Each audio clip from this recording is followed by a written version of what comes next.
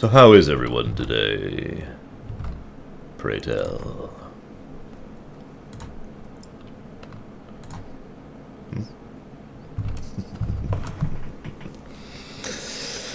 Before we really begin, November 18th, Sonic. We have something we need to determine right off the bat, and that is how amazing my sister is. Now, she is quite an amazing person. Hi. I left a message at the office. Apparently they had closed their Saturday hours or something. Oh. And left an emergency message with them. Mm-hmm. Our heat is out. Did they respond to the emergency? Or was that a line? The emergency message is a message. Yeah, that's what I meant, sorry. By the way, hi everyone.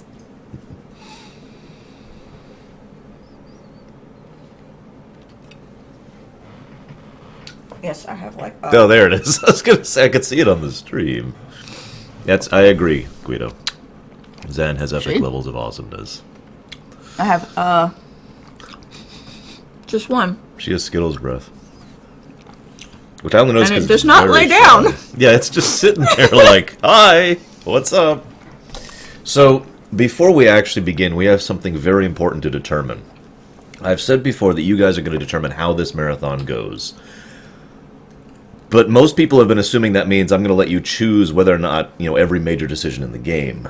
While that is potentially true, what I actually mean is I'm going to let you choose whether or not you choose every major event in the game. In other words, there's two ways we can play this. He picks stuff or you pick stuff. Yes. So, the downside to you pick stuff is it goes slower. that is true. And we'll probably be evil, and it'll probably be a mess and chaotic, because that's what happens. The downside to him pick stuff... that's not the name I want to put there. Is that you'll see my version of the story. The one that's true in the Imperium, most likely. So now that I've said that out loud, there's the poll. We're going to leave that going for a little bit. Give everyone a chance to weigh in before we really get started. It's freezing. Yeah, I'm actually cold here. Feel my hand. Now, do you believe me that the heat's not working? I've always believed you. No, you didn't. Yeah, I did. You told me that they checked it and that it was working. It was working. It is wasn't. obviously not working now. It was not working. It has not been this cold. What was happening is we were getting heat from downstairs seeping into us, keeping us at about 70. That in addition to your computer being running and my heater being running. What I meant was they flipped the thing, the heater turned on, and I felt heat coming out of that vent. There, is that more literal? No, you felt air coming out of the vent and it wasn't cold. If I pick, I'll let you guys decide origin story. But I need to know that in advance because I will be using a thing to change my origin story to mage thereafter so I can play a mage. Because I'm not playing a melee, sorry guys. It's not happening. I hate playing a melee in this game. It's really... Yeah, it's really boring. I mean, I guess I could just live with it and not interact in combat. Just sit back and let them do the stuff. I guess I could. So yeah, okay, I'll be tolerant. I'll let you guys pick origin one way or another, okay? For reference, the Imperium story of Zagmus is mage. He was a mage. Although that made sense to me. A mage melee makes more sense than a melee mage, especially since in Ferelden you kind of need to have, force sensitivity in order to become a mage. So for those of you not familiar with the way this works, vote 1 is for my pick, vote 2 is for your guys' pick. This will be true throughout the entire marathon, by the way. Dragon Age Origins and Dragon Age 2. Actually, Vizette, I am not. Although I just kind of mentioned why. But the other reason I'm not mentioning it is I did some research on it specifically, and there's a lot of bugs that can happen with dialogue and whatnot using that mod in the way that you mentioned. So I think I'm just going to go ahead and skip that and just tolerate whatever it is I have to play as. Now, in case you guys think I'm being facetious, the first time I played this game, I played a dual-wielding warrior, and I hated the combat so much that I actually cranked the difficulty down, and then I hated the combat still and was so bored by it that I ended up liking the game a lot less than I otherwise would. Dragon Age. None of this applies to Dragon Age Inquisition. To make that clear, this only applies to Dragon Age Awakening, if you count that separate, and Dragon Age 2. By the way, anyone who's curious, my personal favorite origin is Dwarf Noble, followed shortly by Dwarf Commoner.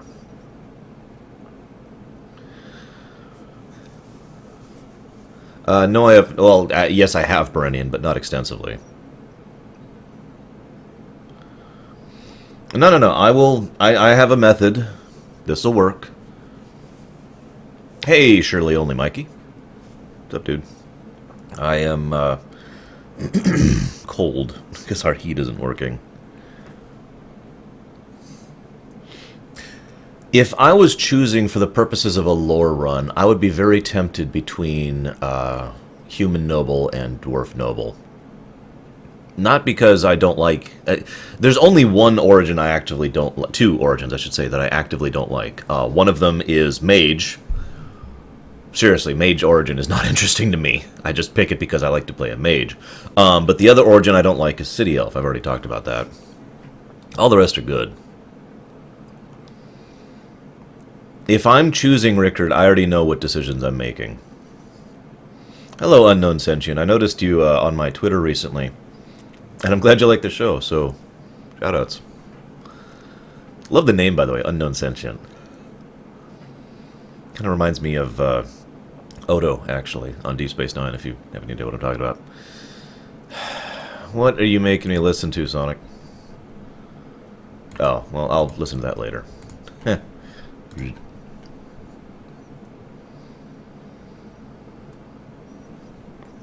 I'm sorry, Vizette. Please don't hate me. Please. You notice I don't have Dragon Age up yet. That's because the mods I use is going to possibly vary based on this. So... Oh, yeah, right. You're going to win that race, Liberated. Easily. Hello, Omni. And ho-ho, Fullbeard. For those of you who are just joining us, we have a vote going on, which we're going to leave going for at least another 5 minutes. Vote 1. If throughout Dragon Age 1 and 2 you want me to be the one choosing the decisions as we go throughout the game, vote 2 if you want the chat as a whole to democracy their way through it. In other words, the chat will vote for every single major decision. And I do stress major decision, not, you know, unmajor decisions. You know, because well, I'll talk about that later. I don't want to jump the gun on the stuff I want to talk about during this lore run, but major decisions. So, in fact, here, just to... Yeah, there you go. Give you a thing of the... Oh, wow! Only 2 people have voted for the chat to go?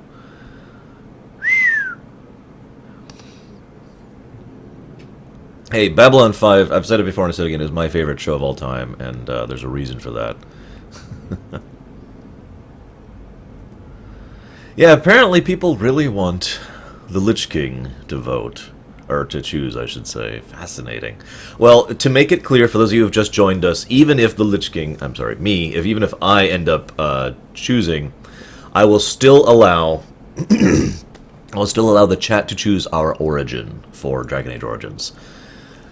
When we get to Dragon Age 2, there's not really as much to choose anyways. I was actually thinking about just going ahead and choosing for that for myself. It's funny you mentioned the Fade mission, because we actually have another vote on that one we'll be doing before the game even starts. Excuse me. We'll get to that in a moment, though. Yeah, come on, Throat. Not today. Oh, my goodness. Hi. Oh, you look awesome. Wow. I mean, that is a very ordinary looking outfit. I have no comment on this whatsoever. It does look really good on you. I told you. Even better with that hair the way it is. Yep. But why would you ever do that, Titans? Let's give the Anvil of the Freaking Void to the pragmatic, progressive leader who is unafraid of making hard choices. Okay. I don't know what's going on with Twitch. It might be his connection. No, it's... Well, hang on. Let me pull up a new thing just for monitoring this. Because They could be doing something today. Like hosting a Call of Duty tournament amongst hundreds of people. Damn it! Damn it, Call of Duty! That would cause you to buffer? Yeah, because they actually... The way they do Twitch works now is they actually sap bandwidth, yes. yeah, so... But why did you shave your face? You look so wrong, and you missed your ears again. I always miss my ears. Oh my god. That is so disorienting. I need Snickers. I shaved so I would look worse. That's the idea, to look horrifying. It was my Halloween costume. Yeah. I can't wait to start doing my sequence about it, Unknown Sentient. I'm going to do it. What? I got a call from maintenance. Good? Yes. Good, okay. They will be here in like 20 minutes to figure out what's going on with our heat. Excellent. Are you still going to be here when that happens? Yes. Okay. I already texted Amy, and I'm like, yeah, so... Not going to...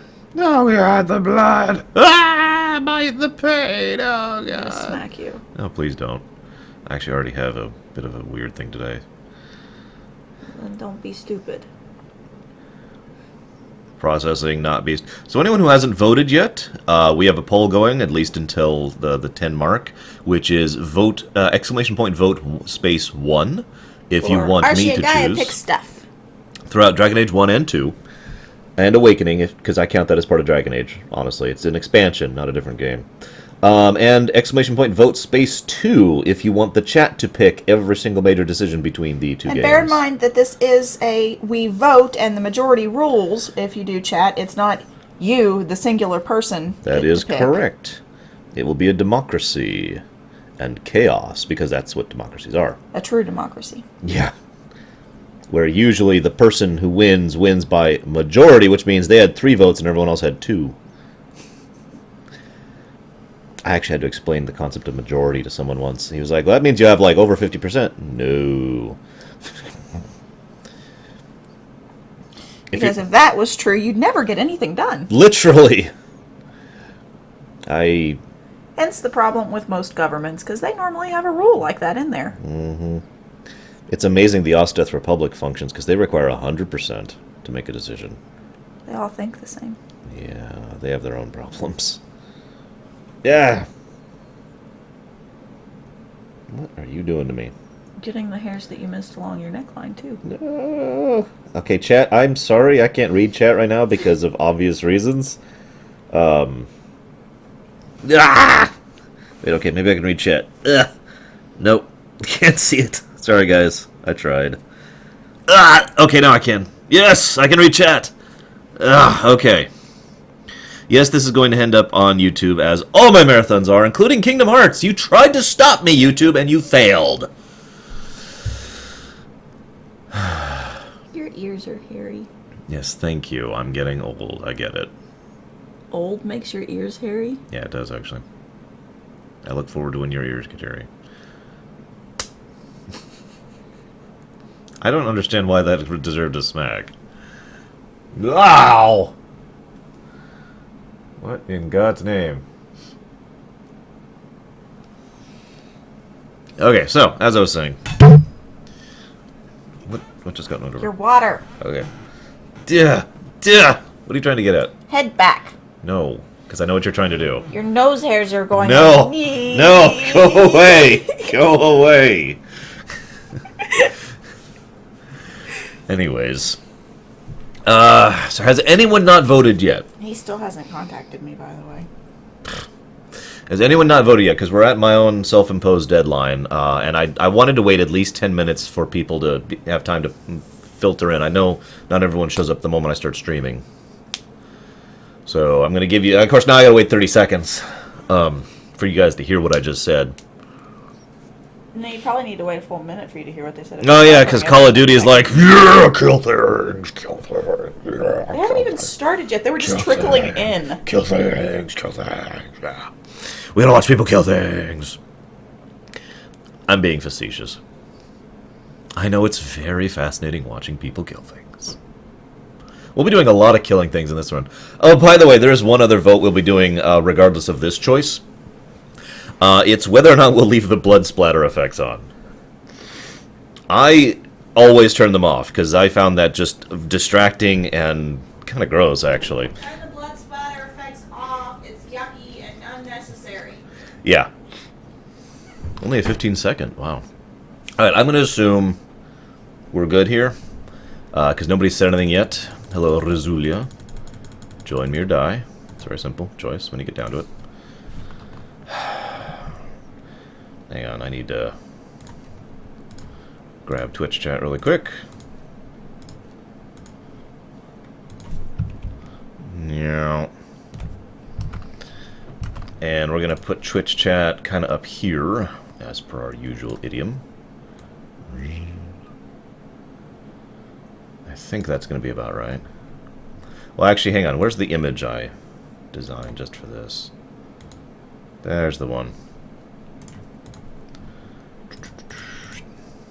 There we go. So, ideally, this should actually be like this. Wow. Can you even read this? Is this too small to read? That's too small to read. That's not going to work. Well, shoot. Normally, I have Twitch chat up, but I'm going to have to shrink the game significantly to make it work. What do you guys think? Do you want chat on for... Now, for those of you who don't understand, the reason I usually have chat on is to make it much more understandable what the hell's going on in repeat views, especially when this goes onto YouTube.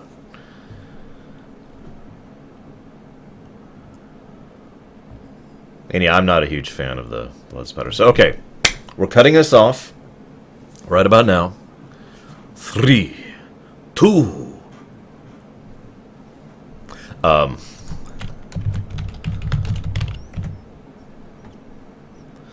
Apparently, we will be following a member of the Bastion, or rather, 2 members of the Bastion, through Dragon Age, which is awesome. So, that being said, we'll go ahead and get our other options out of the way. Let's go ahead and do the blood thing really quick. So, first option is blood. Second option is lack of blood. Feel free to vote that up. Oh no, that's an easy thing to do, Lurker. The problem is it's going to be so damn small. Here, let's go ahead and pull up Dragon Age real quick, just to see how large it's going to be. Maybe I could change the resolution a bit, make this work. Wonder shot! And you probably don't get that. But that's okay. We here at Archie and Gaia do not believe in judging other people. Damn it. See, yeah, that's exactly where I thought it was going to be. And I was going to be over here.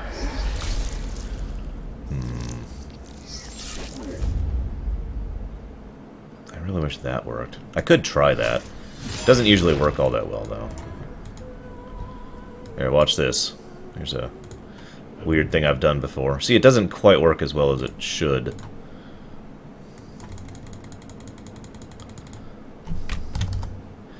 There we go. Perfect! Perfecto! You guys can read this, right? There's no issues, problems. Oh, wow, this is a much closer vote so far.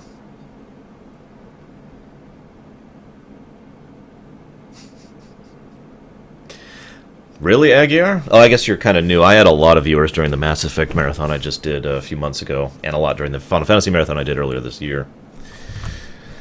Okay, let's get rid of that stupidity. There we go. Okay, so what I'm going to do is pull this over here. Let's go ahead and grab this properly. Like so. And like so. Like that, right there.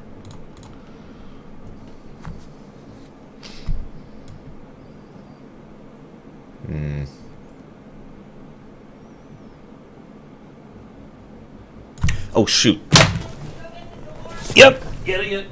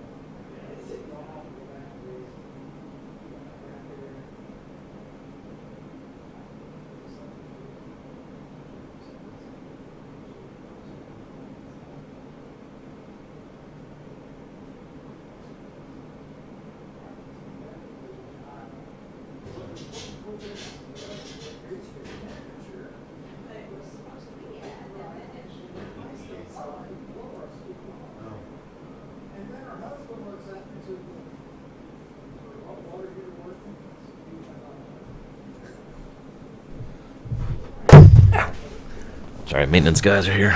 I should say guy. Okay. You don't want to see me, right? Alright.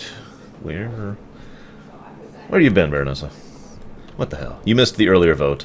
It's okay, it was such a landslide, I doubt it would have changed anything. You have like 30 more seconds to vote, by the way. Anyone who hasn't voted. Baronessa, you should vote 2, by the way. Or is it 1? I forget. No, Zeiss. No one must see me. No. Screw it, I think I know what I'll do.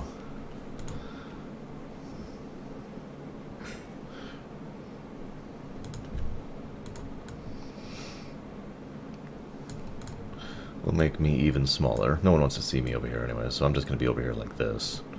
Kind of like this. There we go.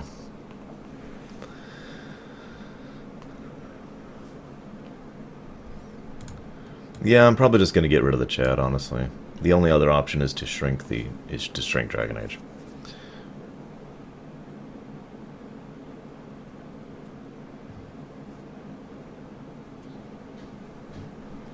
Although I could do that. What I would do is basically this, like so, and then I'd very quickly redo the graphic in the background so I actually have a proper buffer thing, and I'd make me closer to this right here.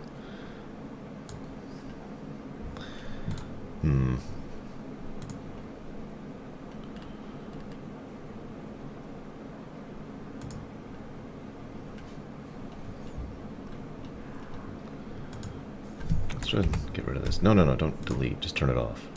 There we go.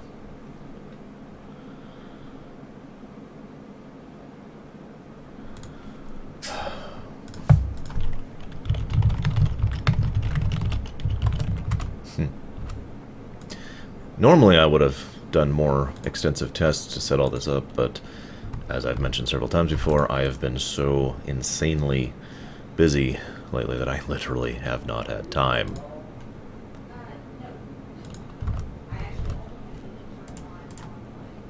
So we'll do something nice and simple here.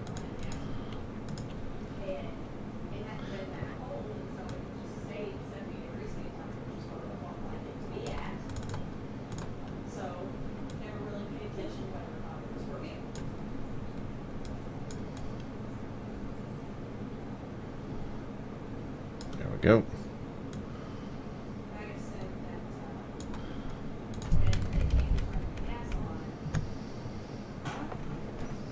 And then, of course, actually what I could do with this is do this, and then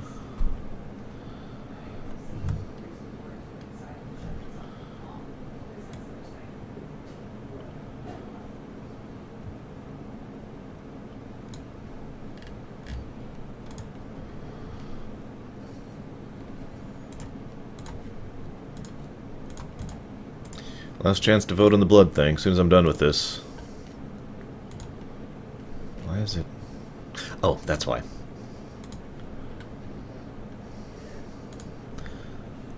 One moment. Next.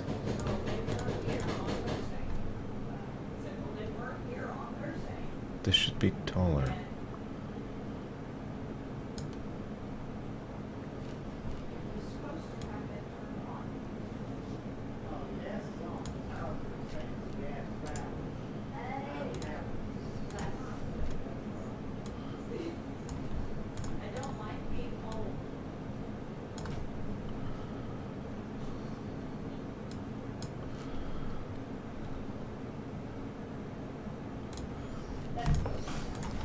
Part of me is paying attention to the conversation going on over there as well.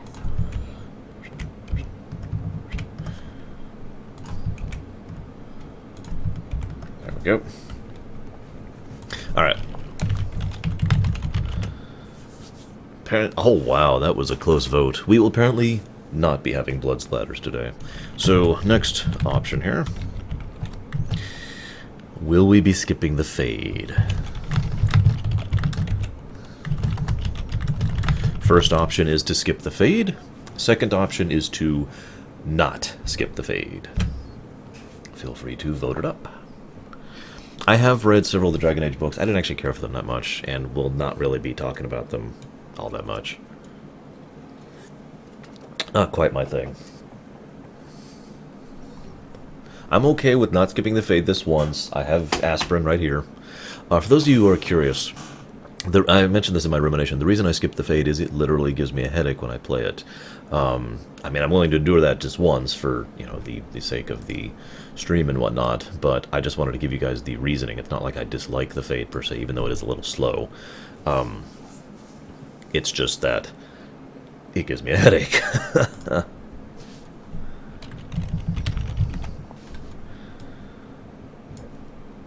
Quite literally. Yeah, let's screw it. We'll just do this. There we are. And hopefully I just answered Schmeidolf's question for him. Now we can do this cool thing over here, where this is actually a little bit... There we go. Like this. Make sure we can tell that this is a Grey Warden symbol back here.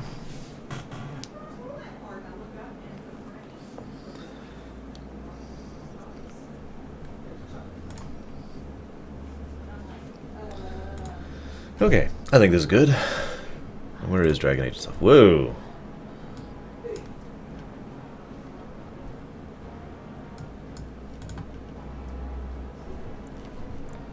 Damn it.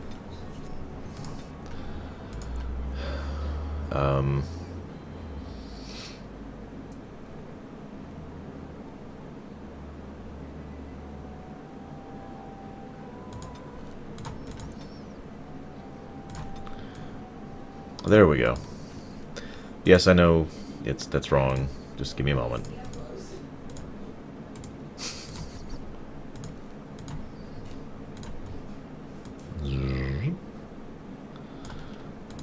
There we go. Perfect.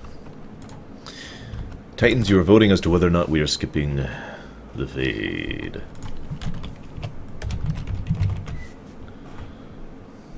I'm going to give you another 30 seconds.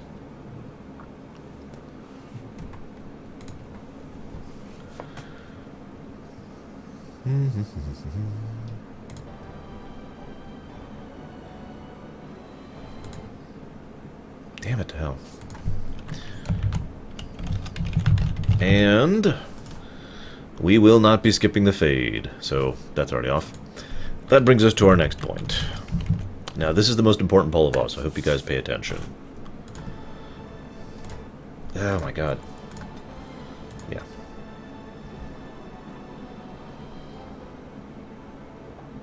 Wish my throat would stop hurting. Actually, I could do that.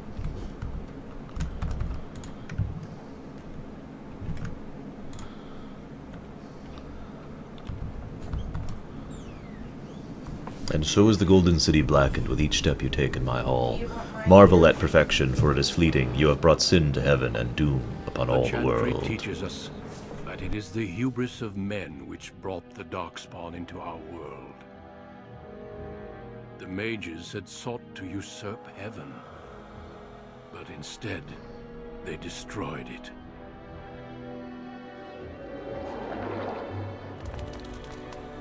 They were cast out, twisted and cursed by their own corruption. They returned as monsters, the first of the Darkspawn.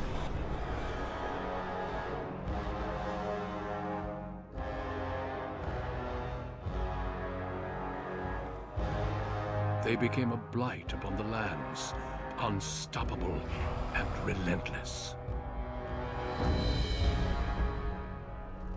The Dwarven kingdoms were the first to fall, and from the deep roads, the Darkspawn drove at us again and again, until finally we neared annihilation.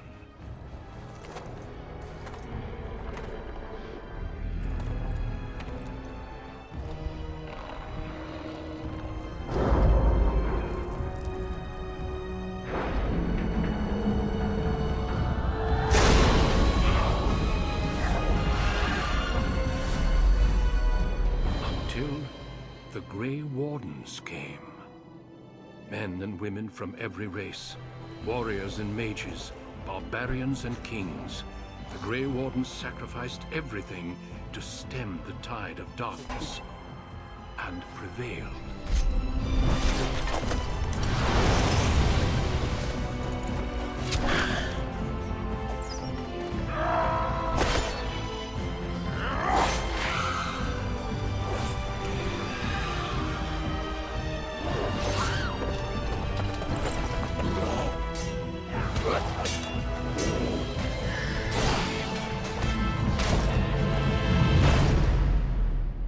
It has been 4 centuries since that victory, and we have kept our vigil. We have watched and waited for the Darkspawn to return. But those who once called us heroes have forgotten. We are few now, and our warnings have been ignored for too long.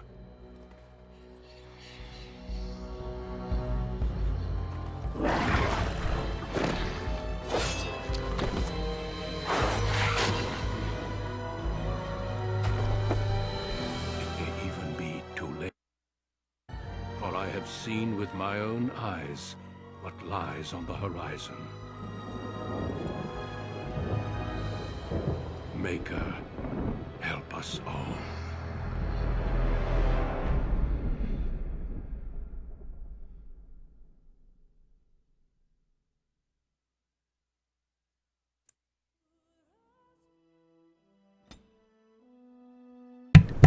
So, as discussed, you guys... What? It's right there. You look weird right now. As discussed, you guys will be able to pick amongst the 6 origins. So, that being said, I don't remember all of them in order, but City Elf, Dalish Elf,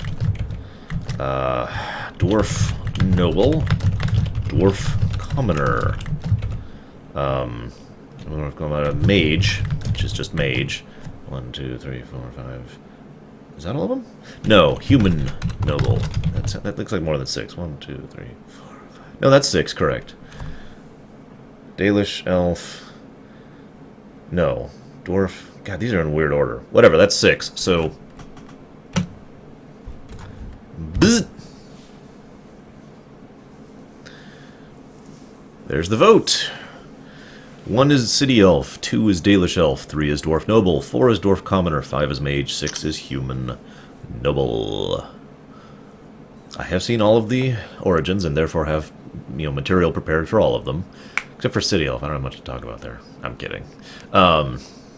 Actually, I really don't have much to talk about in they're all Raid going either. to make you human. They're Damn going to it. choose the boring one. No, don't make me human. The reason most people like human is because of spoiler.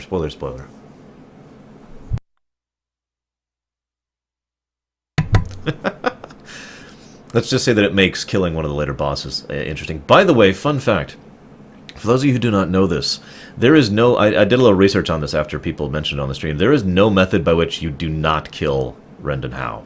Or Arl. You know how. There is no way to not kill him. Ever. In a game that is all about choices and decisions... Make it a female. And being evil and all that fun stuff...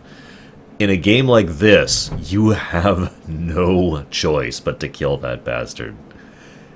That amuses me, especially when you compare How to, say, Bronca, who you do have a choice to kill.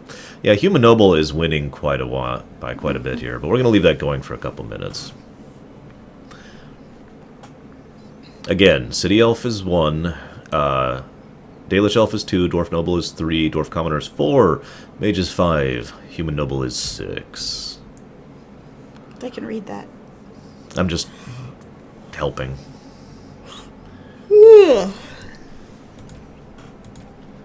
We should be an elf or a dwarf. We'll be a dwarf. Or a dude. Or an elf. Or a dwarf. Hey, Omega Sprues.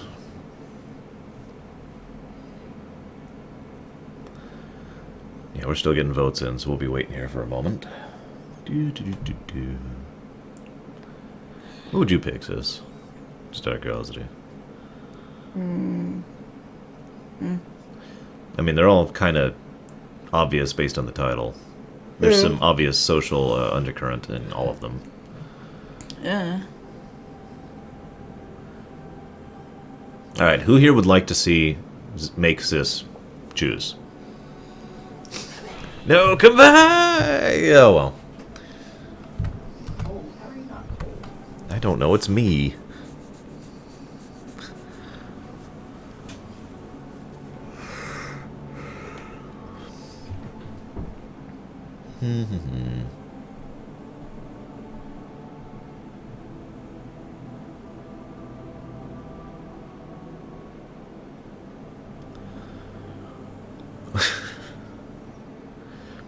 Looks like we're done voting. So I'm going to give you guys 30 more seconds to vote. And then we're going to cut it off, which is probably going to be human noble. So we're probably going to have to be human here.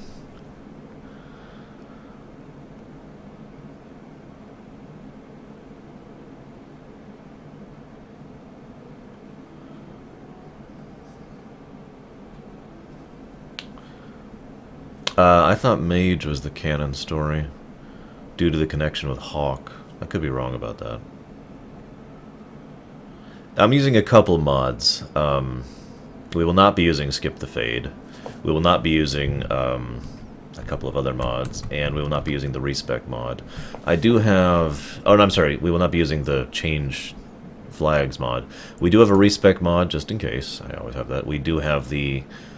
flesh out item things mod. We do have the Morrigan restoration mod. And that's basically everything. Alright, time is up.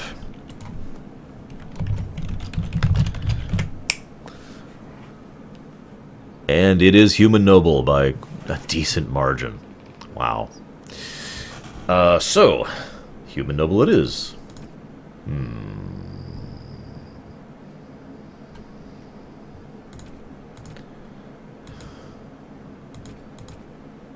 We can be a rogue or a warrior. Yeah, we're going to be a warrior.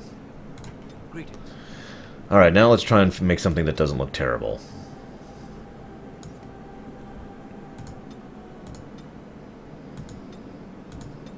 I'll admit, of the many things I love about this game, the faces are not on that list.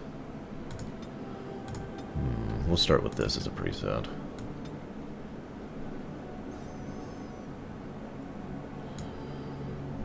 Yeah.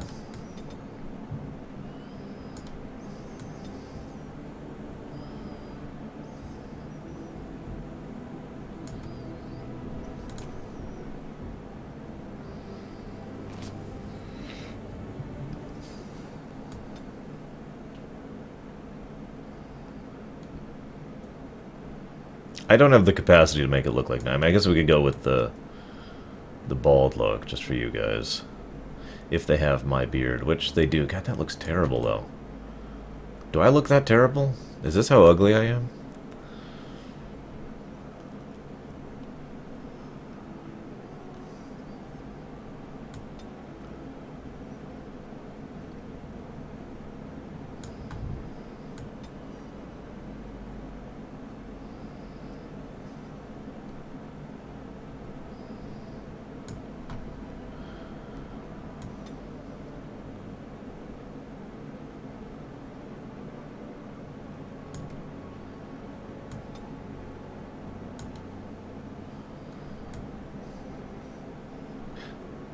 Well, I mean, the other beards are very not mine.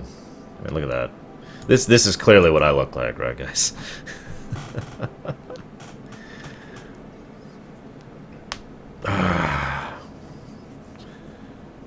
Oh, right. Thank you, Aguirre. I always knew that that was the trick.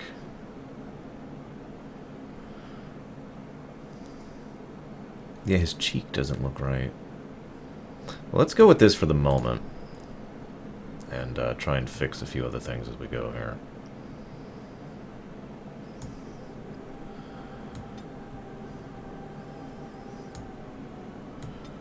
And we'll give him the most boring eye color possible, which is my eye color, actually. And we'll leave nose the same as it is. Wait, I can't... Why can't I just cheeks? Behold. Alright, you know, let's give him some hair. Help this out a bit. There we go. Is that better, guys? Is this better? I have hair now. Let's go ahead and... Alright, let's get rid of the beard for the moment. There's no get rid of the beard option. There's... Oh, that's stubble. That's why. Okay. There we go. Okay, so... As I was saying... Let's fix his face. Yeah, we'll do something like that. That is so weird. You can't do anything with that with the beard on. There we go. Pull those in. Pull that out a bit. Pull that out a bit. There we go. Straighten that up a little bit. Down to about there. Whoa! They call him the Harvey Dent. Basically,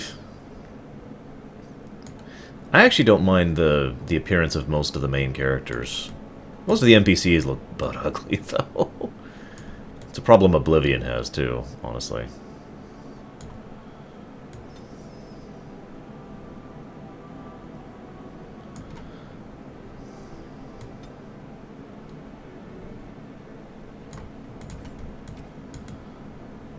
Yeah, we'll just leave the ears as is. Smaller lips. There we go. A little bit of an underbite. Little bit lower. There we go. You're so crazy, Baronessa, using mods. Now, see, the thing is, if I looked correctly, redesigned requires other mods, too. Am I right about that?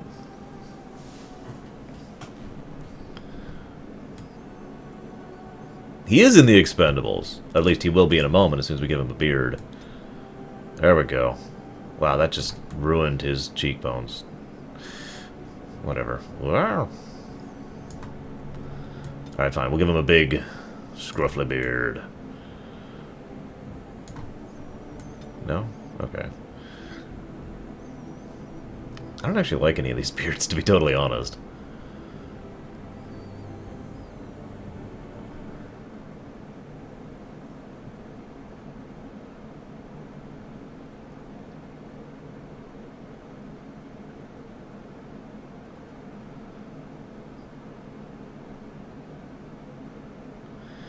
Oh, gotcha, Fax. You can tell I don't actually have that much experience with this, as I've only made a human once, and that was a female. Zagmus, when he went through here, was an elf. My personal favorite origin, I was asked that earlier. It's either Dwarf Noble or Human Noble, followed closely by Dwarf Commoner.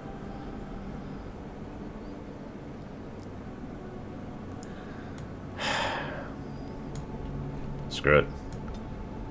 We'll give him long hair. If there is any long hair that doesn't look like crap. Like, you know what? This is ridiculous. We're gonna fix this. We have the technology. I think.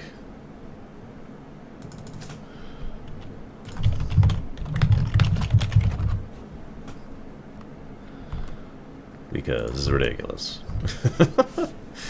So, guys... one other thing to mention here is that I'm debating still letting the chat decide some of the major decisions, like the overall, you know, how an entire plot arc goes things. Curious what you guys think.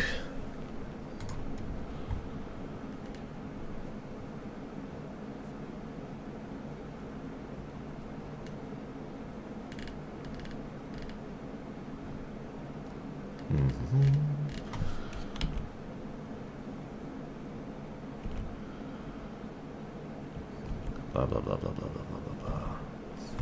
Doesn't even have a list. Okay, Baronessa, help me out here. What else? Why is there no... What?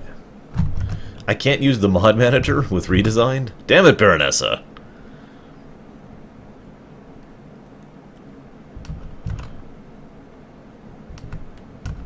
Well, I can always justify my major decisions. Especially if we're playing this basically as Zagmus, except different origin story. And power set and everything else like that.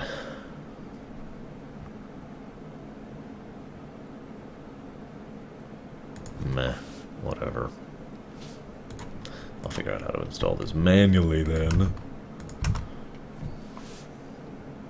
I have, in fact, been a teacher more than once in my life. Yes, Fat Squeak.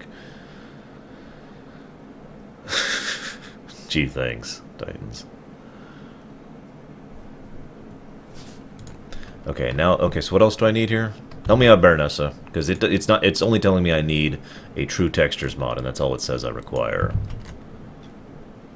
Which does not help. And I can't even find that mod, apparently. Interesting. By the way, we will probably be doing a romance in this playthrough, because this is Zagmus' story, and he actually did engage in a romance with one individual. I'll talk about why when we get there. And I'm pretty sure you guys already know who that is.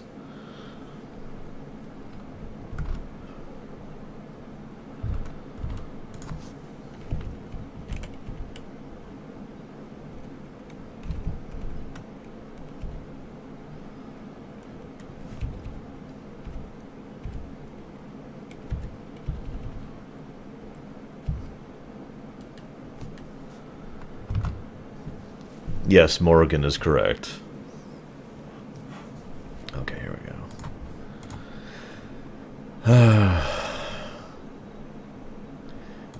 While we're here, this is a good time to talk about something I was going to save for later anyways.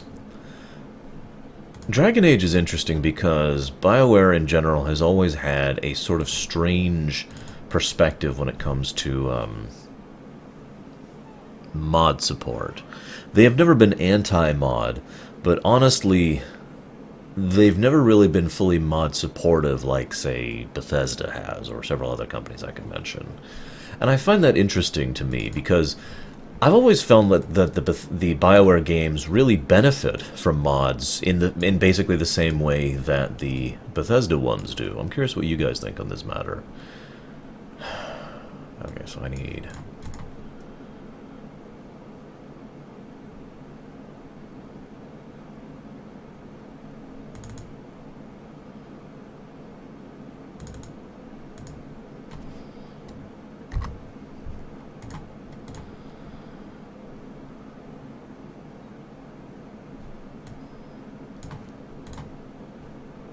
agree.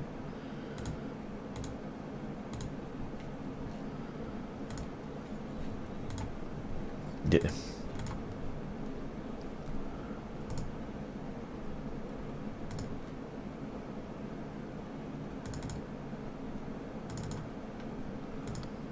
Alright, Baronessa, how do I install this? There's no installation notes here.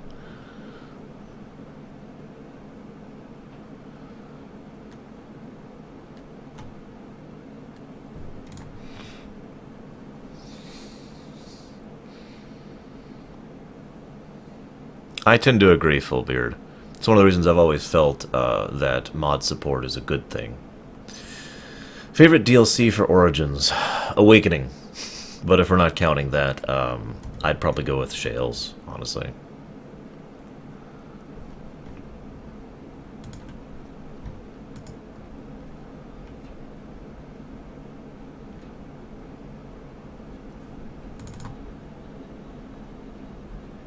What in the hell?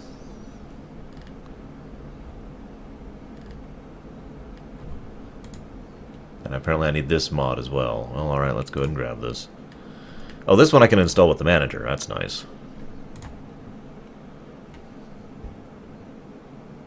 See, I tend to disagree with that, Omni.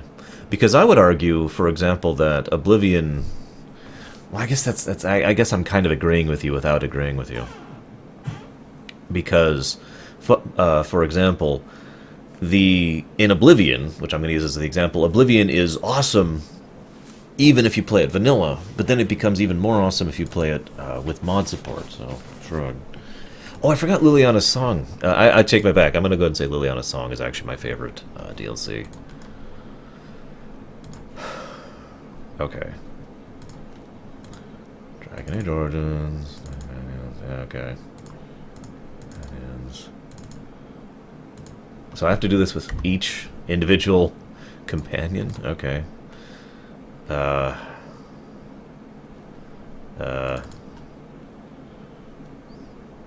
guess we'll go with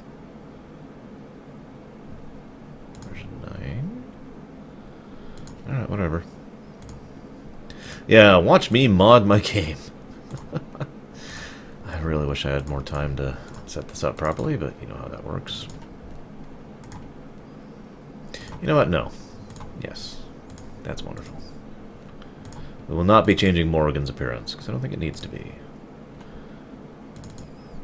Nor his, nor his, nor hers, nor his. We're good on those.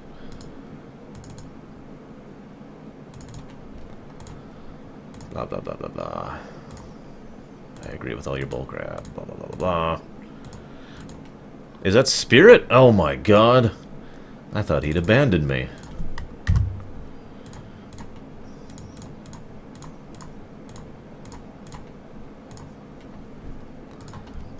Where you been, man?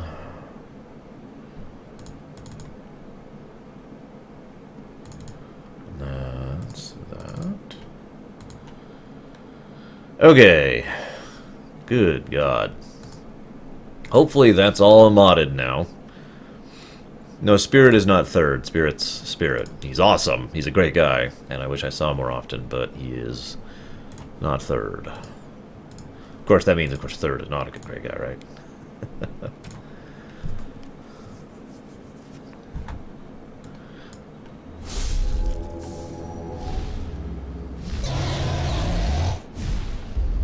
By the way, I apologize if I'm not keeping up with chat at my usual level.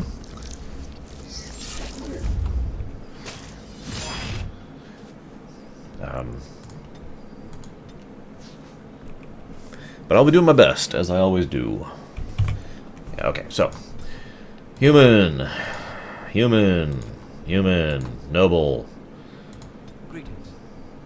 Alright. Let's try the hair options. We should have more hair options. Yes, we do. Okay. I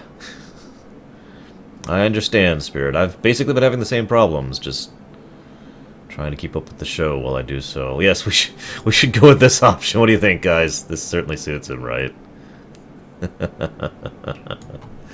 Oh my god, no. Let's see if we have any new beard options. Nope. Blah. Hello, I am terribly ugly. Honestly, I don't even like the appearance I picked for Zagmus when I did my, canon playthrough of this. It was just something I tolerated. I don't think blue is an option for our hair color. We could do white.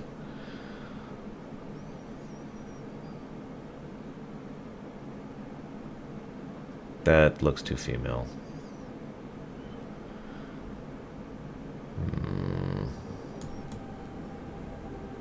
No.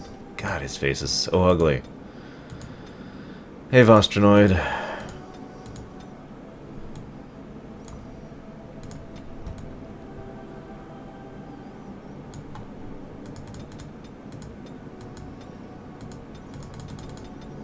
I'm not sure I care for any of these. This one's alright. I might go with this one.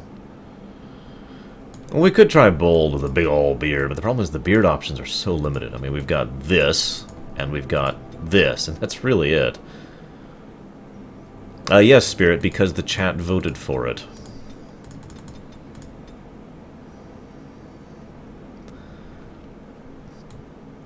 So you see, I propose being an old man. No. Except we kind of have to, don't we?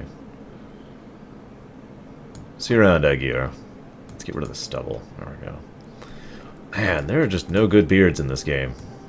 I thought you said this at... Oh god, you can actually see the beard sitting on his cheek, like there's a space in there. You see that? That's awesome. Okay, fine. We'll go with Santa beard here. Which you can also see the space in there. Okay, let's do a poll for this. Beard plus bald, or no beard plus hair. or beard plus hair. There, 3 options. Go. I'll let you guys decide, like I always do. Yes, Visette.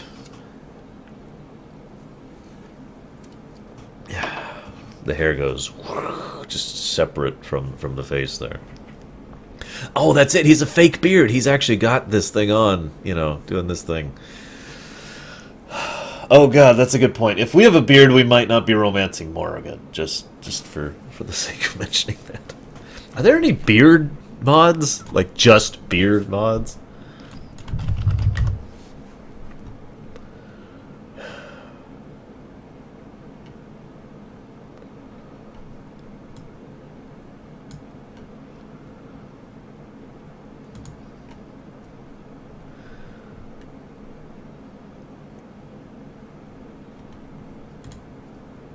That's definitely what I'm going to do, Yachtman, because I'm capable of playing that kind of a person. I don't know how to do an Orlesian accent at all. I'm on the Nexus right now, Sigleaf, yeah. Just kind of glancing through a few things.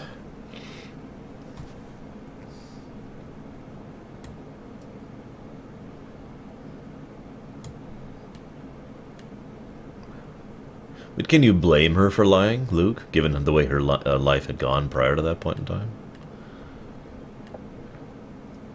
Beard DLC. Oh, hang on. What's this? Does this have any beard options? Lots of female hair. Lots of female hair. No, Sigleaf. Wait, these are all 100% female hair. What the hell?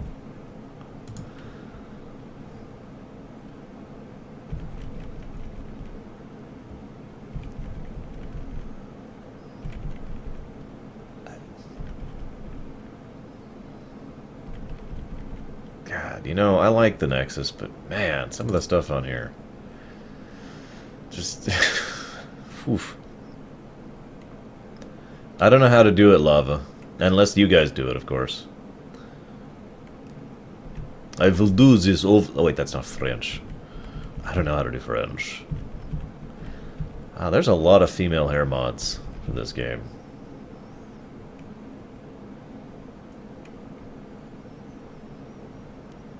I guess that is true, Luke, actually. Hard to deny that. I am actually not seeing any beard mods here. This is insane. There's a mod called Handsome Alistar. Alistar? I suddenly can't remember how to pronounce it.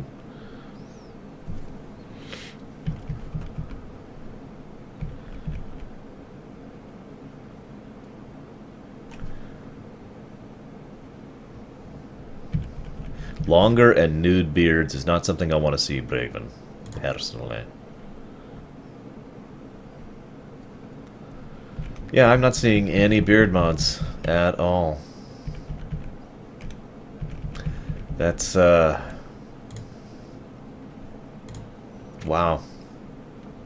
Just, wow. Okay, whatever. We'll just live with what we got. So,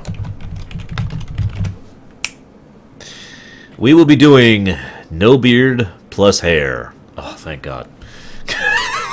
Just these beards look so bad. It's like, okay, so given that, what do we got for options here?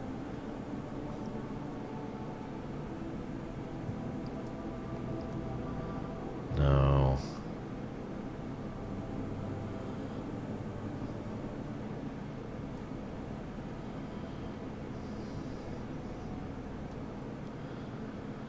Honestly, I don't actually like these long hairs at all, especially given how they clip into him like that. If we could fix the face, maybe we could make that not disgustingly horrible. Let's find a preset that isn't ugly in the face, shall we? I'm just kidding, of course. There is no such thing. Go away. Go away.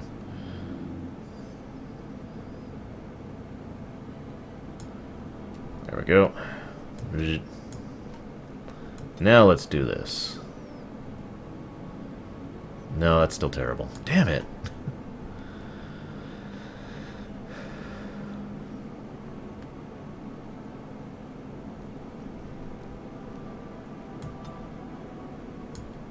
I like how I can't get rid of the stubble. Like, there's literally no option to remove the stubble. That's actually kind of funny.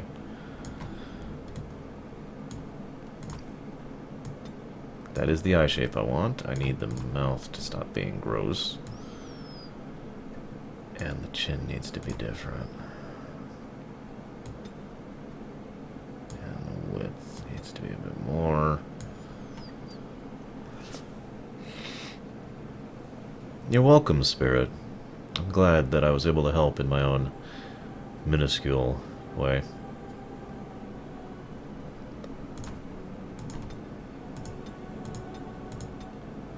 I think we're actually going to stick with this one, honestly. This one just seems to fit the best. Face is just all wrong, though. Where's... Ah, there's part of the problem. So let's do that and that. Hey, Hailbird. What is up? Oh, that's right. I can't have the tattoo I want because I'm not an elf. Yes, stubble is mandatory for all females in this game. Kidding, of course.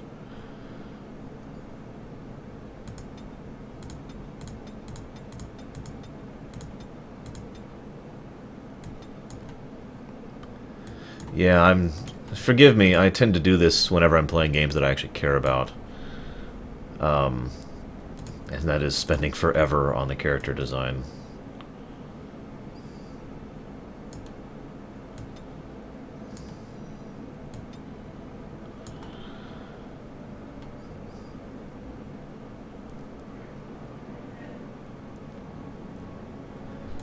I'm not even sure I like this hair, honestly. Where's the other one that I found tolerable? Was this it? No.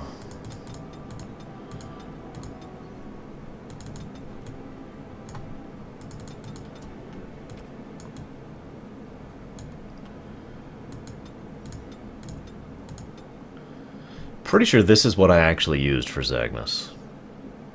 It's not, you know, great, but it was the best of the options that I cared for. So, yes, Lava, that is how that's gonna work. That is true, Bandit. All right, let's fix the nose here first of all. Look at this nose. Look at that. Okay, hang on. Let's fix that a bit. No, that's fine. I want that to be a little different. Whoa! Okay, no.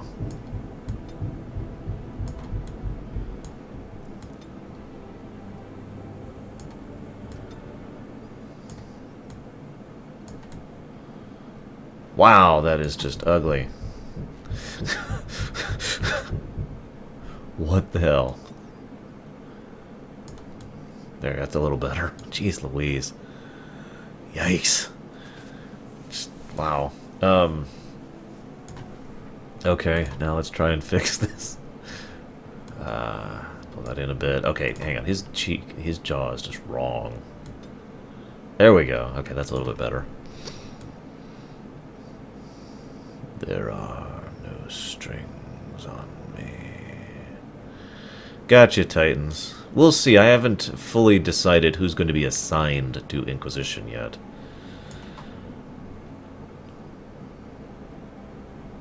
Thank you, Sophrage. I'm glad you like it. Maybe...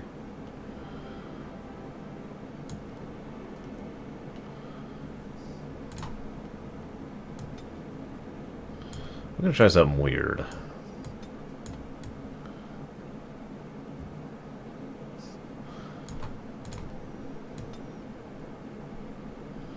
I like how he looks haggard around his eyes no matter what I do. This is hilarious. Screw it. I give up. Yes, that's the whole point of this stream, really. We're gonna go ahead and lead up to Inquisition. Alright, so... we're going to pretend this isn't Zagmus, because it's not even remotely what Zagmus looks like. So we'll call this guy... Twitch. Alright, given how we're going to do this playthrough...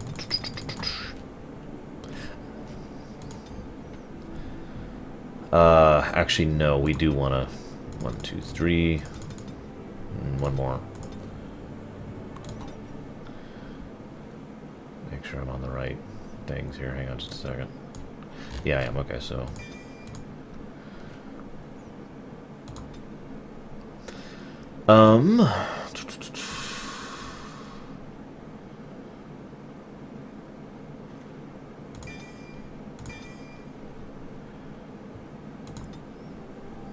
And we're going to play it on easy because it's a lore run. That's usual.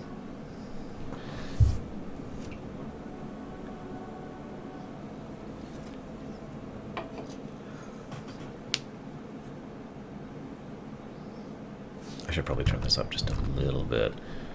Yes, I have case now.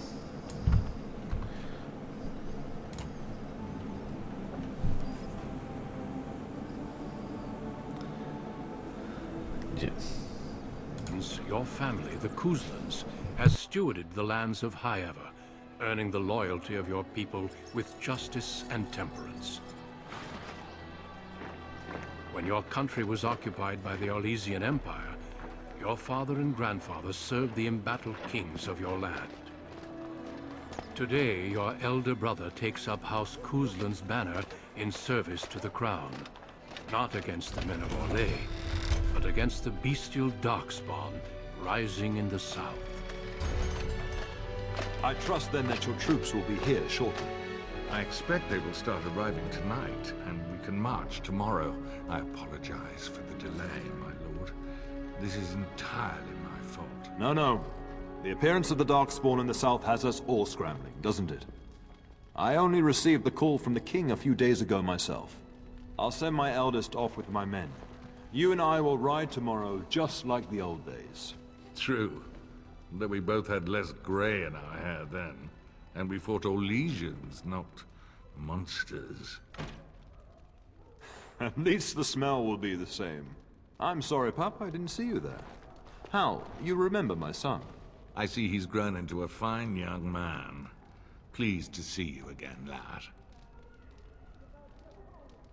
So, first comment about this.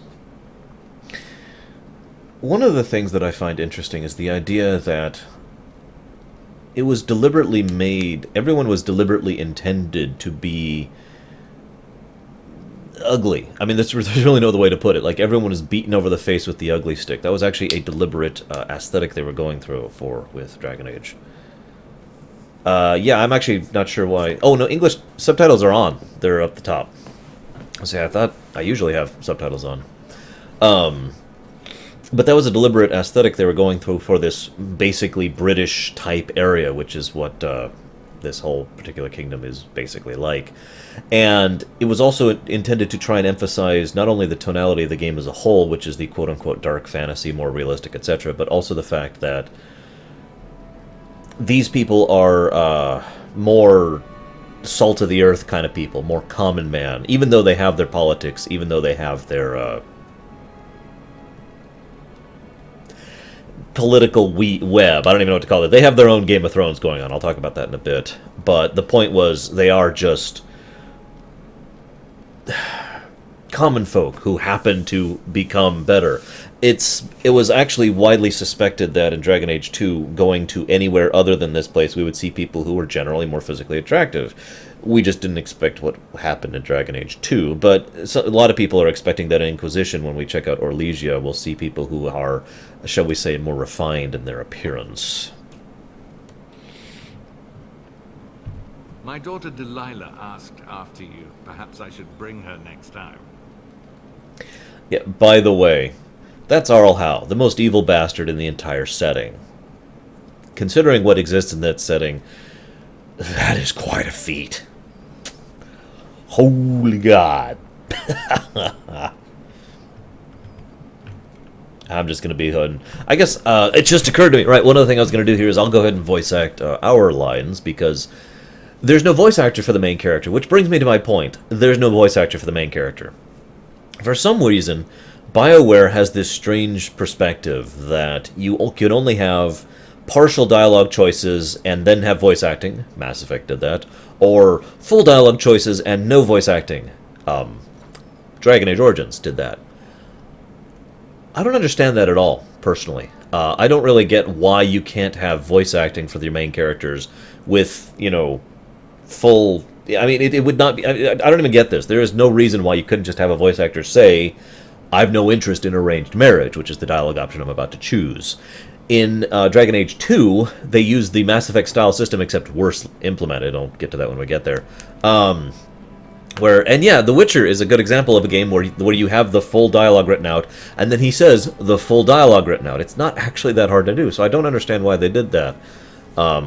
Some have argued that it's because of the fact that there was no voice acting for most of the games that this is based off of, Neverwinter Nights, Baldur's Gate, etc.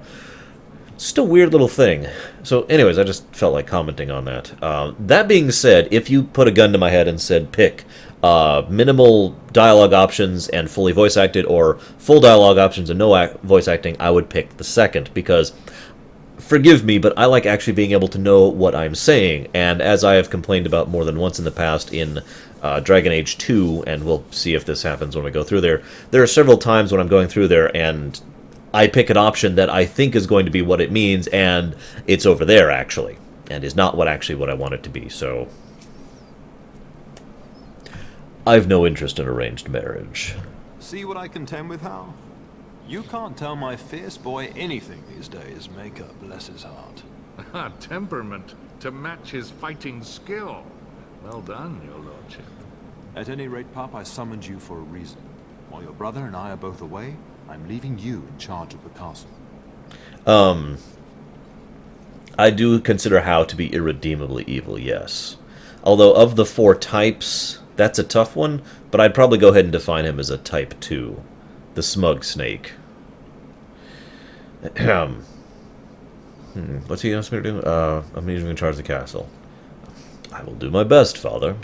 Now, that's what I'd like to hear. Only a token force is remaining here, and you must keep peace in the region. You know what they say about mice when the cat is away. Yes. There's That's the also idea, someone you must Smileface. meet. Please, show Duncan.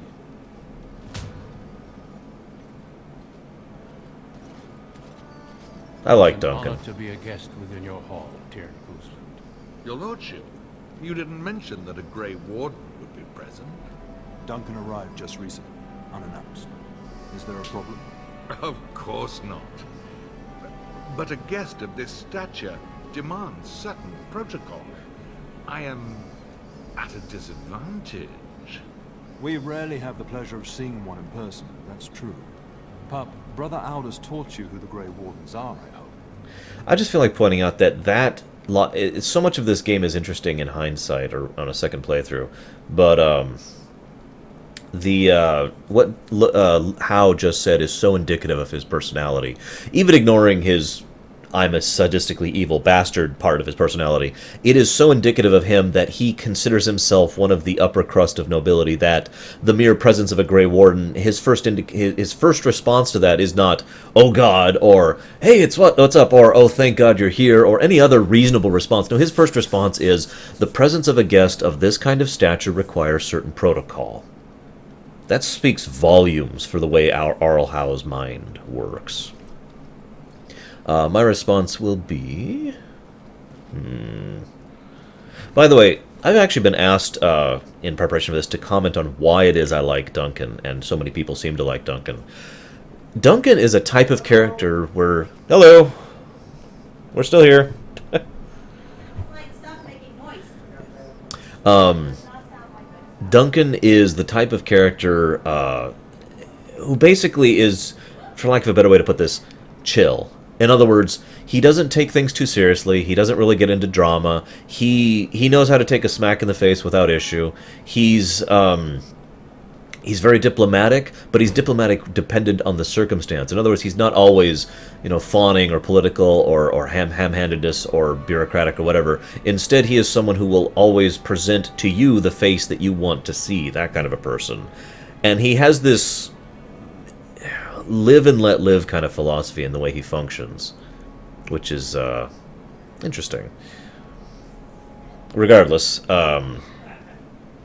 let's say they defeated the Darkspawn long ago. Not permanently, I fear. Without their warning of the Darkspawn rising now, half the nation could have been overrun before we'd had a chance to react. Duncan is looking for recruits before joining us and his fellow wardens in the south. I believe he's got his eye on Sir Gilman. If I might be so bold, I would suggest that your son is also an excellent candidate. Honor though that might be, this is one of my sons we're talking about. I think I rather like that idea, Father. I've not so many children that I'll gladly see them all off to battle. Unless you intend to invoke the right of conscription. Have no fear. While we need as many good recruits as we can find, I've no intention of forcing the issue. Pup, can you ensure that Duncan's requests are seen to while I'm gone? Of course. In the meantime, find Fergus and tell him to lead the troops to Ostagar ahead of me. Where is Fergus? Upstairs in his chambers, no doubt. Spending some last moments with his wife. Bum-ba-da-dum. Guess what? Yes, I do, Titans. Do as I've asked. We'll talk soon.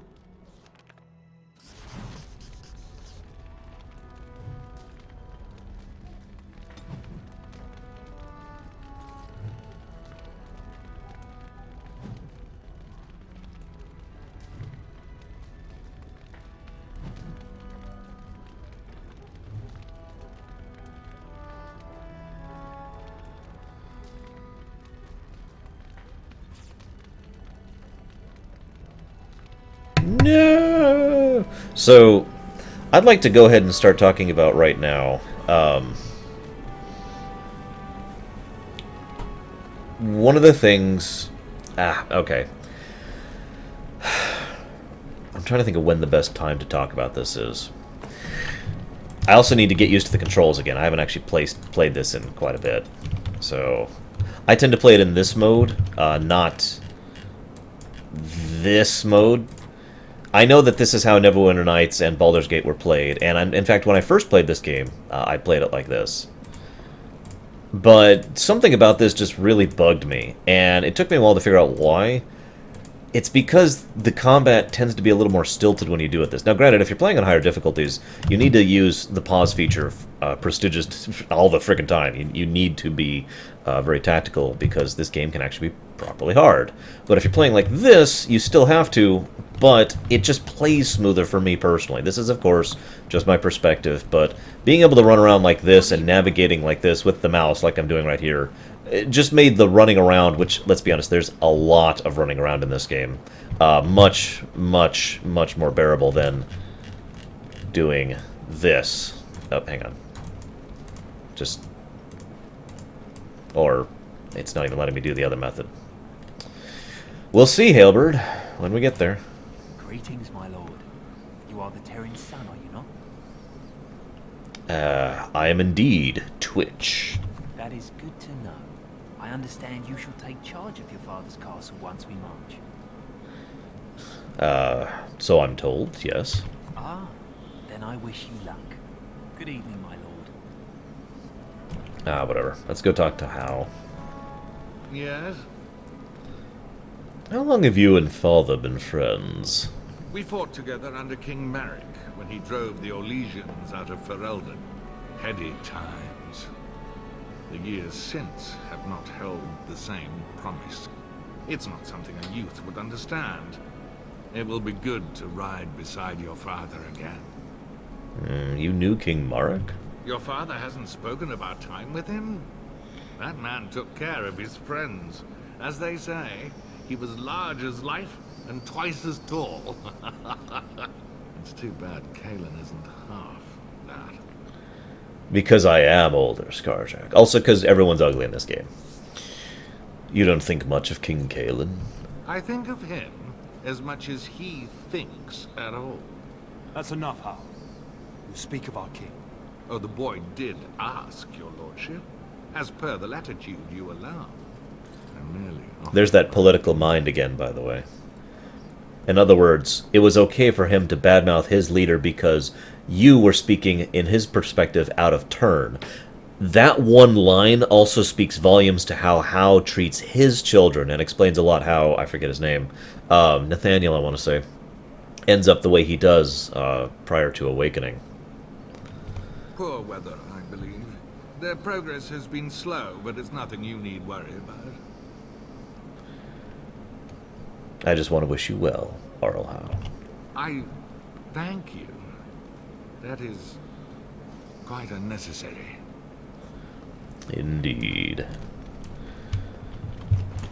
Alright. Let's get our equipment set up here. Yeah, that's great. Oh, apparently I do have that mod on. Whoops!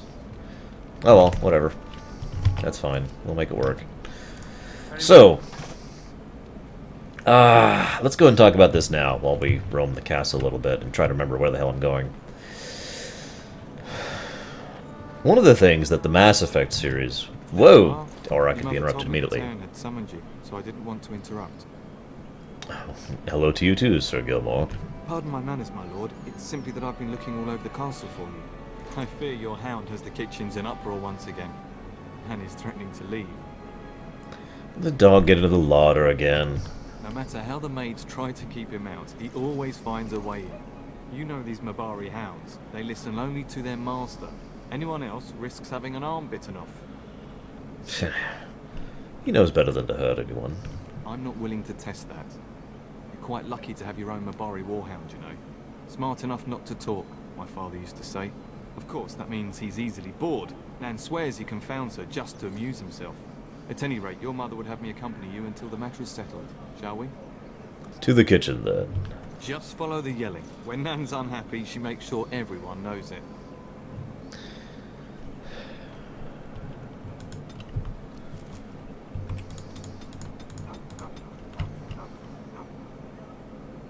No, I don't, Pro. Not at all. How I call Hal irredeemable evil, but redeemably evil for good reason. He is someone who walked into this knowingly and willingly, and then kept going through with it despite everything that was happening. He was no innocent. brought this back from Orlais last year. The Marquis who gave it to him was drunk, I understand, and mistook Bryce for the king. Ah, here is my son, along with Sir Gilmore. Tell me, Sir Gilmore, has my pup collared that dog yet? Not just yet, your ladyship. Darling, do take care of that. That malodorous hound of yours is an excellent protector, but he drives Nan to distraction. Father sent me to talk to Fergus. I'm not asking you to travel to the moon. The kitchen is just around the corner. Sir Gilmore, see What is wrong with your As lips? your ladyship commands. Good. With any luck, I'll be able to feed my guests before the end of next week. Darling, you remember Lady Landra? I think we last met at your mother's spring salon.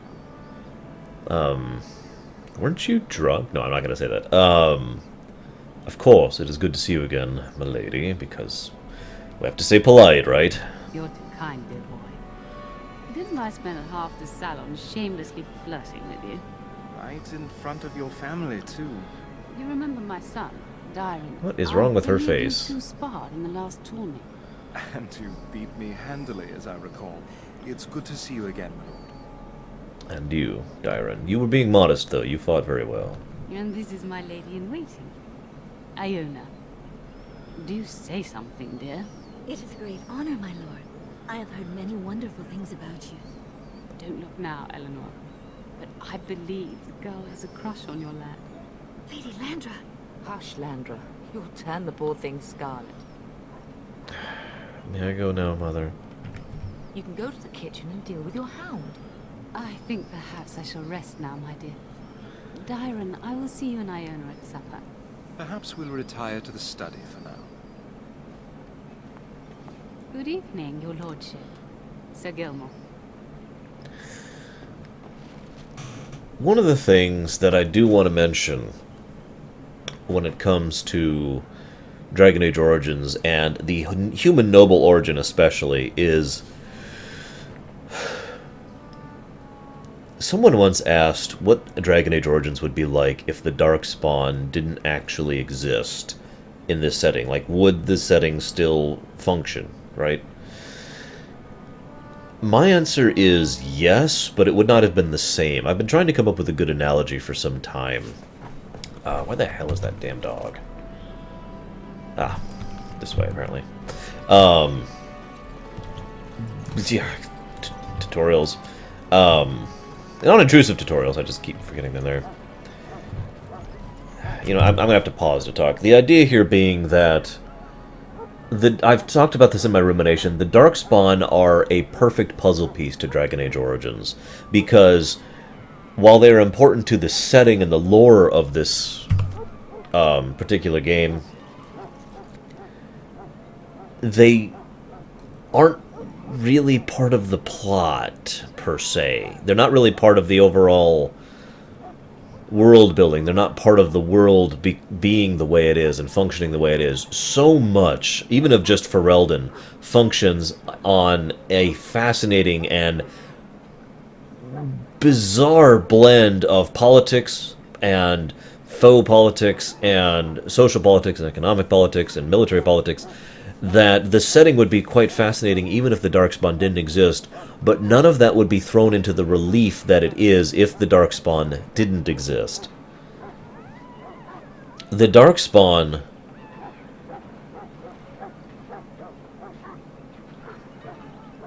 are the particular ink this story is being written with, I think is probably the way I want to phrase that. Now, what I mean by that is the type of ink being used is indicative of, I know if you're thinking of, you know, in an actual old parchment kind of a thing, is indicative of the kind of story you're wanting to tell in its own right. People used to do this and vary inks, and some inks would bleed, and some inks would drip, and some inks would immediately dry out or dry out early. You know, that kind of a thing. It's indicative of the type of story you're writing, but they don't really... They're a part of the story, but they aren't. They shine a light on the story, but they don't. I'm trying really hard to figure out how to explain it properly, and I'm failing here. One of the other analogies I came up with, which I actually disagreed with in the end, but also trying to highlight what I'm getting across here, is the Darkspawn are the paper the story is being written on. Again, the story is about the people. You know, your companions, the dwarves of Ostagar, and the politics of that situation, and the advancement of Ferelden as a nation trying to actually find its own footing in the years since the war, and their dealings with Orlais, and the mage issue that's going on along with the, you know, this and that, and then the elves, and the... God, there's so many different stories, and they're all going on all over the place, and there's large stories, and there's small stories, and there's minuscule stories, and all of that is basically Dragon Age. But all of that is sitting on top of the Darkspawn. The Darkspawn are deliberately Nazis. And what I mean by that is when it comes to something... I actually just talked about this like a month ago when I recorded my Doom rumination, which just went live yesterday. They are deliberately made to be something that are not in any way, shape, or form gray. In all of Dragon Age, the only thing that is not gray... Orzammar, excuse me, yes. The only thing that is not gray is the Darkspawn. They're the only thing in the entire setting that is just plain black. They're mostly mindless, slavering creatures who don't even try to communicate. They are at a state of actual total war with everyone and everything else. And some people don't even understand the concept of total war because of the fact that total war is such an alien concept to a human mind when it comes down to it. Total war is every member of the entire agency is 100% dedicated to doing nothing but destroying anything that is perceived as not them. It's the kind of thing you actually only really see in fiction because it's never happened in real life, because that's not how that works. You follow? That's why I relate them to Nazis, though, because Nazis have always been... ever since World War II, Nazis have been considered completely acceptable targets. You never have to feel guilty about killing a Nazi, right? But Darkspawn basically take that and take it a step further. Imagine Nazis who never talk, who basically lack the capacity to communicate in the way we do. You know, and zombies are another excellent way to use that. Zombies are also used in the exact same manner. Usually demons, some settings use demons, use the same thing. It's the same thing. The point is the absolute black. Now, I wasn't going to talk about Awakening just yet, Halebird, because we got a ton of game to go through before we even get to Awakening. But Awakening does then it highlights some of the interesting facets of the Dark Spawn, but we'll wait until we get there for that. I really wish I had a two-handed weapon on me. That being said, the politics of this game are fascinating to me personally. I love the dwarf politics, which are basically their own thing. We'll be talking about that when we get to Orzammar, not Ostagar. The elf politics, there's actually several different arrays of elf politics going on. We'll talk about that later. But the politics that are relevant right here and right now are the human ones. Picture this for a moment. Picture you have risen up and fought up against your oppressors and declared independence and have become a nation unto yourself. Yes! Now what? This is something that's happened in real life a few trillion times. Slight exaggeration on the number. A country or a nation or a people successfully revolt against their oppressors or their commanders or the controllers or whatever and have no idea what to do next. And this is the important part. What tends to happen next is they say, well, we need to get some kind of government going, right? But when they say government, what they mean is politics, classism, elitism. Because everyone involved who suddenly has no idea what to do with this basically uses the previous existing system, those of their controllers, conquerors, oppressors, etc., in order to take over and say, okay, well, we'll just model our system basically off of that. And in fact, that happened here in the United States as well. Because we were like, okay, now what? Okay, we need a king. We can't call him a king, but we need some kind of checks and balances system. But and we need this thing. But okay, now we need this situation where these people need. We need to have power because we need to. That's what works before, right? I mean, aristocracy exists for a reason, etc., etc. I could keep going, but the point here is that. Oh, I know, Tegrin. This game, I'm trying not to compare Dragon Age Origins to Game of Thrones, but there are a lot of parallels between. To make this more clear, there are a lot of parallels between A Song of Fire and Ice and Dragon Age Origins, to really make the distinction there. Because I'm pretty damn sure that Game of Thrones didn't come out till afterwards. Anyways, but getting back to my point, so all the people of Ferelden here were like, okay, well, we need to make a government quick. Okay, okay, government here. And so they basically came up with this feudal system, which focuses the power on a few small individuals, which was probably a decent idea. But the problem with that is that when you give, I've said this before and I've said it again, power does not corrupt. Power enables. Power shows you who you really are, right?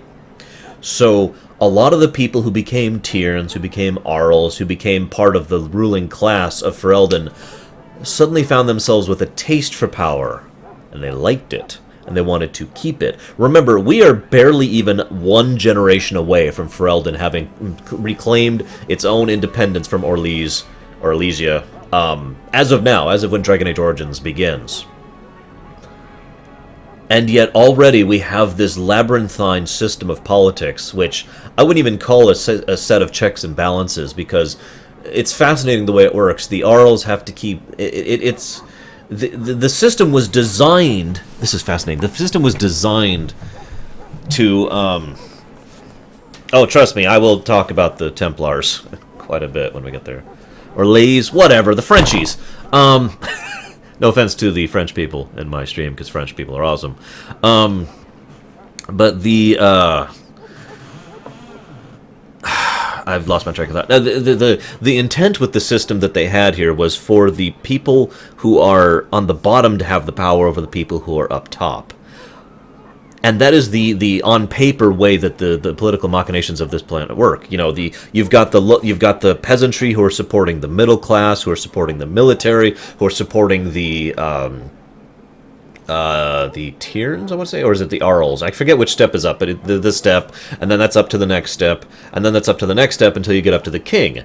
And the king has to, and the way it's supposed to work on paper is the king has to keep his Tierns, have to keep his happy, who have to keep his Arls happy, who have to keep his, I can't remember all the titles, I'm sorry, forgive me. I don't remember all the titles off the top of my head, but the point is, each person has to keep the people under them happy to maintain their power base, otherwise the people below them have the power to remove them. But that's on paper. The reality of it is, all the people who actually became... Oh, damn it, Skarsgård. I knew there was another one in there, the Bonds, or the Bands, however you pronounce that. My pronunciations are going to be terrible because I haven't heard this game in a long time. The end. But, so the point here is that everyone is supposed to be keeping everyone below them happy in order to keep them in power, but it doesn't work that way because the people who are up top have money and have basically forced, all these people forced onto their children this system of, okay, this is what is considered acceptable, this is what is considered norm, and they basically borrowed from Orlais all of the social niceties that come with the very concept of a nobility, of blue blood, of all that horrible stuff. We've already seen this a dozen times in the human nobility thing, and we'll see this again later in the course of this game. You know, you have to act in a certain manner. You have to speak in a certain manner. You must behave in a certain manner. All of these rules and regulations that define how exactly social interactions are supposed to work based on your standing versus their standing. And standing in this is fully defined by blood. Now, this is fascinating to me. I don't remember if this is confirmed in the book, so this is just in this realm of speculation. I'm sorry, that noise is getting to me. The idea here that the reason they chose a system... Okay, we in real life chose a system of blood because we're stupid. There's more reason to that, but that's the summary.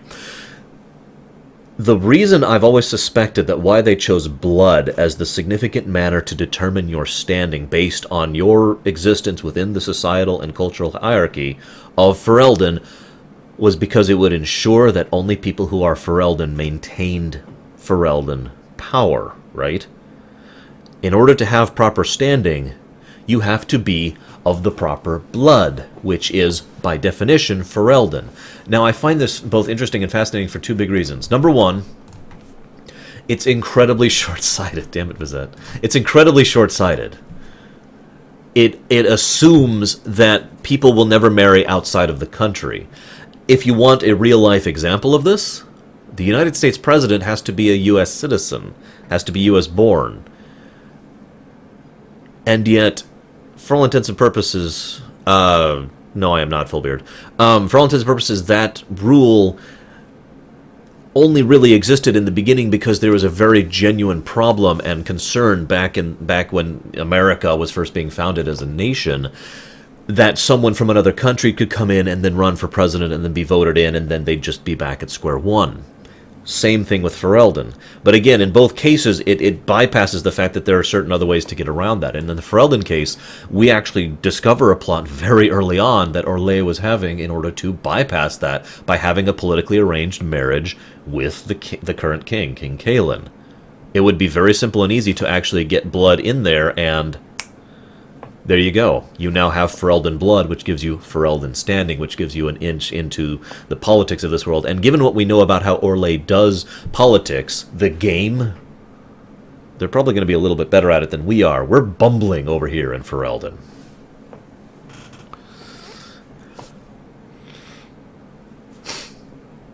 Now, there is literal power in the blood in this setting, but that... Okay, I should have said this to beginning, forgive me, I should have started this right at the beginning.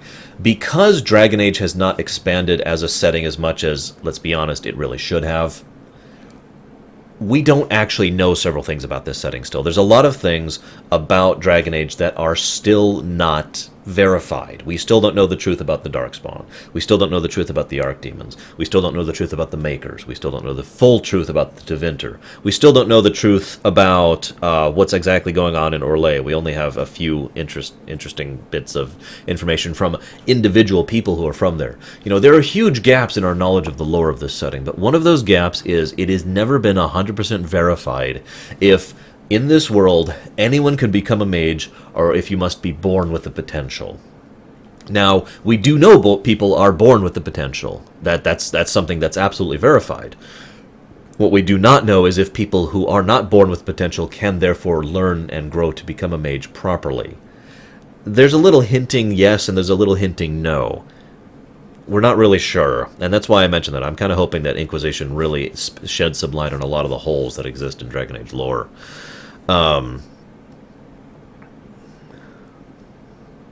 Yeah, that is correct, Schmeidolf. Like I said, the down-to-up power system. But yeah, Dragon Age 2... Well, I don't want to talk about Dragon Age 2 yet. We'll get there. I'm going to be playing that, I swear. Anyways, I wanted to talk about politics here because you guys made me play Human Noble. I had a kind of a bit of a speech prepared for each of the origins, and the one for Human Noble happens to be politics, so that's why you're getting this, in case you're wondering why I'm pausing to stop and talk about this here.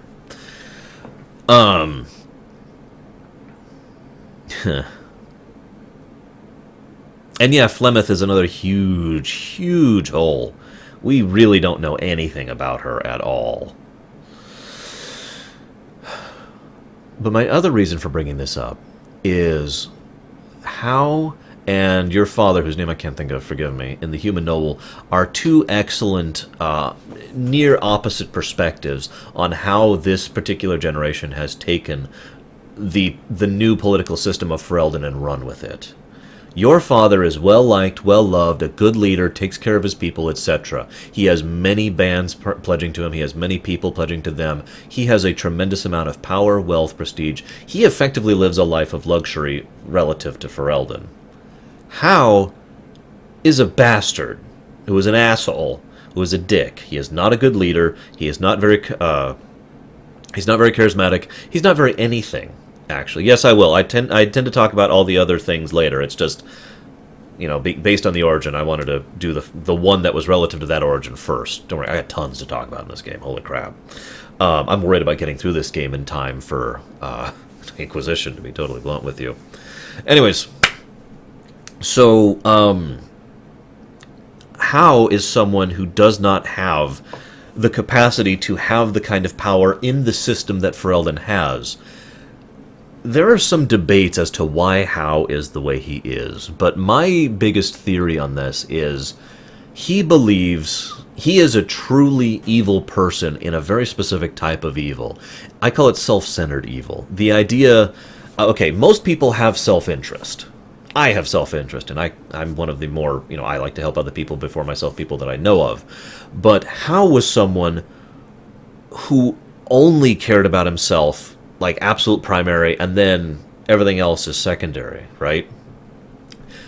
And it's weird to explain this because this is kind of an alien philosophy to my mind, and a lot of people in real life don't actually know how, don't have the mindset to really think like this. But the idea is, okay, you know how when you take a step, you automatically assume your foot is going to land and gravity is going to work, right? That is something you don't even think about. It's automatic. Now imagine you take that step and instead your foot doesn't land and you have to actually force your leg down with the muscle because gravity just isn't working properly. I know this is a weird analogy, but bear with me. In How's mind, that gravity is his deservation of the riches and luxury that he is owed. He should have all this wonderful, amazing life that is due to him. Of course he should. He's Arl Howe. You get me?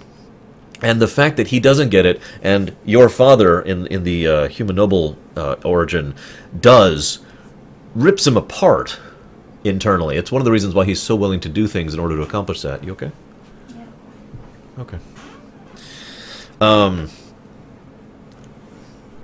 And yeah, he's not even intelligent. He's not even smart. He's just making things happen because he's a moron, basically. But the point I'm trying to get here, though, is that he is so selfish that it doesn't occur to him that anything is wrong or out of ordinary with this level and severity and extremism of selfishness he personifies.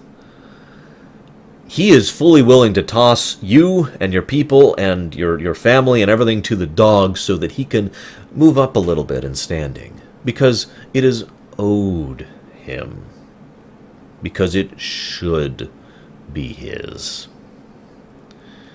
Yeah, I know, Baronessa. I was going to wait on mentioning that later, but as Baronessa points out, Howe actually supported the Orlais during the thing, and then kind of switched to the winning side, which also says a lot about his personality. Now, one last thing to talk about Howe before we move on. A lot of people have theorized, and we don't know the truth of this, how much of the evil things that are done by Loghain were actually done by Loghain, and how many of them were done by Howe.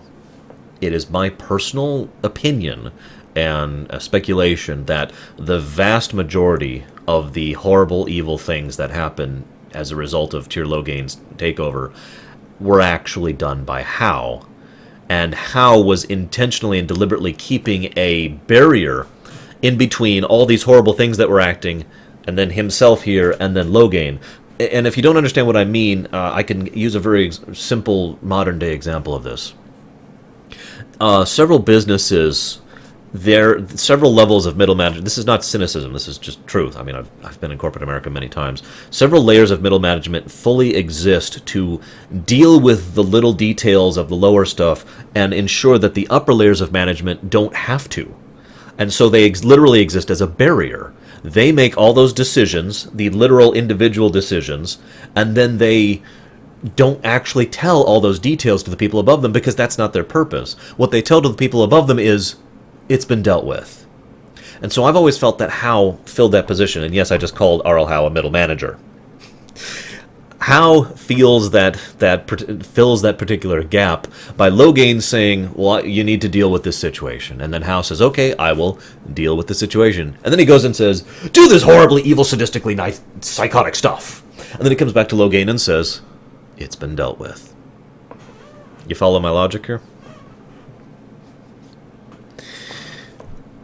Yeah, I'll wait. I'll talk about Kaelin a little bit later. We're not really there yet. Let's go get our dog, shall we? Get that bloody mud out of the larder. But mistress, it won't let us near. If I can't get into that larder, I'll skin both of you useless elves, I swear it. Calm down, good woman. We've come to help. You and you. Your bloody mongrel keeps getting into my larder. That beast should be put down.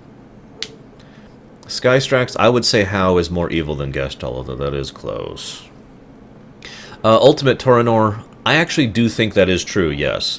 While Loghain is definitely an ends justifies the means kind of a guy, I don't actually think he would be that particular level of sadistic in his approach.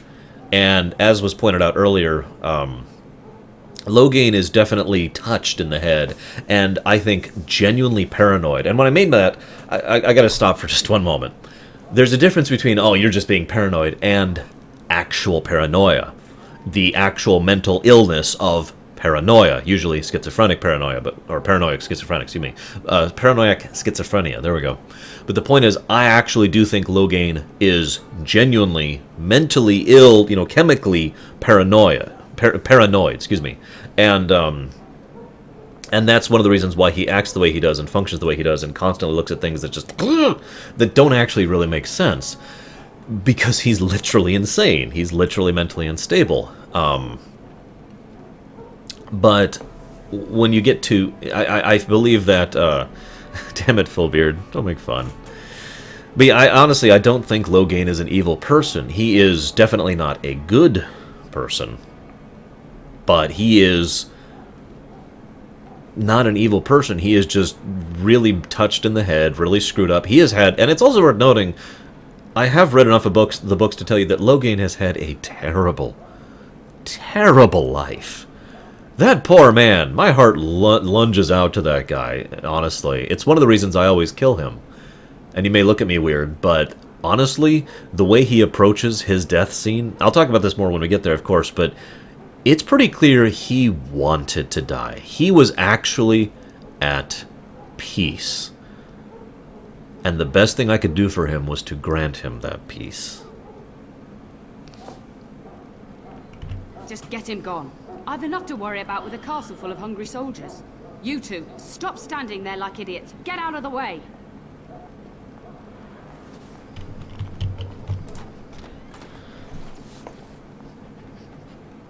Hello, dog. Let's be honest, his canon name always has and always will be Barkspawn. How did he even get in here? Don't look at me like that.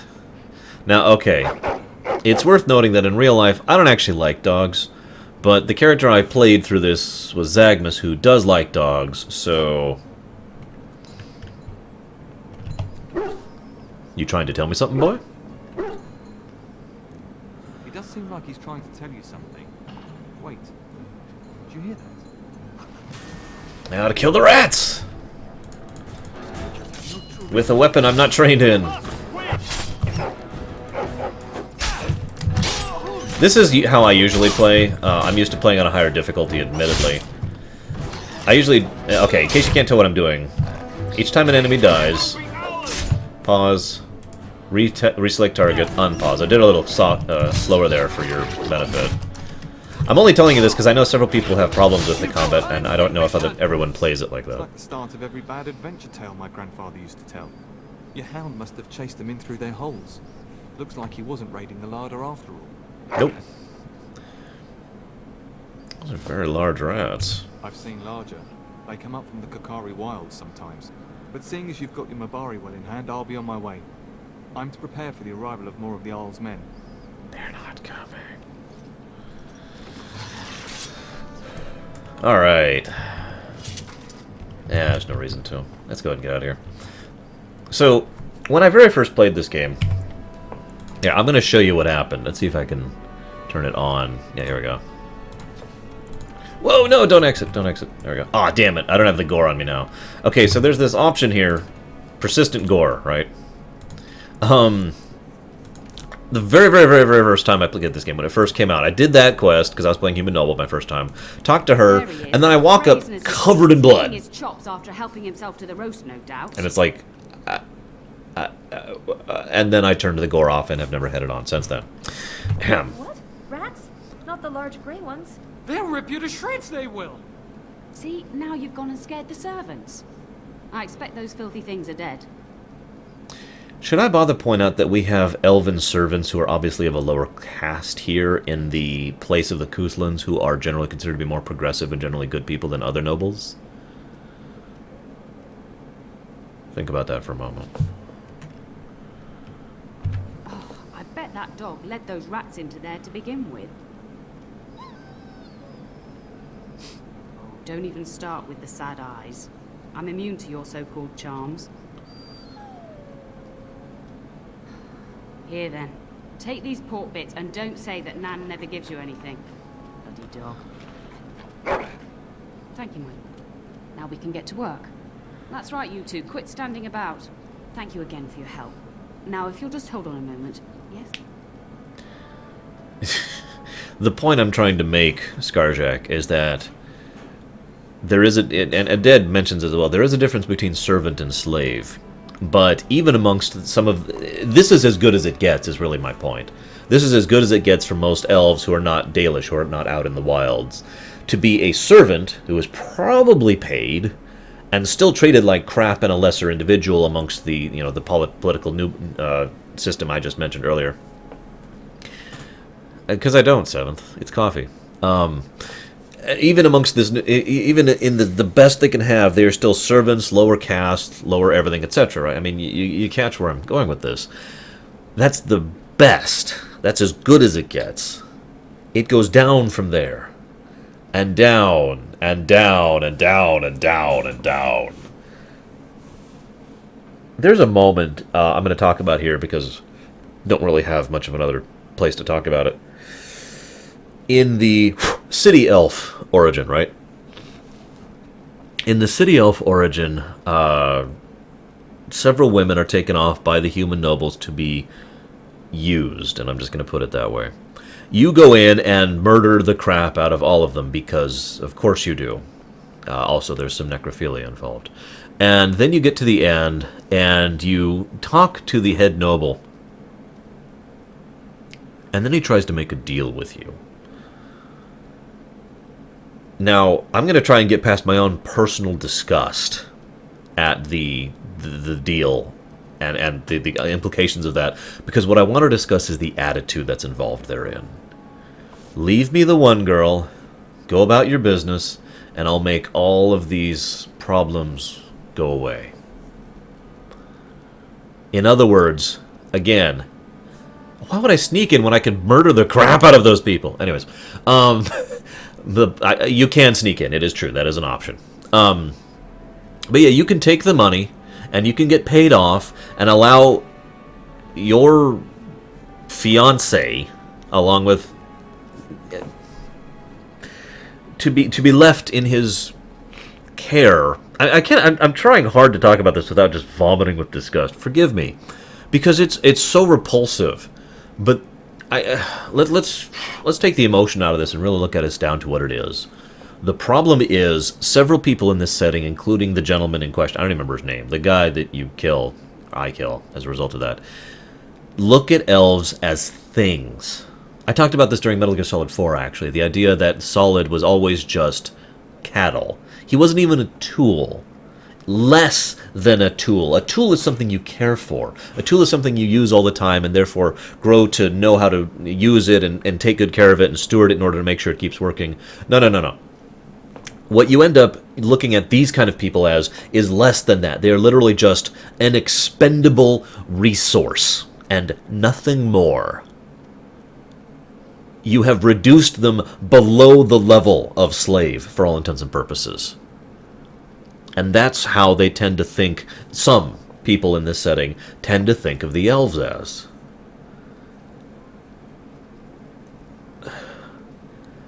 And that's why I wanted to emphasize here that this is as good as it gets for the elves. Because this is the really depressing part. This is what I call the Grand Theft Auto 4 thing. On the one side, yeah, here in this situation, this is terrible that they're being treated as just servants. That the best they can ever have is to do menial, stupid, simple, boring, dull, disinteresting work and be treated like they are surrounded by their betters. And that's the obvious thing. But the non-obvious thing is that that really is as good as it gets. That actually is a good thing. That within the confines of this setting, that is something to be aspired towards. That is something that you esteem to someday have. You wish you had it as good as those servants do. That's the part that really depresses me. And it's one of the reasons why Grand Theft Auto 4 is one of the most depressing in that series for me. Because for all the jokes made about, the American dream or the Elven dream or whatever, when it comes down to it, that is the American dream. That is as good as it gets. And it's not pretty. Adney, get moving with those casts. And Kath, do you think you can serve that to the turn with dirt from the floor all over it? Miserable bat. Oh, bat am I? We've got to work double time on supper, sweep out the hearths, and no complaining. Have you considered whipping them? No, I'm just kidding. Busy day. Just keeping order. That's why your father keeps me on. The good maker knows I needn't take care of you anymore. Thank you for coming to your old nanny's rescue. That blasted hound is more trouble than he's worth. He is. And don't start with me. You've gotten all you're getting today. But what about you, my lord? Been keeping safe and well behaved, I hope? Why would I say anything but yes? Huh. Clever whelp. That mouth of yours will get you into trouble one day. Do you remember that bedtime tale I used to tell you? The dog that bit? I remember it. Good. Then you can start.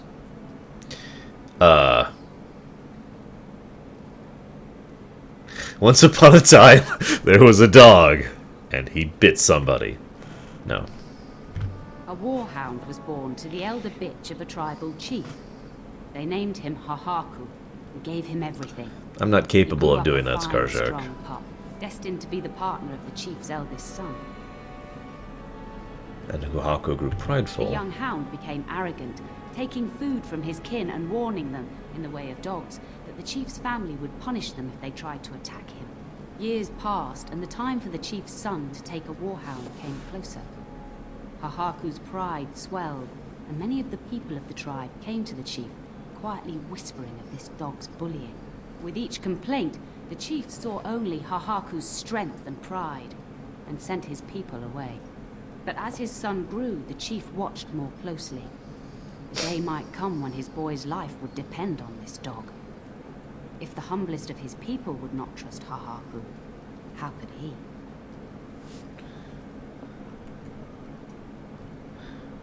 There are many kinds of weakness. You'd do well to remember that. When the day came, Hahaku sat proudly waiting to be called, but the old chief chose Hahaku's brother as his son's hound. Hahaku was shamed, but felt no remorse. So great was his rage that he darted across the fire pit and bit the chief's hand. That was a mistake. The chief and his son struck at Hahaku, cursing him. The hound ran into the village, seeking shelter in the tents and kennels. The other dogs snapped at him, and the tribe's people threw stones at him. Before the chief could reach him, the tribe had torn Hahaku apart. Now, what should you carry from this tale?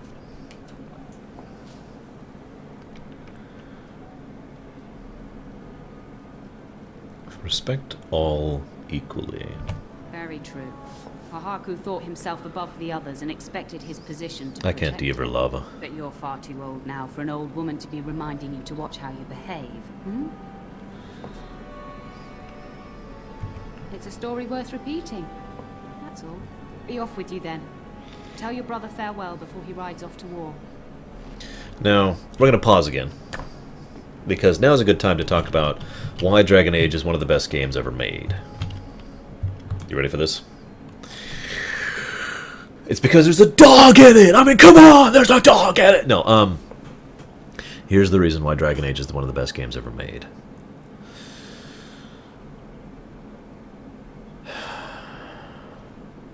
Dragon Age is a unique game that we may actually never see this type of game again.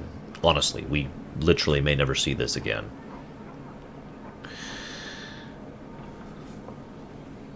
The old guard of the people who made this game and previous games made games, some of them worked on the older ones, Icewind Dale, Baldur's Gate. Some of them worked on Neverwinter Nights and the expansions to Neverwinter Nights.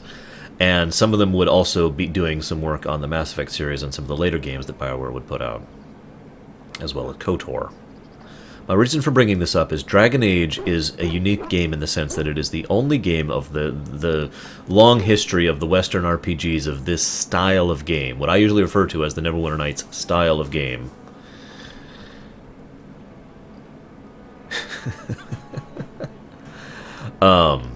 Is that it has an equal and perfect blend of the old and the new. It has a lot of the more modern features and things that make the game more convenient and easier to play. Plays on a modern system without modern, issues. The graphics, honestly, I think the graphics have actually aged quite well, personally. Despite the ugliness jokes I keep making, I don't actually really have too much of a problem with most of the characters and NPCs that I see in this game, etc., etc. But it also has all of the best elements of those old games, which could be best described by three things: writing, and voice acting. And yes, I said writing twice on purpose, because there's really two types of writing. There's... Shut up, dog. There's world-building writing, there's dialogue writing, and then there's... I shouldn't say world-building. There's writing as in writing the story, writing the setting, writing the character arcs. There's the actual writing the dialogue, which, in case you're not aware of, writing dialogue and writing stories are actually really different things. And then there's the voice acting. What sold the Baldur's Gates on me is that voice acting really fleshed out that world. I may be looking at a few sprites that are like this on my... Well, okay, I'm playing on my old CRT, so they're like this on my screen. But those things felt like people to me because they did something that almost no one had done prior to this point in time. They really put a lot of effort into good voice acting in a video game. Now, this may sound weird nowadays, but you have to remember, once upon a time, voice acting in video games had a huge stigma attached to it.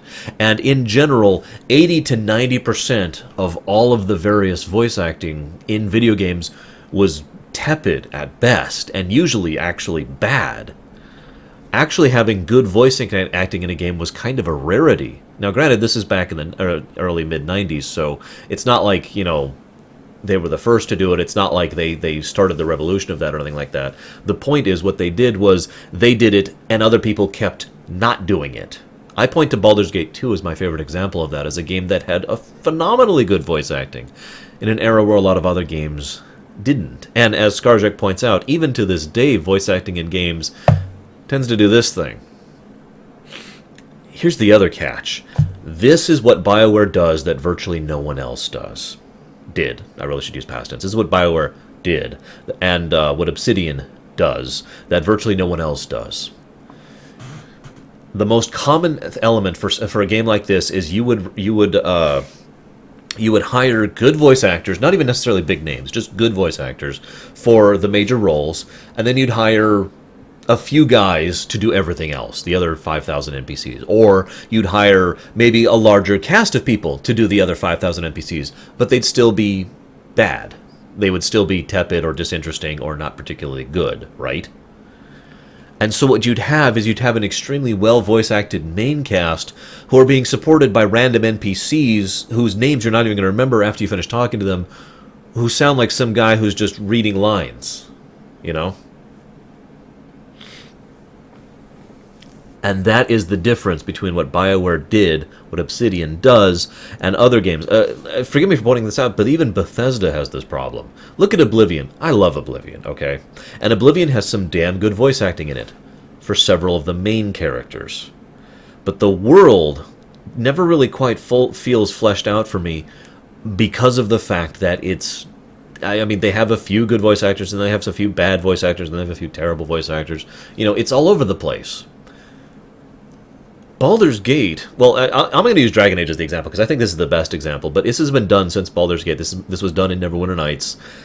What they did was they got good voice actors for every role.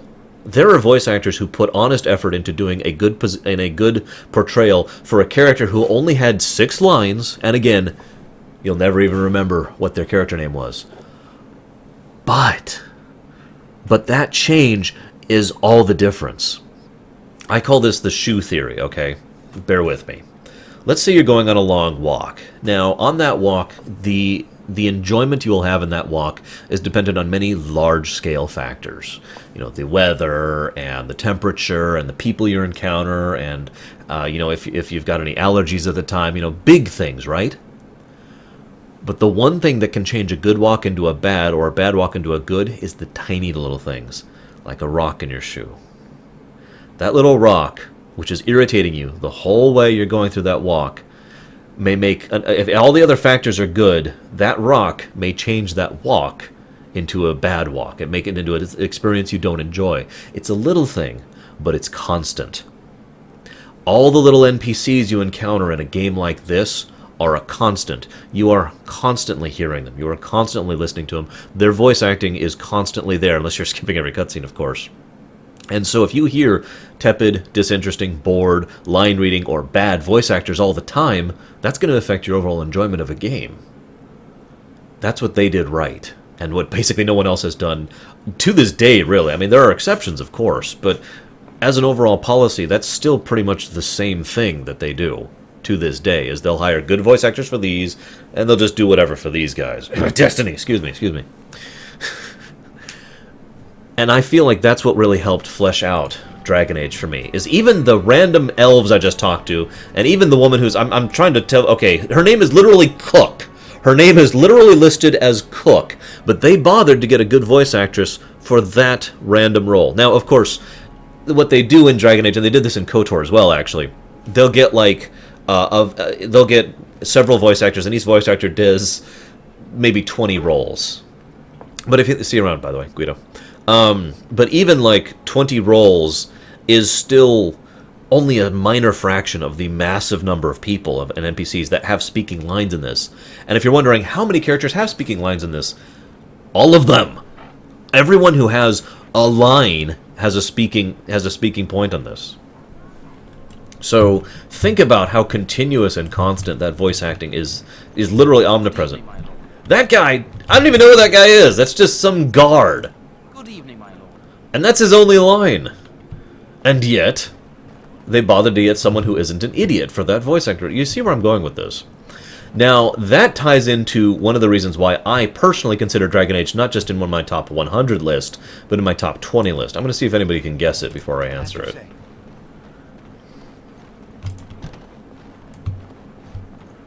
While we do our next cutscene here. Is there really going to be a war, Papa? Will you bring me back a sword? That sword, Oren. And I'll get you the mightiest one I can find, I promise. I'll be back before you know it. I wish victory was indeed so certain. My heart is disquiet. Don't frighten the boy, love. I speak the truth. And here's my little brother to see me off. Now dry your eyes, love, and wish me well.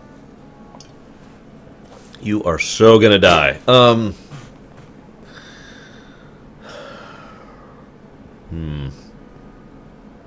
Darkspawn can harm Fergus. He is as mortal as anyone, despite his refusal to believe. Now, love, no need to be grim. I bring a message. Father wants you to leave without him. But I wish I could go with you. Nah, we'll say you'll be missed. If it's any consolation, I'm sure I'll freeze in the southern rain and be completely jealous of you up here, warm and safe. I am positively that is true, Rigel. Be so miserable, husband. I wish I could go with you. I wish you could come. It'll be tiring killing all those darkspawn myself. Surely your father would not place both his heirs in danger? Mother and father have been fighting about it for days. It's too bad. I could have used you at my side. Blood magic. We'll talk about blood magic in a bit. I do have thoughts on it. Did you know there's a Grey Warden in the castle? Really? Was he riding a griffin? Shh, Oren. Griffins only exist in stories now. I'd heard that. Did he say why he's come? He says he's recruiting. Oh? If I were a Grey Warden, little brother, I'd have my eye on you. Not that father would ever allow it. Bring a message. Then the Arl's men are delayed. You'd think his men were all walking backwards. No, they're just waiting Well, like 100 feet that way, outside of the castle. So many darkspawn to behead, so little time. Off we go then. I'll see you soon, my love. I would hope, dear boy, that you plan to wait for us before taking your leave. Be well, my son. I will pray for your safety every day you are gone. I'll answer Scarjack while we're in a pause here. Honestly, what that comes down to, Scarjack, in my opinion, is the difference between the mundane and the fantastical. Or in other words, anybody with some time and skill can go ahead and slice someone up, and that's normal. That's common. Everyone does that. But magic is something that people understand less, especially normal people understand less, and therefore are more afraid of its capacities, even if magic in a particular setting is not overall stronger than martial skill. And indeed, there are a lot of settings where magic is basically just another form of combative capacity rather than actually stronger than melee.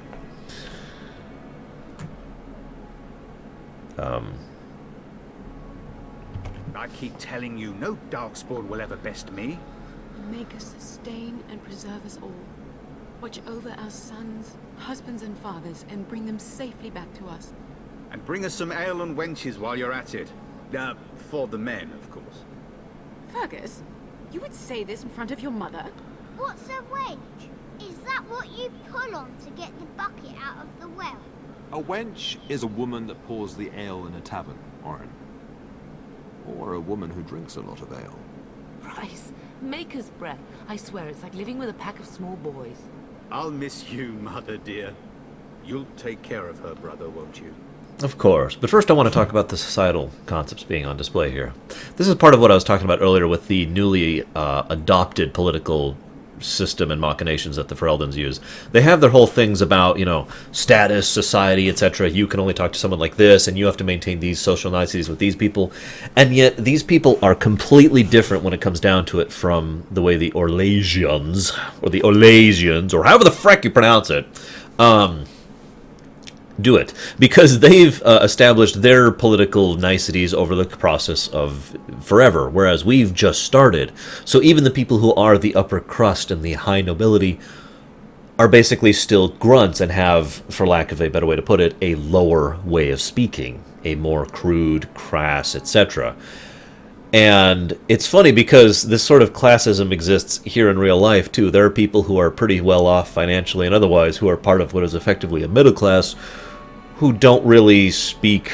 I'm just going to start calling them the Frenchies. Just for you, Kranzler. Who don't really speak in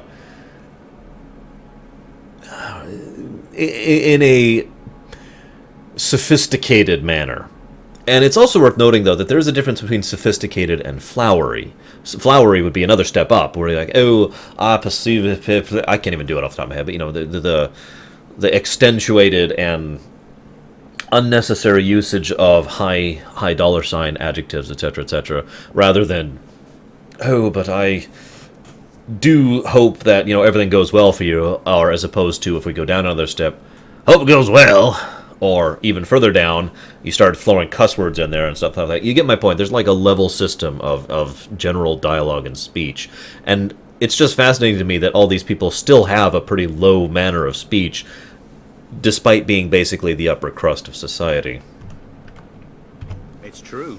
They should be sending her, not me. She would scold those Darkspawn back into the deep roads. Well, I'm glad you find this so funny. Enough. Enough. Pup, you'll want to get an early night. Wait, Zeiss, you're from Orlais? Elizabethan smuggy douchebags. I like that. Luca Blight. Actually, Luca Blight is an interesting example of that type of thing, because he was a upper nobility crust person who really didn't talk like it. But then again, Luca Blight was psychopathically, psychotically, insanely freaking holy crap. Oh look, nothing's going wrong.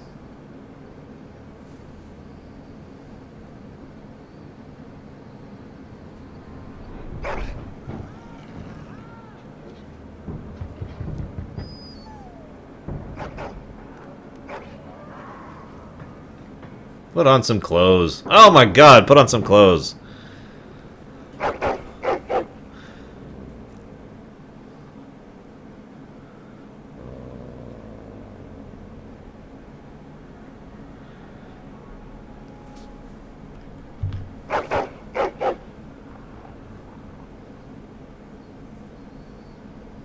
My lord, help me! The castle is under attack! And then he's dead. Why did you stand in the doorway? Can I get some clothes on? Okay, good, good. Let's cover up a little bit, guys. This is just embarrassing. Sorry about that, man.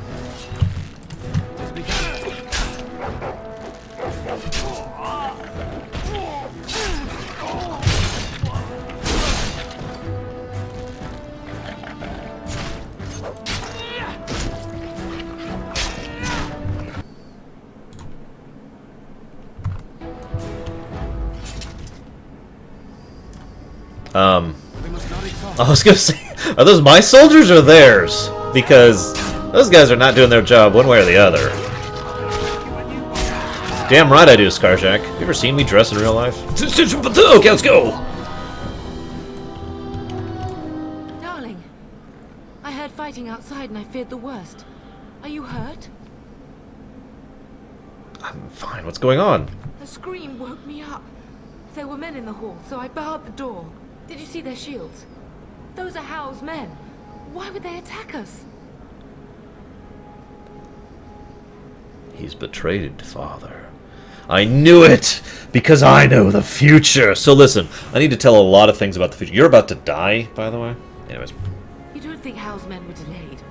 On purpose? That bastard. I'll cut his lying throat myself. Have you seen your father? He never came to bed. No, I haven't. I was in my room. We must find him. Sounds like the battle's downstairs. We should check on Oriana and Oren as well. And trust his mercy. What if the soldiers went into your brother's room first? Let's check on them quickly. Then we'll look for Bryce downstairs. What do you mean, Rigel? In-game music's playing. I have no iTunes going.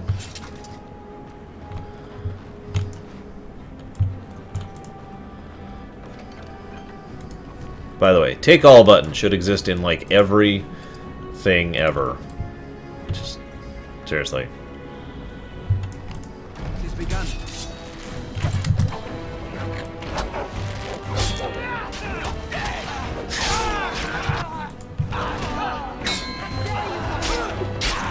We will not be defeated!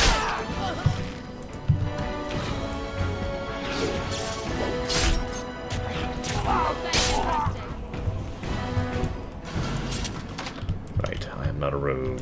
Can you even be a rogue and be a human noble? It shall be done. Hmm.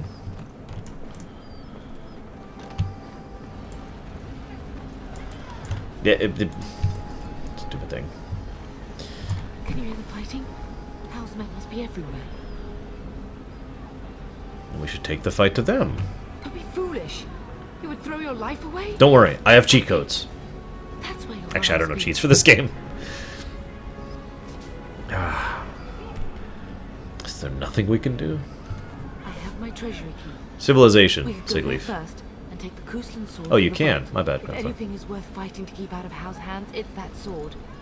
But it may be a dangerous path. If Hal's men are inside, they must already control the castle. We must use the servants' entry in the larder to escape. Do you hear me? I hear you. Then let us be swift. Why would my mother need a weapon? Her fists are better than any weapon.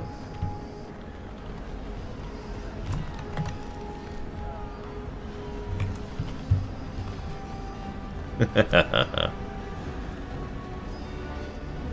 castle has fallen! I'm getting out of here! Don't be a coward. Stand and fight. Yes, my lord! Here they come! I'm not aware of such a glitch, Mika. If you would care to enlighten me, I am listening. I have to try and save this guy's life real quick. Fortunately, I just realized I'm not playing on hard difficulty, so he's fine. If you haven't played this game on hard difficulty and you like a challenge, you probably should at some point. This game is pretty damn rough on hard difficulty. Oh, that guard's dead. I have failed him.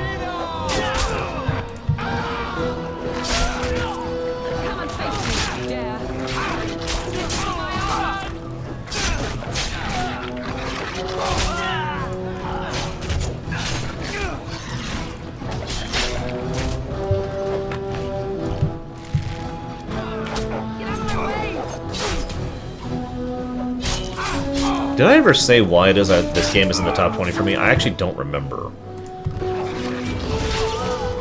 Yeah, Nightmares. Only beaten this game once on Nightmare, and honestly, I don't ever plan to do it again. Even when every trash fight is basically a boss battle, you know. That's where that comes to. She is an awesome monk.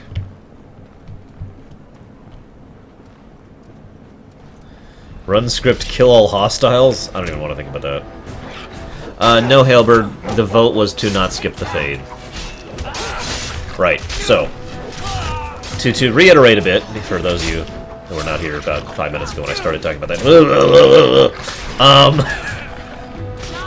Dragon Age definitely, and without question, deserves to be in my top 100 list, in the art category, right? However, there we go. However, something elevates this game to the top 20 list for me. And honestly, there's a lot of things. There's actually two big things. I'm in combat! Nice God, I'm not just going to abandon my mother and a servant who I recruited. Anyways, the reason is because the game rewards you in a in-gameplay fashion for being evil. So you have that choice if you choose to. But the game also, and this is fascinating, rewards you in a much more lore sense for being good. Or if I can explain this differently, okay, Dragon Age did one thing very, very, very, very right. Or rather, it did everything really right. But anyways, moving along.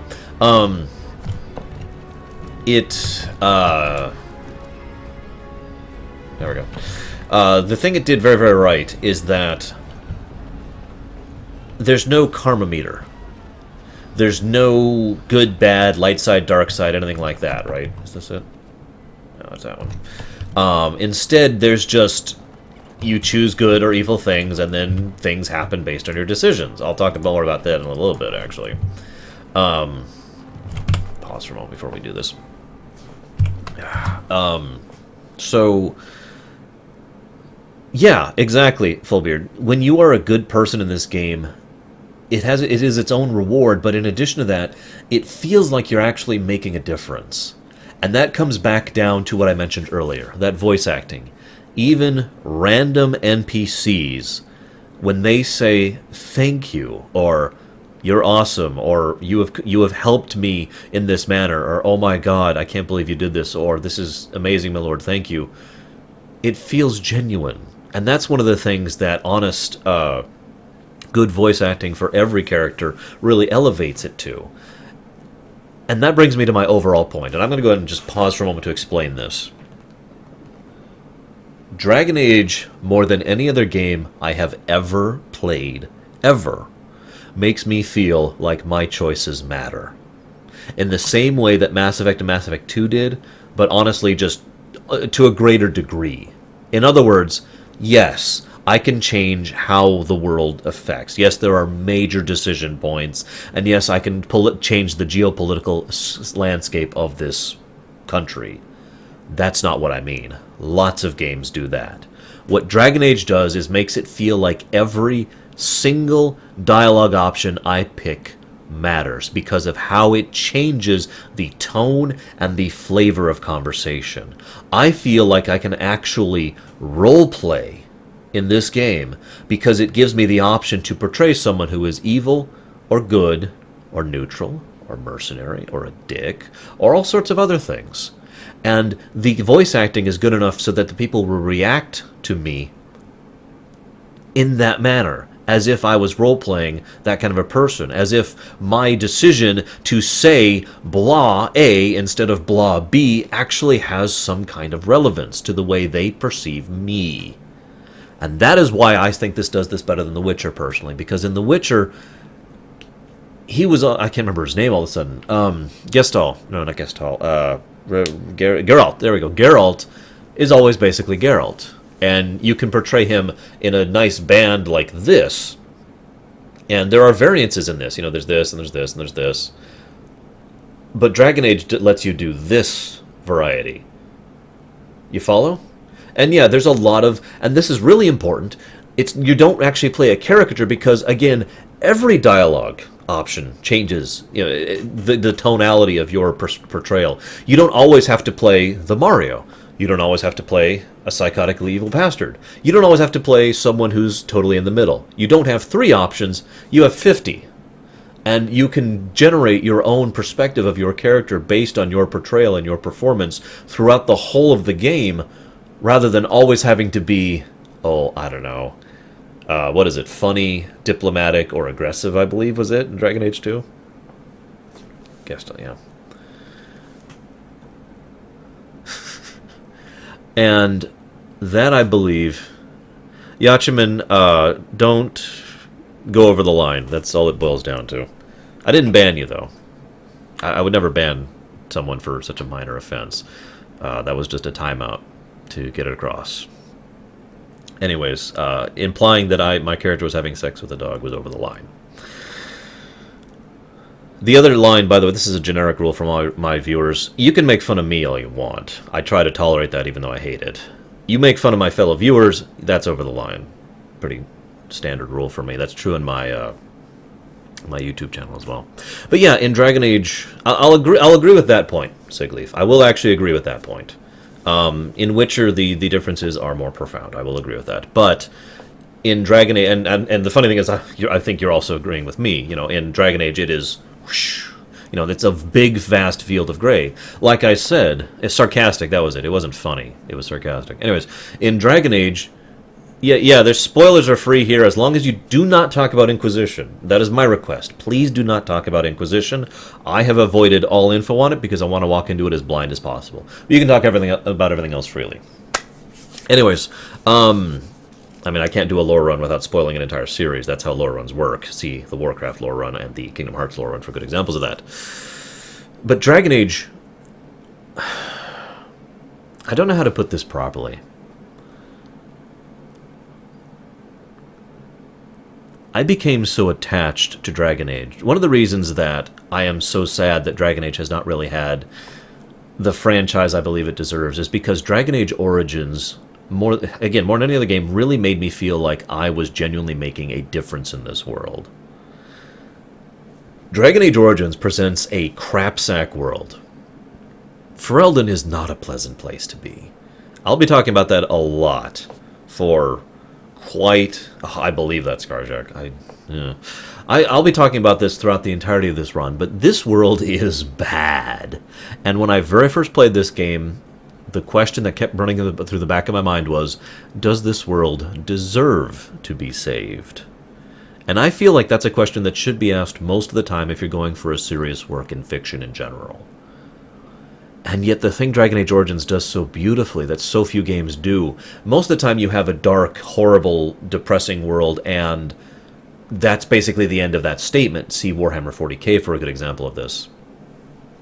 But in Dragon Age Origins, you can take this dark, horrible, depressing world and turn it into something good. You can help make this a better world. Not by stopping the Darkspawn. You have no choice in that matter. And this is so significant, and I have no doubt this was done deliberately and on purpose. Of all the multitude of choices you have in this game, of the significance of all the impact of all the decisions you make across every dialogue tree and every major plot point and every single quest branching point throughout this entire game, out of all that change and development and growth, you do not have the choice to not kill the Archdemon. You do not have the choice to not stop this blight, do not stop the Darkspawn. And that is how it should be, because there is a difference between saving the world and fixing the world. No matter what in this game, whether you are an evil bastard or a pragmatic individual or like 5 other different things that you can be in this game, or 50 or whatever, there's, like I said, shades of gray. When you get to that thing, you will save this world. You have no choice on that. And there's a thematic significance to that too. The idea of stories, legends, tales. People will sing about the Warden as if they're a good person, even if they were a horribly evil bastard, if they were the one who ended up sacrificing themselves to kill the Archdemon, or the Archdemon. Think about that. But what Dragon Age Origins does that very few games actually pull off properly is lets you fix the world in addition to saving it. The ability to go through and actually make this place a better place, not on a grand scale, but on a small scale, repeated here and here and here, helping this town, helping these people fix themselves, helping the dwarves, helping the mages, helping the elves, doing all these dozens of little things in order to try and fix the world, because that is, forgive me for talking about the Imperium for a moment, that is the very basis on which the Bastion was founded. The idea that you can't just walk in, stop some evil threat, and say, everything's good. That's not how life works. You have to go in and you have to be careful. You have to be patient. You have to be diplomatic. You have to know when to be strong. You have to know when to submit. You need to know how to deal with every tiny little situation individually, all specific to that situation, and you have to deal with all those tiny little individuals and all those tiny little situations individually. You can't do a sweeping change and fix the world. All that does is make things worse. And that's something I love about Dragon Age Origins.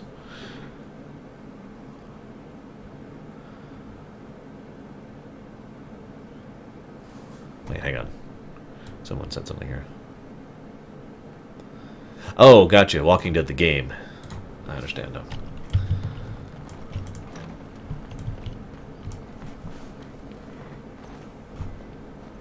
No!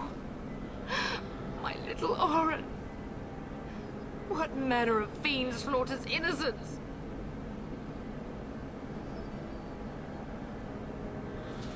Why?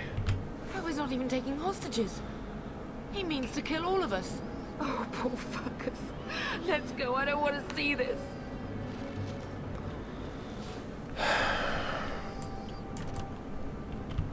This right here is also indicative of 2 things. 3, actually. One is Arl Howe, but I think I've talked about him enough for now. The second... Okay, get off the kid, Barkspawn.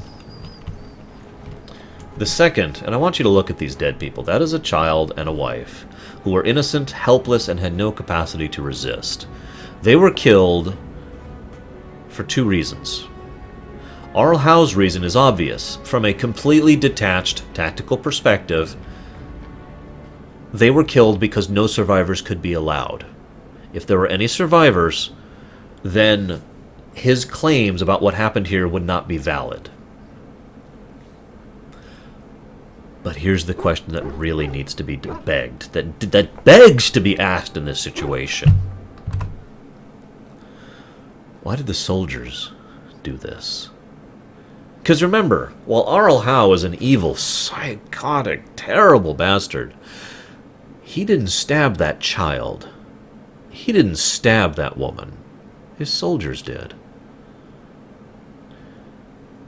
Forgive me for pulling Nazism into this once more.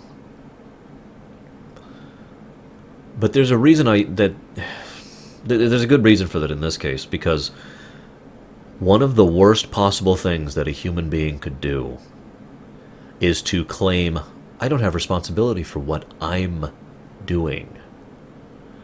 That is, of course, my perspective, my opinion. But there are so many soldiers who do terrible, horrible things because they were ordered to. And that's okay, right? I mean, it's all right. I'm not the one who actually am accomplishing this horrible, psychotic, terrible thing.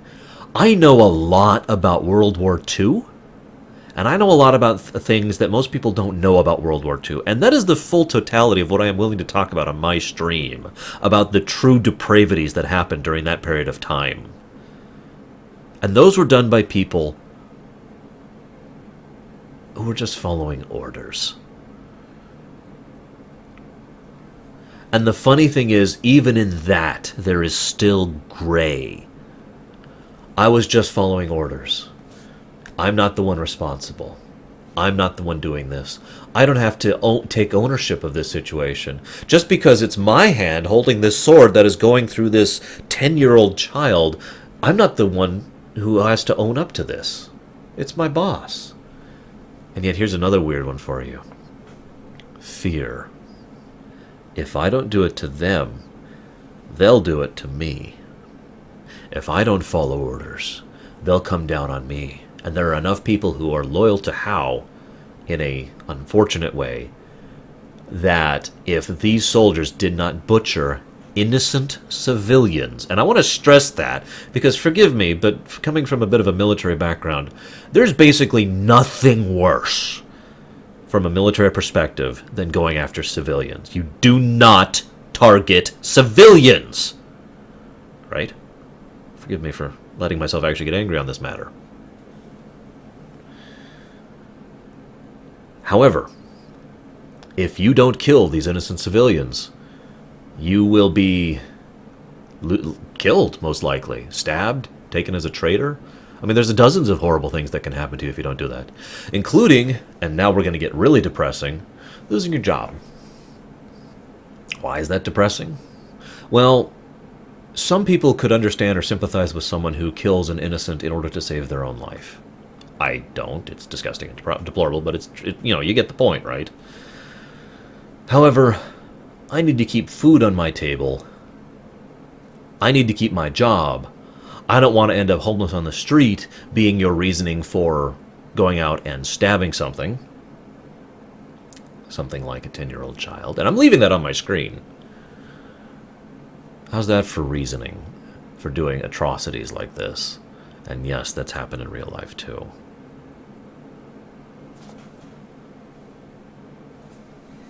Then, of course, we have the third thing.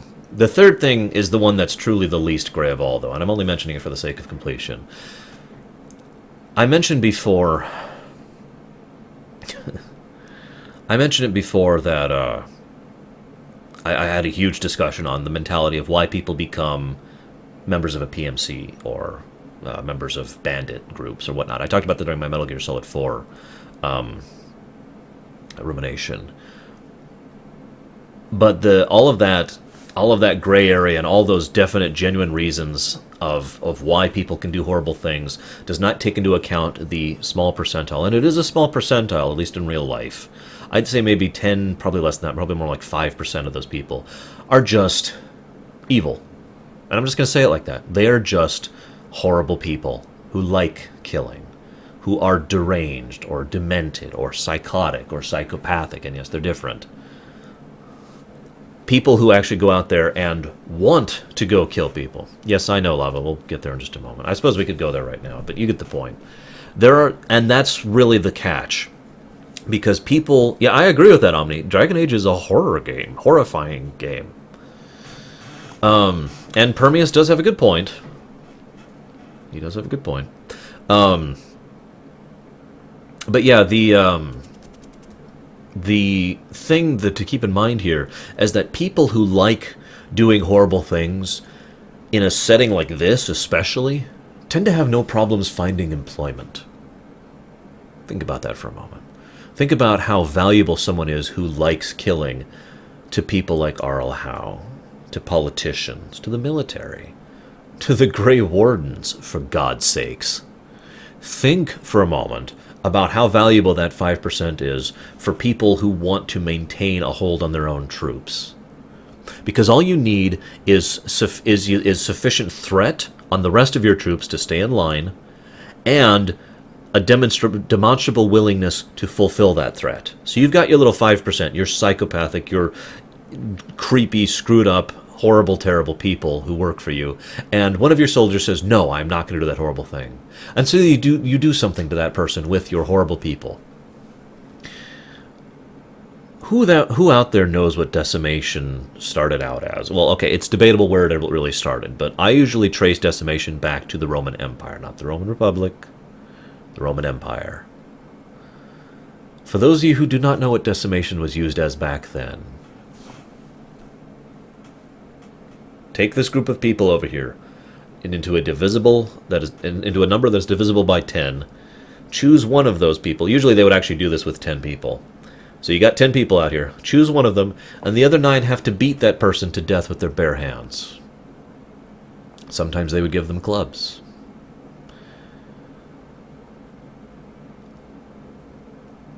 Sorry, my brain has to pause to comprehend that, because that is really an atrocious thing when you get down to it. But the point is, you can maintain order that way because all you need is enough people who are sufficiently that 5%, who are evil enough to want to go do that, to then have the threat of it being done to the other people who are not that evil, but are that complacent.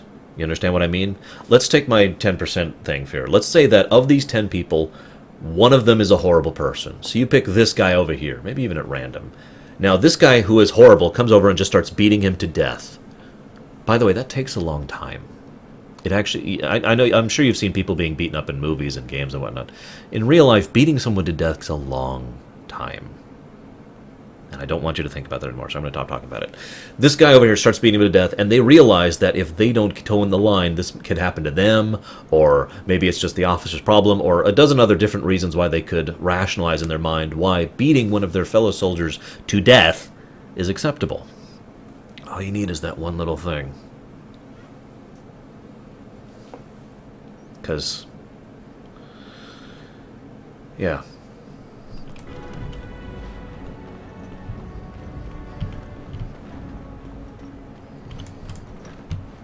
Oh, dear Landra.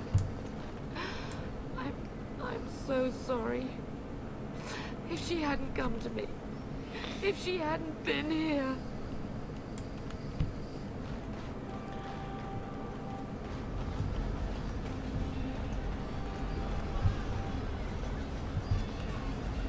That is true, Baronessa.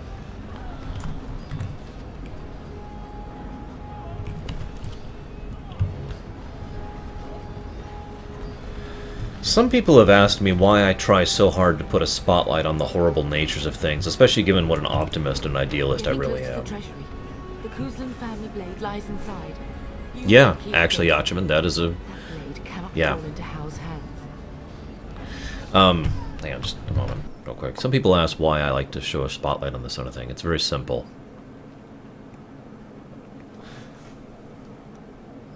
I've talked before about the fact that I find nothing wrong with the fantasy to reality dichotomy, right? But I have also preached for many, many years that people need to understand the reality so they can appreciate the fantasy. I know a lot about violence in real life. I know a lot about depression, I know a lot about sickness, I know a lot about pain. More than anybody I know. Now, I don't want anyone else to know what I know, but I want them to at least understand, comprehend, and get the point that horrible things happen so that when they see them in a fictionalized setting, they can know that's not real. They can understand the difference between fantasy and reality. They can understand it's okay, or at least acceptable, or at least tolerable to see that in a game like this. Because it's fantasy, because it's not real, right? But, and this is the key part at least for me, to still have an understanding and appreciation of the impact that is being gotten across, because that is still a horrible thing to happen.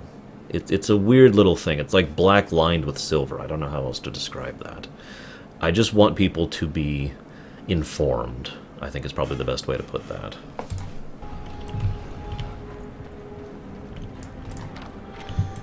Oh. Very well. As you say.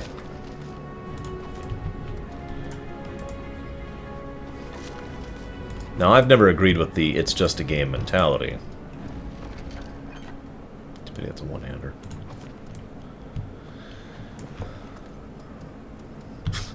Thank you, Murphy. I appreciate that. But do I not? I don't have enough strength. Yeah, exactly, Sonic Doctor. It's one of the reasons why I feel that certain things are terrible when they try too hard to be too realistic.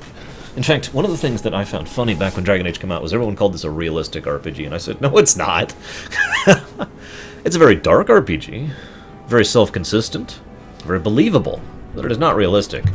And that's one of the reasons why I've always argued against realism in games.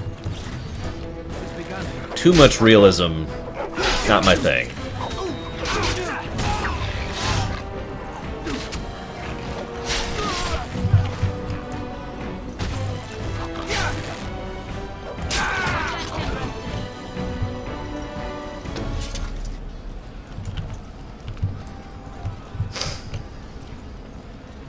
I'd say I wish people didn't die, but I've watched Miracle Day. Where are you? There you are. Hello.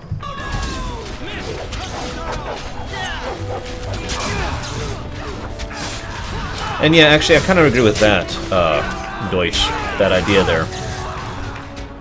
Hey, Preacher, where you been, man? The idea that seeing something like this after experiencing and understanding real-life violence is almost a relief. It's almost a relaxing thing compared to how horrible things are in real life, you know? Wait, this is...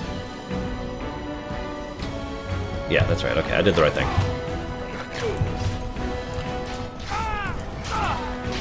Must loot everything. Oh, Miracle Day is one of those... I didn't actually like Miracle Day that much, but the concept was interesting and absolutely terrifying.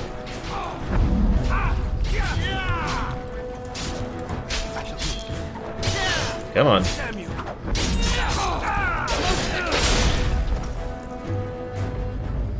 Go, man the gates. Keep those bastards out as long as you can. Your ladyship, my lord, you're both alive. I would say that's a good thing, honestly, Skarjak. Or at the very least, not a bad thing. I get your perspective on that, believe it or not. Yeah, always go for the mage first. Where's the mage? Where's the mage? There! Get the mage! Get the mage! I actually usually have an AI script set up for the gambits to say, you know, if enemy is targeting, then go straight for there. Oh, stretch.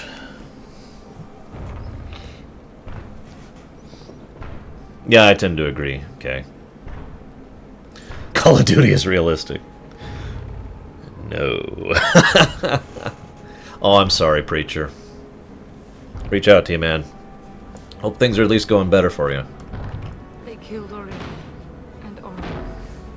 I can't believe. Are you injured? Don't worry about me. That is true, Lava. Thank the Maker, you two are unharmed. When I realized what was happening, it was all I could do to shut the gates. But they won't keep Hellsmen out long. If you've another way out of the castle, use it quickly.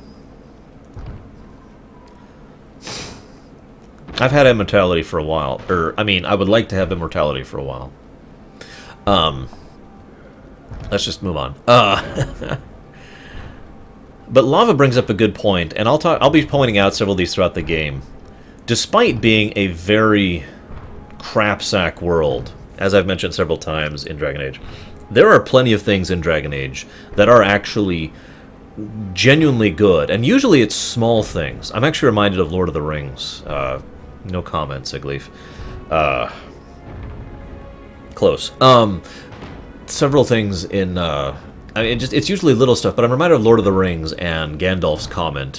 Forgive me for paraphrasing, but the little things, the little niceties and gentle kindness of strangers and that kind of a thing are the things that make the world, worth fighting for, is something that Origins very much has. In fact, I'm going to go ahead and segue this into another point.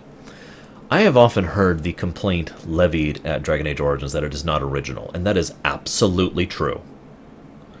What Origins does is take several elements from existing fantasy elements and really, really puts their effort, care, and refinement into making all of it flow together smoothly and be presented as well as possible. Its source material is very generic, and yet it is presented so well. I've heard this commented about Dragon Age Origins before, and I tend to agree with this idea. Origins is unique in the fact that while it has flaws, many flaws even, overall for the entire game is just so well presented in virtually every facet that I think that's one of the reasons why I love it so much, especially nowadays. Because everything about it is good, to some extent or another. Every single individual element of this game is net positive. The writing, the dialogue, the story, the characters, the setting, the actual main plot, the voice acting, the emotion, the emoting, the animation, the graphics, the combat, etc., etc., etc., etc., etc. Everything just was top-notch, in my opinion. And I'll be pointing out all sorts of examples as we go. We'll talk about that when we get there, Rowan. Speaking of which, I don't actually currently own the Legacy DLC to Dragon Age 2, which is why I will not be playing it. Maybe, when we get to Dragon Age 2. It is possible that could be fixed. I'll let you figure out the 2 plus 2 there if you want to. You know what, one other thing. Hang on, I gotta point this out real quick. I didn't pick it, Preacher. But, I had stuff prepared to talk about for all the origin stories. One last thing to talk about here is that I've often said the hallmark of a truly great game is I like all my party members. Obviously, that doesn't apply to all games equally, but for example, FF6, right? Or Mass Effect 2, or Mass Effect, etc. There's several games where it's like, there's no party member I actively dislike. Dragon Age Origins is the same way. Even characters that I probably would not normally get along with that well in real life, such as Shale or Oghren or Zephyrin, I nevertheless really like them. I like their characters, I like them, I became invested in them, I cared about them, I wanted them to have a happy ending and wanted to work towards that. And so, yeah, it's we'll be talking about more about the characters as we go, but moving along. I'll help you hold the gates. They won't hold. It will only delay the inevitable. Please, go while you have the chance. When I last saw the Terran, he'd been badly wounded. I urged him not to go, but he was determined to find you. He went towards the kitchen. I believe he thought to find you at the servants' exit in the larder. Bless you, Sir Gilmore. Make her watch over you. Make her watch over us all.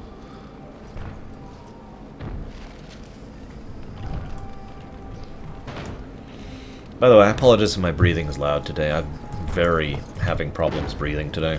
It's actually distracting. Where am I going? It has begun.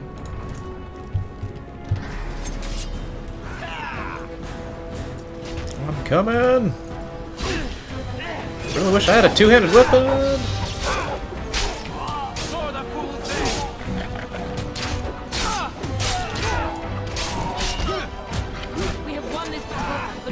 Oh, right. Yes, I can. Hang on. Let's level up real quick. I need to crank my strength. No, I want... I'm trying to remember the build I was going to go for here. Oh, that's right. Yeah, okay, so we'll go ahead and take that now. I'm not going to level up the dog. Yeah, right. Oh, it's just the servants, okay. Get out of here, quickly!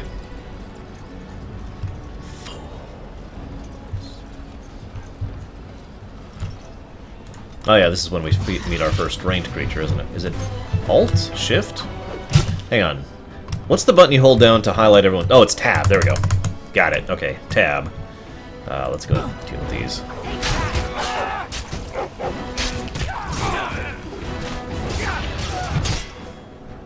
Well, you mean Sir Gilmore? Krenzler? Yeah, he's pretty awesome. Don't even ask how I remember his name. He is just an awesome guy.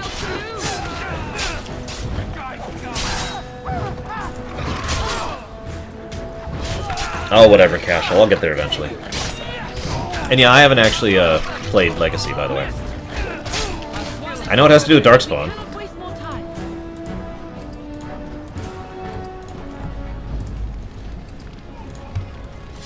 Okay, fine. I'll level Barkspawn. I don't remember what he cares about.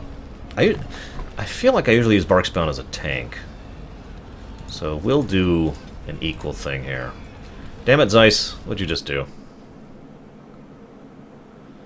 What did you do, Zeiss? I know you did something. You cannot lie. For me, I see you.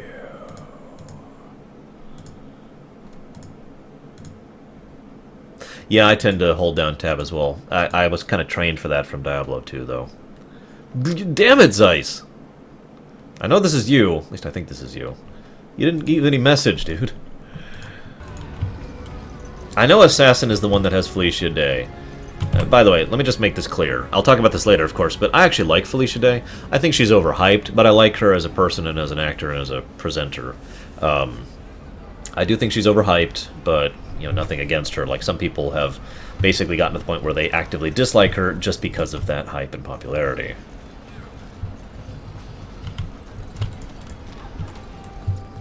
Thank you, Zeiss, by the way. I will... Apparently, Zeiss just bought the DLCs for me. I don't know how much they are, but that's probably going to cover it.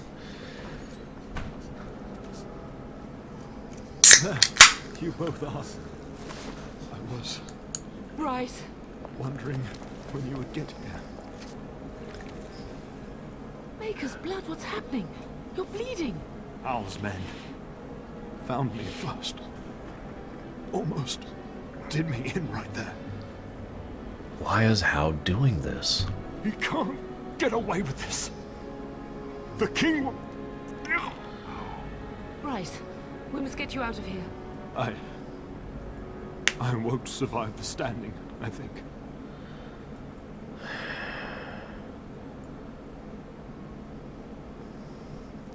Okay, I gotta comment on something.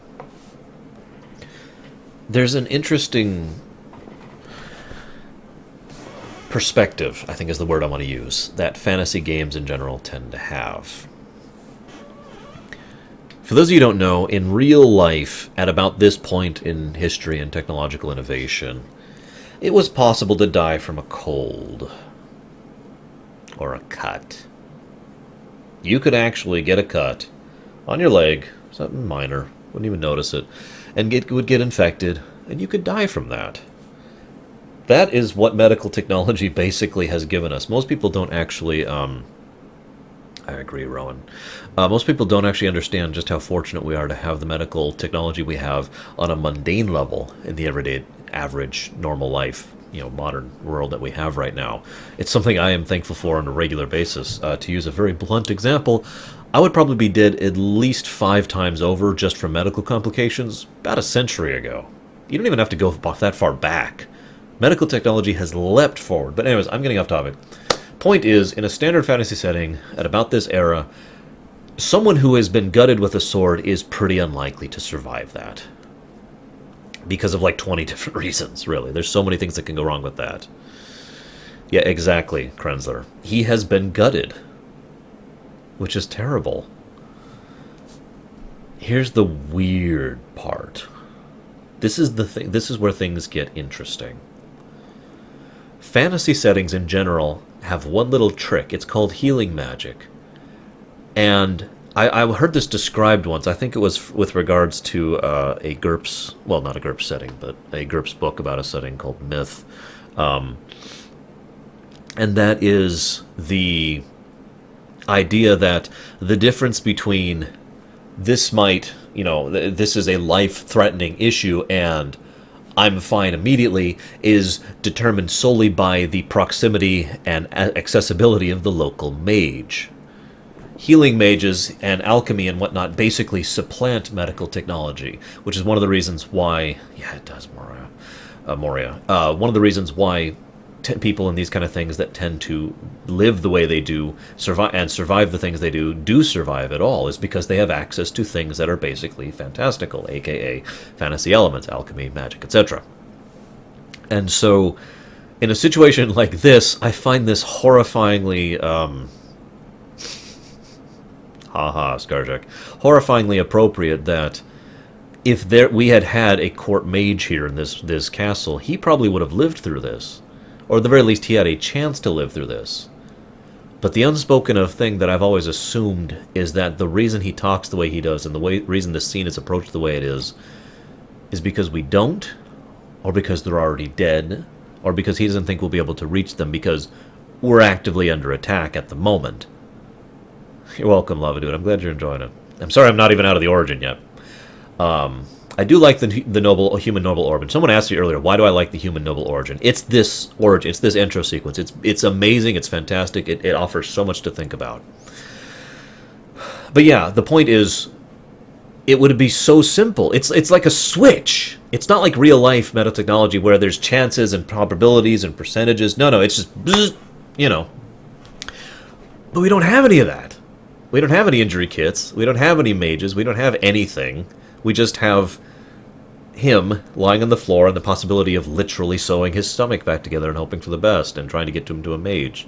So while I'm saying it is possible that he could live through this, statistically speaking, his odds are stupidly low. And that's true for a lot of the people who die throughout the course of this of Dragon Age in general, but especially Origins.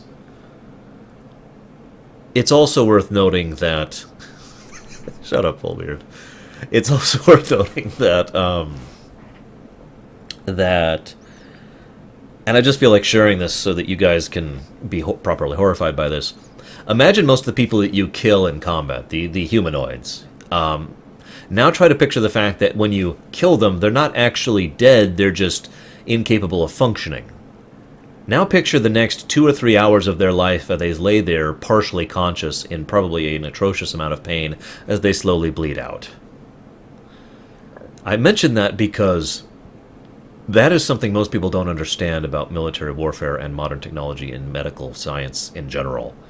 Lots and lots of people could have and sometimes do survive life-threatening injuries if they get that proper medical care. Because in general, you don't just die like that. That's not how it happens, at least not in real life. You die a couple hours later when your body finally shuts down due to catastrophic internal failure and a few other things I'm not going to go into. Yeah, I know, Baronessa. But yeah, it's just, oh my god, And that's one of the reasons why there are so... Yeah, that's why mines are... That's exactly right, Raj. I was about to say, that's why a field surgeon... Oh my god. That's one of the reasons why having a medical surgeon who is capable of going to the front lines is such a ridiculously important thing. That's why there are international laws against attacking medical personnel on a war front, is because everyone basically agrees that those people need to get there and try to save those people from a long, slow, horrible death. At least that's my take on it. But the reason I mention this finally is that this perspective has something incredibly important to Dragon Age in particular. I'll talk about magic and the mages and the Tevinter and the Templar much, much more later. Trust me, I got tons to talk about with them. But one thing that I feel like is mentioning right here and right now is that if you were to take an anti-magic stance in this setting, imagine how far down the quality of life and life expectancy would plummet across this setting. Now, again, I'll talk about this more in detail later, but my point is, while magic is a very dangerous, very risky, and very potentially horrible thing in this setting, if based solely on the healing properties that magic allows, it's probably worth it, based on what that can do for people.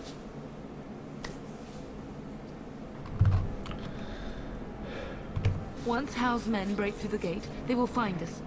We must go. Someone must reach Fergus. Tell him what has happened. I like that line, by the way. One thing they do properly... Yeah, no kidding, Scarsher. One thing they do properly... Would you stop as that?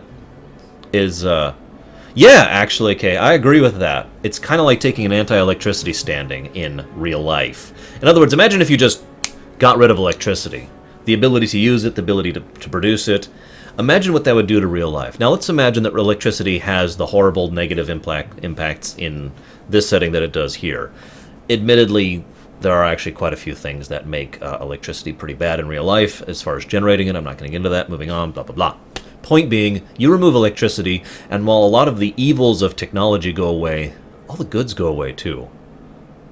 And my reason for bringing that up with regards to magic is a very simple, basic question, which is funny because of all the incredibly long-term, sweeping, gray reasons why magic is both good and bad in Dragon Age. And indeed, there's a good reason why the magic question has been central to Dragon Age Origins, Dragon Age 2, and will be in Dragon Age Inquisition. It is integral to the entire setting. Arguably, the entire setting tilts on the magic question.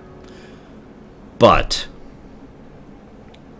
you have to consider whether the good outweighs the bad, or vice versa. Now, I'm going to change topics here a little bit here and talk about one thing you see. I don't know if you can tell this, but if you look at the number 1 there, it says "and take vengeance." But here's the thing. This is something Dragon Age did wonderfully well. They started using bold font for specific words. This may sound weird, but this is one of the first games to actually do that. And again, it's one of those tiny little details, but that attention to detail really helps flow things out, because that line goes from "and take vengeance" to "and take vengeance." The difference is palpable and really, really helps flesh out a lot of your dialogue options throughout the course of the game, which is also helpful because, as I mentioned, you're not voice acted. But anyways... Yes. Vengeance. Bryce, no. The servant's passage is right here. We can flee together, find you healing magic. The castle is surrounded. I cannot make it. I'm afraid the turn is correct. God, Duncan, where the hell have you been? Exit, but they surround the castle. Getting past will be difficult. You are Duncan, then? The Grey Warden? Yes, your ladyship. The turn and I tried to reach you sooner. My youngest son helped me get here. Make her be praised. I am not surprised. Am I the only one who keeps pronouncing it Tiern? Even though I hear them say Tern, or Turn, I think is how they say it, Turn. But I keep, in my head, just retranslating it as Tiern. Yeah. Thank you for saving my father. I fear your thanks are premature. I doubt I have saved him. Whatever is to be done now, it must be quick. They are coming. Duncan, you are under no obligation to me, but I beg you, take my wife and son to safety. I will, your lordship, but I fear I must ask for something in return. Anything. What is happening here pales in comparison to the evil now loose in this world. I came to your castle seeking a recruit. The Darkspawn threat demands that I leave with one. I understand. Grey Wardens are superhuman, yes, although only slightly.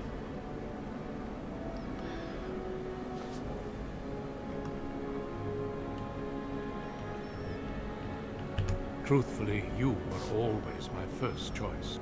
I will take the Tyrna and your son to Ostagar to tell Fergus and the king what happened. Then, your son joins the Grey Wardens. So long as justice comes to Hound. I agree. It and will. I offer you a place within Eventually. the Grey Wardens. Fight with us. I accept. We must leave quickly then. Bryce, are you sure? Our son will not die of Howl's treachery. He will live and make his mark on the world. Darling, go with Duncan. You have a better chance to escape without me. Eleanor. Hush, Bryce. I'll kill every bastard that comes through that door to buy them time. But I won't abandon you. I gotta be honest, I'm not sure I would be capable of leaving my mother behind, just to be blunt. But I do have to honestly mention something that I find interesting about this. First of all, it's not that surprising that she would stay with her husband or stay with her people to defend. That's not the surprising fact. And yet, at the same time, the surprising fact... I'm sorry, I'm saying this wrong. It's not surprising, but it's still admirable. It's still interesting. It's still good, I think is probably the best way to put that. And yet, the thing that I find fascinating about this is, given her own skill and competence with a blade, how many of those bastards she'll take down with her. I try not to think about that, Rowan. My place is with your father. At his side to death and beyond. I'm so sorry it's come to this, my love. We had a good life and did all we could. It's up to our children now. Then go, Pup. Warn your brother. Know that we love you both. You do us proud. They've broken through the gates. We must go now. Goodbye, darling.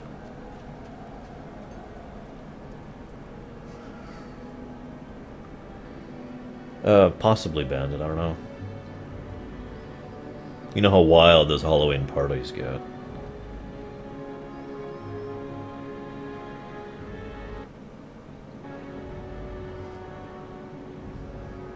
We will be traveling south through the hinterlands to the ruin of Ostagar, on the edges of the Korkari Wilds.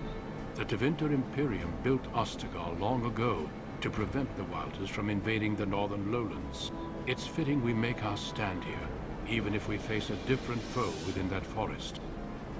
The King's forces have clashed with the Darkspawn several times, but here is where the bulk of the Horde will show itself. There are only a few Grey Wardens within Ferelden at the moment, but all of us are here.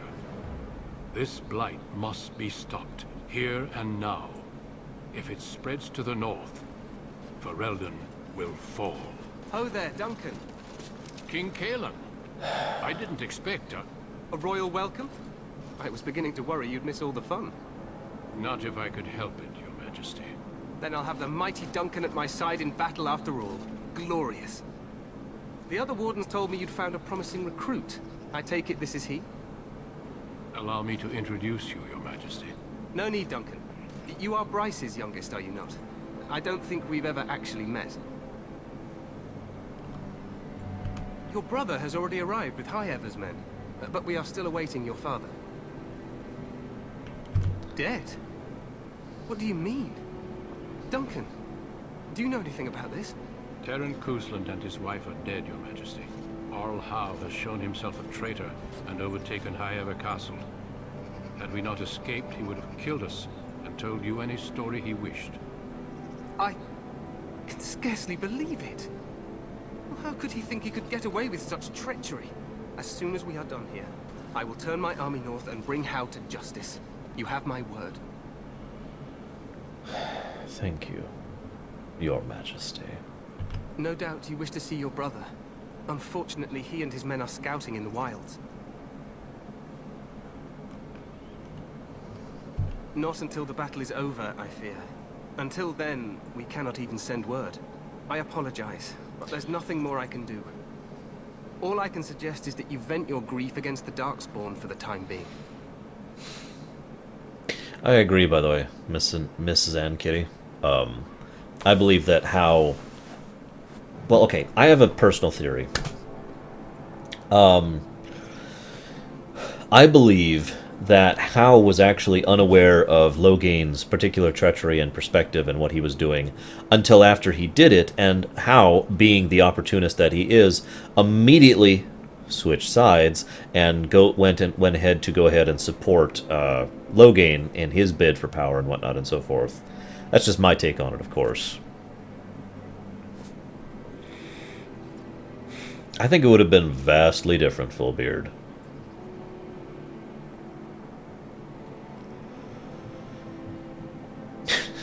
Of course he is, Lava. Now, I want to mention something really quick. This is a question for you guys. This is basically a tactical question, so I'll understand if not everyone answers this, but do you believe the battle at Ostagar was capable of being won by our side, against the Darkspawn? Yes or no? I'm sorry to cut this short, but I should return to my tent. Logain waits eagerly to bore me with his strategies. Your uncle sends his greetings and reminds you that Redcliffe forces could be here in less than a week. Ha! Eamon just wants in on the glory. We've won 3 battles against these monsters, and tomorrow should be no different.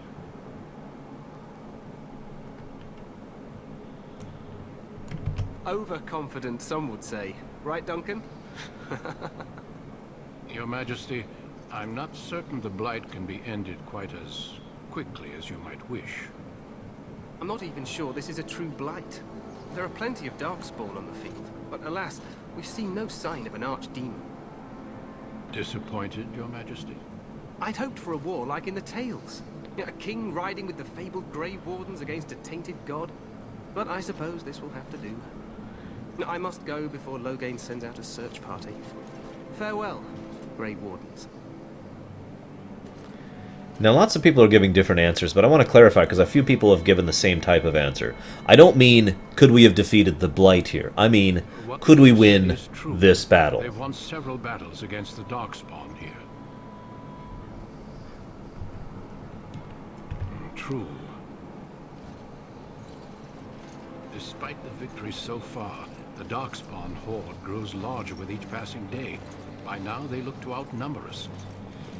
I know there is an archdemon behind this, but I cannot ask the king to act solely on my feeling. Yet not enough to wait for reinforcements from the Grey Wardens of Orlais. He believes our legend alone makes him invulnerable. Our numbers in Ferelden are too few. We must do what we can, and look to Terran Logain to make up the difference. To that end, we should proceed with the joining ritual without delay.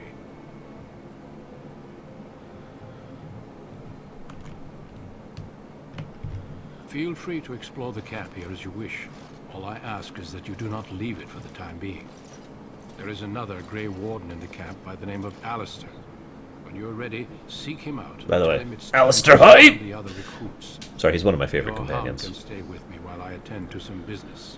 The Grey Warden tent is on the other side of this bridge. You will find us there should you need to. Now here's the reason I asked that question. We lack the information necessary to answer that question. And that's the point. That's the point of this entire setup. They go out of their way to remove from us all the information that we could use in order to properly define whether or not this battle could have been won or lost. We don't know our forces' numbers. We don't know their forces' numbers. We don't know the terrain. We don't know the makeup. We don't know the logistics. We don't know the supplies. We don't know the experience. We don't know the equipment. We know nothing. We know that it's some of the King's forces, which had some of Logain's reinforcements, and some Darkspawn. And that's it. That's the point of this setup. This is Dragon Age, and one thing Dragon Age does beautifully. It leaves almost everything up to the interpretation of the player. The huge spread of answers. I was watching. I'm sorry for not responding to individually, but I was watching everyone's responses in chat as it was scrolling down there. And I was going down the list, and it's like some people were saying yes, some people were saying no. Some people were saying yes because blah. Some people were saying no because of the same reason. Some people were saying maybe. Some people were saying at a cost. Everyone had a different perspective because that's what it was designed to do. To make you make up your own mind as to how this battle could have gone and how this event should have unfolded. Now, you probably want my perspective, so I'll go ahead and give it. Yes, I think this battle could have been won, and I'm demonstrating why right now. Most people do not understand the tactical advantages that a proper oh shoot, I don't have the word. Fortification. That the proper advantages of a proper fortification and the usage thereof. If Loghain was fully supporting this battle and not basically ensuring that Kaelin lost, I'll talk about that in a moment. If Loghain's forces were also using them here and also enabling the proper flanking maneuver, and if the forces here were using their artillery, their mage power, and their melees as a wall properly, or if I could just say this bluntly, if I was leading this battle could have been won. And the reason I bring that up is, think about how different this entire setting would have gone if Kaelin had lived, Loghain had never started his foolish civil war, and all of the attention had always been on the Darkspawn from the beginning. Think about how utterly different everything would have gone if there were more Grey Wardens left in Ferelden than, what, 5? Now, that being said, I have more to talk about Kaelin. But I want to mention one other thing. This is, again, purely a theory of mine. But I believe Loghain fully set Kaelin up, and I don't mean just by refusing his reinforcements. I mean Kaelin, who is... Well, okay. I'm trying really hard not to talk about Kaelin yet. Yeah, no Howl problem. Not... I believe that Kaelin was actually given incorrect, improper, bad military data for this battle. Now, granted, Kaelin went out to fight them on the field, and that is a stupid, stupid thing to do in this circumstance. Any basic, low-level grade lieutenant could tell you that rising out to face an army of that strength out there in that mess, when you have this, and this, and this, is retarded. But even ignoring that, I've always believed that Loghain actually went out of his way to specifically give him tactics, data, etc. that were wrong, that were bad. And two big reasons for that. One, Loghain, I genuinely believe Loghain believed Kaelin was a traitor. Not just someone who's bad. Not just someone who's an idiot, not just someone who needs to be removed for the pragmatic, nature of reality. No. That he was actively a traitor to Ferelden. I mentioned earlier the paranoia, and we'll be talking more about that in Loghain's story later. So, in addition to that, I also believe Loghain strongly felt that the best way... Yeah, I know, Tigran. The best way to neutralize this threat was to ensure that as small a force died as possible under the worst possible loss possible, so that he could then have as much strength as possible in order to make his own bid for power. That being said, a lot of people died out here, and everything just... Oh my god, there's a lot of mess in this whole thing. But anyways, that's just my theory. Loghain intentionally screwed up the strategies, in addition to everything else. Let's talk about Kaelin before we have to start talking about Alistair. Alistair? Anyways. Hey, you must be the Grey Warden recruit that Duncan brought. I'm going to pause to talk about Kaelin. I'm sorry, guys. I know I keep pausing. I'm sorry. Kaelin is such a fascinating character. Kaelin is another beautiful example, almost a textbook example, of someone who wears a mask very clearly and definitively. My best way to mention what Kaelin is... Hang on, we gotta find a wall to stare at. That's our character's big thing, is just staring at walls. There we go. I feel that Kaelin is probably the best example of a good man does not make a good leader. I honestly believe Kaelin is a good person. A good man, a good individual. He has an honest heart, a decent heart. He wants to do the right thing. He is a little naive, and he likes to get swept up in the romanticization of things without accepting the reality of things. It has been mentioned more than once throughout this entire game that Honora is the one who actually ran the country. And that's actually very likely true, especially given the way the political mess of this world works. Remember that power is supposed to flow up, not down. So the king has to be supported by the Terrans, has to be supported by the, etc., etc., etc., right? So my point being... Shut up, Preacher. So my point being that... and I agree, by the way, Mr. Dino Games. The point being that Kalen was the kind of person who, ironically, was both a very good and a very bad leader, because he pretty much ensured that he would remain in power because of the fact that he had so much more support from people than other better leaders would have actually had. And that's why his marriage with Honora was such an amusing little thing that actually fit perfectly with this political setup, because she is willing and capable of doing the things that are unpopular and unliked, while he remains so popular and liked as to maintain his power base. But as was pointed out by someone here, Raskor just pointed that out, Kalen is still quite young. It is actually very likely that Kalen would have grown into being a good king, if not for three important factors: the Blight, Howe, and Loghain. All three of these things were working against Kalen. Honestly, even if Kalen had not died in this battle, I don't think his story would have gone very well. Kalen also does not strike me as the kind of person who can face a situation like the Darkspawn threat, like a true Blight, and actually be good at dealing with it at first. Whether or not he ever grows into the kind of person who can deal with it, that's debatable. Someone earlier mentioned the comment that Kalen was an ineffectual king.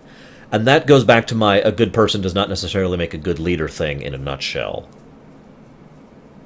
And that, I mention that especially because that will become very, very important when we get to our Orzammar story. Obviously, I'll have more talk about that later, but you probably get the immediate point just by the fact that I mentioned Orzammar in the context of this discussion. Now... Yeah, and Cashel brings up a good point. Yes, I will, Pro. Kalen strikes me as the person who would do something if he had the power to do it. If he knew something was wrong, he would try to go ahead and do anything within his power to try and correct that wrong. The catch is, in a setting like this, that kind of leader is going to be basically ruined. And Rigel is correct. You need kings who are terrible, horrible, vicious bastards to run a setting that is as messed up as this one. You need kings who are willing to do the horrible, terrible things and who are horrible, terrible people because they have the skills and they have the pragmatism and they have the brutality necessary to accomplish actions in a world that is not going to be kind or give you the idea of, clemency.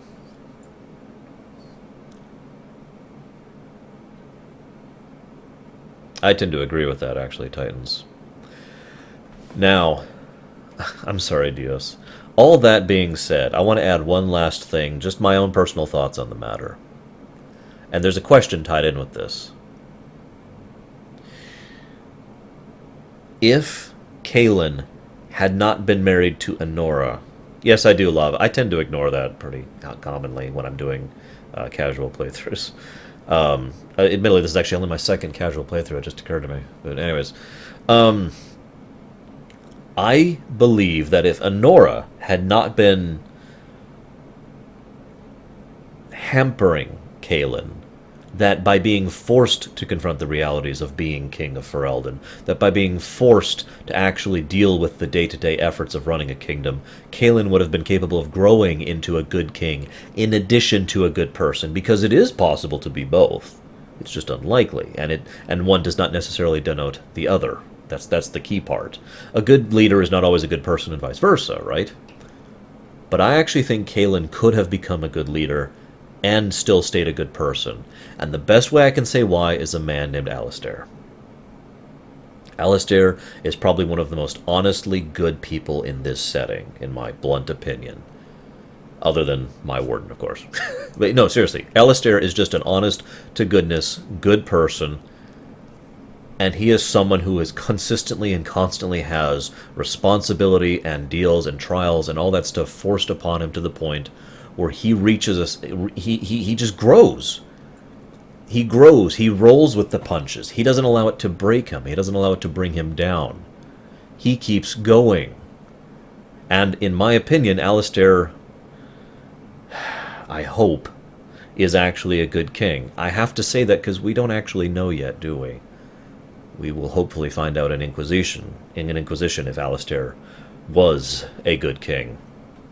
But it is my hope that he will be, I think is probably the best way to put that.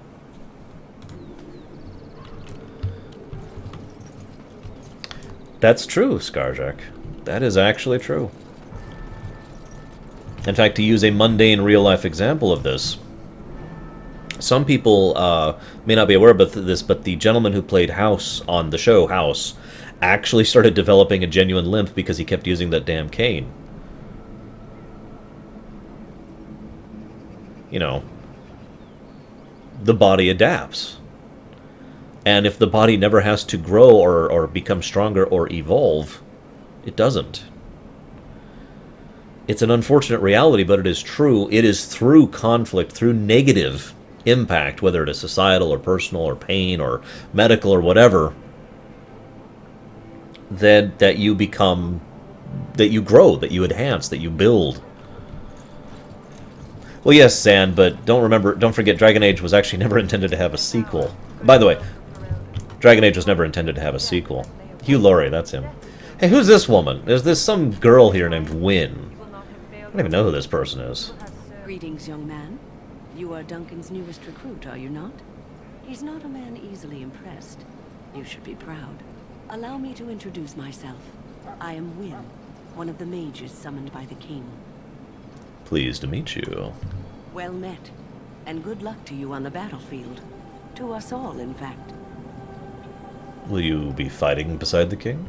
Not precisely. The Grey Wardens will be on the front lines, not the mages. Still, we have our parts to play. To defeat the Darkspawn, we have to work together. It's not an idea everyone seems able to grasp. You've faced Darkspawn before? Stragglers, yes. Not the vast horde the scouts speak of. I wonder, how much do you know of the connection between Darkspawn and the Fade? I know the Fade is where you go when you dream. Anytime your spirit leaves your earthly body, whether it's to dream or to die, it passes into the realm we call the Fade. It's home to many spirits, some benevolent, others far less so. At the heart of the Fade lies the Black City. So what's the Black City? Some say the Black City was once the seat of the Maker. But when the mages from the Tevinter Imperium found a way into the city, it was tainted with their sin. We don't know if that's true, by the way. Turning them into twisted. They repeat that a lot, but we don't actually know if that's what And happened. the Maker cast them back to the Earth, where they became the first Darkspawn. There's a lot At of least conflicting that's what the evidence. Chant of Light says. Is that true? It may be allegory, meant to teach us that our own evil causes human suffering. Or it may be true. It is as good an explanation as any for now. At least it's something to ponder. Yes, occasionally it's wise to contemplate one's actions. But I'm certain Duncan has more for you to do than talk to me. It actually would, Raskor. I have a theory about that we'll talk about later. Do I think Duncan could have beaten the Archdemon? Actually, no, I do not.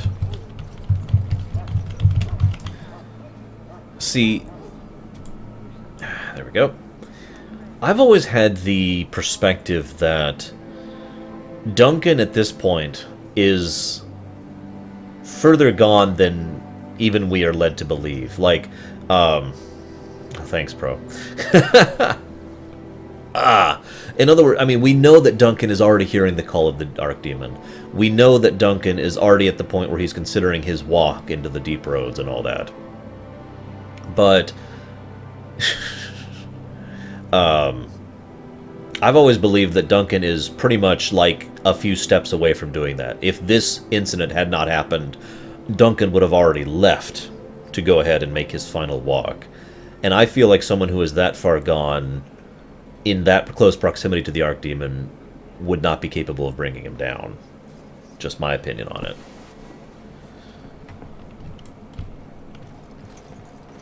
Of course, that's also worth noting that the Archdemon was not at this battle, but I'm ignoring that obvious point. I think I'm supposed to go this way. It's actually been a little bit since I played this game. By all accounts, Marek was a good king. What is it now? Haven't Grey Wardens asked more than enough of the Circle? I simply came to deliver a message from the revered mother, Sir Mage. She desires your presence.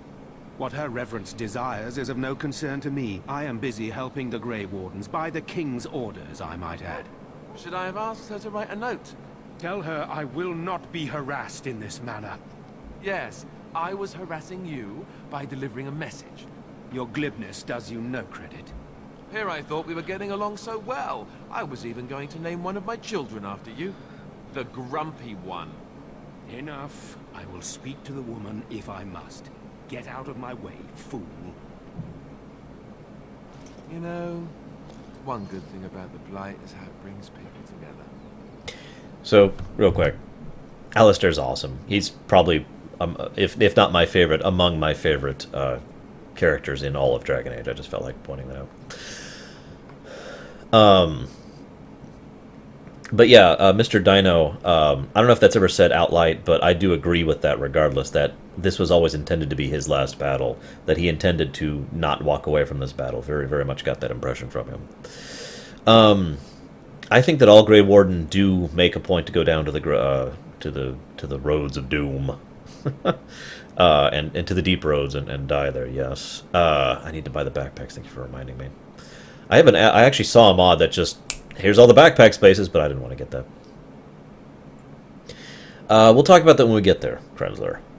But Alistair is interesting to me for two big reasons. Number one, great voice actor. Really puts in the subtlety in his performance that is required for him to be more than just the snark. It would be very easy for him to literally just be a stereotypical snarky character, but he isn't. He has got way more depths underneath that to him, which brings me to point two.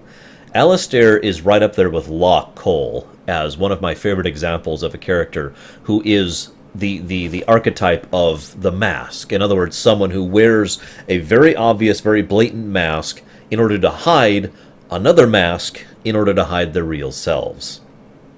And it's something that, no, we're not Rowan, it was voted not to.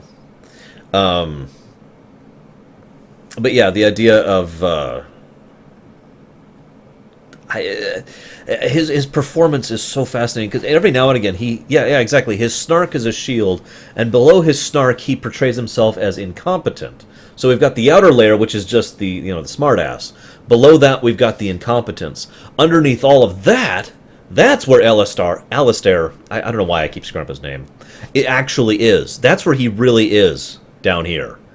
The person who is caring, kind, considerate, has a deep sense of responsibility, a great deal of nobility about him, the fact that he really wants to push himself further to do more, the fact that and he's got so much gray about him too. He thinks certain things about politics and the Darkspawn and the way things work in Orlais and just all sorts of little things that flesh out his character, but all of that is behind these two shields. And it's funny because there's another character who does pretty much the exact same thing, which is which is probably my second favorite of the companions in Dragon Age Origins. That would be Morrigan, who also has the outer layer and then the inner layer and then her actual self. But we'll be talking about her later, of course.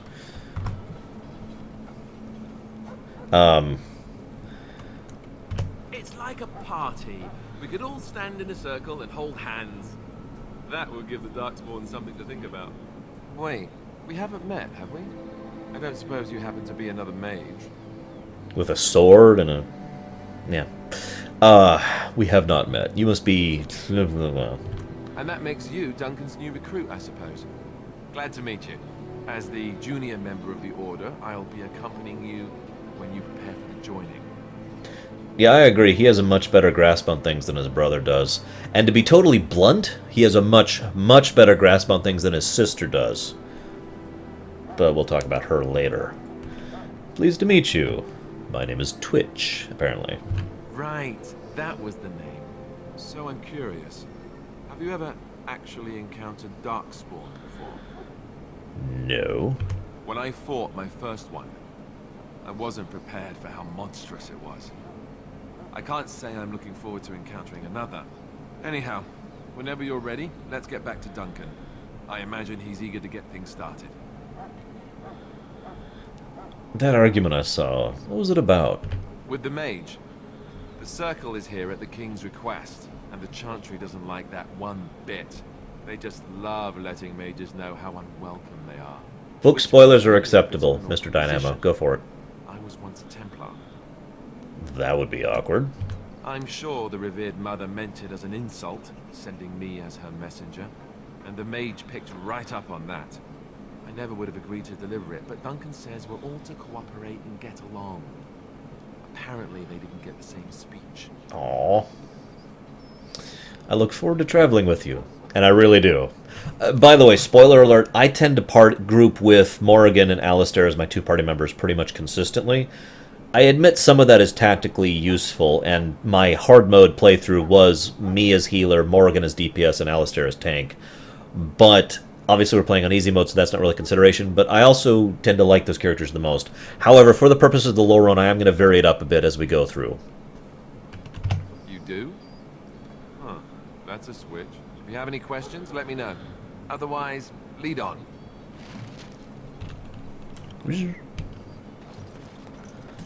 Yeah, Goldana isn't actually related to Alistair. There's no blood relation there. Have you seen an elf running about? Young woman, red hair, carrying a suit of chain. Oh, can't say I have, but... Blasted. Where did she go? That suit better be patched up when she gets back, or by the maker up. No, pardon my manners. My troubles are no concern of yours, I'm sure. I'm the quartermaster. Did you come for supplies? Do you need help tracking this girl down? Oh, I'm sure you have better things to do than run errands for me. I can find her myself. Okay, well, I should go. They even say it here! They even say it here, look! Anyways. Arms and armor, for the most part. Yeah. It's for the King's men, but you Grey Wardens can buy what you need for a modest price. I also have some goods on the side I could provide. Strictly off the record, of course. Yes. We are recruiting everything except for spoiler. Let me know what you'd like. I'm sorry, Cashel. Secretly, I'm not actually sorry at all. Screw you. How's our gold supply? 41 copper. That can't be right. Well, let's sell everything that I don't care about.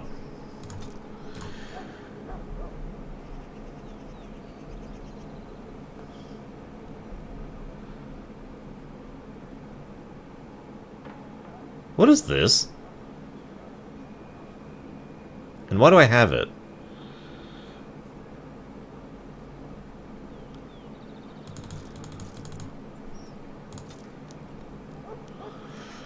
I'm sorry, Mraid. Okay, I don't need that. What is the what is the Blood Dragon plate? That's either a mod or one of my bonuses for having the Ultimate Edition. Because I got the Ultimate Edition, which has like a billion DLC things. Oh, okay, it's one of the DLC armors. That's what I thought. Just, yikes.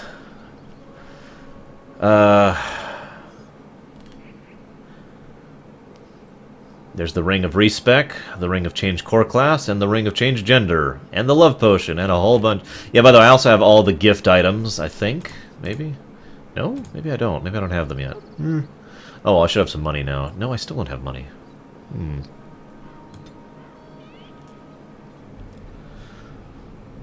I only need 57. Well, I don't need lyrium potions, like, at all on easy difficulty. Mana is not a problem. So we'll go ahead and just do that. There we go. For those of you who don't know, there are plenty of bags in the game that are permanently missable, including the one I just got.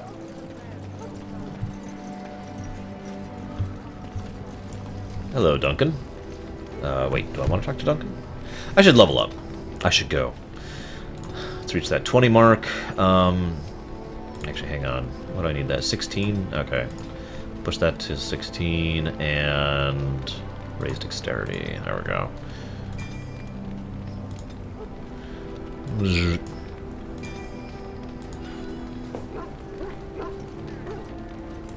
You found Alistair, did you? Good.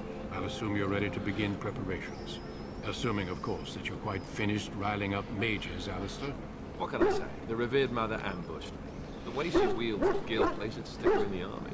She forced you to sass the mage, did she? We cannot afford to antagonize anyone, Alistair. We don't need to give anyone more ammunition against us. I apologize, Duncan. I'll go collect who we're missing. Yeah, I was going to point that out as well, Rowan. A knight from Redcliffe. How'd you do? And this here is Daveth, a fellow from Denerim. That's me. I'm a fellow. And this, of course, is the recruit that Duncan said he was bringing. I'm Ugly. Pleased to meet you. I should have named him Ugly. Since you're all here, we can begin. You four will be heading into the Kokari Wilds to perform 2 tasks. The first is to obtain 3 vials of Darkspawn blood. 1 for each recruit. I should have talked to Alistair. Whatever, I'm an idiot. And what's the second task? There was once a Grey Warden archive in the wilds, abandoned long ago when we could no longer afford to maintain such remote outposts. It has recently come to our attention that some scrolls have been left behind, magically sealed to protect them. Alistair, I want you to retrieve these scrolls if you can. Understood. The scrolls contain treaties promising support. Treaties that may prove valuable in the days to come. Watch over your charges, Alistair. Return quickly and safely. We will. Then may the Maker watch over your path. I will see you when you return. Hey, Gustorn. And hey, 9-Volt. You already missed me talking for 3 hours about politics and culture and magic and like 20 other things.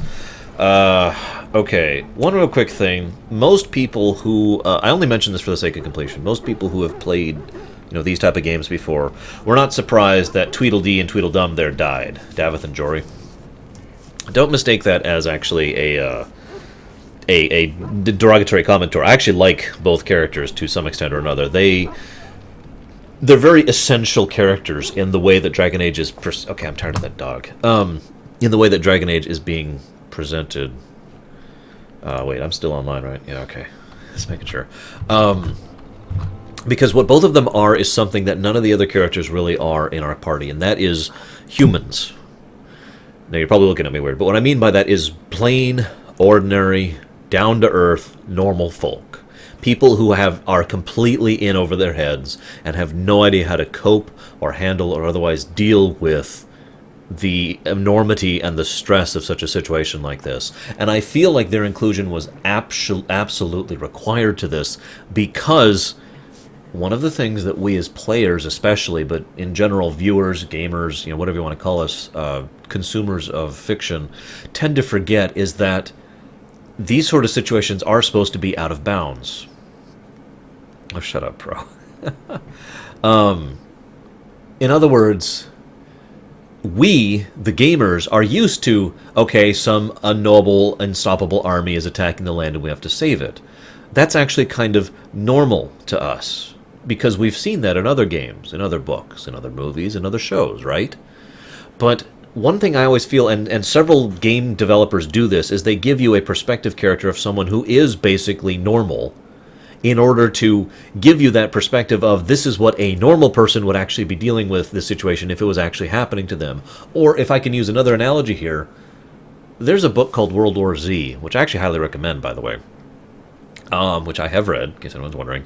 And World War Z does something that was actually considered almost a faux pas when it first came out, and that is, it treated the zombie apocalypse like this unknowable, oh my god, we have no idea how to deal with this thing, even though by the time that book came out, the idea of zombies and a zombie apocalypse was so commonplace as to be ordinary.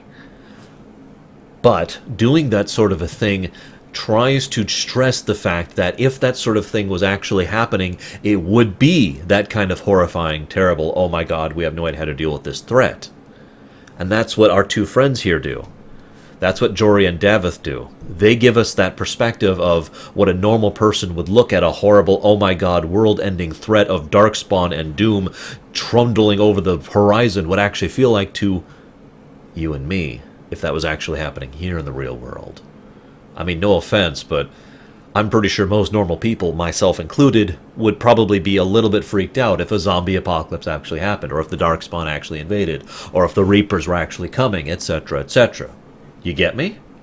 And that's why I feel like their inclusion and deaths were both absolutely useful and absolutely essential to Dragon Age's perspective, because otherwise we would just be the party of the heroes who are above it all. We need to feel what it's like to be down here first. Alistair, we want to talk. Talk to me, Alistair, please. Just talk to me, man. I'm begging you. We need to get down to the... Ah! I think I missed it. I think I missed it. You there, Elf. What's your name? It's Pick, sir. Go tell Turn Loghain that the war party's ready to begin scouting. We'll send word if we find anything amiss. Yes, sir. Right away, sir. And here we have the Ash Warriors. What do you need? You haven't brought more instructions from the 10, I hope. You talk to everyone like that? If I feel like it. If you're not from the 10, what do you want? We're busy. You don't look like the other soldiers in the armies. We aren't. We're Ash Warriors. What's an Ash Warrior? Our training has been passed down since Lathias the Dwarf son first harnessed the battle rage of the... It is an old tale. So what's an Ash Warrior do? I'm sharing this for people who haven't heard this dialogue, by the way. We harness the rage inside us, nurture it, and draw it out so we cannot fall in battle until our last foe is slain. It is a dwarven discipline, but we've adapted it to let us fight alongside our hounds. That is our way. I trust my hound with my life, as he trusts me with his. Yeah, I hate the dog barking. I have a hound of my own. Then you are most fortunate. A trained Mabari hound is as dangerous as any sword. We do not speak of a city pet or those things that sit in an old woman's lap. Alright, I'm out. My thanks. I should go. There's hunting to be done. I'll not be kept from it. Oh god, gotta get away from that damn dog! Now, I mentioned the Ash Warrior. I wanted to make the point of showing the Ash Warriors for two reasons. One, the Ash Warriors were specifically pulled here by Tyrn Loghain. Why? There's a few trillion things that you can extrapolate from that, but I'm curious if any of you out there have any theories about that. But while we get to that point, hello, Templars. But the mages must not be interrupted. Jackass. Out of West. The other thing, though, I wanted to mention while you guys answer the Loghain extrapolation question is... the Ash Warriors are a fascinating example of something that is totally normal and yet still well presented. In other words, they are a very ordinary, even commonplace feature in most forms of fantasy and indeed real life. We would just call them berserkers normally. And yet they fit perfectly into the setting in like a seamless little transitionary piece, because not only are they something that fits within the setting overall without otherwise emphasis, but they are an interesting link between humans and surface dwellers, who are a link between the humans and the actual dwarves of Orzammar. The dwarves who came up from Orzammar and brought some of their traditions and the feelings and otherwise perspectives with them, and their teachings and their training, in order to then teach them, impart them upon humans, in order to survive as the dwarves reach the point where the surface dwarves specifically reach the point where they have to adapt to this, well, to that, if you know what I mean. They had to do something, and the idea of plying their trade and teaching humans to become this new thing, which then becomes this entire swarm, this entire subculture genre of combat and fighting and mercenaries, etc., etc. It's just fascinating to me, and that's one of the reasons why I mentioned it. Now, if this is a less barking mod, I'm going to install this like right now. I'm glad someone got the falling into the sky thing. Okay, I need to remember what this quick save button is. Do I remember what the quick save button is? Let's do a normal save really quick. Yeah, sure, whatever. Alright. Key bindings. Quick save, quick save. Let's see if I can get it before you do. It's apparently F5. F5. We're going to need that a lot. This is something you're going to be seeing happen a lot during the lore run. I'm going to be quitting the game and restarting it. I mentioned the fact that... oh, good. It does have a manager thing. I mentioned the fact that this game does have flaws to it. Arguably, the biggest flaw for me is the fact that Dragon Age suffers from a really, really bad memory leak problem. And so, when I'm playing this game, and like I said, this will be happening as we go throughout here, occasionally I literally just have to restart the game because the memory leak gets too bad, because the game starts to chug a bit as a result of that. I don't know if this is true on all versions, I don't know if this is true on the consoles, I just know that it's a massive pain for me. Especially later on when you get into the game, about the time in which we do the lands meet, in general I can only play for an average about an hour before I have to go ahead and restart the game to flush out the RAM. This should put me right back there. Yeah, thought so. There we go. Now, Raskor, I'm assuming you're answering what I think you are. Huh. Someone finally comes and talks to the lone prisoner. I don't suppose you've come to sentence me? No, I'm just here to put some pants on you. No. They put someone like me in a cage until someone important has time to decide what to do with me. I don't suppose you have a bit of kindness in you? All I want is food and water. They haven't fed me since I was locked up and I'm starving.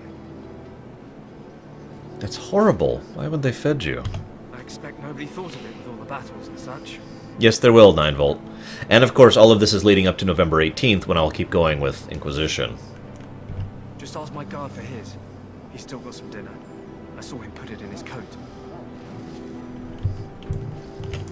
Now that's a deserter. I'm going to pause here for just a moment to mention that some people don't actually... I've heard a lot of differing opinions on how you perceive a deserter.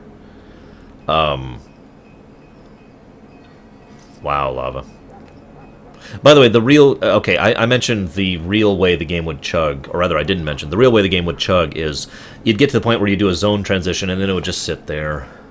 Loading. Loading. And the longer you go, the longer that load time gets, until it gets to the point where it was unmanageable. When I very first played this game, I thought it was a problem with my computer. Anyways... A deserter he is a thief, but that's irrelevant. He is a deserter, and the question is, what do you feel about a deserter? Now, let's explain what a deserter is, just to make this clear. You are fighting in a war. No, Pro. I don't even know what's available. You are fighting in a war.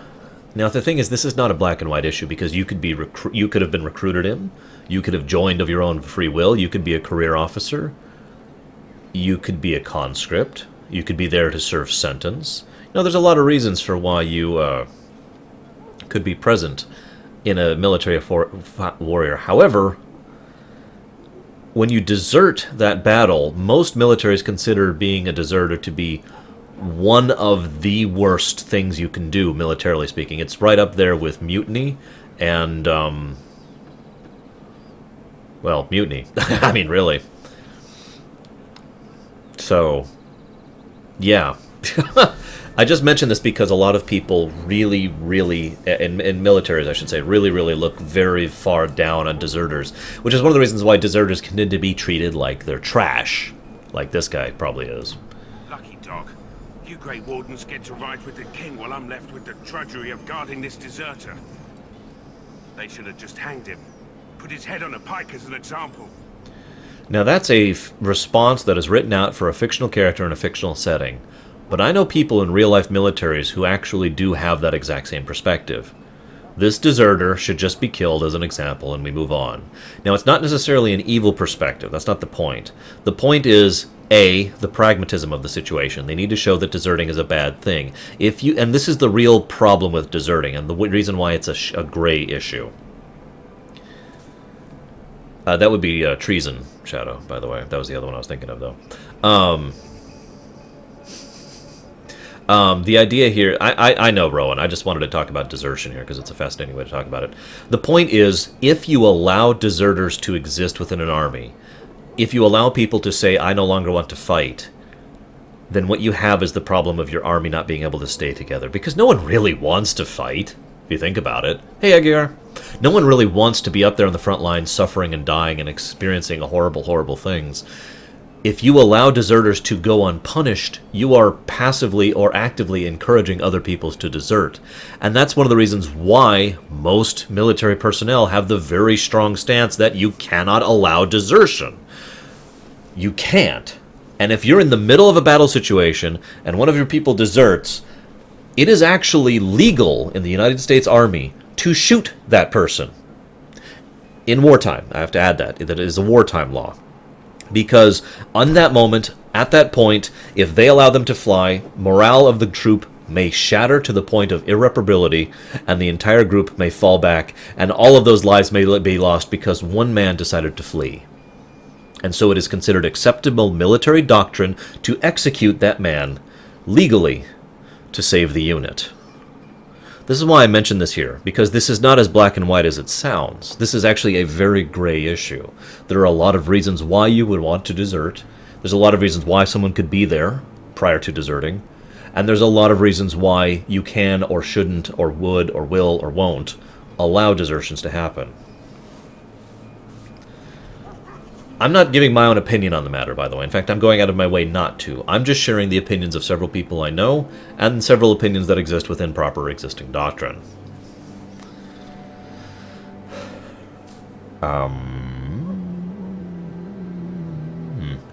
Why does anyone want to desert? Because he thinks he's going to die and he's a bloody coward, that's why. Either that or he's been listening to a bunch of hogwash about how the Darkspawn will drag you off and eat you.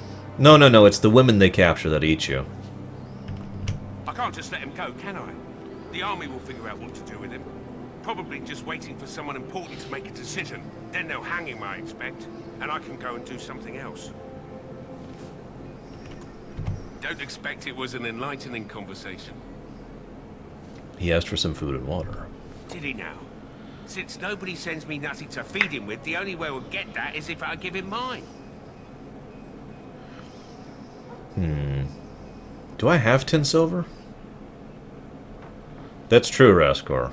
Very true. And yeah, Crispin is absolutely correct. There are plenty of cases where wars and entire battles in even up to slightly more modern eras, I'd say World War I at the most recent, were won or lost because of demoralization.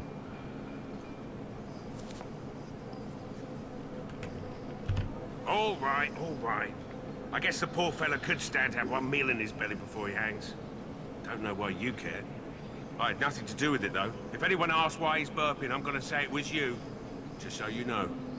I'll accept responsibility for that. So? Brought me some food, have you? I'm so hungry I could faint dead away. Tell me why you're in there. I'm a deserter. Or so they think. I bet there's no arguing them out of it, though. Armies are funny that way. Did you desert? I wasn't deserting. But when you catch someone sneaking around camp in the middle of the night, what else are you gonna think? Does it matter? All I want is a bit of food and water. If you weren't deserting, why were you sneaking around the camp? Oh, I would have deserted eventually. Just not then. I was stealing, not sneaking out of the camp. I got one of those wizards drunk and took his key. It belongs to a chest they got here, full of magical treasures. In fact, I still have it. I can't use it from here, but I'd trade you for some food and water. I swallowed it, but it's come back into my possession since then, so to speak. All I have to say to that is, ow. And now to kill him and take the key. No, here, have some food. Much obliged. May Andraste herself rain blessings upon you. And, as I mentioned, here's the key. Use it in good health, huh? Huh.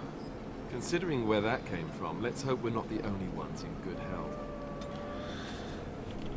Alistar approves. I would too, Rowan. Hey, let me use the key. Huh? Yes, there are actually, Shadow. Ah, yes. The Tranquils. I'm actually going to go out of my way not to talk about the Tranquils just yet. I was actually going to spend most of my time, if we did the Mage Origin, talking about Tranquils, because, in my opinion, they are one of the more fascinating things to talk about when it comes to Magic, because they are probably the best way to shine a spotlight on the entire Magic issue that exists for all of Dragon Age. Wait, what? I can only do it at nighttime? What? Where's... eh? No.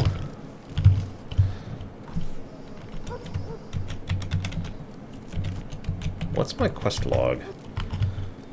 F, apparently.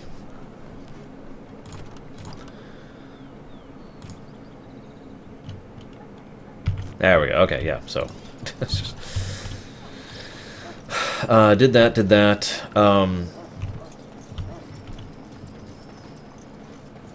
What, Shadow? Yeah, Tranquils are a very gray issue. Or rather, some would argue the Tranquils are a black and also a black issue. It's really unpleasant.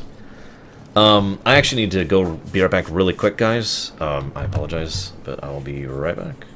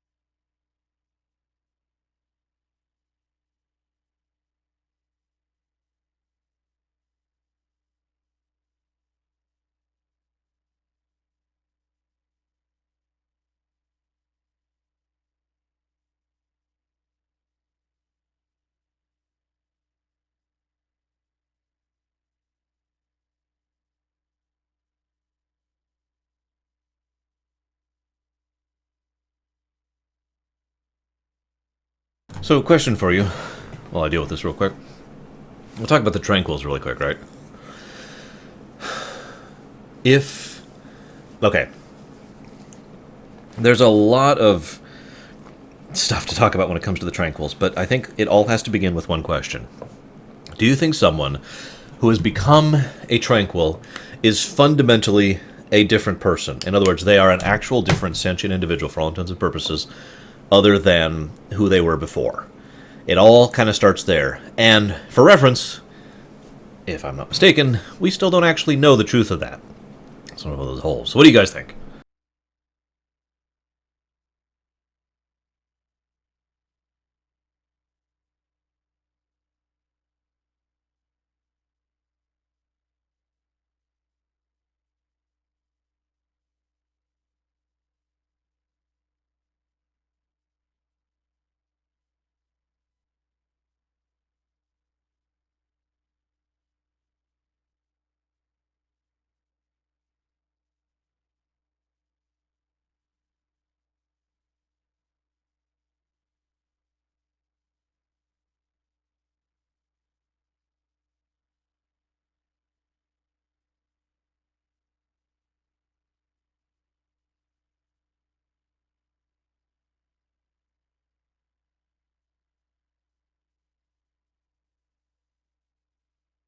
To make it clear, and to respond to Yachman's comment, I'm not saying are Tranquils people. I'm saying, are they the same person?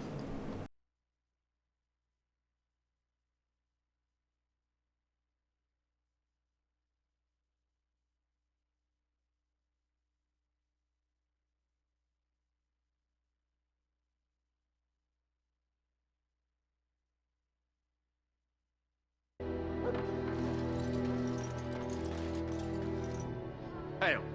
I'm told you all have business in the wilds. The gate's open for you. Just be careful out there. Even a Grey Warden won't be safe in the forest tonight.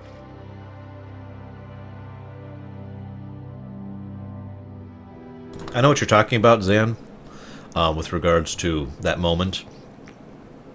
But my point is, even before that moment, I felt like Tranquils were different people than the original. But that moment highlighted how much more horrifying it is. Because what we have here is a Borg situation. For those of you who aren't fully versed in Star Trek, allow me to elaborate. When you become a Borg, you have no control over yourself, and basically a different personality speaks for you. There is effectively a new person there, which is the new you. However, the real you, the original you, I should say, to make it clear, the original you is still back here and still fully cognizant. You still know everything that's happening. You are still fully aware of everything that's happening. You still remember it all. If the Borg part of you goes away and it's back to being you, you still remember all those things you just did. And the way the Tranquils were presented in Dragon Age 2, I always felt like that's what we had, as a Borg-type situation, where it's the worst of all worlds, basically. And one of the reasons why I find it horrifying. 'Cause, ugh.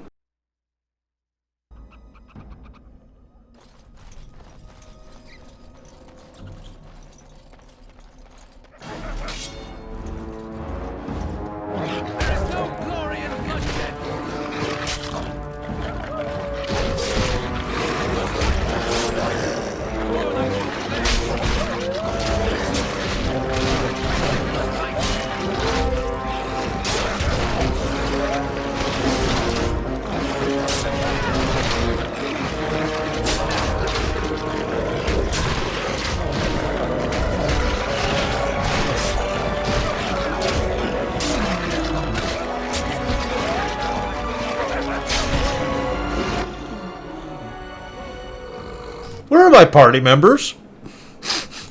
I'm just soloing a pack of wolves up here by myself.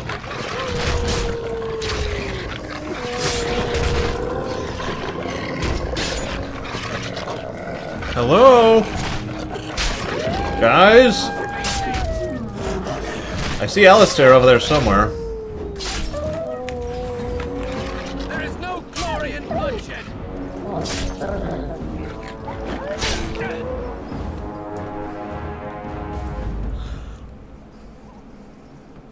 I'm done, guys! I'm done killing the entire pack by myself!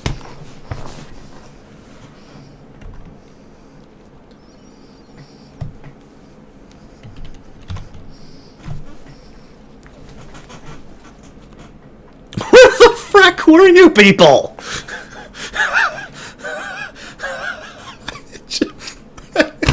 Yeah, this is basically a Dota, MOBA situation here. Hello, guys. Okay. Just...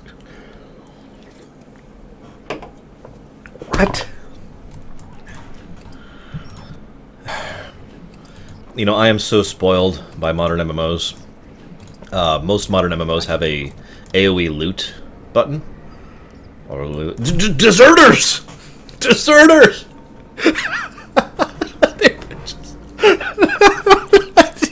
Okay. Hang on, let me try and remember how to pull up the Gambits window. There we go. Okay, so Alistair.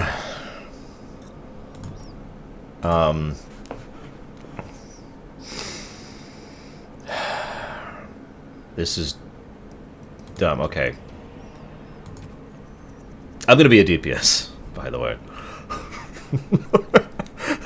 They're just stealing my X. That's what they're here for. I don't even remember how I used to do this, but Alistair's going to be my tank, so I only have 3. So right now we'll go... There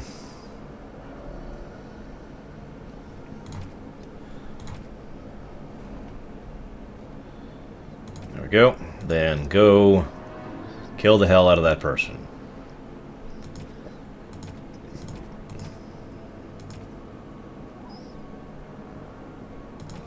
I'm doing this wrong. It needs to be... Oh. Aggressive. Cautious. Passive. No, I'm kidding. We'll go with ranged on Jory. That makes lots of sense, right?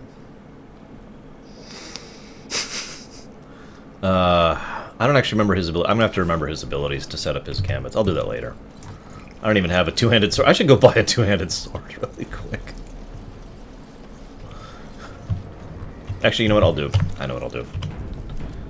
No, I can't do that until we're out of the thing. Screw it. Hello, Missionary Jogby. I'll take your letter. If you've never played this game, or never done this before, I highly recommend you read all the Codex entries, because they're awesome. A lot of good stuff in there. Is that Grey Wardens? Well, he's not half as dead as he looks, is he? My scouting band was attacked by Darkspawn. They came out of the ground. Please help me. I've got to return to camp. I have bandages in my pack. Oh, that's not... Oh, God. I've got to get out of here. You're evil, Permeus. What the hell? Did you hear? An entire patrol of seasoned men killed by Darkspawn. Calm down, Sir Jory. We'll be fine if we're careful. Those soldiers were careful, and they were still overwhelmed. How many Darkspawn can the 4 of us slay? A dozen? 100? There's an entire... I think my record is in the 4-digit range. There are Darkspawn about, but we're in no danger of walking into the bulk of the Horde. How do you know? I'm not a coward, but this is foolish and reckless. We should go back. That's true. Know this. All Grey Wardens can sense Darkspawn. Whatever their cunning, I guarantee they won't take us by surprise. That's why I'm here. You see, Sir Knight, we might die, but we'll be warned about it first. That is reassuring. That doesn't mean I'm here to make this easy, however. So let's get a move on. Yeah, that was the real Alistair for just a moment. Now this is interesting. I just feel like pointing out. I actually like both Dareth and Jory in their own different ways. Jory is interesting because he doesn't actually... That's true, Bowman. Jory doesn't actually wear any masks. He's a truly rare example of that. Someone who just is completely open and honest about everything about himself. he's also the one who chickens out, as we know in the future. By contrast, we then have Davith, who does wear a mask, a very similar mask to Alistair. I have heard, excuse me, I have heard many people theorize that Davith would have been a fascinating character if he had been allowed to, survive, thanks to the way he presents himself, Oh, Jory is definitely intelligent. I never said otherwise. It's just, he's not trying to pretend to be what he isn't. Speaking of which, okay, yeah, whatever. Frickin' Herlocks. First, let's pick some flowers, guys. Oh, I can't pick in combat. Damn it. Fine.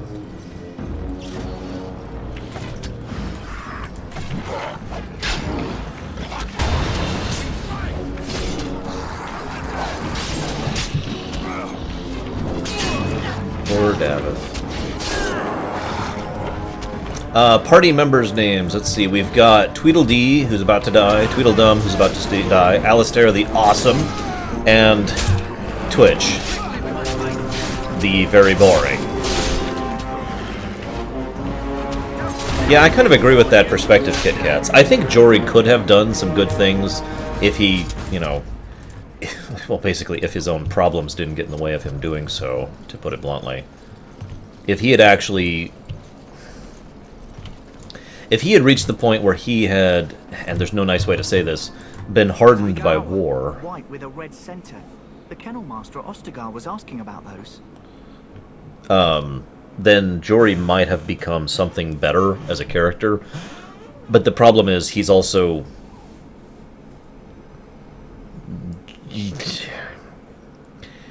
I think the best way I could describe Jory is self-interested. Not that I'm necessarily saying it's to the extent of, for example, Arl Howe, but definitely leaning in that particular direction on the character scale. Someone who cares more about himself and his own whatnot than everyone else. The kennel master said this flower can help dogs that get sick from biting darkspawn. At any rate, he was offering a reward if someone went into the wilds and brought him one. Might want to think about it, is all. Yeah, that's kind of why BioWare has done the here's temporary party members, oh wait, they're dead trick. Even though they've done it a few times, it tends to still work, especially because they bothered to put so much effort and work into those characters. There's no way to say this without spoiling, but this is a lore run, so the temporary character in Awakening is actually probably one of the better examples of that, in my opinion.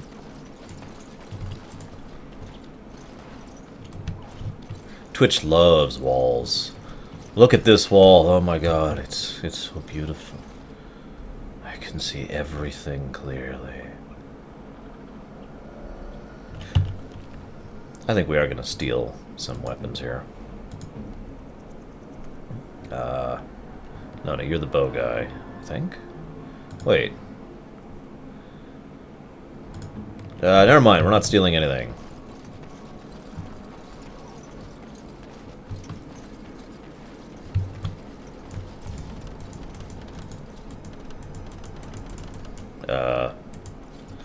Go! Pathfinding, figure it out for me.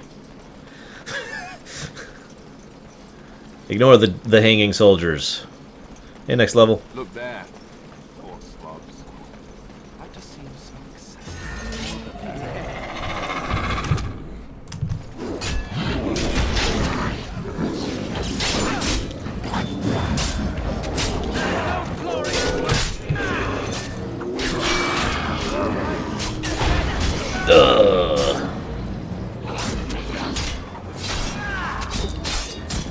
I guess it is true, Yachiman.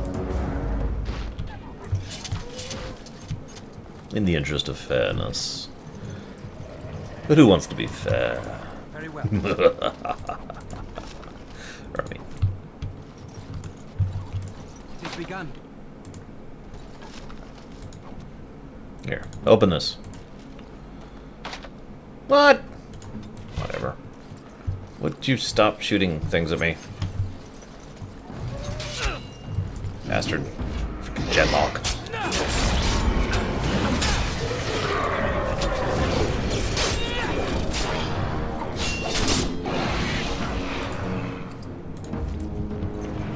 I don't actually know any console commands for Dragon Age. I've actually never cheated in this game. I had one piece of armor that I actually kind of planned to use just because it looks cool, but I basically just used it because it looks cool. I mean, it is nice armor, but, you know. Which bit, Permeus? By the way, I may miss a few things in this run, and that brings me to another point, which people would disagree as to whether or not it's a good thing or a bad thing. It is really, really easy to completely miss content in Dragon Age. It is definitely a game that, at least on your second playthrough, you want to have a walkthrough for, because there is stuff all over the place that if you don't do it when you're there the first time, you can never do it again. Or if you don't do it before you do something else, you can never do it in the same way. And you'll also see... Gotcha, Permeus. You could also see the fact that there's plenty upon plenty of dialogue options and whatnot that you basically have a limited time to hear. And in fact, we've already seen that because we've already missed some bits with Alistar, speaking of which. Still need to find those documents. Damn it! They're even here. Greetings. It is good to finally have a moment to speak with you. Hello, Jory. Where are you from, Jory? I hail from Redcliffe, but Duncan recruited me in Highover, a city off the northern coast. Have you traveled there? I don't know, Crispin. I really don't. I have no answer for that. My Lord Kuslet. I'm honored. I was in Arlayman's retinue when he attended King Marek's funeral. It was in Highover that I met my Helena. I was smitten. She has the most beautiful eyes, my Helena. Now, for years, I found any excuse to return there. We married a year ago. Arlayman gave me leave to serve in Highover, but I was attempting to persuade Helena to come to Redcliffe with me, at least until I was recruited. So how'd the Grey Wardens find you, Jory? Last month, Duncan visited Highover, and the band held a tournament in his honor. I won the Grand Melee. It was hard to leave my wife. We married only a year ago, and she is heavy with child now. But Ferelden needs my blade, and I shall not falter. Notice the pause there before Ferelden needs my blade. Obviously not really being 100% truthful there. And yeah, by the way, for those of you who don't know, spoiler, the Wardens are extremely ends justify the means kind of people. At least as an overall group. Some vary. Even Duncan himself is often considered to be one of the most good of the various Grey Wardens, but even he is willing to see that to the end because he believes, to his dismay, that the only way to actually accomplish what he seeks is the dark path. Now, the distinction here with Duncan is Duncan regrets the bad actions he has to take in order to accomplish his ends. Some people wouldn't, and so I still maintain that Duncan is a good person. But there's no denying that the Grey Wardens are, well, appropriately named. He has a seemingly impossible task, with a scarce handful of Grey Wardens, yet he does not complain or flinch from his duty. We should find those documents. Although if they were so important, why leave them out here? By the way, this is another good example of what I'm talking about with how they flesh out. If BioWare had just given you a temporary character and then they die instantly, Mass Effect. Seriously though, there is BioWare usually goes out of its way to really flesh out the temporary party members, not just to trick you, but to use them as a way to further the story. I already mentioned how both Jory and Davith help flesh out this story, and so these guys have backstories and personalities and developments and decent voice actors. So, you're the one we spent all that time waiting for, hmm? So where are you from, Davith? I grew up in a village about a day's trip to the east. Little blot you wouldn't even find on a map. Haven't been back in years. I struck out for the city as soon as I could outrun my pa. I've been in Denerim for what, 6 years now? Never liked it much, but there's more purses there than anywhere else. And yeah, he's a rogue, by the way. And a pickpocket, thank you very much. Or was, anyhow. Who'd ever guess I'd end up a Grey Warden? Hey, Samurai, where you been, man? I found them. I cut Duncan's purse while he was standing in a crowd. He grabs my wrist, but I squirm out and bolt. The old bugger can run, but the garrison caught me first. I'm a wanted man in Denerim, you see, so they were going to string me up right there. So what happened? Duncan stopped them, invoked the right of conscription. I gave the garrison the finger while I was walking away. Don't know why Duncan wants someone like me, but he says finesse is important and that I'm fast with a blade. You bet your boots I am. Besides, it beats getting strung up. Again, I agree with the idea that Davith would have grown into a very interesting character if allowed to survive. Alright for an old bugger. He's faster than he looks, too. We still have to find those documents. I've never heard of a tower that stood for more than 10 years in this forest. Hey, I'm following you, aren't I? Alright, let's go ahead and get that. Which is F, I want to say. Yep, there we go.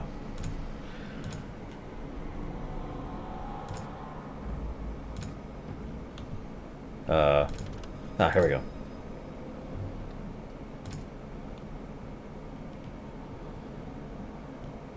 Damn it. Okay, where's the...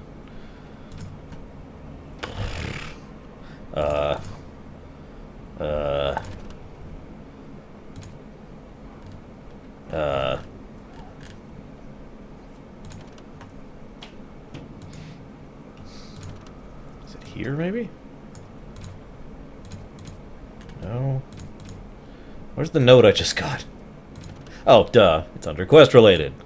Yes, strung up means hanged, as in to hang from the neck until dead. Which is called that because sometimes they don't die from the initial shock, which is horrible. Yeah, I agree, Baronessa. I'll talk about that when we get there, too, and point it out. I don't think he was heroic. I think he could become heroic over time, but I don't think he was suddenly heroic, Yachaman. I think he just... If I were to put it in such words, it's my opinion that Davith is someone who saw the possibility to be more than just himself, to work for or be a part of something greater, and took it.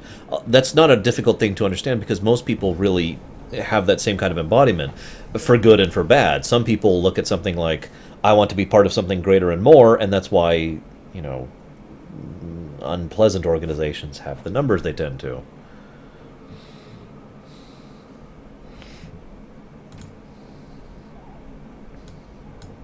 You know what? I don't remember where this is. I will be missing stuff. Sorry. Not intentionally, I will be missing stuff. Oh yeah, by the way, genlocks can be mages. There's a lot of theory crafting on why that is. I can only share my thoughts on it, because to my knowledge, we don't actually know. For you, those of you not getting the point, dwarves can't be mages, and yet genlocks can be mages. I'm going the wrong way.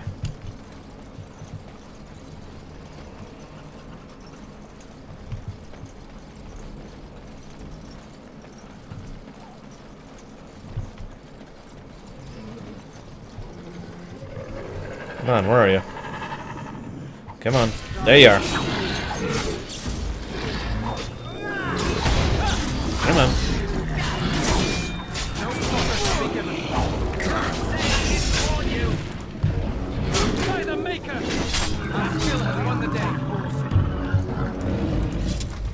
I keep waiting for someone to shout out the thing that I'm waiting for.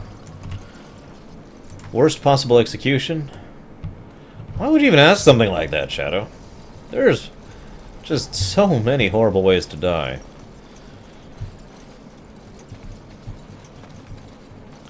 I have a similar theory, Visette. Mine's more complicated because my name's Arshangaya, but actually, I do, Cashel, in all honesty, and I hope Sandal is in Inquisition. Don't tell me if he is or not.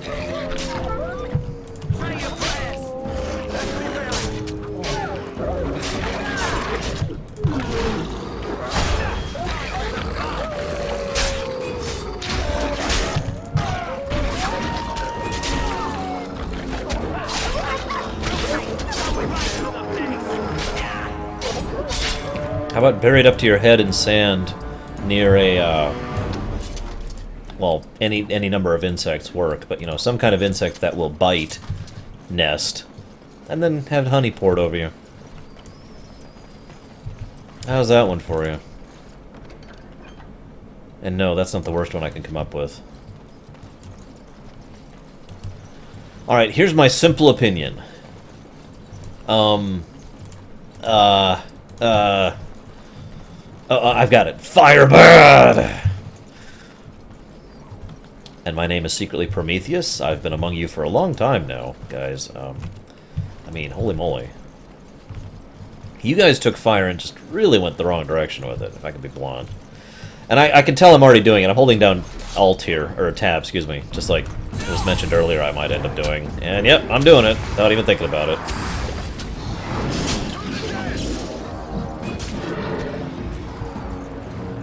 Why did you stop running from me?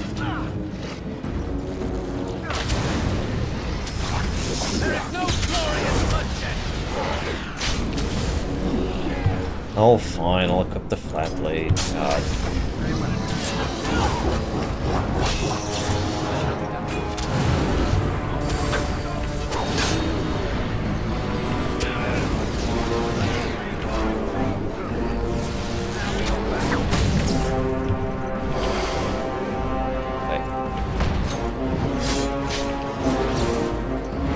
Oh, right, that actually needs to go over here.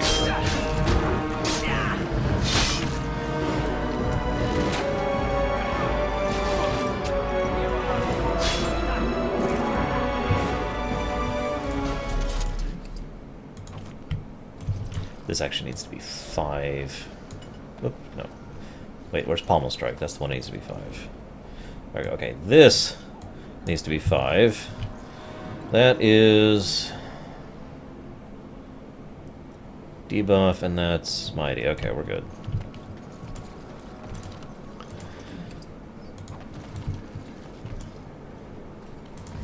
So anyways, I'm going to stop talking about horrible ways to die, because forgive me for quoting Lurker, quoting Babylon 5. There aren't many good ways to die.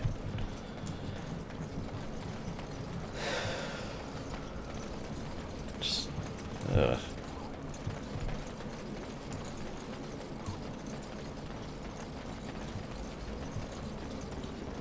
Well, all I have to say is blood magic is awesome!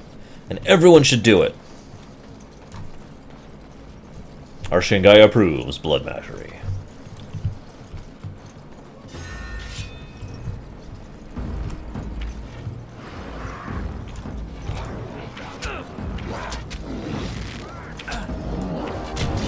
So this is how you fight with a two-hander in Dragon Age. See you around, Bregman.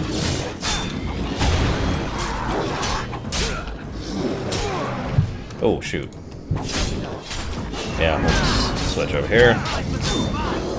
Was not paying attention at all. I'm bad.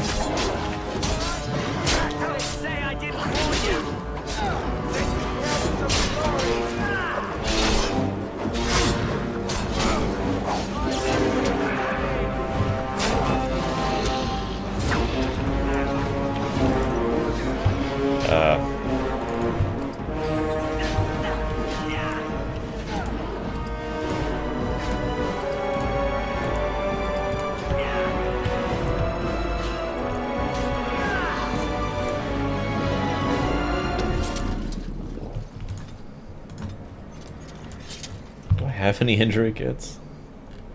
Might not at this point. Yeah. Nope. No injury kits. Wonderful.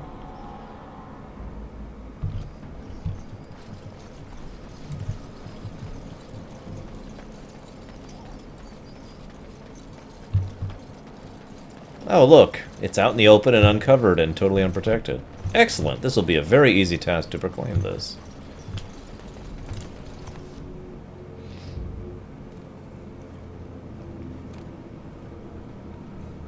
Very likely they would, Vizette, in my opinion.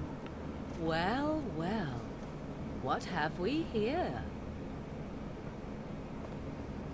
Are you a vulture, I wonder? A scavenger, poking amidst a corpse whose bones were long since cleaned? Or merely an intruder, come into these darkspawn-filled wilds of mine in search of easy prey?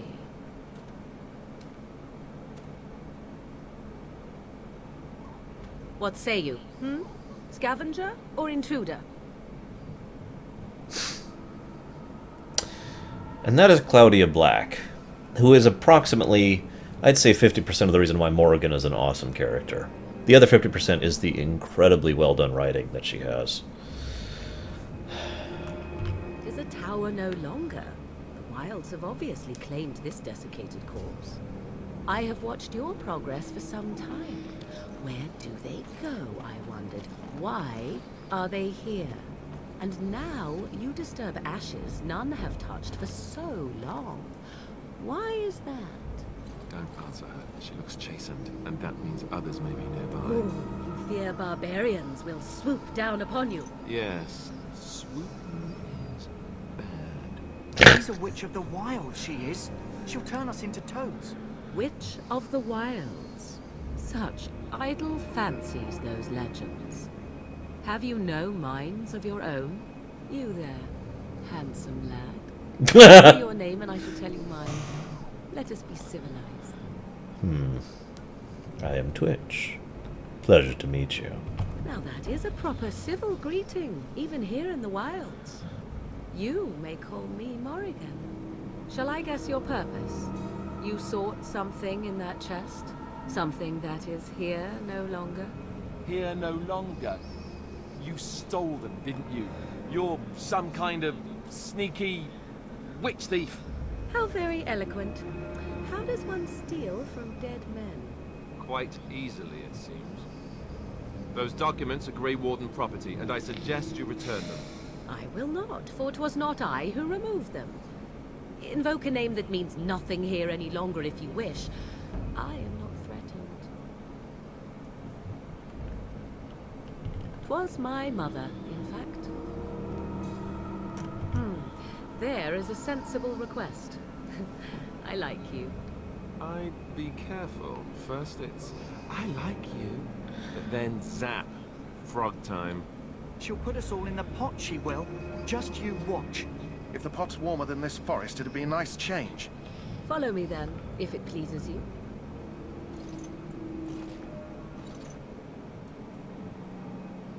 Yeah, I actually knew about that, Zeiss. I don't think I'm going to talk about Morrigan extensively just yet, any more than I'm talking about Alistair extensively just Greetings, Mother. I bring before you 4 Grey Wardens who... I see them, girl. yet. Hello, Captain. Much as I expected. Are we supposed to believe you were expecting us? You are required to do nothing, least of all believe. Shut one's eyes tight or open one's arms wide. Either way, one's a fool. She's a witch, I tell you. We shouldn't be talking to her. Quiet, Davith. If she's really a witch, do you want to make her mad? There is a smart lad. Sadly irrelevant to the larger scheme of things, but it is not I who decides. Believe what you will. And what of you? Do you possess a different viewpoint? Or do you believe as the others do? I believe you have something we need. They did not come to listen to your wild tales, Mother. True. They came for their treaties, yes? And before you begin barking, your precious seal wore off long ago. I have protected these. You... Oh, you protected them. And why not? Take them to your Grey Wardens and tell them this blight's threat is greater than they realize. I don't know when to talk about Flemeth. I will say one thing about Flemeth right now. Flemeth is someone we still don't know anything about, really. We know some of the things she can do. She can turn into a dragon. She can fly. We also know that she knows things that she otherwise shouldn't. And honestly, the only reason we have that perspective is because we know things that our characters wouldn't. If we were that Grey Warden right there, we wouldn't be able to have the perspective that we, the players, do. But we, the players, understand a lot of what she says better than the characters do because we have this third-person perspective that they lack. We have information they lack. And honestly, I think those are the only 2 things we can really say for certainty about Flemeth. The dragon powers, and the knowledge. I'm not even going to call it wisdom, the knowledge.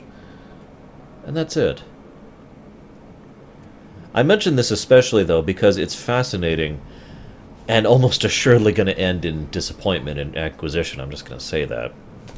But a lot of people really, really, really wanted some conclusion or at the very least advancement of her storyline in Dragon Age 2, and were thus extremely disappointed when we got effectively nothing in Dragon Age 2.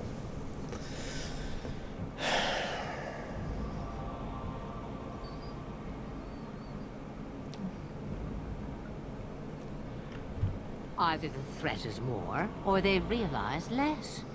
Or perhaps the threat is nothing. Or perhaps they realize nothing. Yes, Shadow, Oh, easily. do not mind me. You have what you came for. Time for you to go, then. Do not be ridiculous, girl. These are your guests. Oh, very well. I will show you out of the woods. Follow me.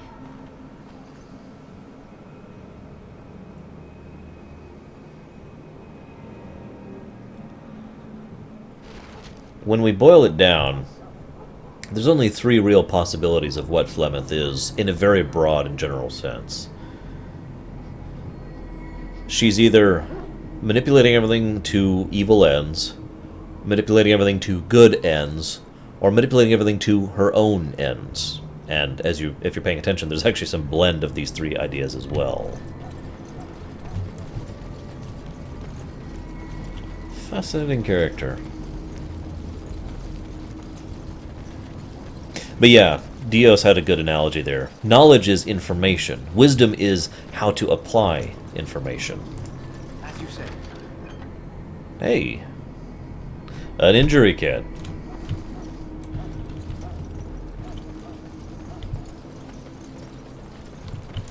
Let's talk with Wynn really quick. Back again? Don't the Grey Wardens lead you? Off you go. I have preparations to make for the battle, and I won't be distracted. Let's get back to Duncan quickly. If we wait too long, we won't be able to swing a dead cat without hitting a darkspawn. Where's the... Oh, there they are.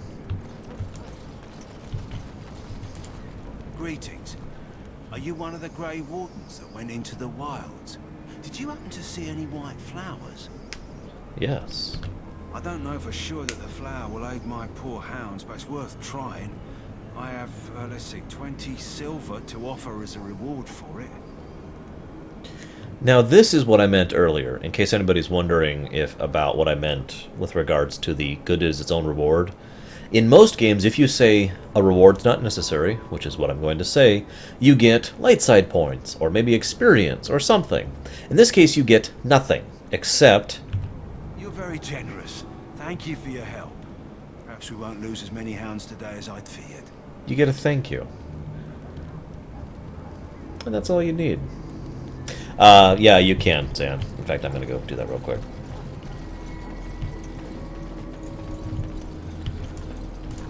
Hello again. Is there something you need? Some supplies, perhaps? Let me know what you'd like. Unless I have to look at his other goods, I forget. Nope, there it is. I don't actually have enough. Alright, let's get rid of the family sword. No, I'm kidding, we're not going to do that. Yeah, we'll keep those actually for now.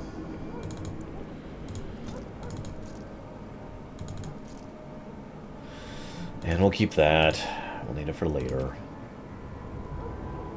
That should be enough.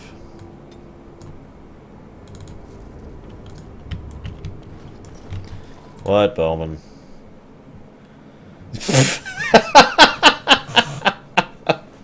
Nice, Bowman. Yeah, that's me out there fighting the good fight while everyone else is like...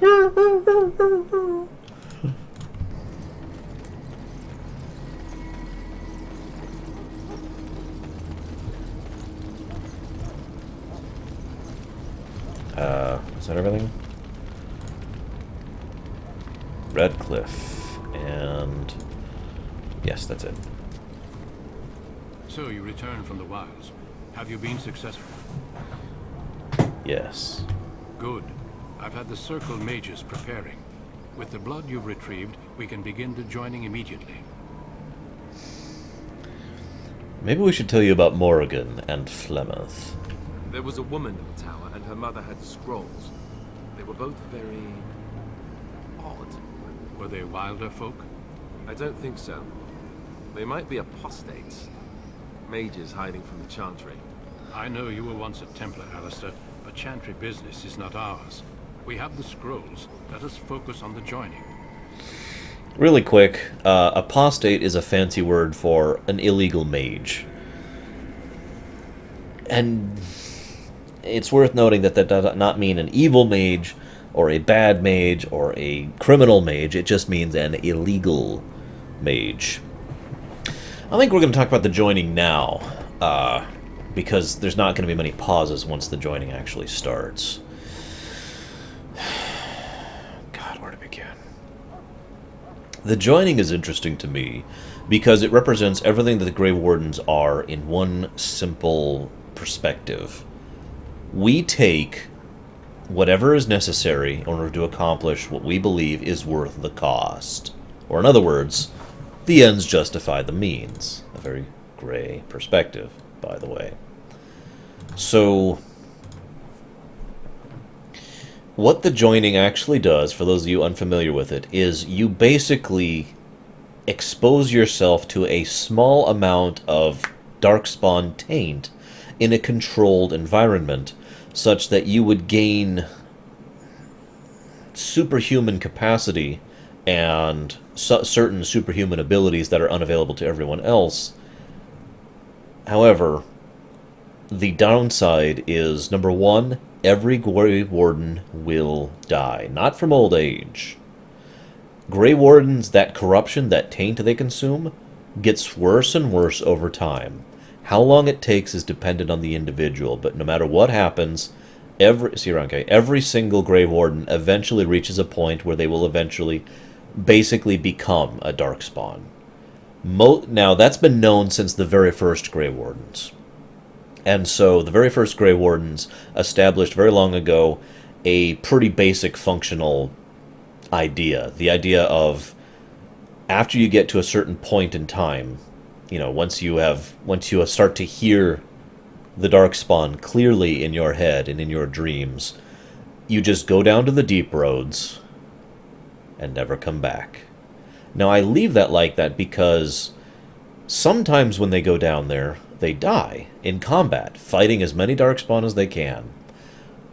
I could be misinterpreting this, but I've always believed that some of them go down there and don't die, at least not in the traditional sense of the word, but instead join the Darkspawn, become a full-fledged member of the collective horde. And yet the irony is I can't even tell which fate is worse, because, yeah.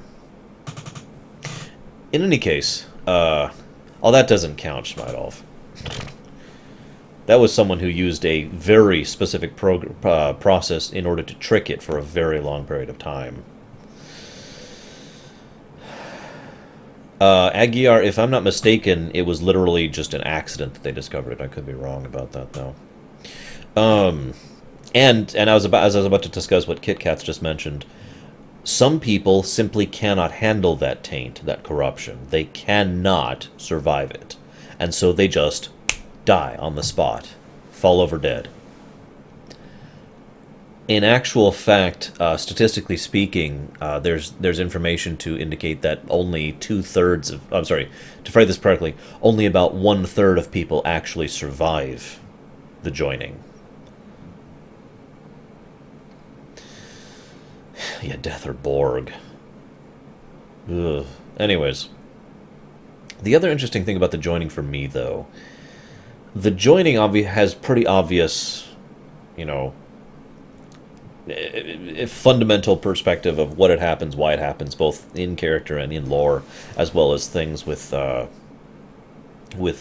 thematic sense of the book, or excuse me, the game.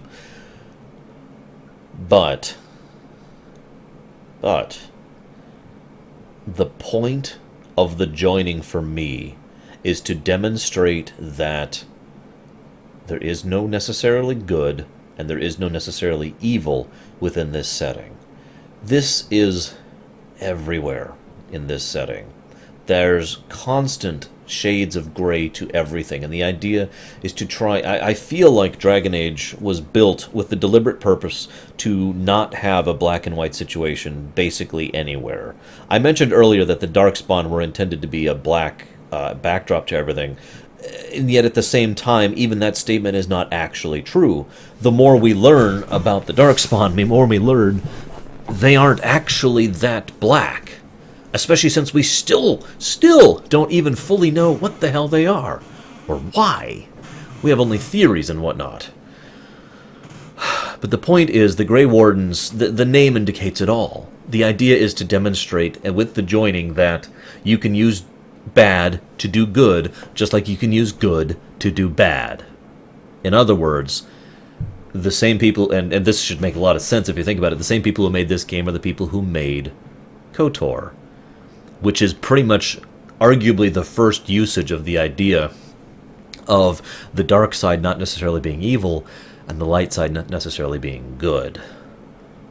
And so the idea of using the taint and corruption of the Darkspawn, which is a horrible, dark, terrible thing, nevertheless being used for good purpose, is just the same as other people throughout this setting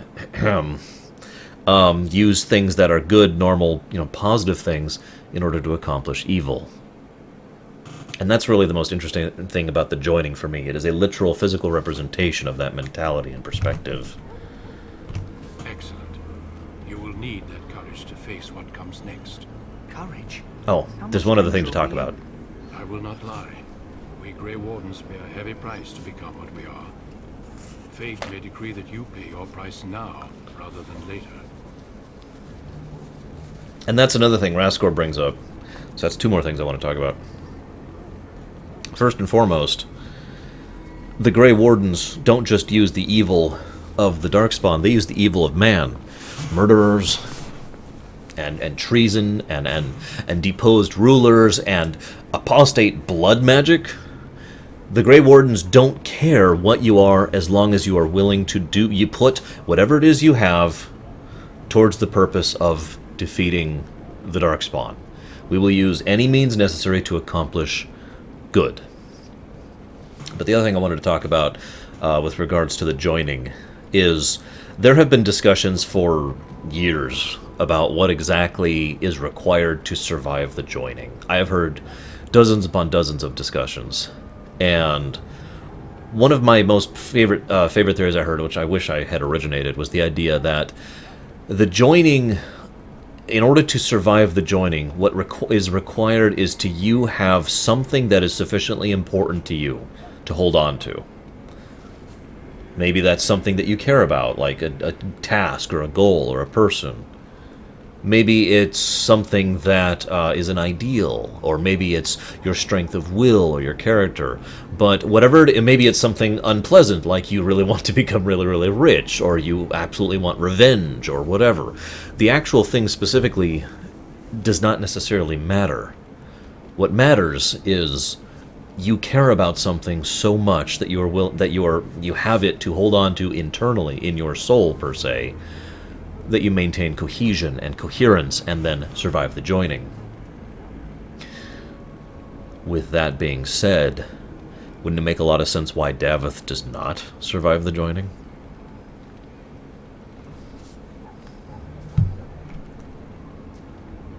If only such secrecy were unnecessary, and all understood the necessity of such sacrifice. Sadly, that will never be so. Let's go then. I'm anxious to see this joining now. I agree. Let's have it done. Then let us begin. Alistair, take them to the old temple.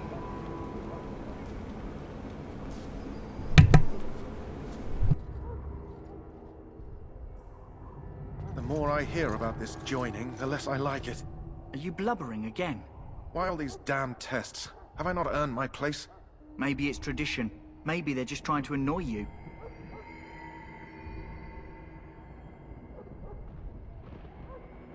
I only know that my wife is in Highever with a child on the way. If they had warned me, it just doesn't seem fair. Would you have come if they'd warned you? Maybe that's why they don't. The Wardens do what they must, right? Including sacrificing us? I'd sacrifice a lot more if I knew it would end the Blight. Did you hear what you just said, by the way? In case anyone is still questioning my comment that I think Davith would have been a good person if given a chance to do so, Davith is the one who said, I'd sacrifice a lot more if I knew it would end the Blight. You saw those Darkspawns tonight. Wouldn't you die to protect your pretty wife from them? I would. Maybe you'll die. Maybe we'll all die. If nobody stops the Darkspawn, we'll die for sure. I've just never faced a foe I could not engage with my blade. At last we come to the... I'm sorry for interrupting really quick, but that is Davith, the real person right there, and that's why I like him right there. He stood on the verge of annihilation, so it was that yeah. the first Grey Wardens drank of Darkspawn blood and mastered their taint. We're going to drink the blood of those creatures. As the first Grey Wardens did before us, as we did before you. This is the source of our power and our victory. Those who survive the joining become immune to the taint. We can sense it in the Darkspawn and use it to slay the Archdemon.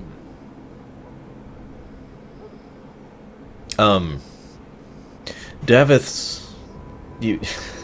I'm not necessarily contradicting myself, Scarjack. The point is, we don't know what is required to survive the joining. I was just giving a theory that I did not initiate, if you were paying attention.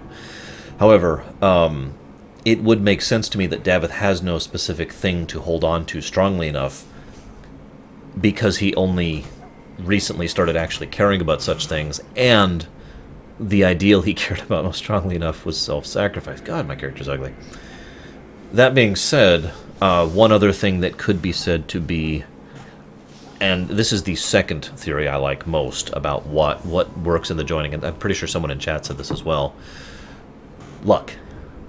Pure, simple, stupid, doodah, clueless luck.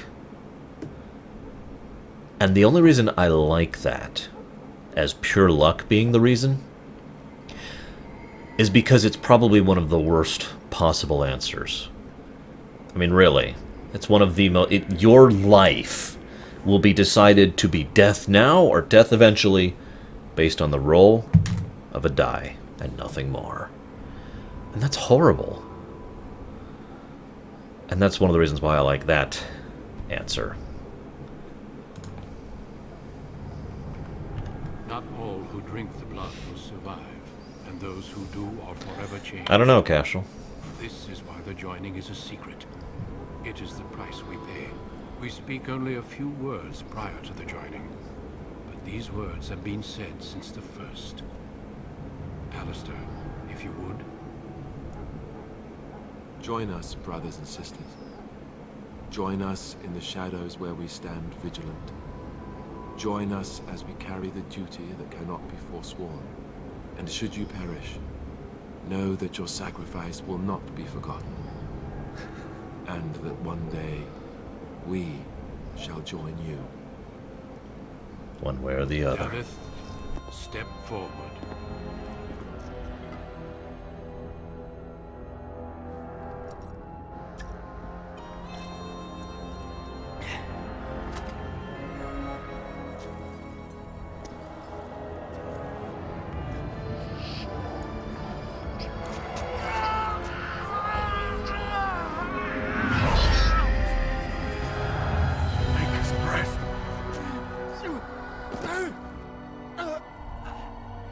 Is it wrong that I'm sad I am sorry, Davith. to see him fall? Step forward, Jory. But I have a wife, a child. Had I known... There is no turning back. No! You ask too much. There is no glory in this. There's no glory in this. Note that quote. And this is an answer to your question, Shadow. I am sorry.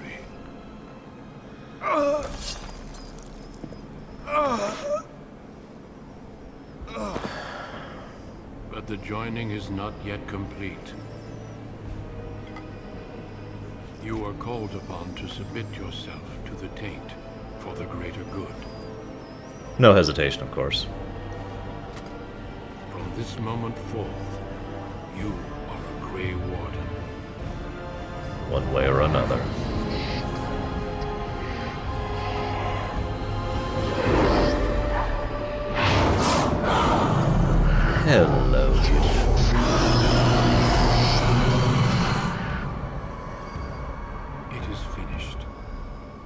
welcome. 2 more deaths. In my joining, only one of us died, but it was horrible. I'm glad at least one of you made it. Oh god, it's terrible, Nick. You feel?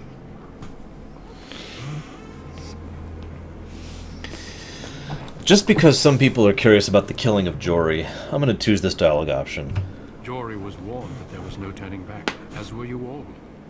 When he went for his blade, however, he left me no choice.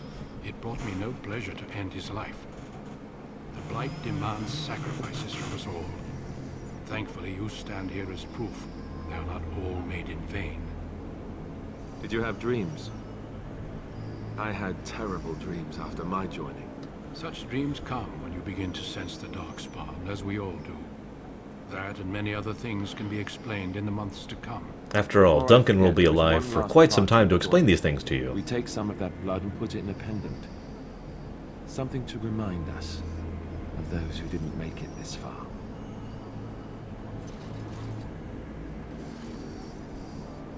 Take some time. When you're ready, I'd like you to accompany me to a meeting with the king.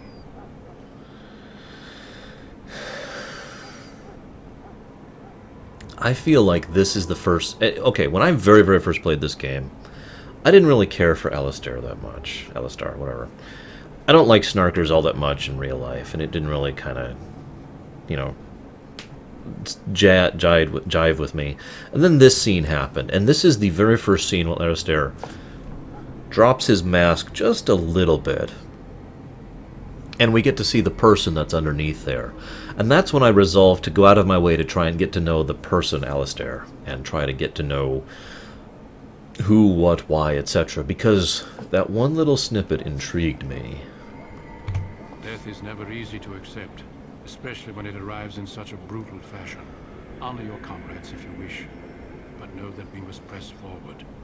Always we must press forward. The meeting is to the west, down the stairs. Please attend as soon as you're able.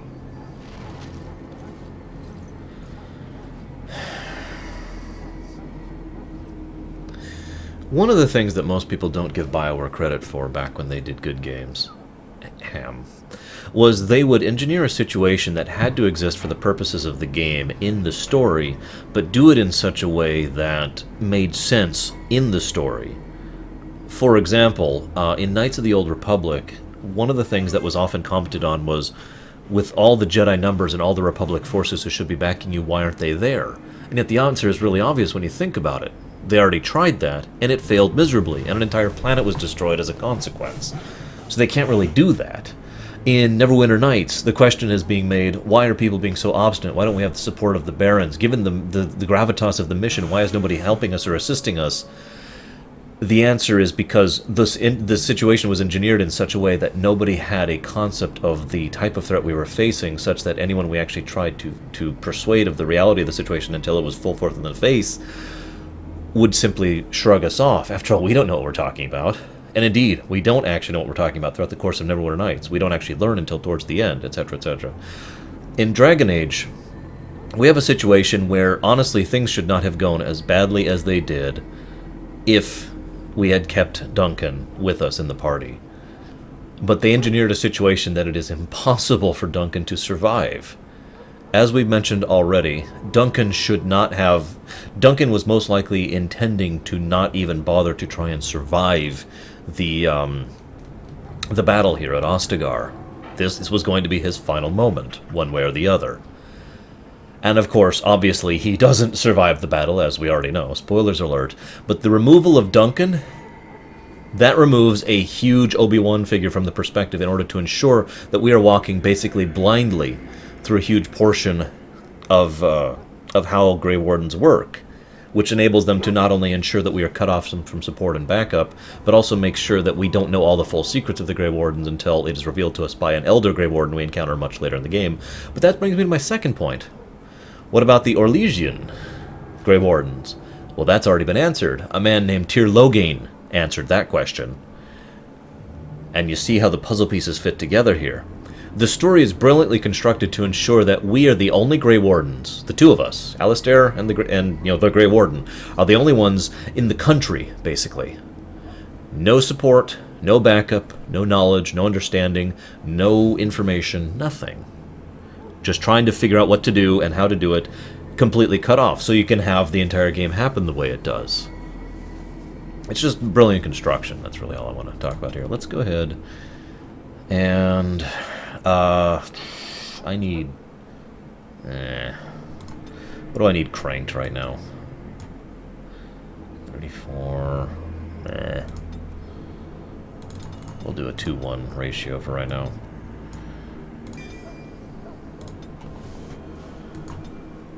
And you... And what? Yeah, that's correct, Raskor. Like I said, brilliant, brilliant construction of the circumstance to ensure that, yeah. That's true, Tegrin. I actually hadn't thought about that one. Tegrin is absolutely right. We, the player, get to play a Grey Warden as we prefer. Do we, the player, think that Grey Wardens should be like a paladin, a bastion of good and trying to help regardless of circumstances? Do we, the player, think that the Grey Wardens should be all ends, all means are justified by the ends, and therefore be willing to do horrible, depraved things in order to accomplish our goal? And, you know, there's several other perspectives that you have there, but the general point is we, the player, as Tegrin pointed out, get to decide what a Grey Warden should be without the game telling us this is what a Grey Warden should be. And that's good writing. Like, really good writing, actually. Oh, right. We need to go do this. Loghain, my decision is final. I will stand by the Grey Wardens in this assault. You risk too much, Caleb. The Darkspawn Horde is too dangerous for you to be playing hero on the front lines. If that's the case, perhaps we should wait for the Orlesian forces to join us after all. I must repeat my protest to your fool notion that we need the Orlesians I didn't mean to do this. defend ourselves. Whatever. It is not a fool notion. Our arguments with the Orlesians are a thing of the past, and you will remember who is king. How fortunate Marek did not live to see his son ready to hand Ferelden over to those who enslaved us for a century. Then our current forces will have to suffice, won't they? Duncan, are your men ready for battle? They are, Your Majesty. And this is the young lord from Highever I met earlier. I understand congratulations are in order. By the way, yes, that's the voice actor you think it is playing Loghain, and honestly, I loathe Loghain, or loathed, I should say, Loghain for the first time through this, but even despite that, I never loathed him to the point of, you know, get off my screen, and a lot of that is due to the voice actor being amazing. Simon Templeman is awesome. Now, Scarjack, you, it's funny you mentioned that, because I was just about to talk about that. There's two ways to look at this situation, in my opinion. One, Loghain made the decision to abandon Kaelin pretty much just there, right now, in this meeting that's happening, you know, a few seconds ago. Or, he always had the intention to go ahead and abandon him. Not sure which one is which, but I still think that, honestly, it was always the former, that he was always going to go ahead and abandon him. But, and as was pointed out in chat just a moment ago, Loghain was giving Kaelin basically one last chance to turn back, to try and undo this stupidity. But not only did Kaelin insist on doing the stupid thing, which of course Loghain probably would have fed to him, but, and this is more important, Kaelin re-emphasized his insistence on going to the Orlesians. And if nothing else, if Loghain had any doubts about what he was going to do up to this moment, which honestly, even in his paranoia, I think he still felt bad about this action. But if he had any doubts, they were erased in that moment, when Kaelin says, let's just have the Orlesians come in. And that's... You have to understand how a paranoid mind works, because it doesn't work right. It is a form of insanity. Something back there just snapped, I feel, when Kaelin said that. And that's why Loghain committed, you know, and followed through with his action and his plan of horribleness. And by the way, in case you thought I was talking about it for no reason, yes, what Loghain is doing here is the absolute worst possible kind of desertion. Every Grey Warden is needed now. You should be honored to join their ranks. Your fascination with glory and legend. And I agree, Kit Your Kats. undoing, Kaelin. We must attend to reality. Fine. Speak your strategy. The Grey Wardens and I draw the Darkspawn into charging our lines, and then? You will alert the tower to light the beacon, signaling my men to charge from To cover. flank the Darkspawn, I remember. This is the Tower of Ishal in the ruins, yes? Well, who shall light this beacon? I have a few men stationed there. It's not a dangerous task, but it is vital. Then we should send our best. Send Alistair and the new Grey Warden to make sure it's done. I notice people say Alistair a little differently. Skarjek, to make this clear, in case you missed my earlier comment, I don't think he is paranoid. I think he is mentally, chemically paranoid. You know, actual mental instability. I don't think that he is, you know, there's so many phrases we use in real life, you know, oh, he's just OCD. And yet, we don't mean that literally. Someone who is actually OCD is someone who has a mental disability. I think Loghain is actually paranoid. And I think that disability has come because of what you're implying. Everything that happened to him because of the Orlesians. And that's the horrible tragedy of it, and why my heart goes out to Loghain, and why I have so much sympathy for the man. Because the Orlesians were just cruel and manipulative and backbiting, and everything they were doing was just I mean, it's one of those situations where there's a reason this kind of thing is considered, you know, inhumane or a war crime in modern society. Imagine the concept of going to try to reach out to someone to help them on the battlefield, and that itself was the trick. Imagine the kind of situation of where you have planted mines on the bodies of not yet dead fallen enemies, so that when people try to recover them, they explode. These are horrible acts. And these are the equivalent of what people were doing to Loghain when he was fighting the Orlesians during the war. They were terrible. So I have no doubt that the reason Loghain is so deranged is because he was pushed that way by circumstance. Because remember, one of the things I talked about early on is we as human beings are adaptable, mentally, emotionally, and physically. And so Loghain adapted to that kind of warfare. Loghain was changed by that war with the Orlesians, and not for the better. He won the war, but he didn't win the war for himself. I mean, I honestly think Loghain should have died in the war. And I don't mean just about the circumstance of Dragon Age. I think it would have been better for him to die in the war. But that's just my take on it. You rely on these Grey Wardens too much. Is that truly wise? Enough of your conspiracy theories, Loghain. Grey Wardens battle the Blight no matter where they're from. Your Majesty, you should consider the possibility of the Archdemon appearing. There have been no signs of any dragons in the wilds. Isn't that what your men are here for, Duncan? Yes, Your Majesty. Your Majesty, the tower and its beacon are unnecessary. The We circle will of not Magi... trust any lives to your spells, mage. Save them for the Darkspawn. Enough. This plan will suffice. Speaking of petty Grey politics. Wardens will light the beacon. Thank you, Loghain. I cannot wait for that glorious moment. The Grey Wardens battle beside the King of Ferelden to stem the tide of evil. Yes, Galen. A glorious moment for us all.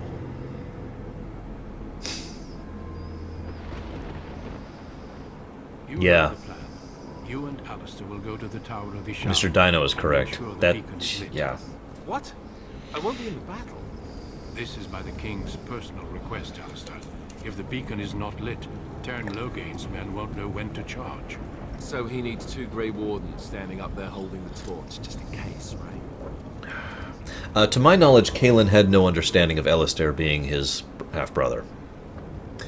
I could be wrong. Maybe something in the books changed that, but to my understanding, nobody knew.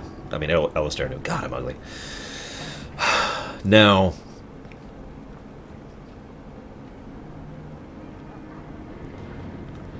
yeah, Baronessa, trust me. What Baronessa mentions is from the book, and is absolutely true. And that's why I say that Loghain is no longer correct. Whether he is paranoid or not, I think there's no denying Loghain is mentally unbalanced.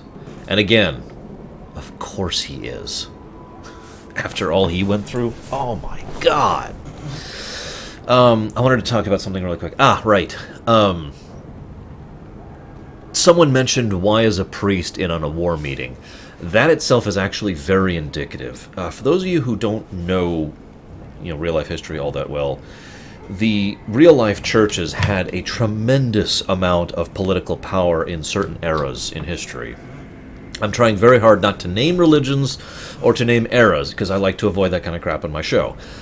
But the point is, any one of those given eras, the church sometimes held the kind of power to the point where you couldn't plan a war without a member from the church being there and being present. And all of that, the Chantry is basically even stronger than that in the Dragon Age setting. The Chantry is stupidly powerful from a political perspective. They have a tremendous backing in terms of the popular support of the people, actual economy. They are arguably the richest organization in the entire setting, although we're not sure about that for sure because we don't know the full details of the economics of the Orlais or the Orlesians or the Tevinter. But the point being, yeah, the Chantry is stupid powerful in this setting. There's a reason why you have to tiptoe around the Chantry, and they hold a very unique type of power. Because everything I was talking earlier about how you have to tiptoe the line and say the right things in the right ways and not talk to certain people because of standing, all of that applies like 5 times full to any members who are actually a officer, for lack of a better word to put it, of the Chantry. Because at that point, they're not just going to say, you're out of line, or you're insubordinate. They're going to say, you're a blasphemer. And while fundamentally, on an on-paper's perspective, there's no difference between you're a blasphemer and you're out of line or you're insubordinate, the way those words invoke reactions in people is different. Again, I'm trying really hard not to get into real-life religion, because, again, I don't like talking about that on my show, but yeah. The tower is on the other side of the gorge from the king's camp, the way we came when we arrived. You'll need to cross the gorge and head through the gate and up to the tower entrance. From the top, you'll overlook the entire valley. When do we light the beacon? We will signal you when the time is right. Alistair will know what to look for. What if the archdemon appears? We soil our drawers, that's what. If it does, leave it to us. I want no heroics from either of you. By the way, it's heavily implied, but I don't think it's ever confirmed, that there were other Grey Wardens, other than these 3, that were present with Duncan in the actual battle. I'm curious if your guys' thoughts, or if anybody has any confirmation on that. Wait, there's nudity in Inquisition? Whatever. Anyways, I'm just curious what you think. I always had the impression that there was basically an entire, I'd say at least a platoon, possibly closer to a company of Grey Wardens with Duncan that died in the battle with him. Hence, us being the only surviving Grey Wardens. Just my take on it. It also makes more sense, story-wise.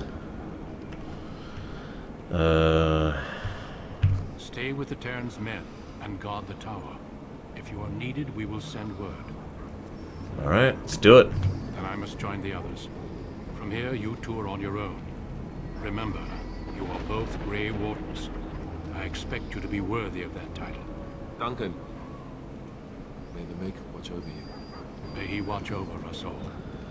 So, here's another interesting comment. From my understanding, and I could be, again, wrong about this, the creators of this series have gone out of the way to never actually solidify the Maker.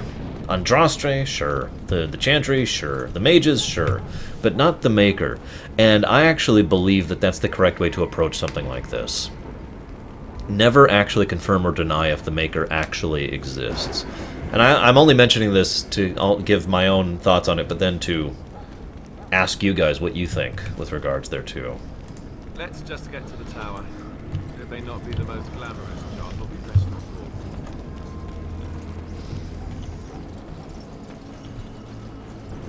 See, am I missing anything?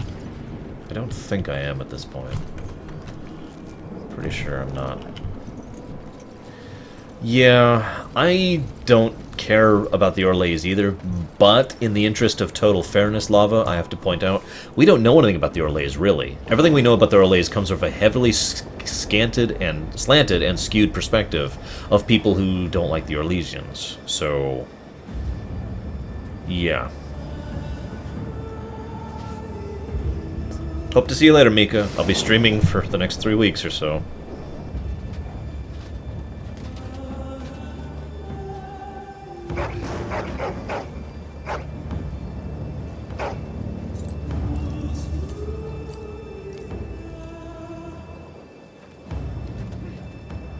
The plan will work, Your Majesty. Of course it will. The Blight ends here.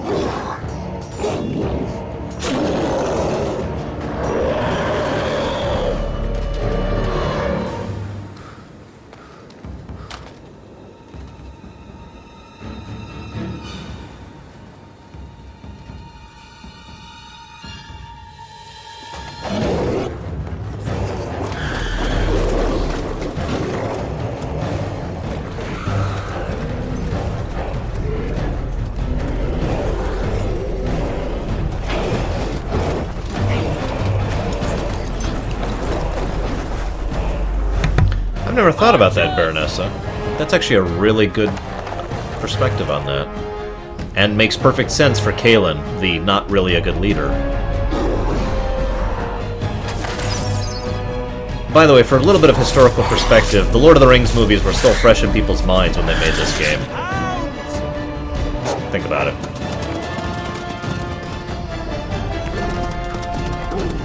I agree, Schmeidolf, that was bad tactics. Don't send in your hounds that quickly. Actually, Skarjak, I was going to talk about that. Because, as I mentioned, the Darkspawn are portrayed... It's so brilliantly meta.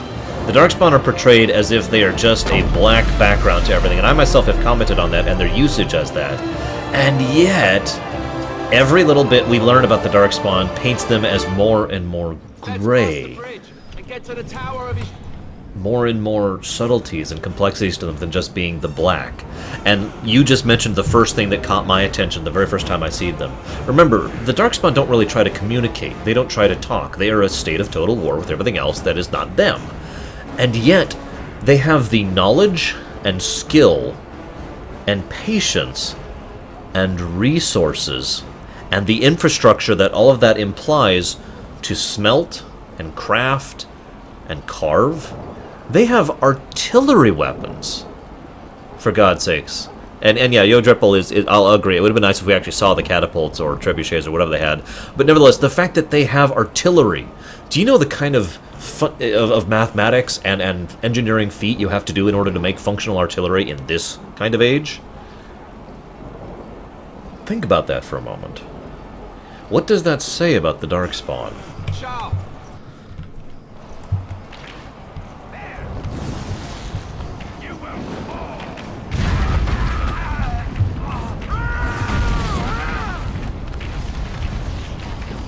Man, there's no such thing as a non-ugly character's Ice. What do you want from me? I heard a long-standing theory that, despite their inability to talk, they actually do have a genuine hive mind. Borg style, basically. You're Grey Wardens, aren't you? The tower, it's been taken. What are you talking about, man? Taken how? The Darkspawn came up through the lower chambers. They're everywhere. Most of our men are dead. Then we have to get to the beacon and light it ourselves.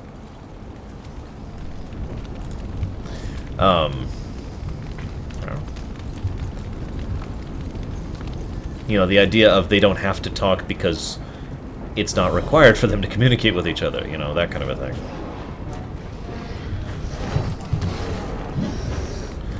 What'd I just get?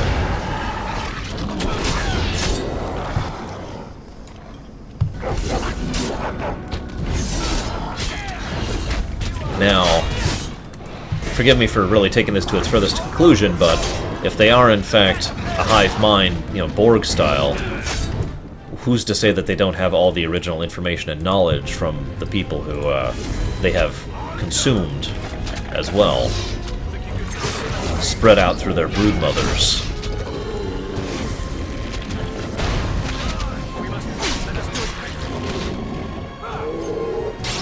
All of this is just theory crafting again, because we don't really know that much about the Darkspawn. Still.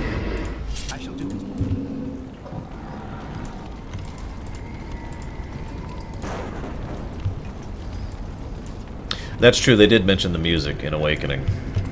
But again, all of this is just hints, theories, tidbits.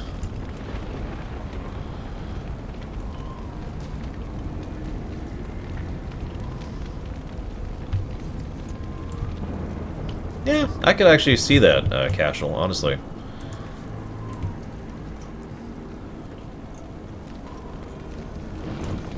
Whoops, I'm going the wrong way. Meh. Wah, wah, wah.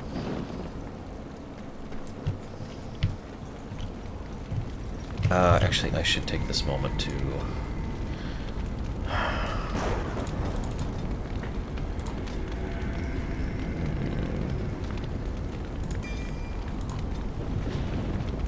G? Yes, it's G. I remembered. Give me just a moment here. Being attacked by anything. Activate. Oh no, okay, just... Where's the at all times? Oh, here we go. Self any. Activate. Threaten. Controlled party member. No, not controlled, because I'm not the healer right now. Yeah, I don't want to think about it, Mr. Dino. I really don't. It's actually hot in here. Holy crap, we fixed the heater and now it's hot. I swear I can take my own shirt off, guys. I'm capable. There we go.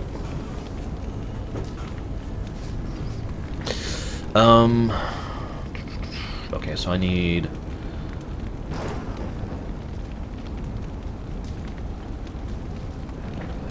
Attack. Is it Pummel, or... Actually, he doesn't have the interrupt yet, does he? Well, we'll just leave that there for later. And leave it on aggressive for now. Now he should turn on... He should have it on. Which he doesn't. Okay, turn on threaten. There you go, good boy. Yes, we are doing Awakening. Of course we are. You know, we here at Archie and Gaia have a strong belief in understanding, tolerance, and, you know, common accepted belief, but I gotta say, Yachiman, if you actually find broodmothers attractive, there is something wrong with you. Seek help immediately. Oh my god. What the hell? End communication.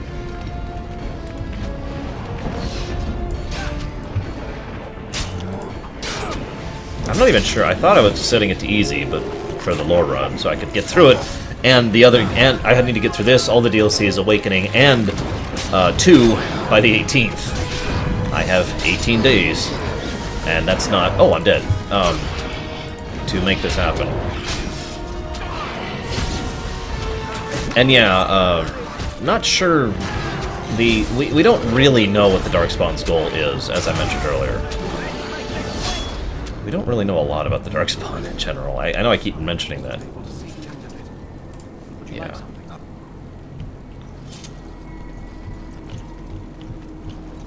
Damn it.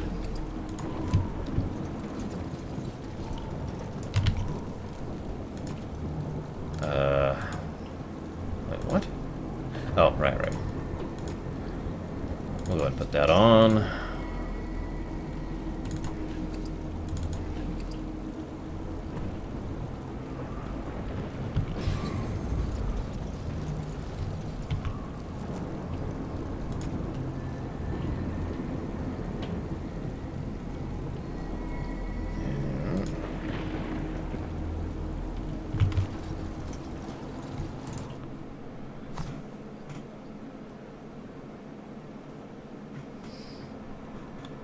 I'm gonna figure out how I'm gonna buy some Dragon Age 2 DLCs.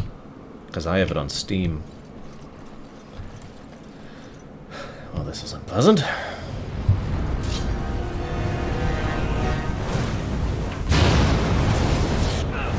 Okay. Ow. Ow. Holy God. Yeah. I haven't even reached the battle yet. Wow. I don't want to acknowledge that, Cashel.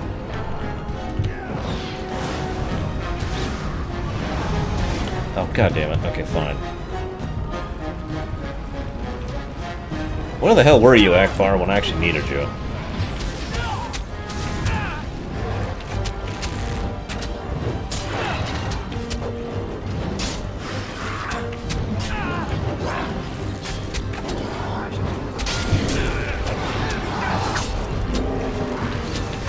Okay, I do not remember taking this much damage in this game. Holy moly.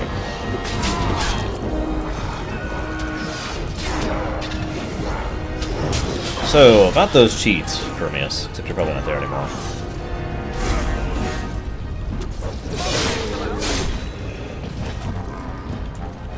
Oh, the ogre battle. So, okay, how many of you have actually played on Nightmare difficulty? Or anything hard, really? Because, yeah, the ogre battle in this place is just... Honestly, I'd call the ogre battle one of the hardest boss fights in this game for me. Partially because you don't have the tools and abilities to deal with it in the same way that you do when you fight the later, harder battles. It's not actually the hardest battle for me, though. There is one fight in this entire game that I find harder than the ogre battle. Would anyone like to guess which one it is? Give you a hint. It is not a dragon.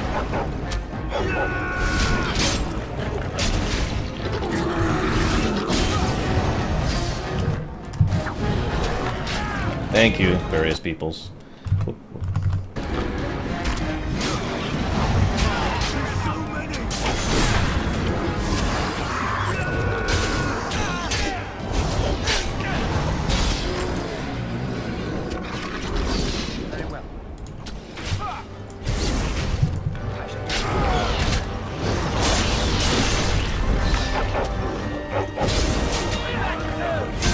Nobody's actually said it yet. Some hard fights there. The Broodmother is way harder than it should be because of the way that fight's set up. As you say. And of course, Inquisition hype, as they say. That's the one, Titans. That is the ones. That fight, oh my god.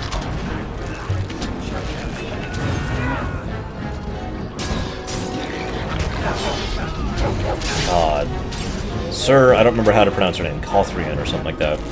That's the actual hardest fight in the game for me, personally. And I have beaten her on Nightmare.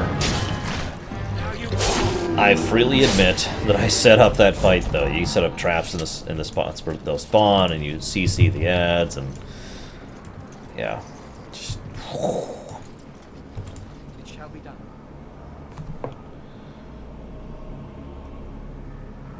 Maker's breath. What are these Darkspawn doing ahead of the rest of the Horde? There wasn't supposed to be any resistance here. By the way... oh, that sucks, Ice. I'll figure it out. Oh, I do? Damn it, Permius. Anyways, the other interesting thing about the Darkspawn is they do have the ability to use tactics.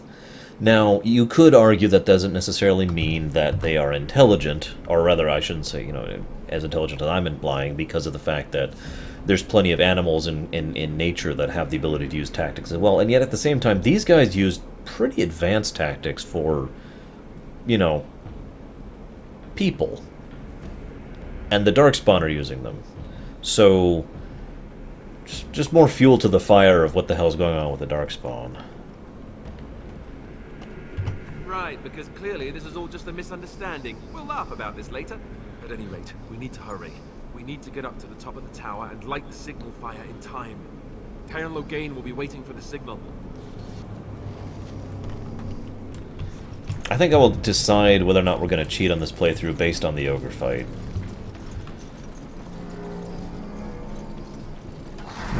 Interesting, Raskor. Oh my god.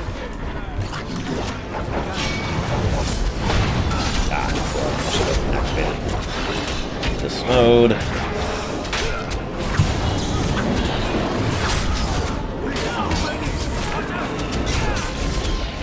Yes, I will, Darkstar. Definitely. I've already figured out how to do it, too. And already played around with Keep in order to make sure I'm set in all the choices I made. That's such an easy answer, Titans. Who would willingly work for the Tevinter? I mean, oh my god. Seriously. Who would ever willingly work for the Tevinter? The Tevinter are like all of the worst aspects of the Roman Empire, combined into one, and then add magic. Freaking bastards. I actually agree, Yodrepel. Here's the thing. On the one hand, I would like to learn more about the Darkspawn and figure out what's interesting about them. And all the unexplained things that exist about them. However, I also feel like pointing out that I kind of hope they don't, because, as Yodripple points out, leaving the Darkspawn up to the interpretation of the player, just like the Grey Wardens are, is not only a smart move, but adds to their mystique and appeal. And we know what happens when BioWare tries to explain something that has mystique and appeal, don't we? What's up, Nick?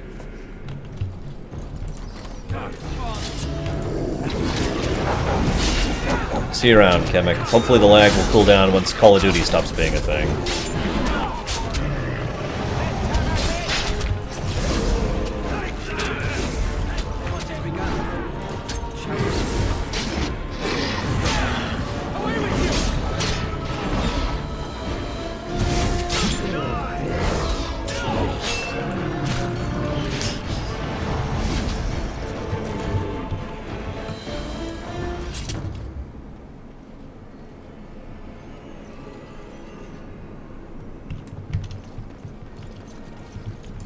You talking about Sir Cothrain?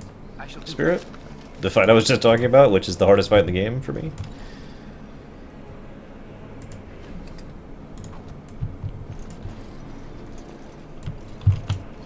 As you say. Oh, gotcha. Everyone, we're now going to practice decimation right here on the stream with Nick the Loon. I would like everyone to grab the nearest club and beat Nick to death. It'll take an hour or two, but, you know, persistence.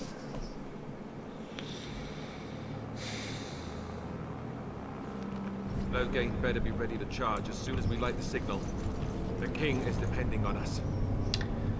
So there's just this stuff around here, too.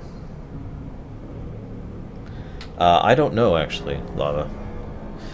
Most people don't actually know, well, okay. There's no easy way to say this. The piles of bodies, the heads on pikes, that makes sense. What about just the random chunks of gore that look completely out of place, that look like they just kind of came here from the Fade?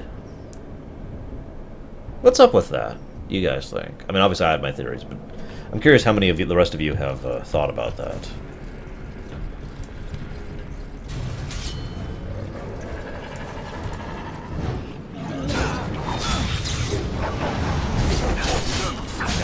Really?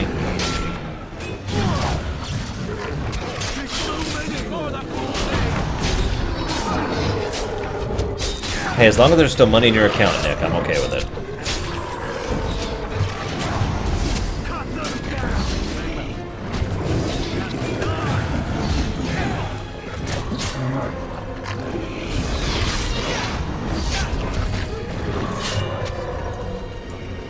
Okay, I know it's hard to see. It's been all over the place, though.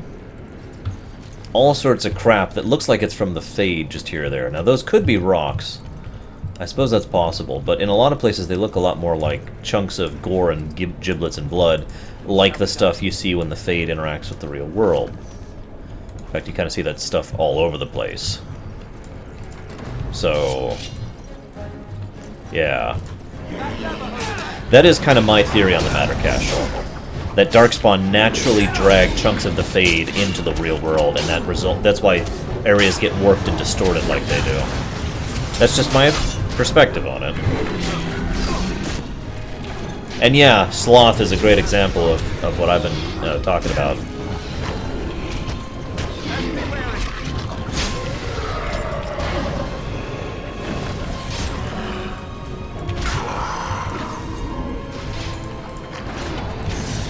Go, my pets!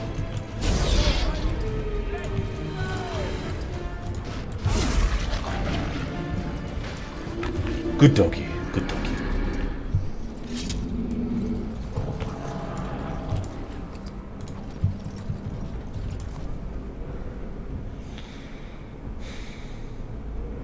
That's another theory I've actually heard, Scottish, that stuff is actually eggs that the Darkspawn carry with them from the broodmothers to the front lines. Because if you think about it, that actually makes a huge amount of tactical sense.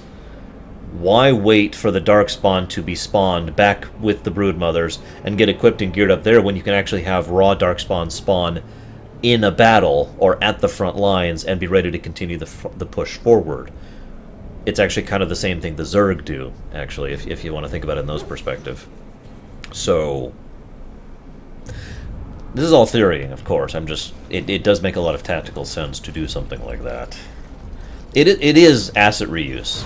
But at this point in time in BioWare's history, I'm willing to say that BioWare would take an asset reuse and do something with it rather than just have it be asset reuse. So, plus it's fun to theory craft. I think it's fun to theory craft.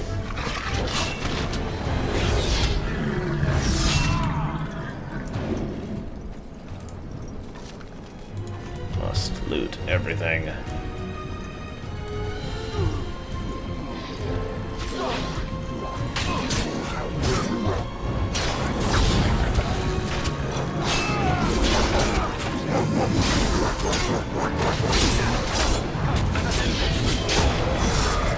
Yeah, I admit, honestly, the eggs idea is more logical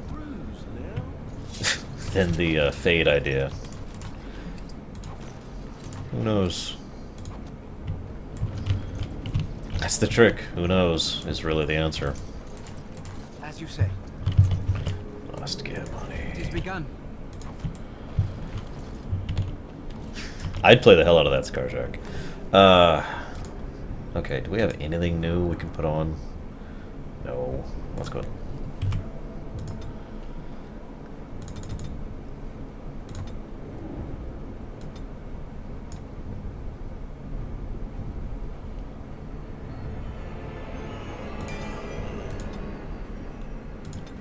Woof, woof, as they say.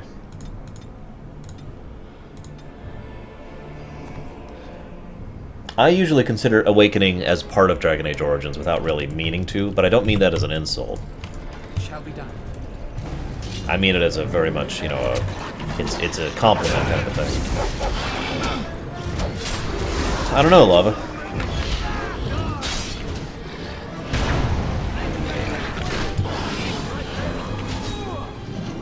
Yeah, it's been a pretty awesome day so far. So awesome, I need some aspirin. Holy crap.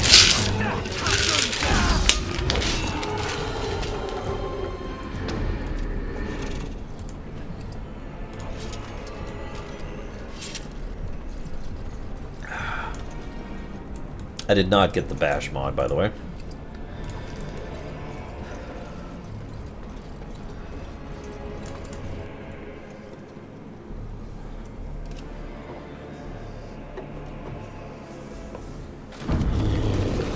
Fun time! Yeah, they are in here.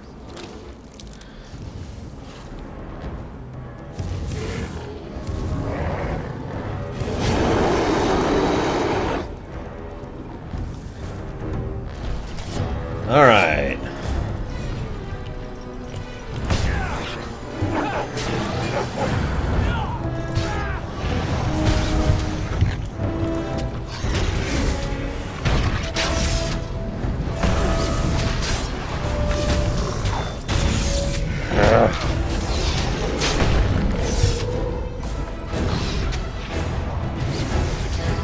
use cheap strats. Cheap strats, go! Don't laugh. I kited the hell out of this guy to kill him on Nightmare. Nobody had the ability to withstand this guy's direct attacks, like, at all.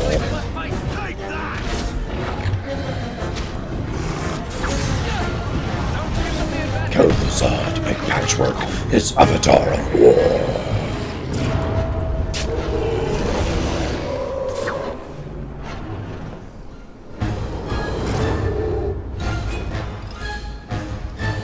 I actually don't know, Schmeidel, if there's any other way to kill him on Nightmare.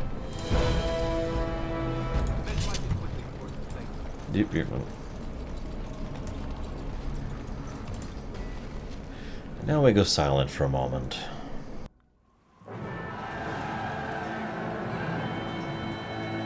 Sound the retreat. What about the king? Should we not... Do as I command.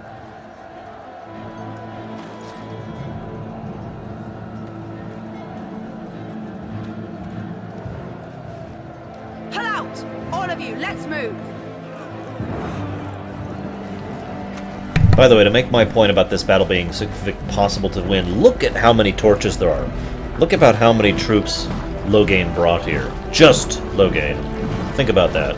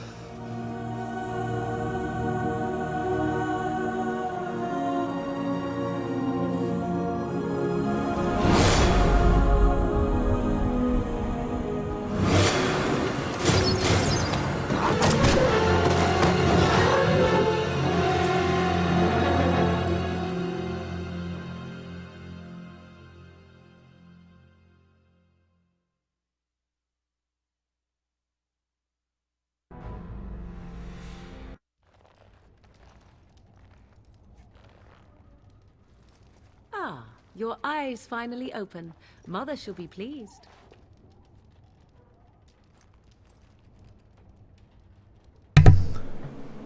Requies gat in pace, Duncan.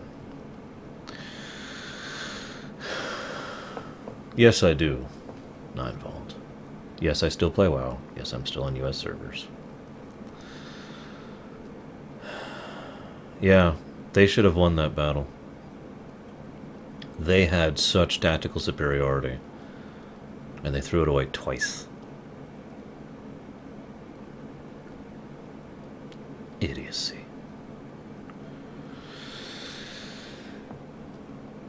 Regarding Flemeth, there is no denying Flemeth had a very good idea of what was going to happen here. And that's one of the reasons why I mentioned one of the things we know for sure about Flemeth is her access to knowledge she should not otherwise have. Whether she has precognition, or more like the Force, which enables you to sense possibilities or likelihoods, or if she just put two and two together. She knew things were going to be bad, but more importantly, she knew we, the Grey Warden, were going to be important. And we can determine decisively that Flemeth is not in favor of the Darkspawn at this time. Flemeth pretty clearly wanted the Darkspawn, this blight, to lose. And she supports us in many ways in many different locations, specifically towards that end. And does it in Dragon Age 2 as well, actually. So Flemeth was definitely up to something here, but as I mentioned before, all we have is speculation on what her end goals are. You were injured, and then Mother rescued you. Do you not remember? Nope. We don't remember her swooping in as an awesome dragon and defeating all the Darkspawn and saving us. Mother managed to save you and your friend, though 'twas a close call. What is important is that you both live. The man who was to respond to your signal quit the field. The Darkspawn won your battle. Those he abandoned were massacred. Your friend, he is not taking it well. Gee, I wonder why. Now, one thing I will say, I mentioned earlier I think it would be a good thing for the Darkspawn as overall to remain unexplained. However, I think it would be a very good thing for Flemeth to be explained, at least to some extent or another. Honestly, we need to know more about this character who has had such an impact on the series, to such a severe extent. We don't know, Raskor. We know so little. Of that I have no doubt. Your friend has been inconsolable since Mother told him. And You'll see, Shadow. He is outside. Probably in a week or two. Mother asked to see you when you awoke. Thank you for helping me, Morrigan. You were welcome. Though Mother did most of the work, I am no healer. I just wanted to do that line to give you across one little thing I mentioned earlier. I like showing my work. And when I say that the voice actors like to put tiny little subtleties into the performance, I like to show that in action. That is Claudia Black putting a tiny little subtlety into her performance. For just 1 second, Morrigan actually was caught off guard by simple, genuine kindness. And that is what, and not only the fact that that is what threw her off guard, but the fact that it did throw her off guard really speaks volumes about the kind of person she is. I will stay and make something to eat.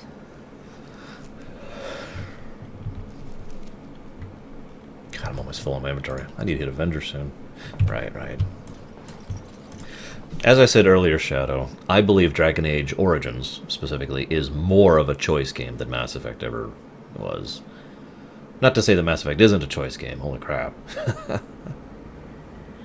See, here is your fellow Grey Warden. You worry too much, young man. You're alive. I thought you were dead for sure.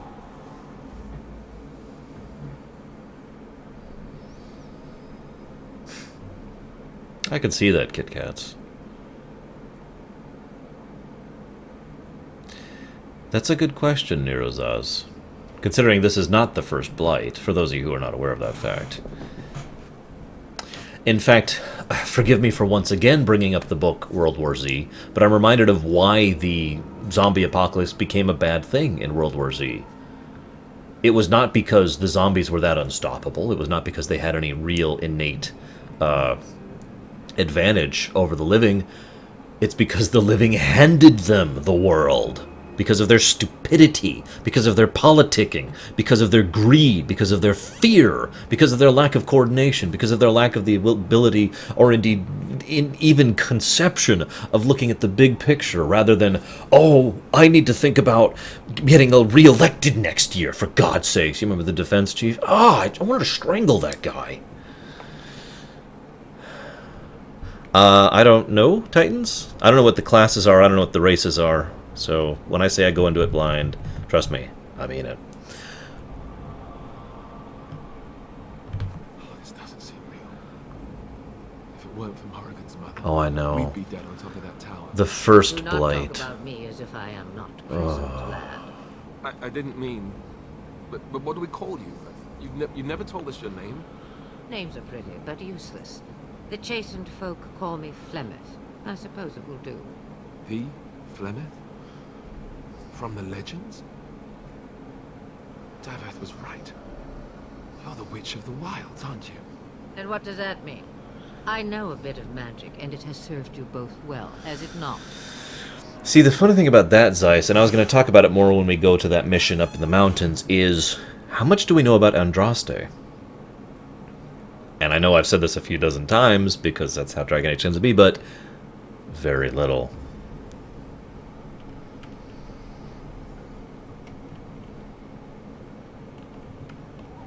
If you know what is good for you, I suppose you should.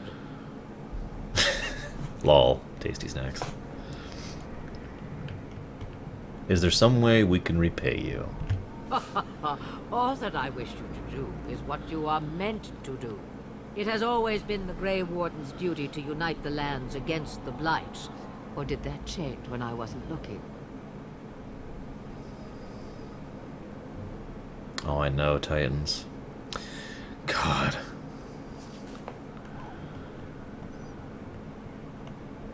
That doesn't make any sense. Why would he do it? Now that is a good question. Men's hearts hold shadows darker than any tainted creature. Perhaps he believes the Blight is an army he can outmaneuver. Perhaps he does not see that the evil behind it is the true threat. The Archdemon. Yeah.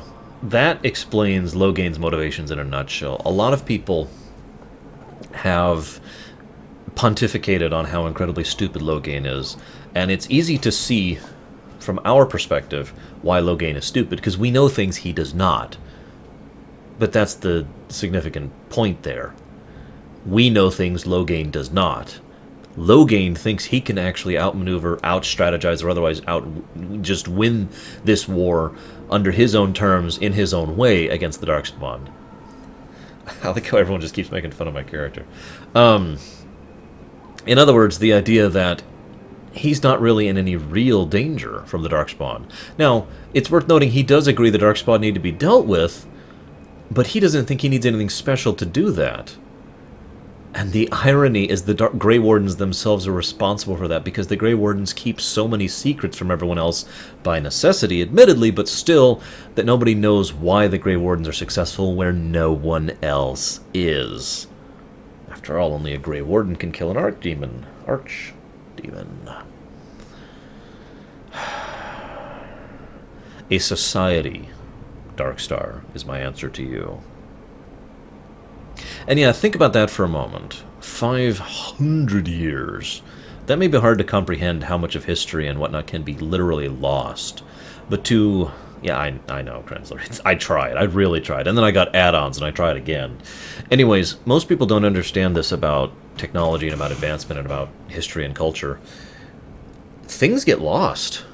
In real life, several things have been invented technologically and then forgotten because they weren't passed along, and then nobody knew how to upkeep them or make them. And then time would pass and then things would be made again, and then they would be lost again. This happened a lot in real life. Imagine a period of 500 years. In a period where the best way to maintain information is either to scrawl it on stone or write it on paper. And that's the only means they have of conveying information into the future.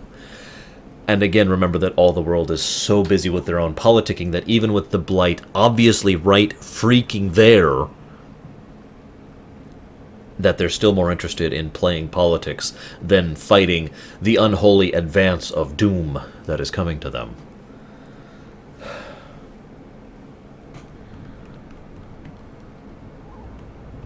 Me, I am just an old woman who lives in the wilds. I know nothing of blights and darkspawn. Raise eyebrow. Whatever See you around, Logain's Pro. insanity, he obviously thinks the Darkspawn are a minor threat. We must warn everyone this isn't the case.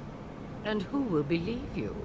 Unless you think to convince this Logain of his mistake. He just betrayed his own king. If Al Eamon knew what he did at Ostagar, he would be the first to call for his execution. Perhaps we should go to him then. I suppose. Al Eamon wasn't at Ostagar. He still has all his men.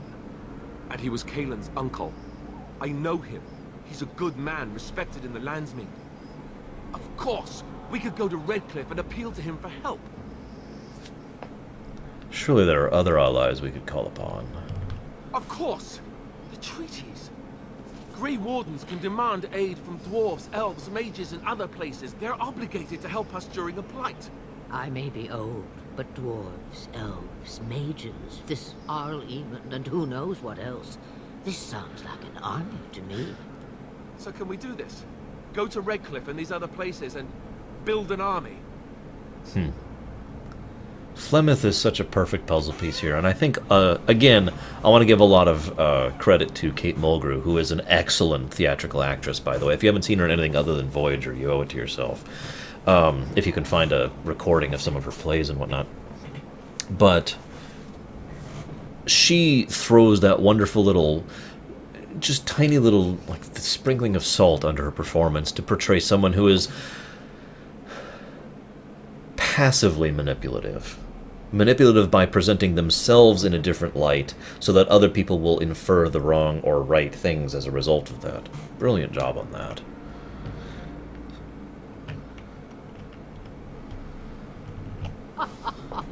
And when is it ever? It's always been the Grey Warden's duty to stand against the Blight. So we got a poll coming up soon, by the way. We're the Grey Wardens.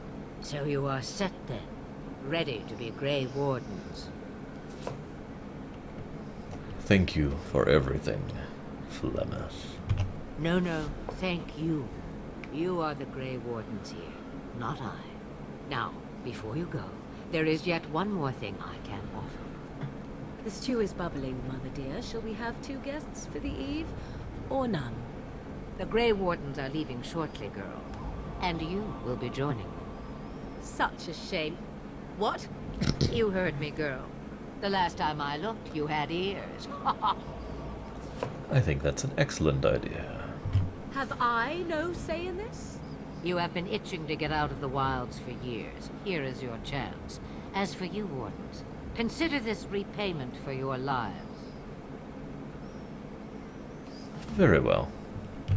Not to look a gift horse in the mouth, but won't this add to our problems? Yes, I do, Wilds, your she's dripple. an apostate. If you do not wish help from us illegal mages, young man, perhaps I should have left you on that tower. Only about 6 hours, Hercules. Mother, this is not how I wanted this. I'm not even ready. You must be ready. Alone, these two must unite for Eldon against the Darkspawn. They need you, Morrigan. Without you, they will surely fail, and all will perish under the Blight. Even I. I understand. And you, Wardens, do you understand? I give you that which I value above all in this world. We don't know, I do Aguiar. this because you must succeed. Although we can speculate. Number 1, and the most common speculation of why Flemeth sent Morrigan with us, she wanted the old godchild. Pretty obvious. Number 2, she wanted to help mold Morrigan into the person she felt she could be for whatever ends that might serve. Point 3, she believed that Morrigan would be invaluable to helping us, and as we already established, she is pretty distinctly anti-Blight, and we are pretty much going to, defeat the Blight, so there's that. Come back, Twitch. There you go.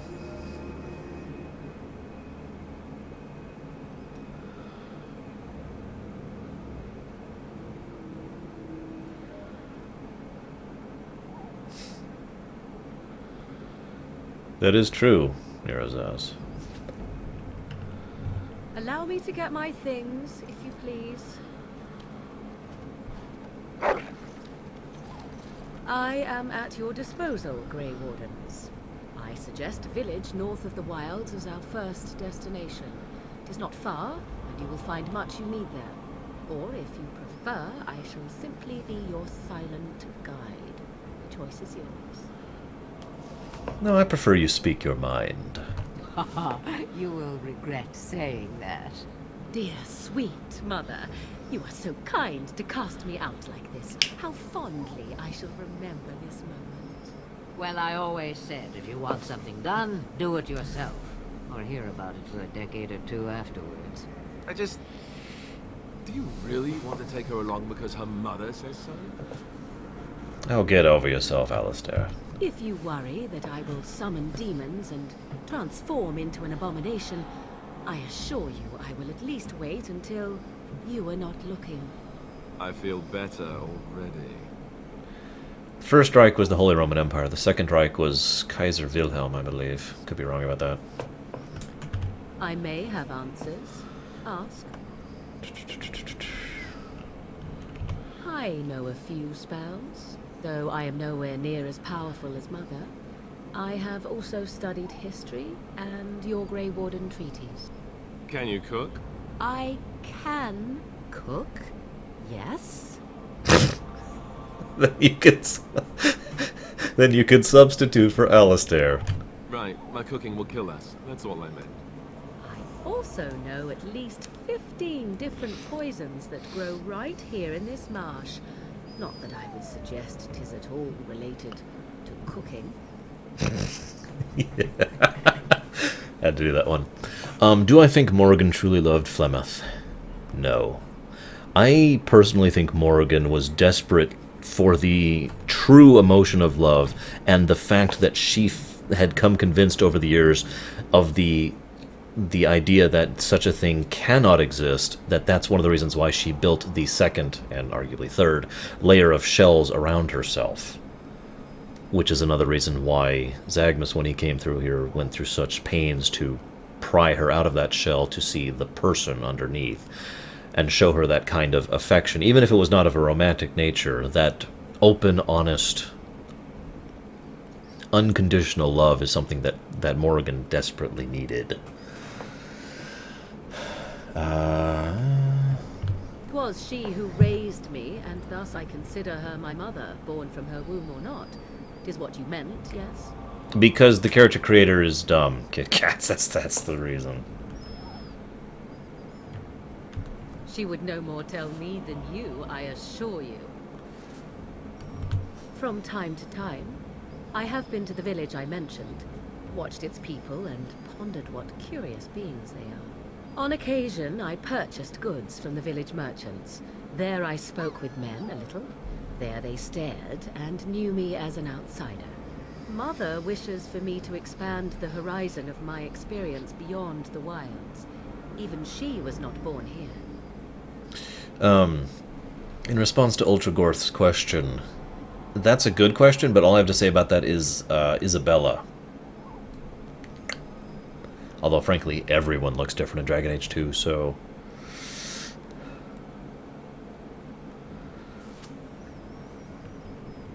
The real question is how we are going to get your friend past Good question, the Darkspawn, Aguiar. is it not? That's true. We can sense the Darkspawn. Conversely, they can sense us. That's not reassuring. We should be able to sneak past smaller groups, but larger ones, or particularly intelligent Darkspawn, will always detect us. Mother has given me something else for them to smell instead as we pass by. It is important we head out of the wilds, however, not farther in. By the way, I am running the Morrigan restoration patch. For those of you questioning that. They come from underground, like an eruption. They broke through deep within the forest, and that is where they will be most concentrated. It is a small place of little consequence called Lothering. No more than a stop along your Imperial Highway where travelers purchase goods from local farms and smiths. I would go more often were it not for the town's chantry. It makes the village particularly intolerant and unpleasant for a stranger such as me. A chantry? And they never in all this time thought that maybe you were a witch?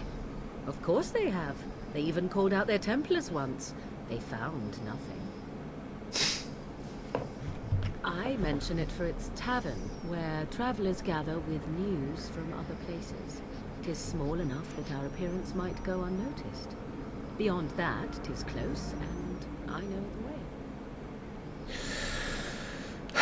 The Morrigan Restoration patch re-adds several flags and dialogues that were already voice acted. You know, Claudia Black already recorded the dialogue for it, for scenes that help flesh out her character throughout the course of the game. I tend to agree with Zeiss's comment. As long as you do a cosmetic change, I don't actually mind that much, unless you do something stupid, Isabella, or as long as they don't change their personalities, Anders. To give an example of what I mean, though, for those of you who've played the Mega Man X series, you know that the characters from Mega Man Z are the same characters. That is Zero, and yet he looks completely different than from the Zero in Mega Man X. It is the same thing, it is just purely a graphical change. And I'm okay with that. Farewell, Mother. Do not forget the stew on the fire. I would hate to return to a burned-down hut. Bah. 'Tis far more likely you will return to see this entire area.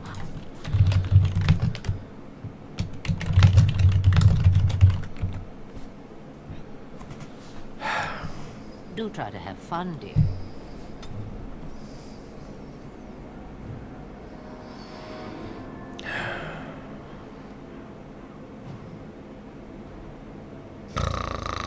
Yeah, well. Are we back yet? Has Twitch decided to stop being incredibly stupid for longer than 3 seconds?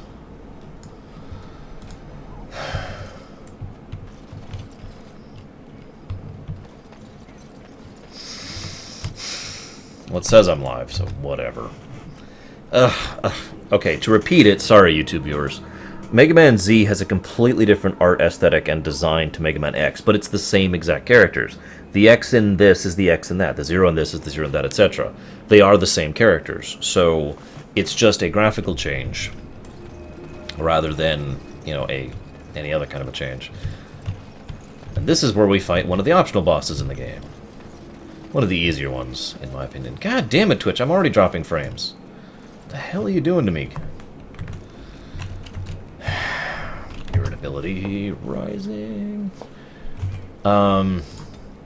You know what? We need to do a poll here really quick.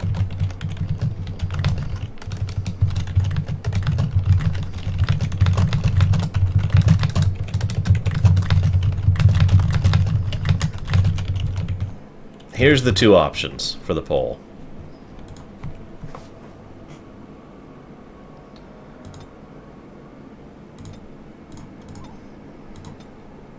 So, feel free to choose.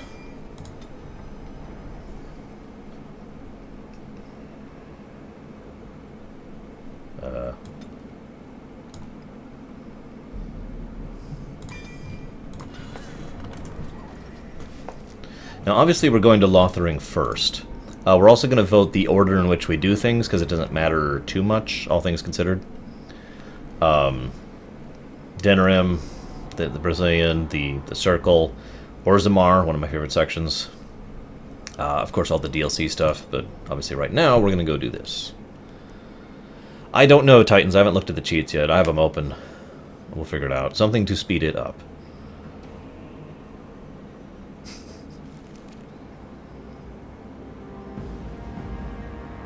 Meanwhile, in Denerim, spin doctoring. I expect each of you to supply these men.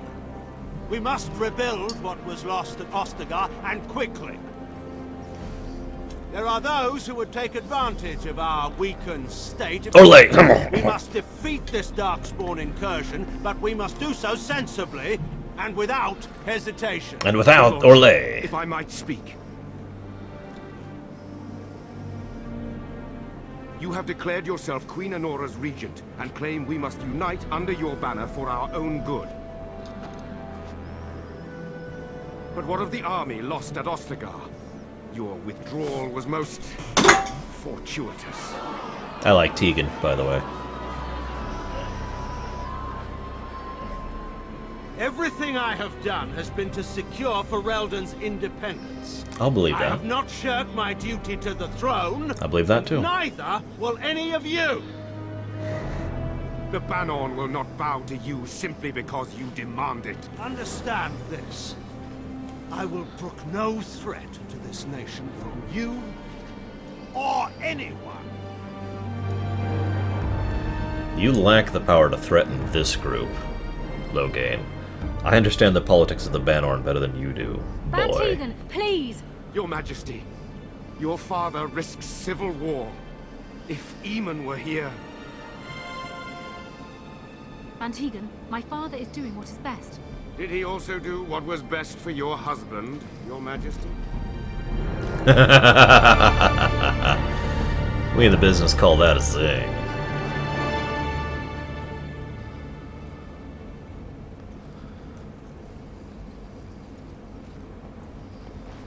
Oh no, I'm about to be robbed. Wake up, gentlemen. More travelers to attend to. I guess that fellow is the leader. He's the ugliest one. They don't look much like them others, you know. Maybe we should just let these ones pass. Nonsense. Greetings, travelers. Highwaymen, preying on those fleeing the Darkspawn, I suppose. They are fools to get in our way. I say, teach them a lesson. Now, is that any way to greet someone? A simple 10 silvers, and you're free to move on. Zagmus I generally consider to be a good character. But these are opportunists who are literally robbing people who are fleeing with what's left of their lives in face of the Blight. So... Indeed, for the upkeep of the Imperial Highway. It's a bit of a mess, isn't it? Not much gets past you, I see. It's not really a toll. We're just robbing you, see? Do shut up. Even a Genlock would have understood that. Well, I can't say I'm pleased to hear that. We have rules, you know. Right. We get to ransack your corpse then. Those are the rules. Okay. Well, this is going nowhere. Let's finish this, gents. If I wasn't bothered by the fact that they're opportunistically robbing people who are desperate and helpless, the fact that they're also willing to kill those people if they can't pay up is equally worthy of death.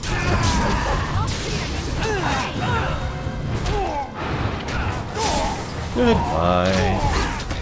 Thanks for playing.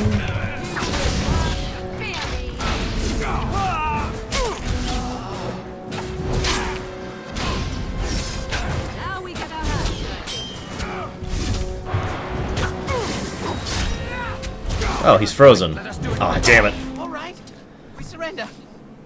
We're just trying to get by before the Darkspawn get us all. Uh-huh. Really? Yes, I'm a criminal. I admit it. Hi, Lorien. I apologize. Wow, that is the most sincere apology I have ever We're heard. not going down without a fight. And then he goes down without a fight. And then he's down. I don't think I've ever had him at 1 health before that before.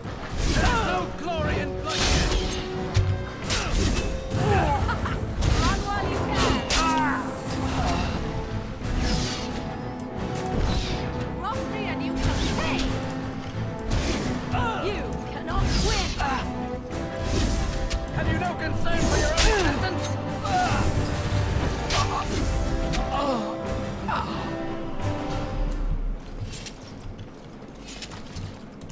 It's funny because I actually don't hate Loghain at all. Really, I don't. I shall do it. I pity the poor man.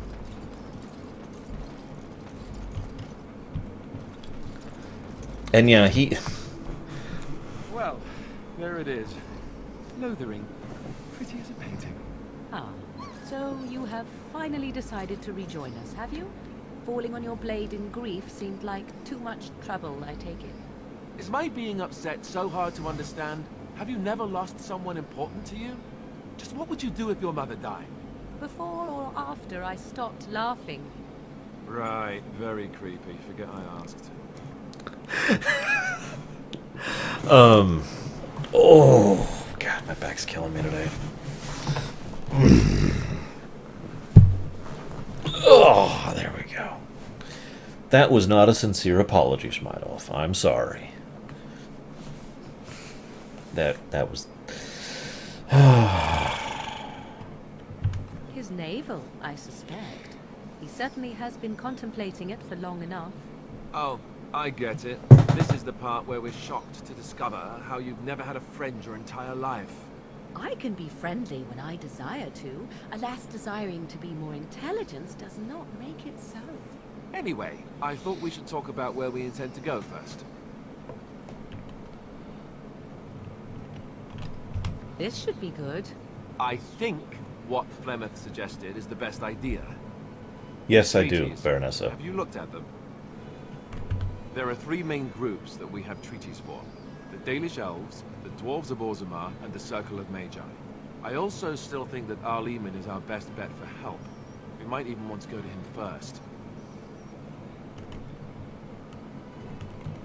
Well, I don't know where we should go. I'll do whatever you decide. Now that is unsurprising. Arleman is a good man, but I don't know for sure he's where we should go. I'm not going to fight about it. For reference, that's actually the beginning of Alistair's character arc right there, really. Alistair's the senior warden here, and he's an experienced former Templar.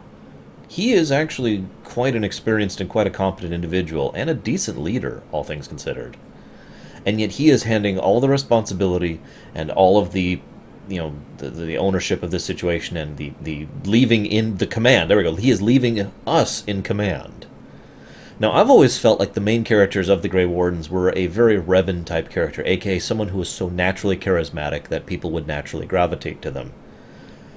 However, it is worth noting that I feel like Alistair would do that even if we were not that type of character, because that's part of his character, that desire to not be the one in charge. Forgive me for quoting Star Trek. I'm tired of being the one who decides what missions to go on and which ones not. Whether we should go into a dangerous situation or whether we should flee. I'm tired of deciding who gets to live and who dies. Fair enough. Let's head into the village whenever you're ready. Save. Alright. See what the poll said. Alright. Let's see what these commands are.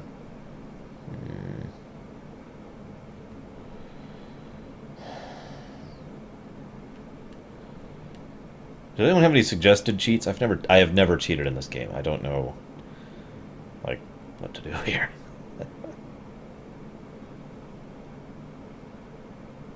This looks like a simple one. Okay, so hang on. Let's make sure we saved, which we did. We need to probably flush the RAM at this point anyways. It's been a couple hours.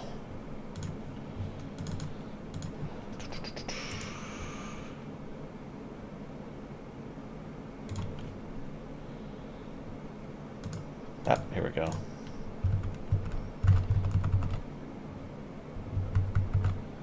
So, just out of curiosity, how many of the rest of you out there are also going through and replaying any of the Dragon Ages, while I am also replaying some of the Dragon Ages? Here it is. Enable, developer, console. Don't worry, I know what I'm doing. I got, someone linked me a thing here, which should work, theoretically, and if I'm wrong, then I'm suck, and that is entirely possible.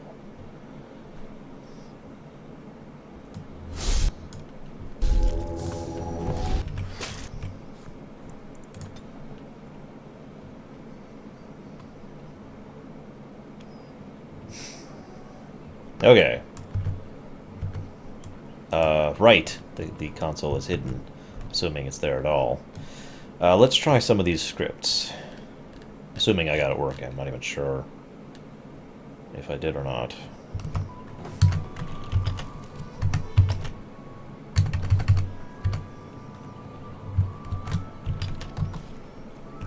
Okay, it doesn't appear to be working. I apparently am retarded. Oh, I forgot to... right.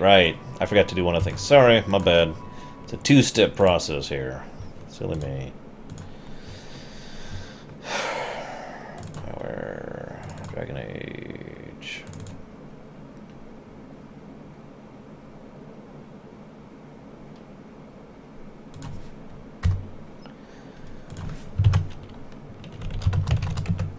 it is.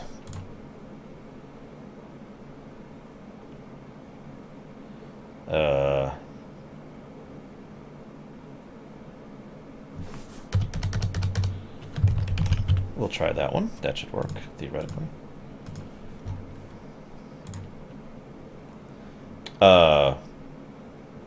That's from the quote from Star Trek is actually from the original pilot, the Cage. I almost started up WoW there. In Star Trek the original series.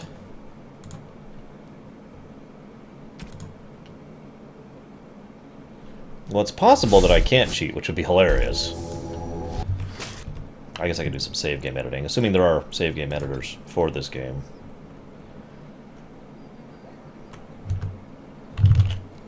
Oh, looks like it's still not working. Would anyone care to look up a way to cheat that involves save game editing? I prefer save game editing to console commands anyways. If I'm honest with myself. I have a wonder, if you will indulge. Why are they not following me? Do I have a choice? Of the two of you that remain, are you not the senior Grey Warden here?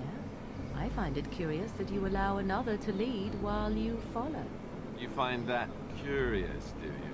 In fact, you defer to a new recruit. Is this the policy of the Grey Wardens, or simply a personal one? What do you want to hear? That I prefer to follow? I do. You sound so very defensive. Couldn't you crawl into a bush somewhere and die? That would be great, thanks. Oh, is there one on the Nexus? Oh, hell, let me just pop over there really quick. Well, yeah, but shouldn't it, like, not be doing that?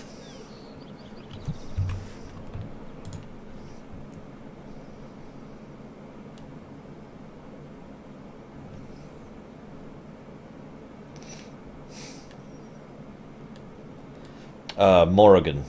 Elusi? Yeah, I'm wondering, why are they not following me? Guys, why are you not... Morgan? Alistair? You want... Hello? I've been abandoned. By my party. Whatever, I suppose we'll just, keep going here. If you're looking for safe shelter, I'll warn you, there's none to be found. Ah! Come here! Hey! Hey, guys! Hey! I don't think I have ever put them on hold for any reason ever in the entire time I've played this game. And Morgan is like... What is she doing? You see how she's just... And she and Dog are both just over there like... Oh my god. Wow. What do you need? To talk. You don't have to do that. I know you didn't know him as long as I did. Why would I ever use the hold command, Yachiman? Seriously.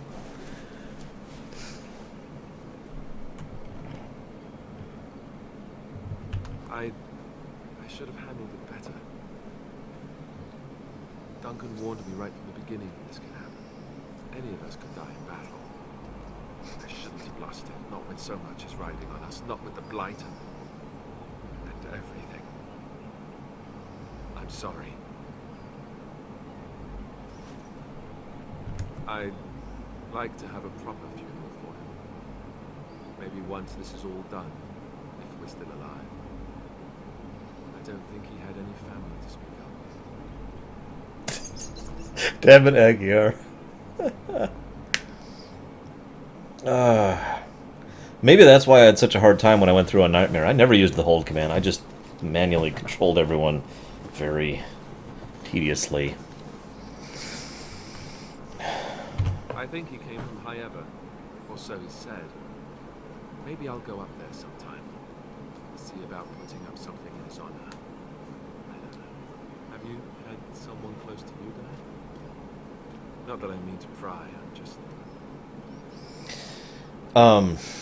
The thing I had, KitKat said I could use the Steam enable, custom launch code to make it work, but apparently I guess it doesn't work. I don't know. Ugh.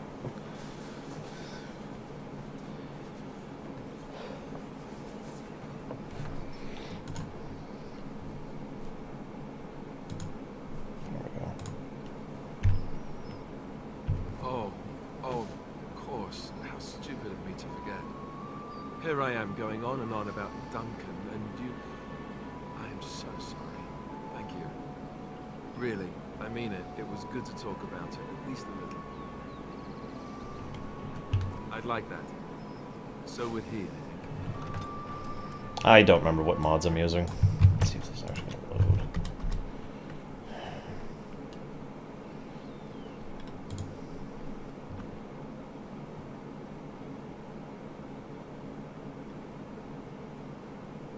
I really don't want to activate this thing on Origins just to cheat. I already have to use Origin for way too many things. AKA more than 0. Oh god, Morgan's here. It's just a guess, but I... Back off. I have the right to charge what I wish. You profit from their misfortune. I should have the Templars give away everything in your carts. You wouldn't dare. Any of you step too close to my goods and I'll... It's so nice to see everyone working together in a crisis. Warms the heart. Oh, you there. You look able. Would you care to make a tiny profit helping a beleaguered businessman?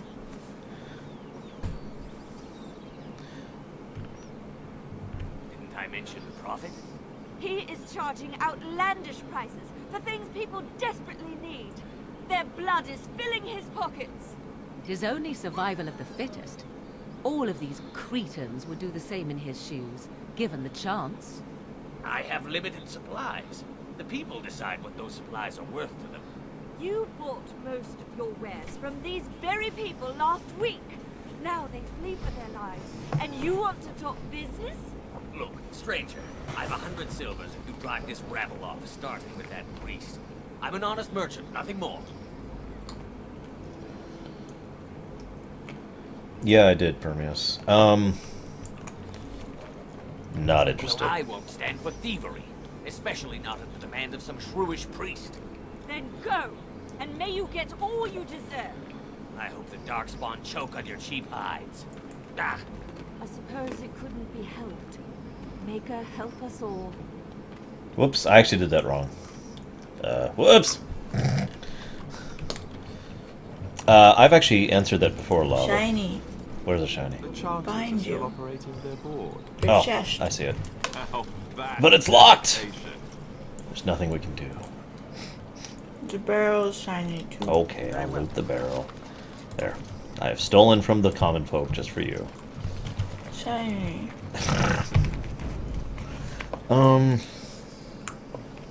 Give me a second, guys. I'm gonna look something up real quick.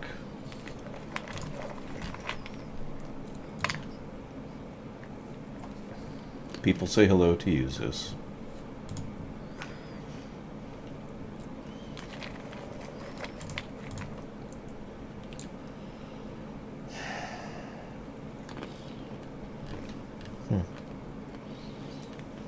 Ah, god damn it.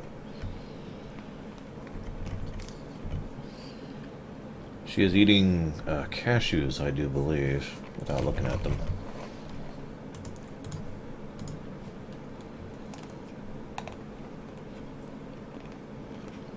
Meh. Oh, actually, that sounds really useful.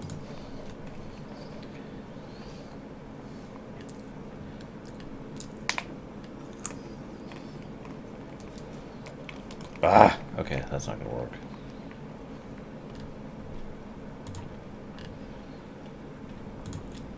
Man, why is that so ugly? Oh, awesome, Vizette. Thumbs up, as they say. Wait, is this it? Okay. What's this do?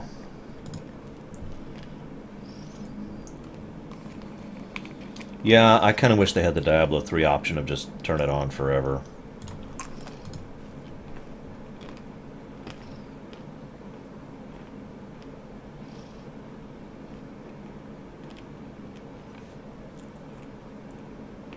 Okay, what? Oh, sure, you know what, let's do it.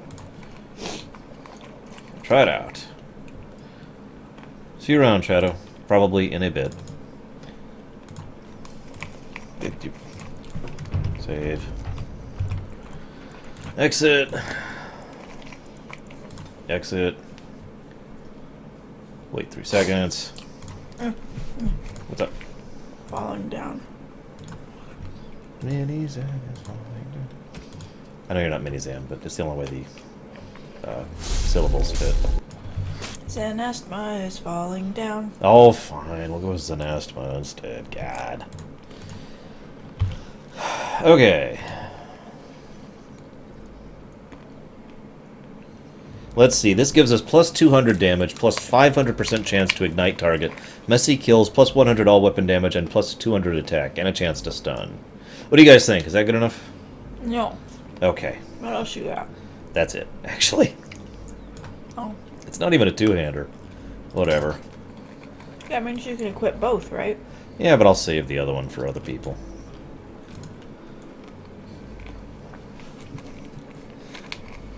In fact... what the hell? It's just... yeah. Oh, it doesn't look terrible. More over the top. It's just... It's probably something that works with blood spatters, Agwar.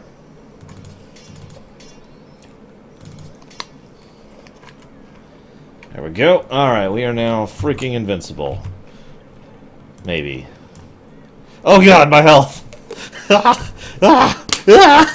I'm at like no health. I need to heal. Heal me, sis. Heal me. Oh, it was only a little bit. Look, it's only got up a little bit. I don't have any mana. Okay. So you got Cure 1. Okay, Cure 1. We'll probably be doing the boards just because. Especially since we're cheating now. The legions of evil are on your doorstep. They will feast upon our hearts. There is nowhere to run. This evil will cover the world like a plague of locusts. Please, you're scaring the children.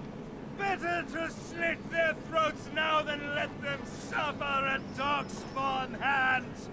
There, one of their minions is already amongst us.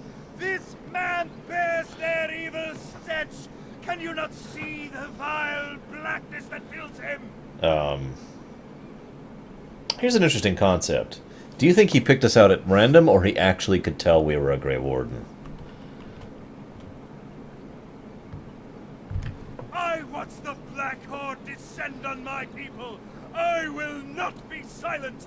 Please stop. Somebody shut his mouth. But isn't he right?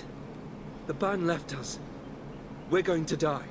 This minion is but the first of those who will destroy us.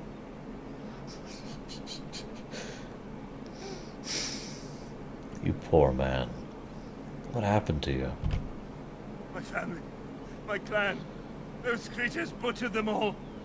Some of us fled here, but we cannot escape the Darkspawn. No, I won't listen to the words of a man tainted by Darkspawn. I ran, hearing my wife's screams as they dragged her off.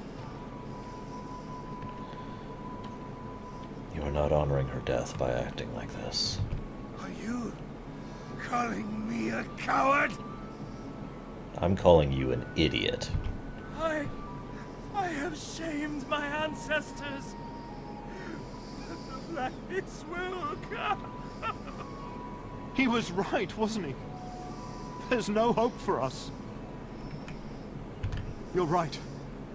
We can't give up. But we can't fight.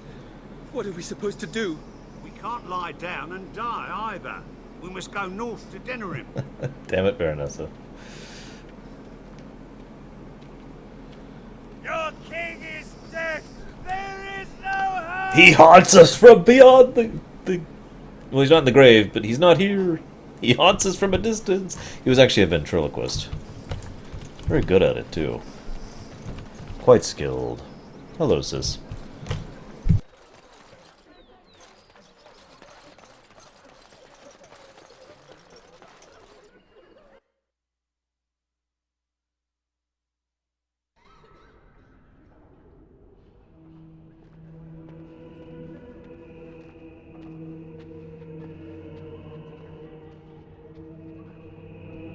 No.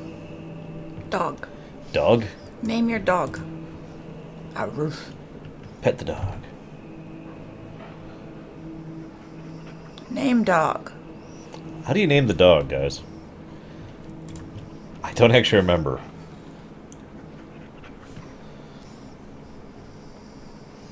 Grensler. Wait, you... A slightly damaged cake into my waiting hands. Good boy!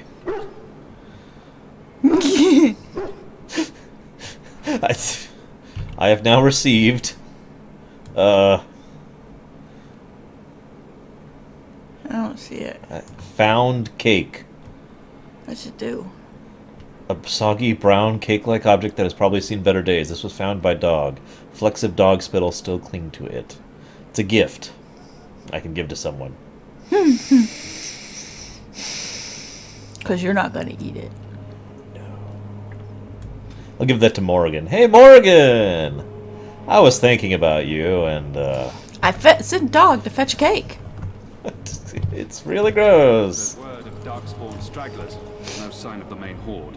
We are the only hope of protection this village has now, and I will not whatever. abandon. That is all. May the Maker have mercy on us. Hello, Bryant. Yes? Who might you be? Die, Bryant.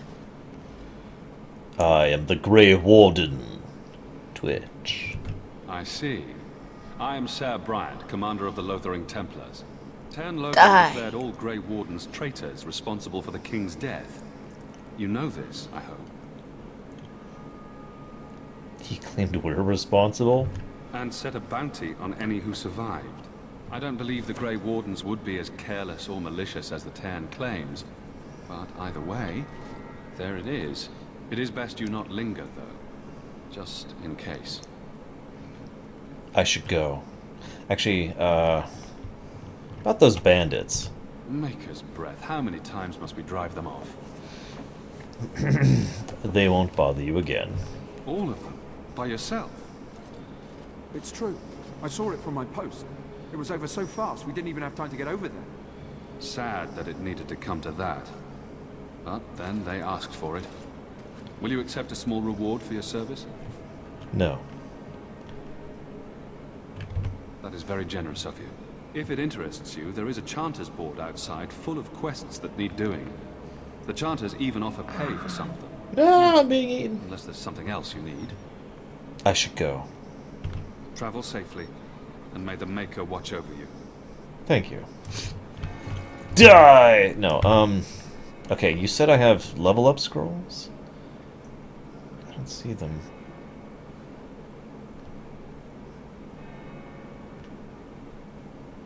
What's that? That's my other one-handed sword. Oh, hello. Oh, hi.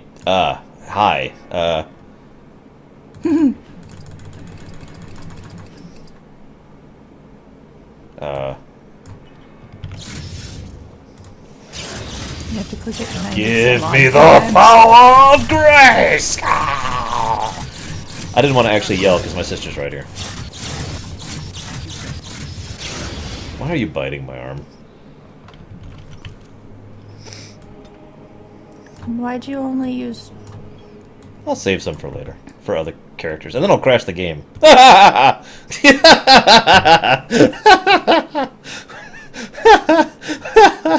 Okay. The game's like, what the hell are you doing, boy? Stop that. Oh, headache. I have such a headache. My head feels like a marshmallow.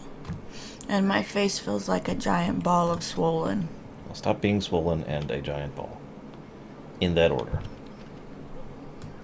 I don't know if I'm hungry or not. You are hungry. You should eat. I don't want food. You have not eaten today. If I need had to give you my cashews. card to go get yourself real food, that is what will happen. I don't want to go outside. But I don't actually want skills. Yes, you do. Put skills back. Sis, you're slipping. No, I'm not. Yes, you are. I can feel you slipping. No, I'm not. I see him fine.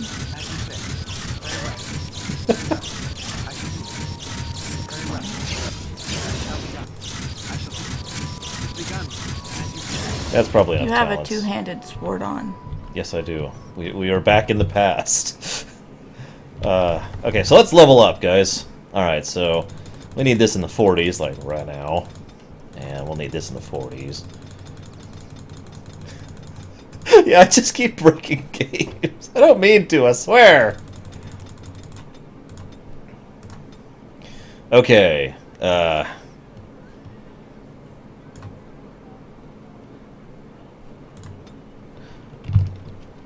there's no such thing as going easy here on Arshingaya's Attributes. stream. Here, the train never stops. Or something, I don't freaking know. If you want, you know, deep complexity, go somewhere else. Why are you getting smush things? I thought you weren't a smush things person. I thought you were a whooshy whooshy person. That's correct. You Okay. don't look like a whooshy whooshy person. Oh, what can I say? I felt extra whooshy today. No, you want one-handed. It's because you're using. Oh yeah, I'm using a one-hander. God damn it. Okay, fine. Clear. We'll do dual, I guess. Maybe? I don't know. I suppose I should just go ahead and become the tank at this point. Use the shield, be the tank myself. I prefer to let the AI tank, because I feel like the AI is usually better at that with proper gambit setup, but whatever. Being a tank does suit Zagmus pretty well, admittedly. I am now a tank. Beat. I am a tank. Behold my tankiness. I can wear the Blood Dragon now. Behold! That doesn't look nearly as cool as it does in other games. So take it off. It looks stupid.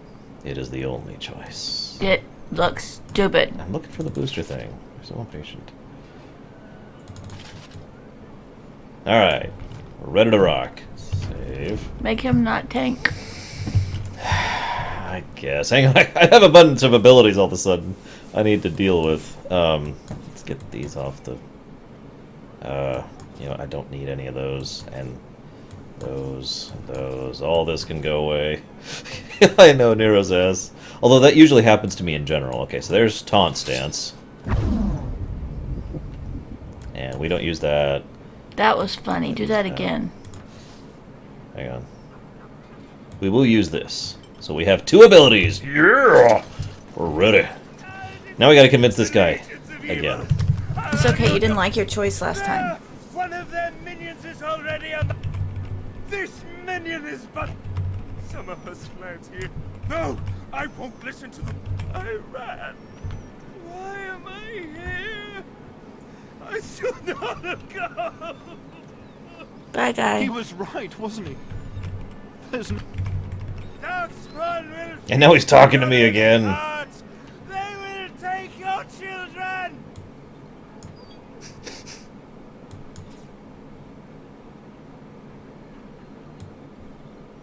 There we go.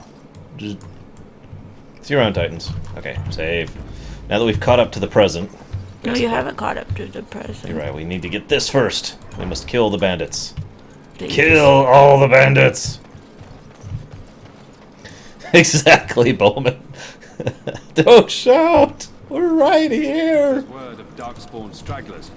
Yes? Da, da, da, Who might da. you be? You may call me Twitch. Pan Loghain declared all Grey Warden. It is Why are best you telling him to linger call you Twitch? just Because in case. Maker's breath. Sad that it need. You forgot to get your cake Unless back. there's something else you need. Stop talking to Opens the dude and large get your cabinet cake. on the farm. Now, I should go. travels.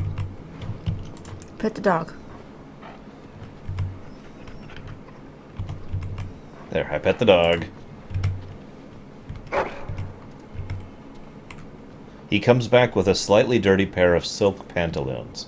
Aha! One can never have too many pairs of pantaloons. What do these say? These pantaloons, crusted with soil, were probably buried for years before the Mabari dug them up. On closer inspection, it appears they were once either gold or silver in color.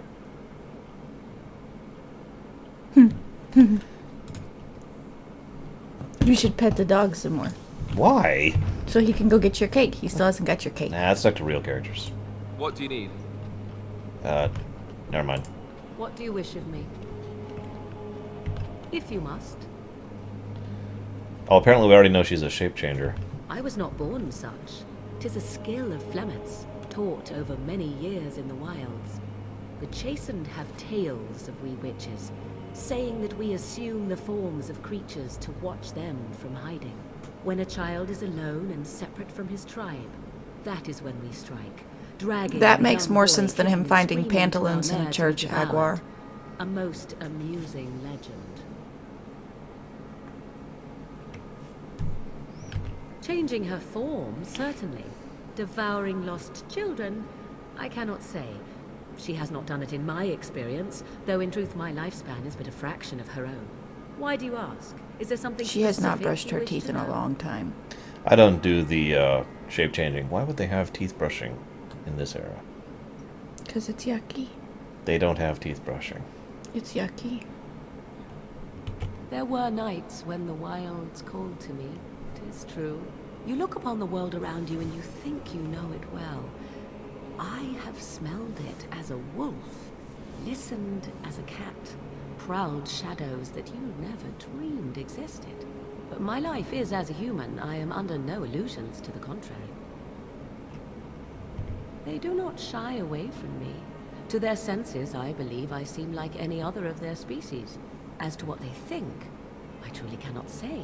Just as I am still human, no matter my form, they are still animals. Thus they cannot speak, even were I to ask. Anyone with sufficient will, but the act of transformation is a magical one. 'Tis a spell and thus requires a mage's talents. If you had a notion to learn such a skill for yourself, sadly, you must remain disappointed. Indeed. Have you an opinion on my abilities, then? Am I an unnatural abomination to be put to the torch? Candles. He's looking at candles. It's a church, and given the era, that's probably Catholic. So those are that's the altar where you light candles for prayers.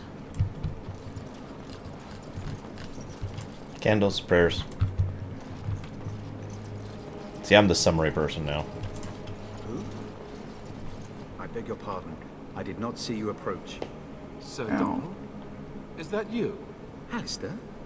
By the Maker, how are you? I was certain you were dead. Not yet. No thanks to Turn Logain. Carl Eamon were well. He'd set Logain straight soon enough. If he were well? What do you mean? The Arl is stricken with an illness that threatens his life. We have found no cure, either natural I don't or know, magical. Fullbeard. When did this happen? Only a few weeks ago, but he has declined quickly. No one knows the nature of the illness, and even magic has done little to It's slow its probably progress. built off Our only hope Catholicism. now is a miracle. Every knight of Redcliffe has gone in search Given of the the urn of era. sacred ashes. Era. Andraste's ashes are said to cure Not any error. illness. But I Era. fear we are chasing a fable. With each day, my hope dims. I should go. You just like that answer. It's okay. In Mass Effect, they recorded her saying "I should go" once, and like the end of every conversation is "I should go," so they could reuse the voice sample. So at the end of every conversation, she's like "I should go," and then she goes through the exact same animation to walk off the camera every single time, no matter what the circumstances. You can be like, "Oh my God, thank you so much for saving me. I should go." "You should be careful, or I'll kill you next time. I should go." I think Why is that, if I may ask? he looks very haggard. I look is ugly. what I think. Oh God. It's the jaw and chin. I see. The Arl is a popular man, it's true. Tern Logain, however, is a hero throughout Ferelden. Whatever the Cairn has done or not done, the Arl remains ill, or worse. That is my primary concern. If Arl Eamon were well, I have little doubt he would assist you. My quest, however, remains the same. We should see what's happening in Redcliffe ourselves. I How believe come you're that not now red more than shiny? ever. If nothing else, You I am forgot to certain reread you would be Tank's welcome at stance. Castle Probably. Redcliffe. After you The broke the Arlessa game. is there, and she could tell you more than I could. What? And you have his locket? What the hell, sis? And a note? Maker's mercy. Thank you for giving me these. I would never have known otherwise. Thank you. I wonder how many of us have met similar fates on this mad quest. All of you. With Henrik gone, I need to return to Redcliffe. Perhaps later I will seek out the scholar his note mentions. But I must go. I should Thank go. you again, good sir. You have been most helpful. You're welcome. Now get the hell out of my face.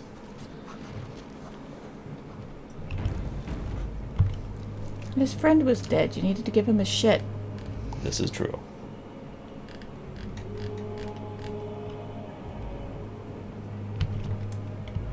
Oh, right. Just for you, sis. As you say.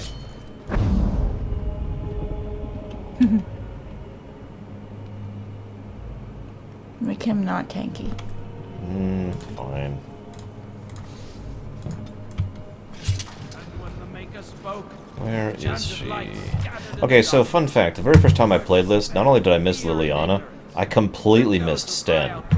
Just curious if anybody else had that problem. And by the way, if you miss them, I think you can get Liliana later, I believe. I'm not actually 100% on that, because I never did.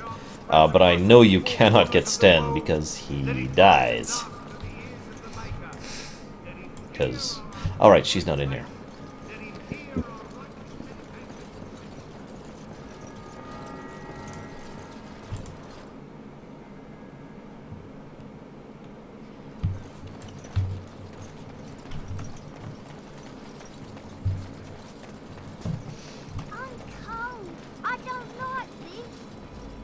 Shut up, kid. It's cold everywhere. I'd rather talk about your mother. Well, there's nothing to talk about. And besides, isn't your mother a scary witch who lives in the middle of the forest? Much more interesting. To you, perhaps. You would find the moss growing upon a stone interesting. You know what's more interesting than that? Apostates. Mages outside of the tower. That's illegal, you know. You did not read that in a book somewhere, did you? I hope the small letters did not strain you overmuch. Oh, we could not talk about your mother. That works for me. I've only ever done one romance option, Hello, Aguirre. stranger. I don't suppose you know anyone that can make traps? What do you need traps for? Old man Barlin said that Darkspawn may be coming soon. He's got traps on his farm. I figured I'd put a few on my lands. Barlin wants to poison his traps. I just want normal traps. None to be had. Barlin has all the traps in the village in his fields. Well, I actually can't make traps. I didn't mean to bother you. Sorry. It's not a bother. It's, traps. Improve trap making. There we go. Ma'am, I believe I can make some traps for you. Oh, crap. I already screwed it up. Oh, well. I never remember where Sten is. Oh, never mind. There he is. You got a bed for the night. You taken care of. Don't need blades right now. We need beds, food, and an end to all these sad sots. I don't suppose you know anything of tonics. God damn it. I just learned trap making. You've got more skill things. Of good. All manner of travelers come through, many injured or sick. We do our best, but we're out of supplies. There's Yeah, I was going to medicinal comment on herbs that in the Nero woods to Zos. the north. If you make a few poultices, I'll scrape together some sort of payment. I'll don't- write all you need to know in this note here.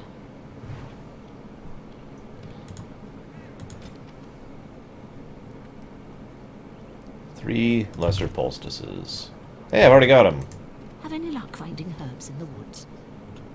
There you go. This will help many people. You're a good sort, you know. Hey, Banana.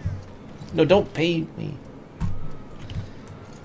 Anyways, yeah, so one thing I wanted Quest to comment that way. on. One moment. Quest that way. Ignoring the quest forever now. Look at these houses. Now, the architecture here is very indicative of the overall style that Ferelden has, right? You did not enjoy your Templar training? Oh. That's directed at me, I take it. Do you see any others about who have failed at their religious instruction? I didn't fail, I was recruited into the Grey Wardens. And if you had not been recruited, what would have happened instead? I would have turned into a drooling lunatic, slaughtered the Grand Cleric, and run through the streets of Denham in my small clothes, I guess. Your self-awareness does you credit. I thought you'd like that. Anyways, look at the style of the houses here. Pretty basic huts. They protect from the weather a bit. They protect from the elements a bit. That's kind of it, really, right? Now, you can already probably see the point I'm going to make, and that's that building over there. That's the church. That's the church, and that's the point. The Chantry has such tremendous resources at their disposal that they can do things like make these completely superfluous Andraste statues here. Just like that. Just because they can. And these ones. And glass-stained windows. And an actual different architectural style, if you're paying attention. They use curved arches and the... I forget what it's called. Thank you. Instead of that over there. This is all done deliberately, though. This was all done to emphasize the fact that the Chantry has this level of power and influence and, most importantly of all, money, way more than everyone else around them, and is done in a more generic sense to emphasize the level of power the Chantry has in this particular setting. Now we'll do the quest. Oops, wrong one. I saw you take the supplies from my car. Your grassland eyes are inept. A chastened would never stoop to petty theft. You marsh folk are all thieves and liars. Enough! People here are already desperate and frightened. They don't need you two coming to blows. But what about my food? I said enough! I will kill them all. So this is Sten. He's a Kunari. I don't need to explain anything, right? You guys know all this, okay. You aren't one of my captors. I will not amuse you any more than I have the other humans. Leave me in peace. Then I will leave you to your fate. No, I'm just kidding. I'm in a cage, am I not? I've been placed here by the Chantry.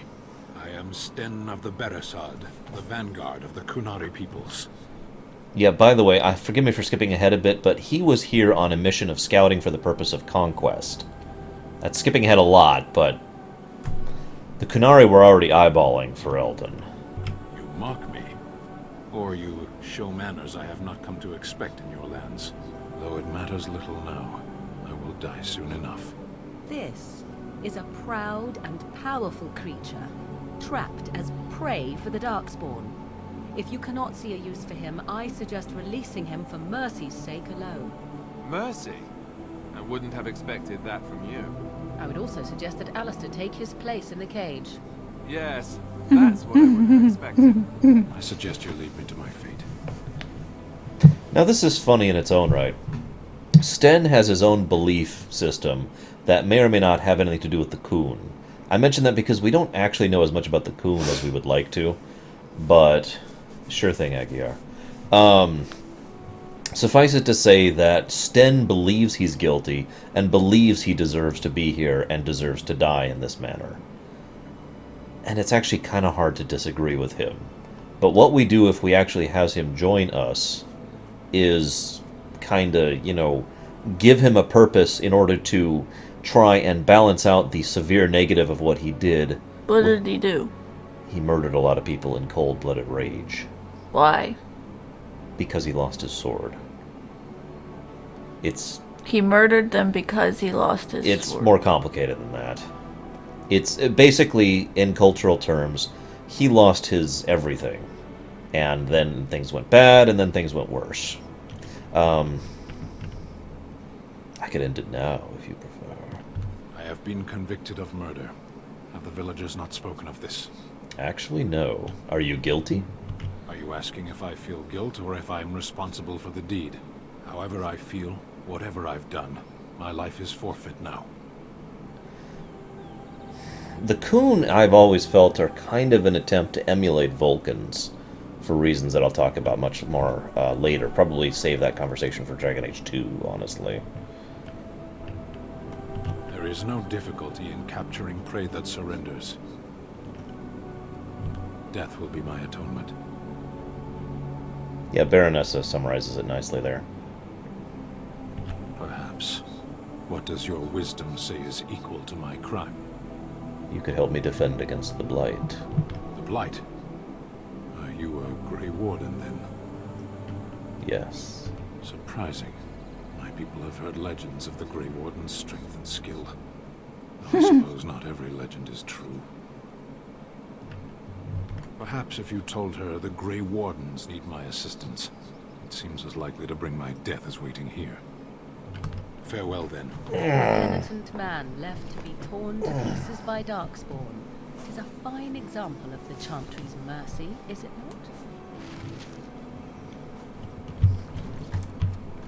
not? Alright, let's go get Liliana.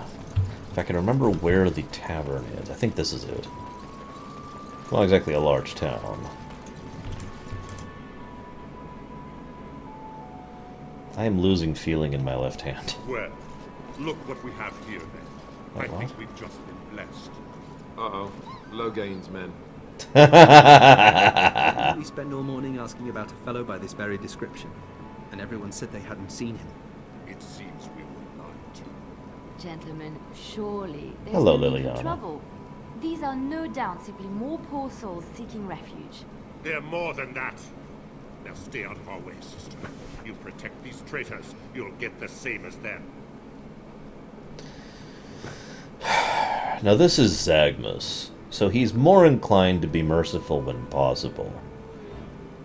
But the fact that he just threatened a member of the Chantry for doing something as horrible as trying to stop a fight in the middle of a busy brawl, or a busy bar, means that these people should probably go and run hell. Number 3. It's Zagmus, it's number 3. You don't need my protection, but these men will blindly follow their master's command even unto death. And that one sentence explains Liliana in so many ways. From the Grey Warden's treachery. I serve him gladly. Enough talk. Take the Warden into custody. Kill this sister and anyone else that gets in your way. Yes, I am, Gustor. Right. Let's make this quick. If you insist. Let's see what this cheat mod really does. Stab! Oh, it didn't one-shot him. I'm only hitting for like 130. One. We surrender. Good. They've learned their lesson and we can all stop fighting now. Or we can execute them. But no, we won't do that. I was there. The turn pulled us out of a trap. What do you want to tell him? The Grey Wardens know what really happened. I'll tell him. Right away. Now. Thank you. I apologize for interfering, but I couldn't just sit by and not help.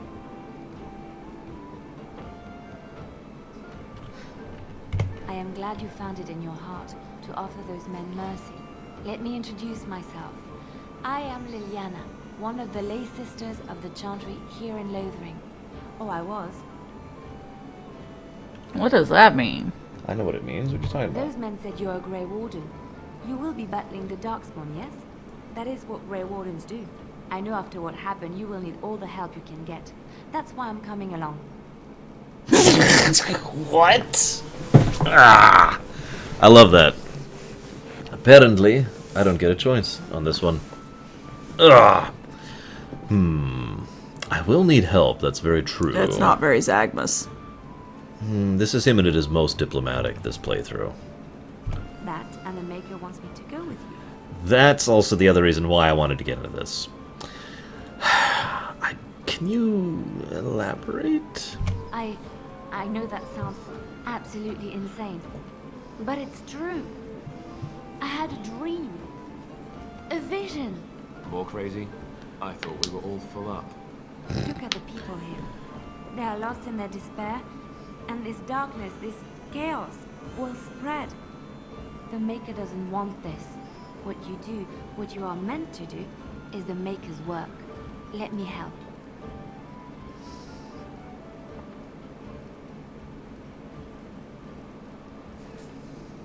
Then what? What happens when the Horde comes?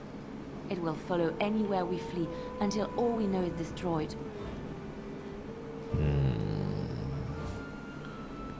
Perhaps your skull was cracked worse than Mother thought. Thank you. I appreciate being given this chance. I will not You let know you you down. have 2 chairs. Sorry, dog. You're out. Indeed.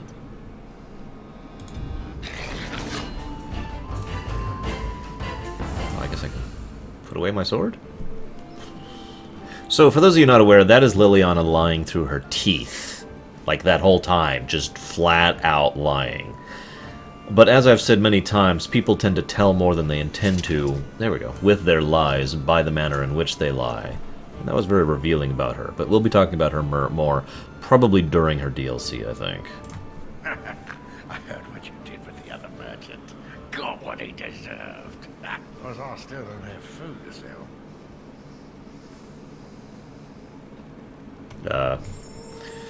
Well, do you have any money? Because I have a ton of things that I don't really want to hold on to. My inventory is getting full. I guess I'll hold on to those. We will not be doing crafting this playthrough, like, at all. For those of you who are curious, if you're on high difficulty, crafting is almost essential because of the stuff you can do with traps and whatnot. At least in my opinion. Granted, I'm not the best player in the world, so entirely possible I just suck. Any questions?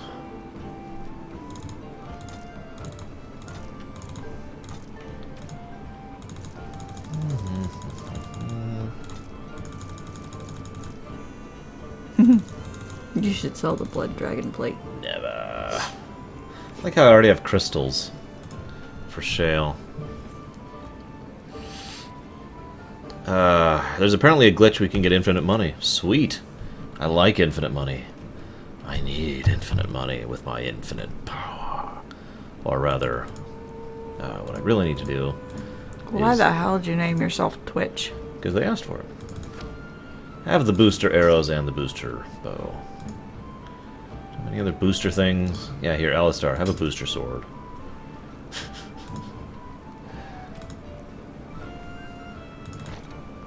There we go. That suits her better, I think. Alright, out we go. I'm sorry, Raskor. Not actually sorry. Yeah, crafting your own weapons and armor is also, in my opinion, kind of required, especially if you want to do the optional and the super optional stuff. Alright, now we have Liliana. Let's go try and convince some people, shall we? So what are you eating for dinner? I'm not hungry. What are you linking me, Baronessa? Oh. Damn it. Why do you guys want Sten to have horns? I must place my faith in tales so that I may sleep at night. But this can't all be an accident. Spirits, magic, all these wondrous things around us, both dark and light. You know these things exist. The fact of their existence does not presuppose an intelligent design by some absentee father figure. So it is all random then. A happy coincidence that we are all here. Attempting to impose order over chaos is futile. Nature is, by its very nature, chaotic. I don't believe that. I believe we have a purpose. All of us. Yours, apparently, being to bother me. You can turn Dog into a total badass, especially if you do his little side quests and boost his stats. Because, yeah, Dog is also arguably the best tank in the game. In fact, I'm not even sure that's really arguable, because he is just amazing.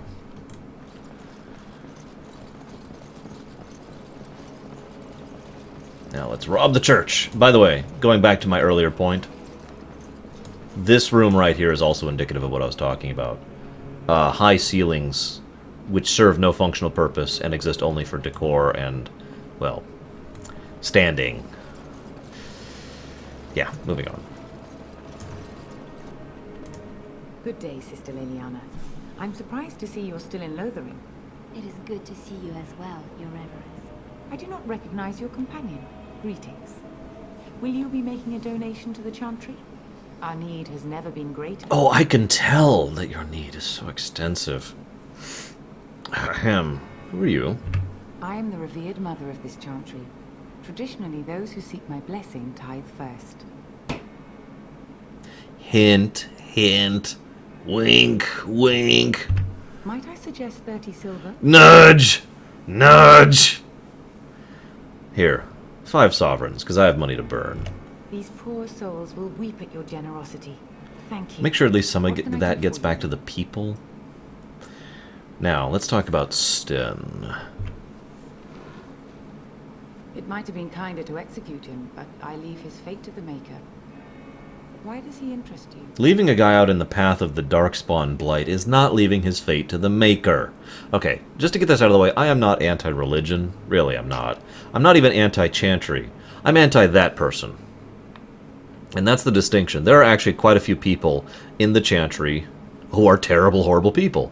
But there are also plenty of people in the Chantry who are perfectly nice, and there's people who are all across the in-between.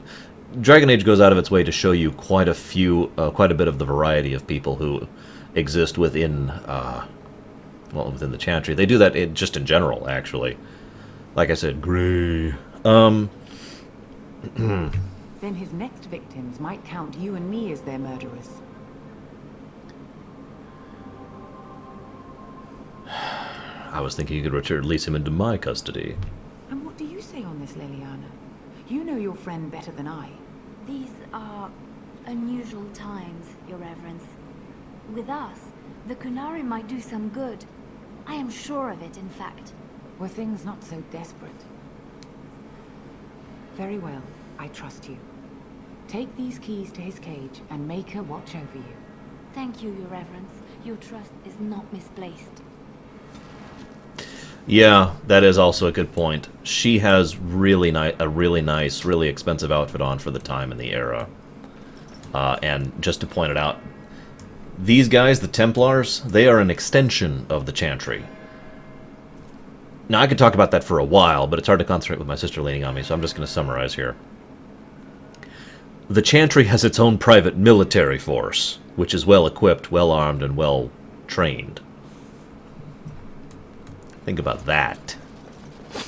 I thought you were going to steal from the Chantry. Why would I steal from the Chantry? Because they're rich. Nah, I don't need money. No, you steal and then you give to the poor, you Robin Hood. I am Robin Hood, guys. Or rather, I would be if I had that option. Instead, I'm just going to give to the poor directly. It's a lot easier that way. Funny thing is, Zagnos would totally do that. Here's some gold. And he's literally just making it in his hand as he reaches for his wallet, which has nothing in it. Shunk, there you go. Shunk, here you go. Let's go get Sten out, shall we? But yeah, the Templar armor, in addition to being good, also looks expensive. I left it on occasion, but I always returned. Why? Is that so strange? It was my home. But it was just you and your mother there. No one else. Mother occasionally had company. What? Company? Do I even want to ask? No, you really don't. Yeah, Aenair brings up something else I was saving for later. We learned from Alistair that the Templars are also addicted to a magical drug that they can only receive from the Chantry. Jem'Hadar? Anyone? You wish something more of me? Yes. I have the key to open your cage, but I could end it now if you wish. I should go. I confess, I did not think the priestess would part with it.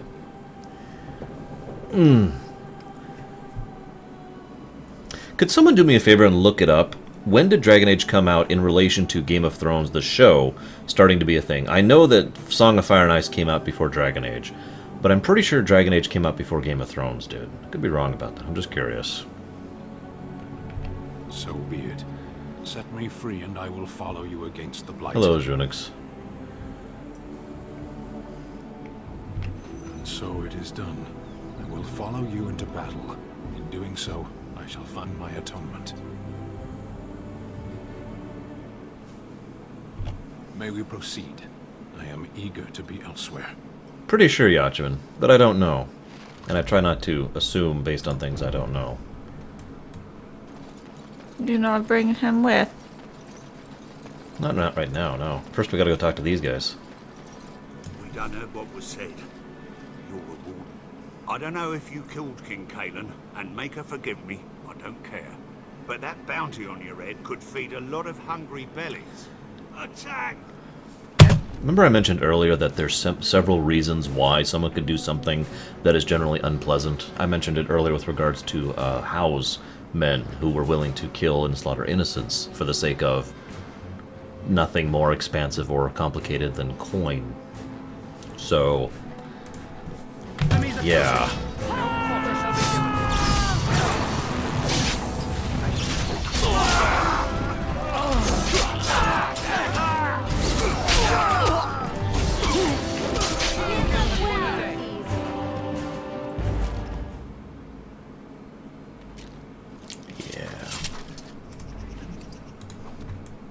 Why are you looting them?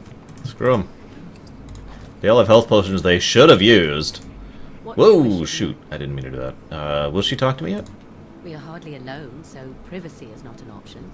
It is your question, however. Ask what you will.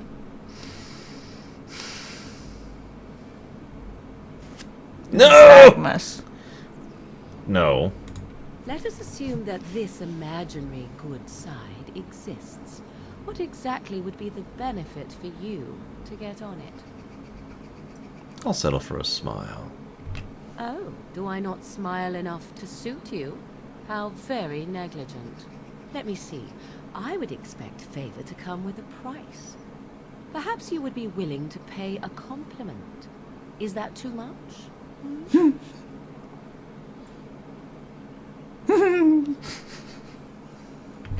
I suppose stating the obvious will have to do. Very well, then. You are on my good side. Best watch your step that you don't fall off. That's Morrigan playing with him, basically. I personally think that Morrigan, romantically or otherwise, did actually have a bit of connection with the Grey Warden. Because the Grey Warden, at least the way I play him, because the Grey Warden... Thank you, Fat Squeak. Oh, thank God. I'm free. Sorry. It's just so damn hot in here. Oh my God. The Grey Warden was one of the first people who actually treated her like a person.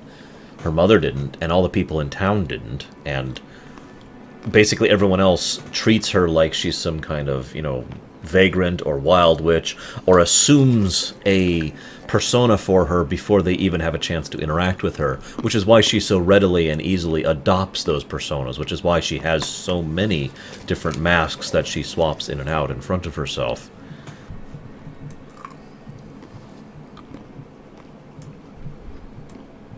And I like the idea that she feels like she's toying with him when it really gets down to it, she is toying with him to hide the fact that he is actually reaching her. To pretend, not to him, but to herself, that she isn't reacting. Follow? One of the reasons Morrigan is tied for my favorite character, favorite companion in this game, is because of the complexities that exist behind her character. And no, they don't, Banana, at least not by the end of the game. Maybe early on. Kill the bandits, kill the bandits, kill the bandits. Oh, you should think about eating. You should think about eating something that isn't cashews.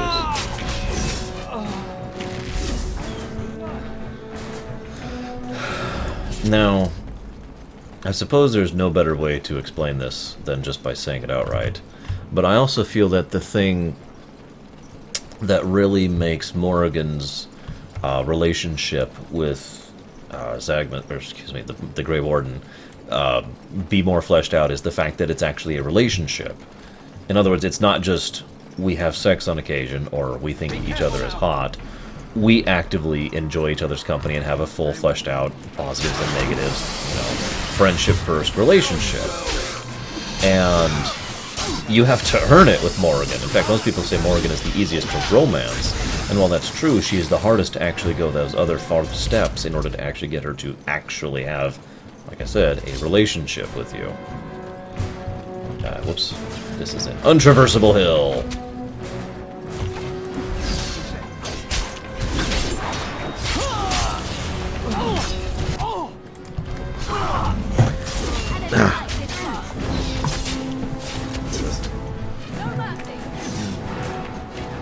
It's hot in here.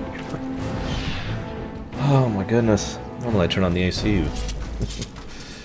Oh, I'll live.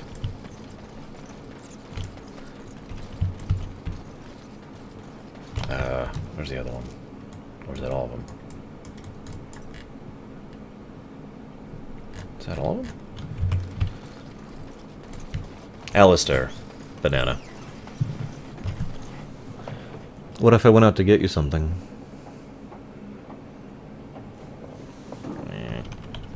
Is my other favorite companion. I know that's kind of the obvious choice, but again, for basically the same reason. Complexity, well developed, lots and lots of interestingness about them. I've actually never seen the relationship with Liliana, so I can't comment on it.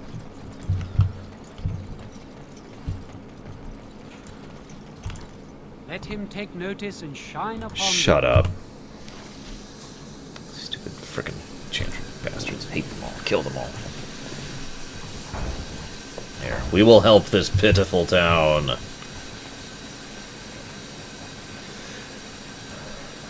I hope you'll be watching my stream, Fitzcott, because that's as close to a review as I'm capable of doing, really. I'm in the right area for this, right? Yeah, I am.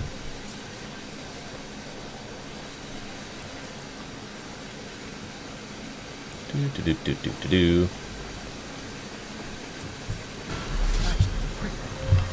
One of the most common complaints I've heard about Dragon Age Origins is the combat. I'm not sure what to say about that, because I personally have always found the combat to be tolerable if you do it in a certain way, and irritating if you don't. And so I admittedly kind of understand that concept. Like I said, I don't actually like playing a melee at all. I, you know, prefer playing a mage. But when I play a mage, I actually really enjoy the combat in Dragon Age Origins. When I play a melee, without a sword that hits for 130 at level 2, I tend to get really just bored, honestly, with it. So, it varies.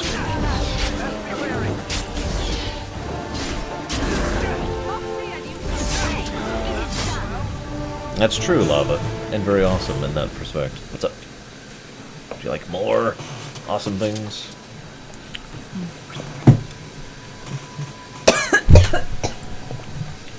And admittedly, Dragon Age's combat was going for that more realistic feel, and all I have to say about that is the two-hander. Huh. Whereas Dragon Age, you swing a two-hander like this. You know, because it's a two-handed weapon. That being said, and I'll talk about this more when we get to Dragon Age 2, I do actually personally prefer the combat in terms of general enjoyment. That's the Bath, Grenzer, in Dragon Age 2. But then again, I like playing melees, and I really enjoyed playing a two-handed melee in Dragon Age 2. It was a lot of fun. Or at least in Dragon Age 1, when you play two-handed melee, you don't gotta click as much. That is true. Half a grudge. Shut up. Shut up. Shut up.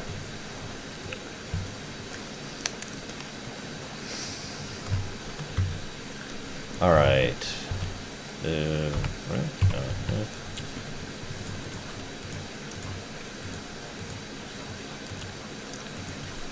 I think we're actually done here. We got Liliana, we got Sten. Hey, Omni. That's my point, though, Fitzcott. I feel like they refined the combat in Dragon Age 2 sufficiently that I enjoy it much more, especially when it comes to playing a melee. Right, I'm going the wrong way. And yes, all I have to say about playing a mage and being broken is, hang on. There's a single spell that I built my entire build around. It's that one. It's called Monoclash. Mages can be brokenly powerful in this game. You do have to earn it, though.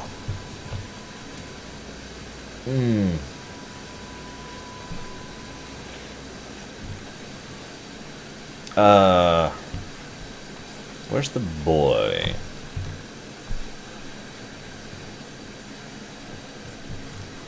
I don't remember. Whatever, we're already on a deadline, and it's 6, and I've gotten nowhere in my first day of streaming, so let's just move on. Yeah, I actually wore armor as a mage and just curb stomped everything. I've never really enjoyed Archer in either game, personally. I didn't dislike Archer in either game, but I never really got into it, you know?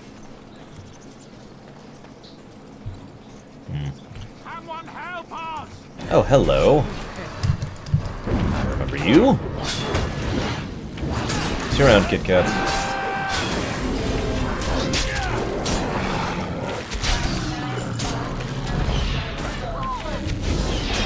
Well, I did kill him, so...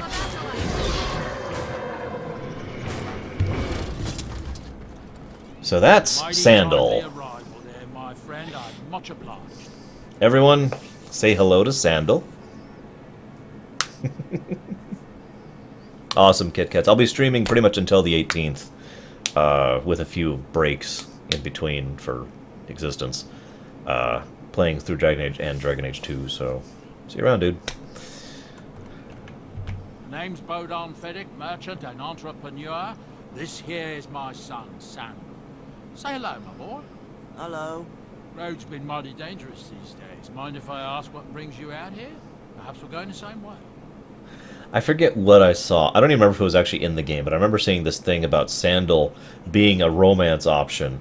And they used certain clips of the way he says enchantment as a woman's like, oh, I just like to, you know, do something incredibly sexual with you. And his response is, enchantment!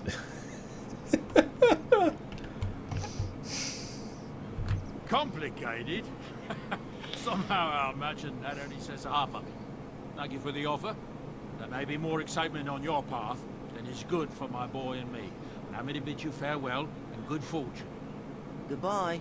Now then, let's get this mess cleaned up, shall we? Now, all joking aside, because, I mean, Sandal is definitely a bit of a joke character, let's be honest with ourselves. The catch here is that Sandal is also something that either can be fascinating or is just a joke character. In other words... Oh, thank you, Sean. That's fantastic. Are those people going to watch after Minizan, too, on my Wednesdays? Oh, God, yes I can, Aguirre. Sandal, in my personal opinion, is a mage. He is actually an incredibly powerful mage. And I think Sandal is an example of why dwarves, in general, are not mages. Because it breaks them. Because dwarves simply do not function the same way we do, in terms of their souls, in terms of their magic, in terms of their biology. And what we see from this is an example of them. He is broken mentally and emotionally and does not actually function like a normal person, but at the same time, the level of power he can and has demonstrated more than once is through the roof. That being said, there is an alternate theory that I have heard that I find fascinating. Sandal is a mage, a very powerful mage, and he is way smarter than he lays on. And he portrays this persona specifically so that people do not question a dwarven mage.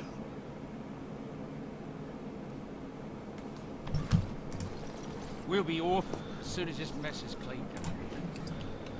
Thank you, Carney, for all your assistance.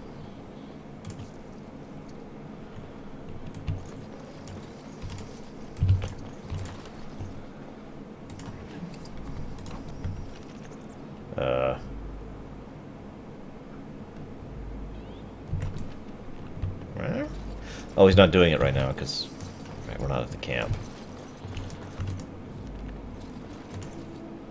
Would you like to gather your party and venture your forth? Yes, that's a reference to Baldur's Gate. Yeah, exactly, Raskor. And that is honestly the theory I hold most to. That he actually is a very intelligent, very powerful mage that just says enchantment.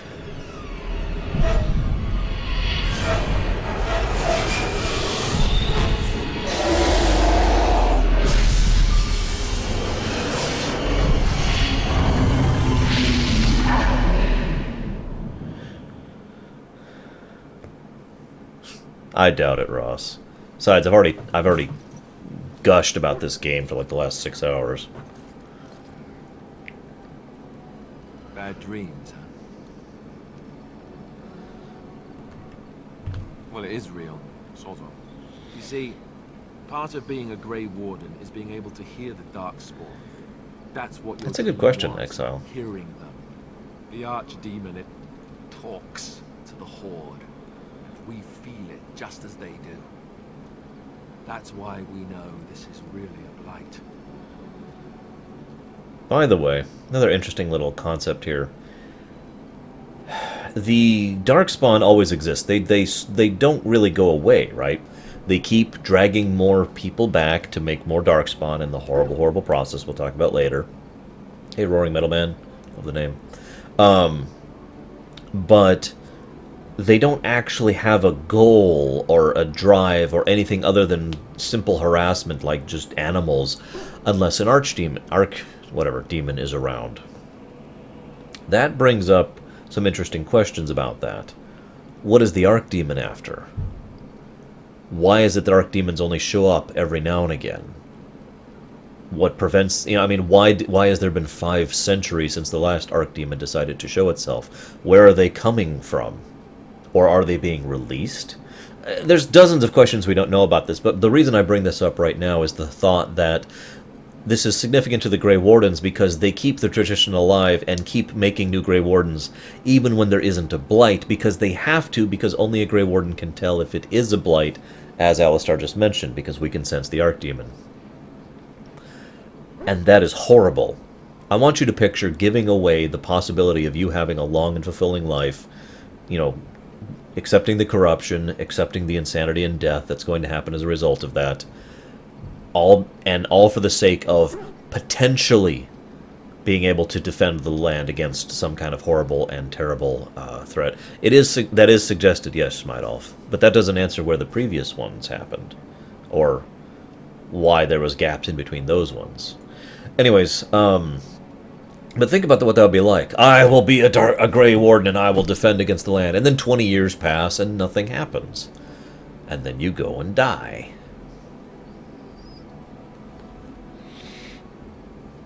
Yes, I know that, Mr. Dino. But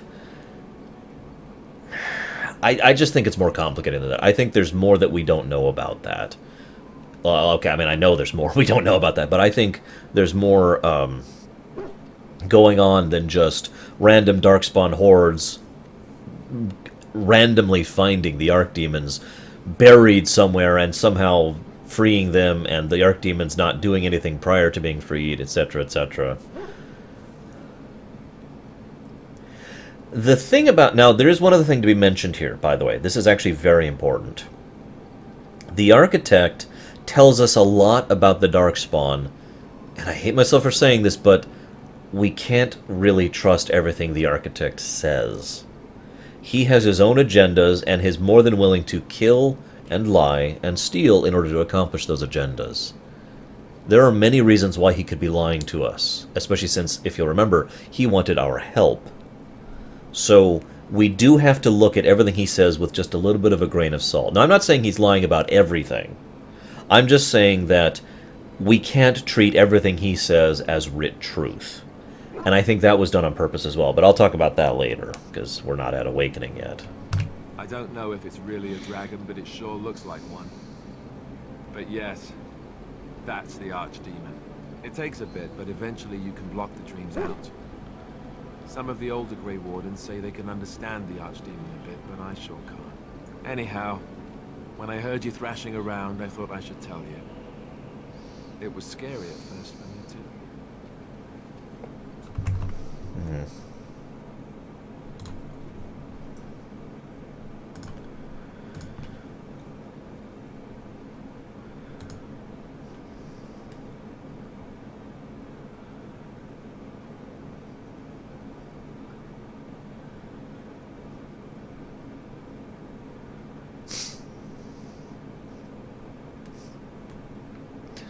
Hmm.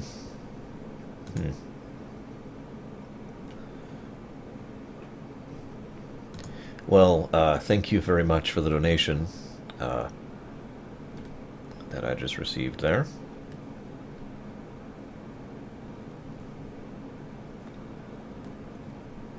Sorry, I actually got 2 donations, but one of them I can't talk about per request.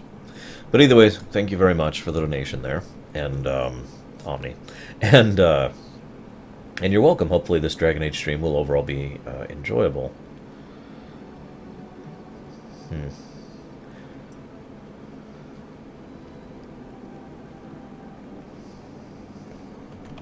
That's what I'm here for. To deliver unpleasant news and witty one-liners. Anyhow, you're up now, right? Let's pull up camp and get a move on. And that's what we call bitterness. Welcome to camp. Camp is the equivalent of the ship in Mass Effect. For anybody who doesn't know what I mean by that, as I mentioned when we were going through the Mass Effect marathon, one of the things I always enjoyed and looked forward to most was coming back to the ship and then spending the time talking to my crew members and crewmates and learning more about them and whatnot. That's pretty much the same thing here. I tend to make camp pretty often because I want to know more about my characters. Before we do anything else, let's go over here and talk to Enchantment. Good to see you, my timely rescuer. Bodon Fenn at your service once again. I saw your camp and remember the kind offer that you made the last time we met. And is there anywhere safer for a poor merchant and his son to sleep? I think not. I'm perfectly willing to offer you a fine discount for the inconvenience of our presence. How does that sound? Good? Yes? That's true, Rowan.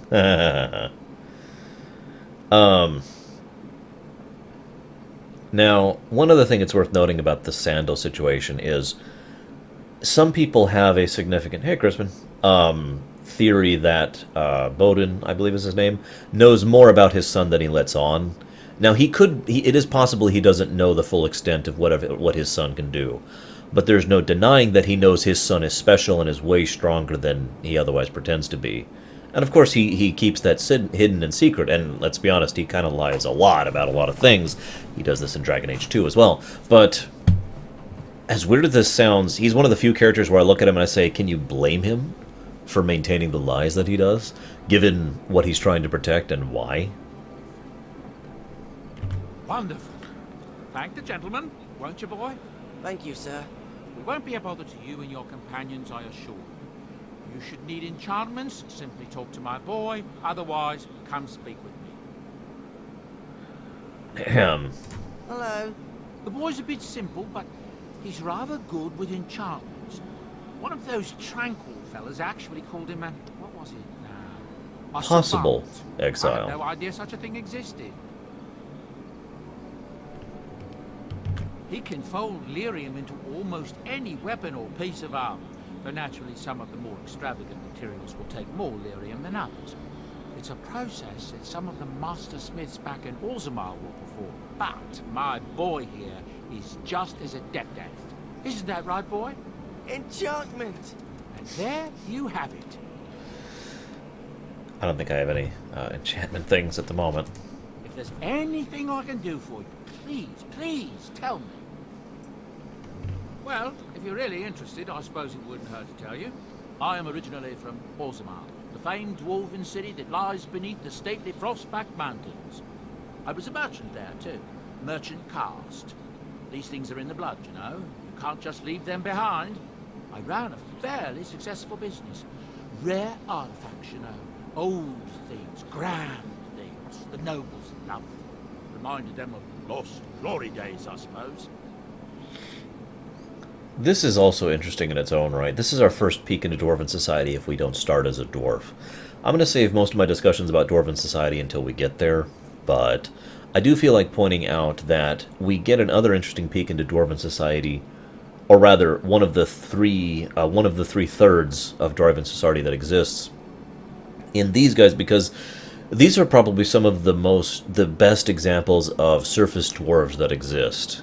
More Bowden than Sandal. In other words, someone who... I don't even know how to explain it properly. someone who is clearly adaptable and has adjusted to the new world that they exist in, and yet at no point in time ever finds themselves not missing going back home. They have founded this, basically what is effectively an entirely new culture, an entirely new society of the surface dwarves, to the point where they might as well be considered a totally separate thing. And yet, they always want to go back home, even knowing what it's like back home. We'll talk about that more later. Our kingdoms once spanned the length of Phaedos, from majestic Orzammar to Kal Sharok to glittering Darmalin far to the west. They say the gold and silver veins ran so thick through the stone of Darmalin that the entire city... The armor I'm wearing, I don't know what it is. It's dragon something, I believe. One by one, the old Tigers fell, and then all that was left was Orzammar. But we were talking about how I ended up here. Well, one day, a noble woman came to my store. She looked around for a bit and then started shrieking in dismay. I don't understand your question, G-Man. She believed that a pair of braces I had for sale once belonged to her brother. He'd been lost in a cave-in, you see, while on an expedition to clear out the Darkspawn from one of the tunnels running close to the city. They were made specially for him. They're unique, she shrieked. He stole them from my poor brother's corpse. She had me arrested on the spot, of course. Nobles, they're touchy like that. Well, I didn't steal them. You see, I'd been paying these castless thugs to venture out into the deep roads for me. The lost ties. They're full of things that people left behind. Sometimes you can find a treasure. Something worth a little gold. The noblewoman, she wasn't too happy with the theft of her brother's braces. I don't know what they planned for me. I didn't want to find out. Bribed the guard that was watching me and took off for the surface the first opportunity I got. Never looked back. That's true, Banana. And let's be honest, prejudice pretty much is the word that defines all aspects of Dwarven society, isn't it? Or, if we want to use another word, classism. Severe, extreme classism. And yes, I am a human male warrior, because human noble. Yes, here I am. Now, is there anything the boy or I can get you? Look, we don't rob people, all right? We don't take things from people that need them. The things in the Lost Ties, what good did they do lying there? I brought them back to Orzammar, where people could look at them and remember. It's not all that different up here. There are places long abandoned by the humans everywhere. Even more now with the Darkspawn coming. Here's the interesting thing about Bowden. He comes across as a bit of an opportunistic, well, bastard, to be honest with you. And yet at the same time, his own ideals and personality really show that there is actually a decency underneath him. All the work and effort he goes through and has gone through and is implied to have gone through in order to keep his son safe is one thing. And as was mentioned earlier, he was willing to give money to help employ the castless in something that didn't involve using them, like some of the other groups do. And there's a few other things throughout, but the point is, he strikes me a bit of kind of like a Quark character. He's definitely not a good person, but there's no part of him that is actually a bad person either. And he leans, if we're doing the neutral, neutral, bad, and good scale, he definitely leans more towards the good side of neutral than the bad side, at least in my opinion. People flee from the Blight with good reason, but they forget things. Things with value and meaning. Leave them behind because they're frightened and desperate. And sometimes, my boy and I, we find our way to these places before the Horde descends, and we save these things. I take them away so the Darkspawn don't get them. Is that so bad? They destroy everything they touch. No, of course not. And when it ends, I will go back to finding ruins, or move on. I don't really have much of a choice. If I'm not mistaken... Oh, okay, here. Ah, yes. I'm married to a fine woman back in Denerim, it's true. She'd give me a son if she could, but that's not likely to ever be. Sandal here, I found him in the deep roads years ago. Abandoned, I think. And he was never quite right in the head. I took him in, and I brought him with me when I came here to the Savage.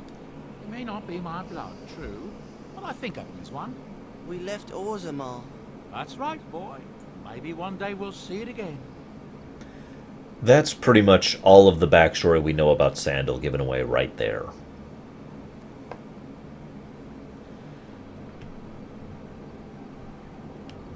It's not as if I don't benefit, mind you. Turns out the boy's a natural working with enchantments.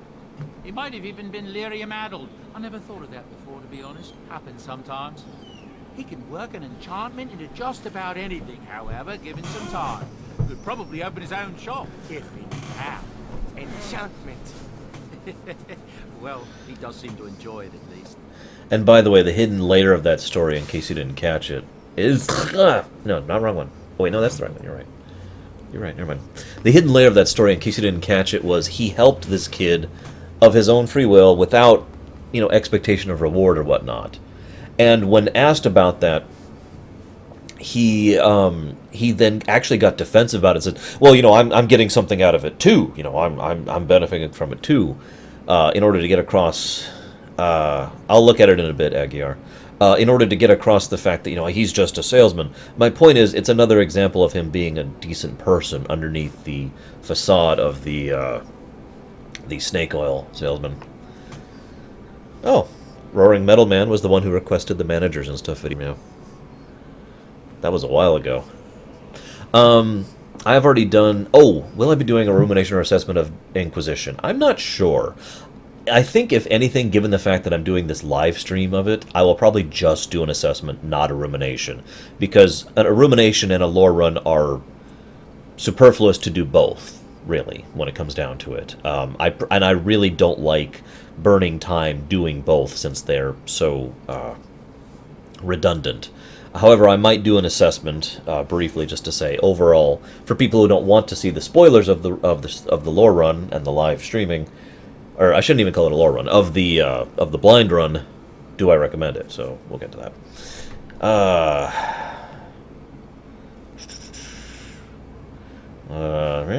Let's see what he sells. I'm sure you'll be pleased with the goods my boy and I have collected, and with your discount.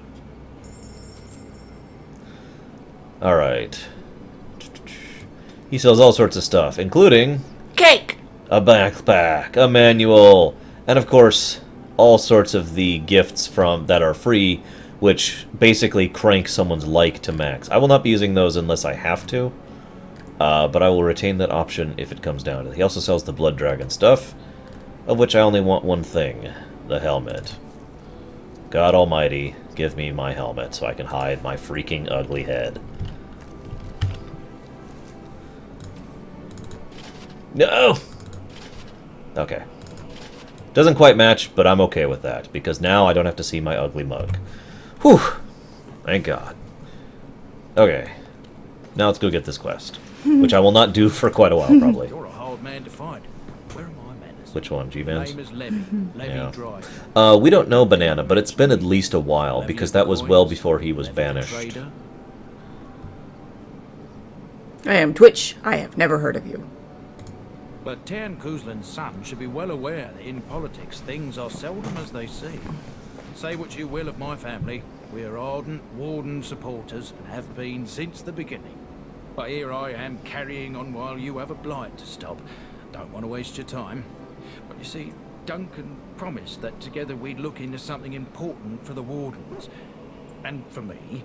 But poor Duncan's... well, no more. A tragedy it is, at that. What I know he would want is... Hey, I'm an ugly person, Crispin. His pledge fulfilled. I'm not sure, Roaring Metalman. Why is your helmet off? As you know, my family Because screw me, apparently. Noble circles. My great-great-grandmother, Sophia Dryden, was the last Warden commander of Ferelden back when the Wardens were known as freeloaders. So King Olin banished the Wardens, and he took House Dryden's land and titles. Hard to say. After King Arlen died, there was a civil war, loads worse than this one. And our family was on the run, hunted by enemies, with nary a friend in the world. But Drydens are tough. We rebuilt, became merchants, and we never lost our pride. Our family's only crime was guarding the kingdom against the Blight. We're not ashamed of that. Hey, Sile, dear. I'm sorry, Crispin. Ask for the truth. My family reveres Sophia Dryden. We know she died at the old Grey Warden base, Soldier's Peak. We want evidence to clear her name. It won't restore our land or our titles, but it'll restore our honor. Well, no one's been to Soldier's Peak since Ireland's days. At least none that's come back. I spent years mapping the maze of tunnels to the peak, and I found the way a few years back. So I went to Duncan, I did, and I said that he could reclaim the old base and my family could have its honor. I suppose I'll say hi to Razulia. Hi, Razulia. Darkspawn surfaced in southern Ferelden, and Duncan got plenty busy recruiting new wardens and meeting with good King Kaelin. Duncan said he would help after the Battle of Ostagar. Said there might be useful things at the peak, but he never had the chance. 1,000 blessings upon you, Warden. I'll mark down the location on your map. When you arrive, we'll pick our way through the tunnels together. Oh, thank God. The ugliness is gone. We're back to being a Cylon. I can't do a robot voice. Sorry, guys. And now, the most important character in the entire game. Oh, why, you little... Your furry friend here took offense at me getting near his food. He snapped at me, look.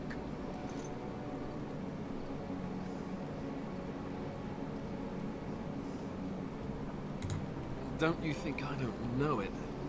Sometimes I forget that he's a war dog. That'll teach me.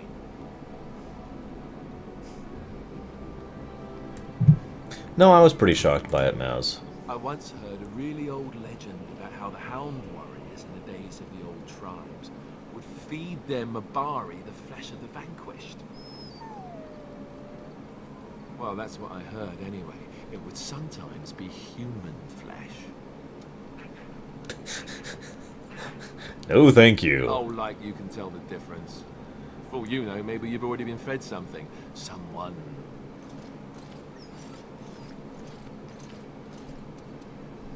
For those of you not aware, Mabari actually can understand language. They are quite intelligent. It's not cannibalism if he's eating it, you know.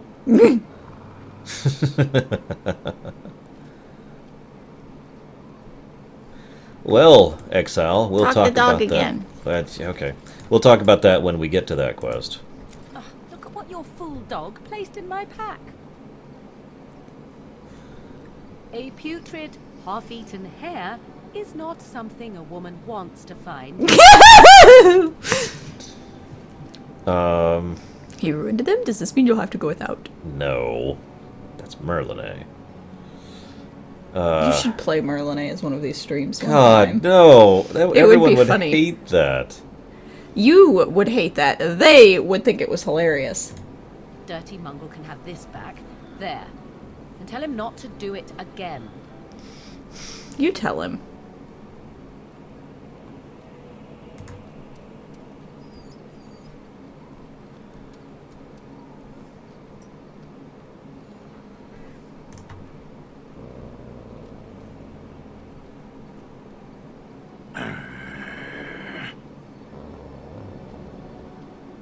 Mastiffs, I believe. Are they Crispin. teaching each other? They're teaching each other. I like one of the options is back away. Slow. No, you should watch them. Yeah, I'm gonna watch them. You are a true warrior and worthy of respect. Happy Bark. Bark Spawn's awesome. Am not.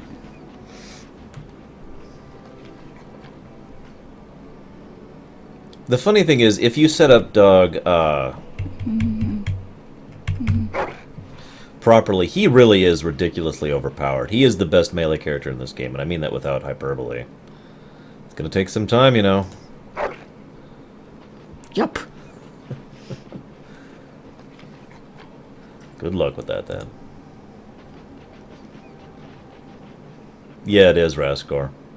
I'm really hesitant to start talking about Sten just yet, but... Pet.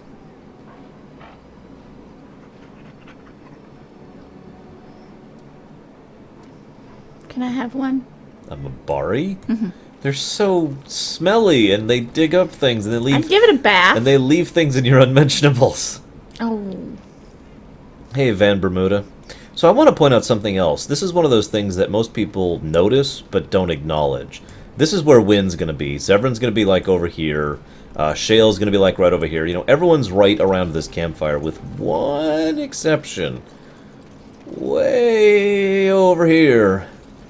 Way separate, Morrigan has set up her own tent, which is actually kind of crude, all things considered, especially compared to the other ones, and has her own campfire, separate from the other campfire. This right here is the best analogy I've ever seen for Morrigan's personality. It's funny, because I just talked about this in an episode called Alter Ego. It's an episode of Voyager, Star Trek Voyager. That episode will be going live in about 2 weeks, because you're wondering, what? Ozunix is gonna get everybody to give money to give me a mom. They don't actually exist, sis. I hate to point that out to you. And they're warhounds. He's right. They'd have lots and lots of puppies. Anyways, They'd have lots and lots of puppies. yeah, they're warhounds. Why does that mean they'd have puppies? Alright, someone explain it to her. Anyways, so Morrigan, this is the kind of situation where someone who truly wants to be left alone will make themselves basically not stand out. They will, for all intents and purposes, be invisible. Someone who pretends to want to be alone, but secretly seeks the company or seeks the companionship or wants to be pulled out of their shell, will make it obvious that they are trying to be alone. And that's what Morrigan is doing here. She is incredibly blatant in her perspective of, hey, I'm way over here, separate campfire, separate tent, practically just daring people to come over here to talk to her. Yes? If you must.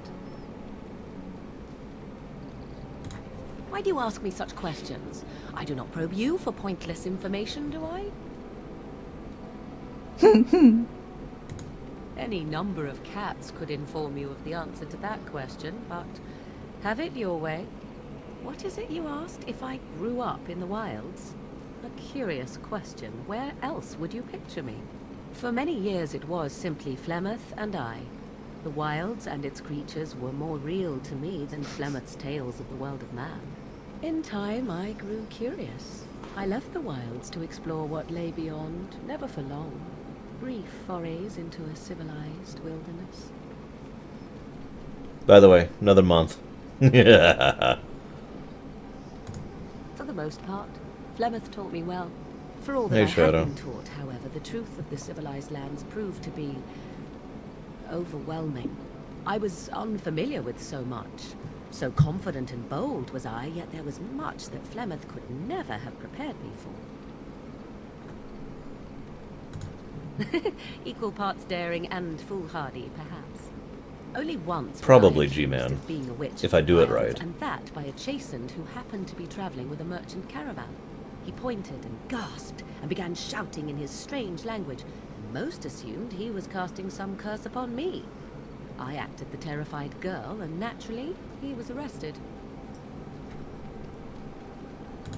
Men are always willing to believe two things about a woman. One, that she is weak, and two, that she finds him attractive. That's not true, by the I way. played the weakling and battered my eyelashes at the captain of the guard. Child's play. The point being that I was able to move through human lands fairly easily. Whatever humans think a witch of the wild looks like, 'tis not I. Not that I did not have trouble. There are things about human society which have always puzzled me, such as the touching. Why all the touching for a simple greeting? It's not human society. We'll go with this one. To begin with, yes. What is the point of touching my hand? I find it an offensive intrusion. There were many nuances that Flemeth could never tell me of. When to look into another's eyes. How to eat at a table. How to bargain without offending. None of these things I knew. I still do not understand it all, truth be told, but then I gave up long ago any hope of doing so.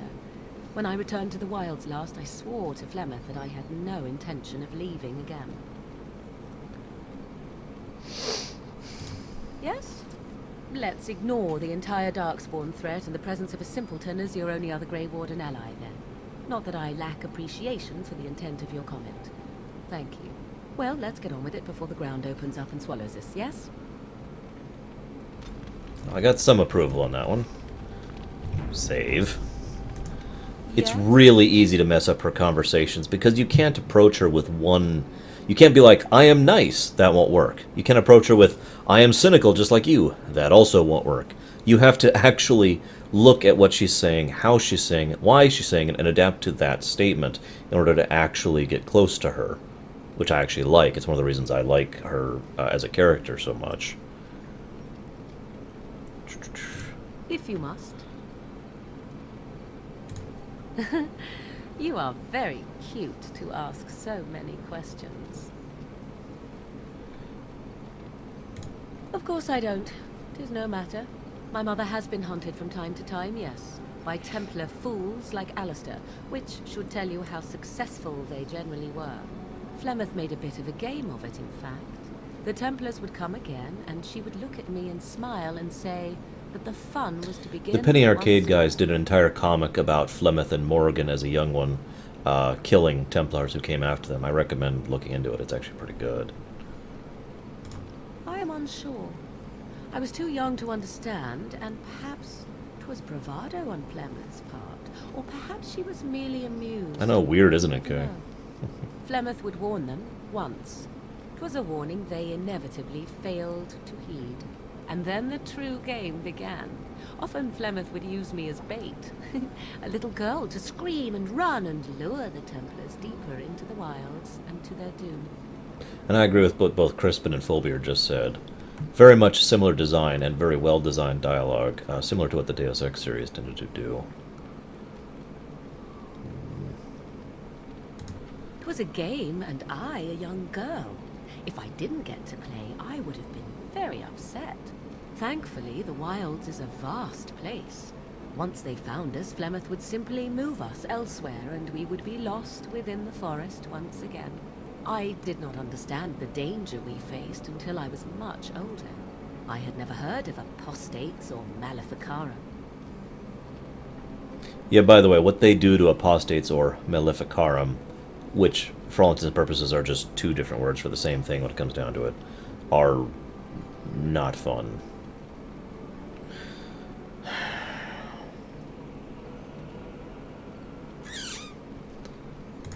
Perhaps they did. Still, I do not begrudge them doing what they believe is necessary. The Chantry sees any mages not leashed to the Circle of Magi as apostates. And apostates could become maleficarum, evil mages that resort to blood magic and become demon-enslaved abominations. It may even be true. Still, those of us who prefer freedom see no reason to submit. Again, I'm saving the magic discussion until we get to the circle. Just making the point.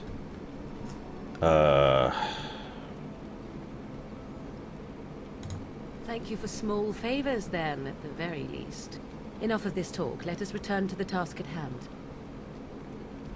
Well, see, the thing about that, Adet, is while that is true on paper, there are several indications of them using the word maleficarum as a generic, this happened in Dragon Age 2 as well, to define a mage who they believe to be illegal, or someone they wanted to go after for either political reasons or personal reasons.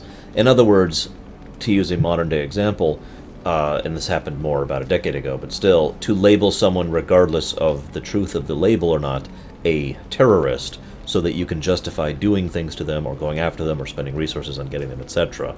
Same kind of thing with the maleficarum. Now, yes, the literal definition of maleficarum is different. That a maleficarum is a mage who has been possessed by a demon. That is the definition on paper. Boom. An apostate is a mage who is not under the control of the Chantry, aka an illegal mage. Boom.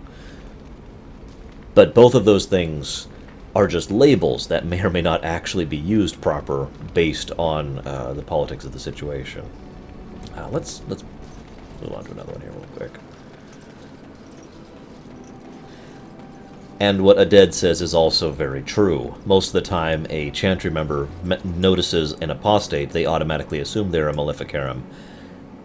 And yet, that is... I'm going to save this talk for later. I'm just going to... yeah. Why are we stopping? I should get to know you. There are darkspawn to be fought. Is this delay needful? I am Kunari. I have given my word to aid you. We are not people of idle promises. No. They're treated much worse than that, Crispin. No. People are not simple. They cannot be summarized for easy reference in the manner of... The elves are a lithe, pointy-eared people who excel at poverty.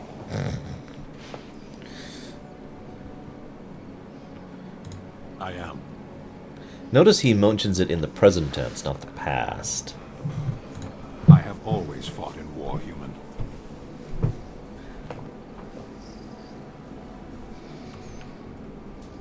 Some of them. They aren't all alike. Generally, I do not see how this matters. Seheron and Parvolan are distant. Ferelden and the Darkspawn are immediate. What a strange language you speak. You say hurry, where I would say duty. No, it is yours, and you are chatting with me instead. Sten is interesting. Because Sten is the kind of character that, unlike most of the major characters of this thing, doesn't actually have a mask like the others do. He does have a mask, though. He just wields it with the total lack of subtlety that you would imagine from someone who is of the Khun. He literally is he's practically walking up to you and saying, "Here, this is how I really am." And yet you're looking at it like, and he's literally got like a little mask on his hand. This is metaphoric, of course. And he's just holding up here like, "Hey, this is the real me, not me back here." And you're just looking at him like, you're so obviously and so blatantly not that. Why are you even trying? But the Khun are also... Oh, God, yeah, like I said, I think I'm actually going to save the discussion about the Khun until later. Yes. I am hardly surprised. To answer a question. The Arishok asked what is the Blight.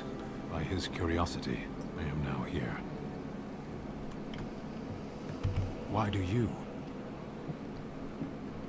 So if this Blight were in Orlais, it could consume the land with impunity. Don't strain yourself pondering that. I do not know why the Arishok sent us. He commands and I go.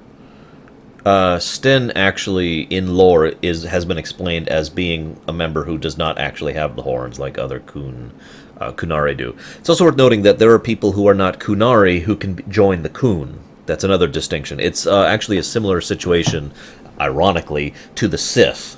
There's the Sith, the species, and then there's the Sith, the 7 dozen different organizations over the eras that have called themselves the Sith without being the Sith species.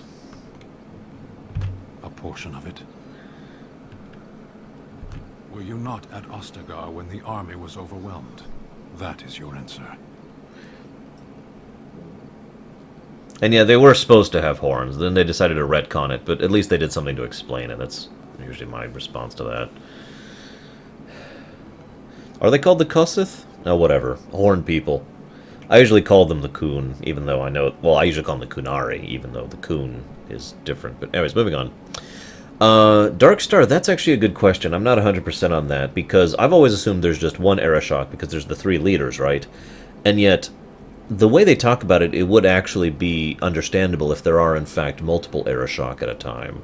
It could be similar to them being multiple generals at a time. To give you guys an example of what I mean by this, Sten is not his name. Sten is his rank. Damn it, Baroness, I was just saying that. And he just goes by Sten, just like the Arishok goes by Arishok. So, who knows? I have a feeling we'll be learning more about the Coon in Inquisition.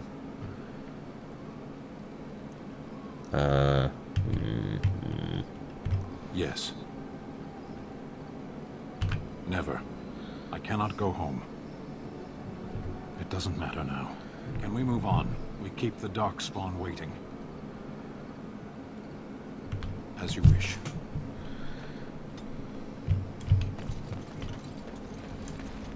Let's see if we can talk about her without her hair moving on her. Yes? Okay, there we go. Well, here I am. Now, I mentioned earlier that some people say Morrigan is actually the easiest person to romance, and I disagree with that. I actually think she's one of the hardest to actually get to the romance part. To get to the sleeping with part is like way over here. Like, you talk to her and you're like, hey, I'm attractive, and then they have sex. But then you have to go all the way over here through hell and back to actually romance her. By contrast, I always felt like Liliana was the easiest to romance, personally. We will not be romancing Liliana for the reference. I knew this would come up sooner or later. I don't know how to explain, but I had a dream. In it, there was an impenetrable darkness. It was so dense, so real. And there was a noise, a terrible, ungodly noise. I stood on a peak and watched as the darkness consumed everything. And when the storm swallowed the last of the sun's light, I fell. And the darkness drew me in. I suppose I did. That was what the darkness was, no? When I woke, I went to the Chantry's gardens, as I always do. But that day, the rose bush in the corner had flowered. Everyone knew that bush was dead. It was grey and twisted and gnarled, the ugliest thing you ever saw. But there it was, a single beautiful rose. It was as though the Maker stretched out his hand to say, even in the midst of this darkness, there is hope and beauty. Have faith. Not that I'm aware, okay. By the way, I have no idea if Alistair is easy to romance. I have yet to play a female character in Dragon Age Origins.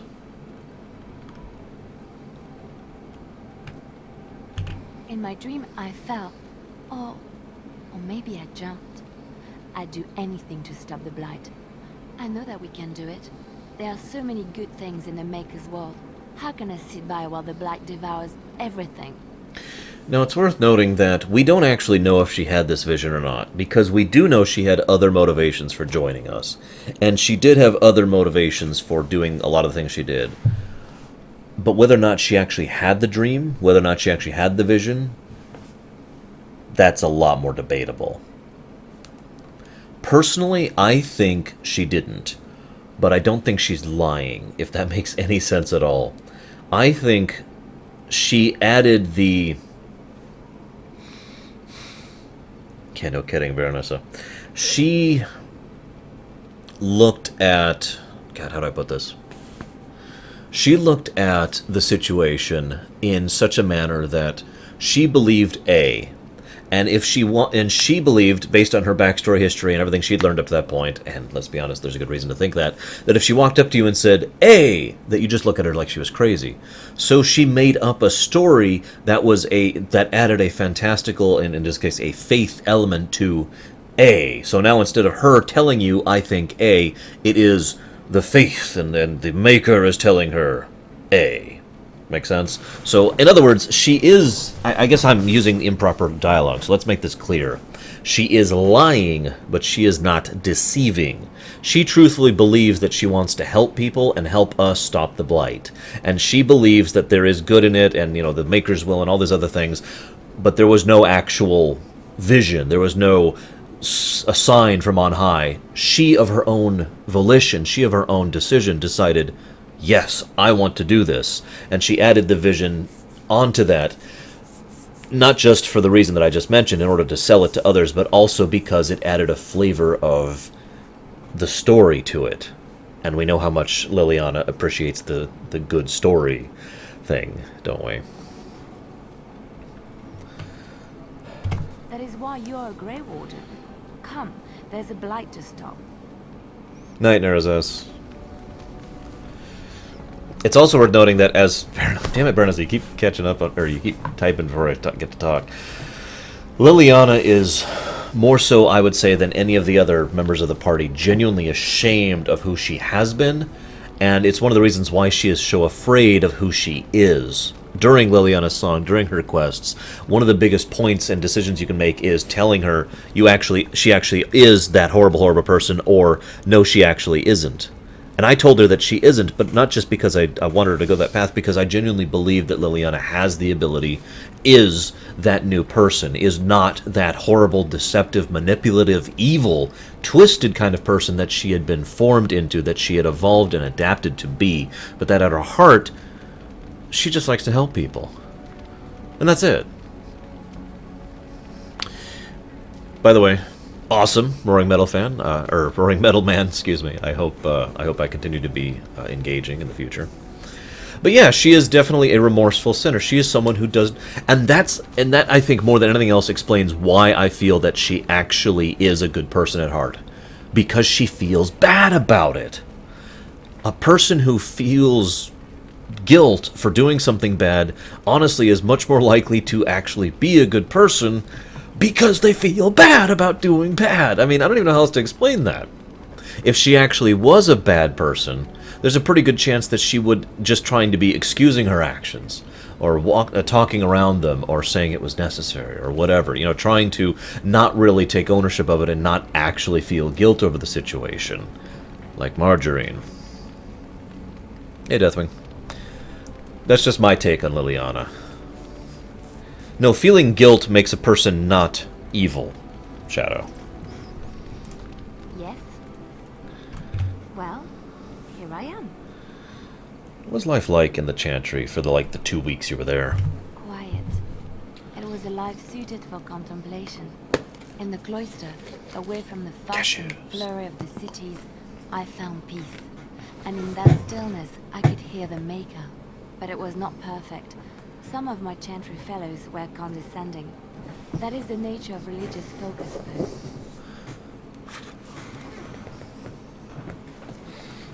That's true, Kay. Morden did start off that way. But if you paid attention... I don't know how to pronounce her damn name. He eventually got to the point where he acknowledged his own guilt over the situation. Acknowledged his own stupidity of the situation, etc., etc.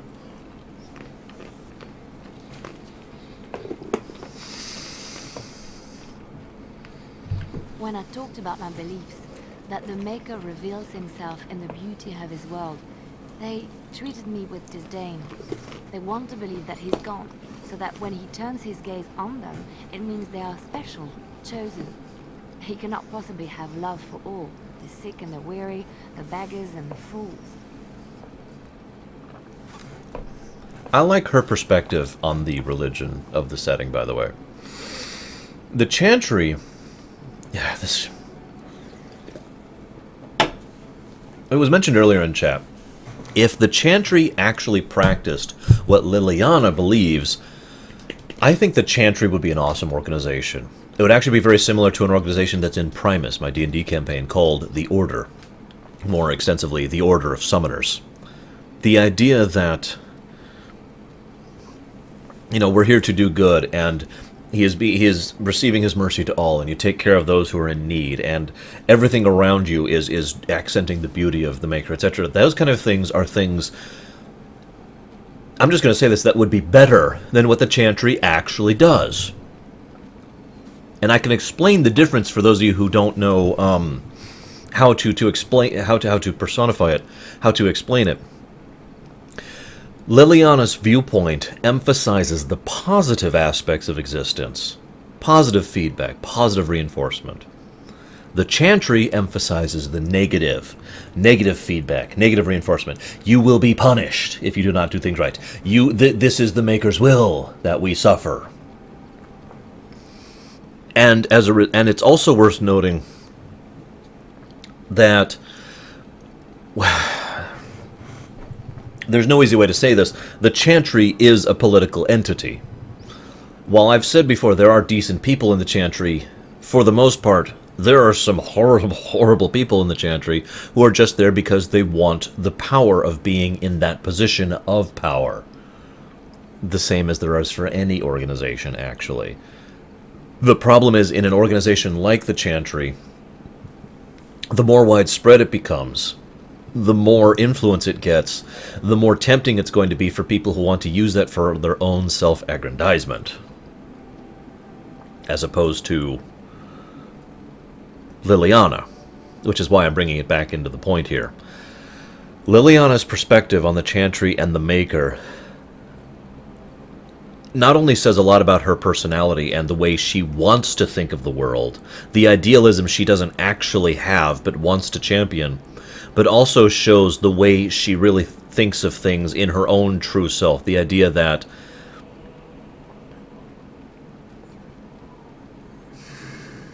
overall, the world is still a net positive, despite the fact that everyone else seems to emphasize that it is a net negative.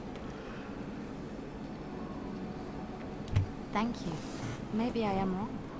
But it is the Maker's place to decide if I am worthy, not men, and not the Chantry. But there is work to be done, and I have talked enough now. I cannot emphasize that line enough. It is not the place of men to decide if I am wrong. Not the Chantry.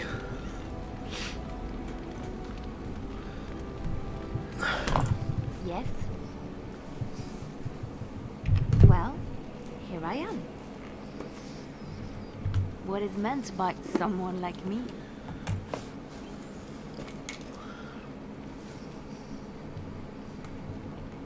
We'll go with the Zagmus response. Did you think I was always a cloistered sister? The Chantry provides succor and safe harbor to all who seek it. I chose to stay and become affirmed. We affirm our belief in the Maker, in Andraste and the Chant, but other than that, there are no vows taken. The Chantry does not pride, and you should. I desired time apart from the world. I was a traveling minstrel in Orlais. Tales and songs were my life. I performed, and they rewarded me with applause and coin. And my skill in battle? Well, you pick up different skills when you travel, yes? Yes, of course. Let's move on. That would be another excellent example of deceiving without lying, by the way. What do you need? Damn, I am starving. Ask away. Did I say that? I meant that dogs raised me. Giant slobbering dogs from the Anderfells. A whole pack of them, in fact. And that is Alistair in the nutshell. Joking off something when he doesn't want to talk about something seriously, hoping people won't pursue. Well, if you're going to go and pay attention to the facts, then fine. Let's see, how do I explain this? I'm a bastard. And before you make any smart comments, I mean the fatherless kind. My mother was a serving girl in Redcliffe Castle who died when I was very young. Our Lehman wasn't my father, but he took me in anyhow. Put a roof over my head. He was good to me, and he didn't have to be. I respected the man, and I don't blame him anymore for sending me off to the Chantry once I was old enough. So, I just realized, Baronessa, the real reason why you like Liliana. Just admit it. It's okay. No judgment here.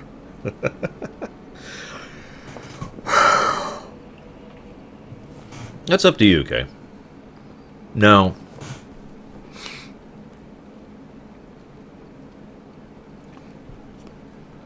some people have asked me,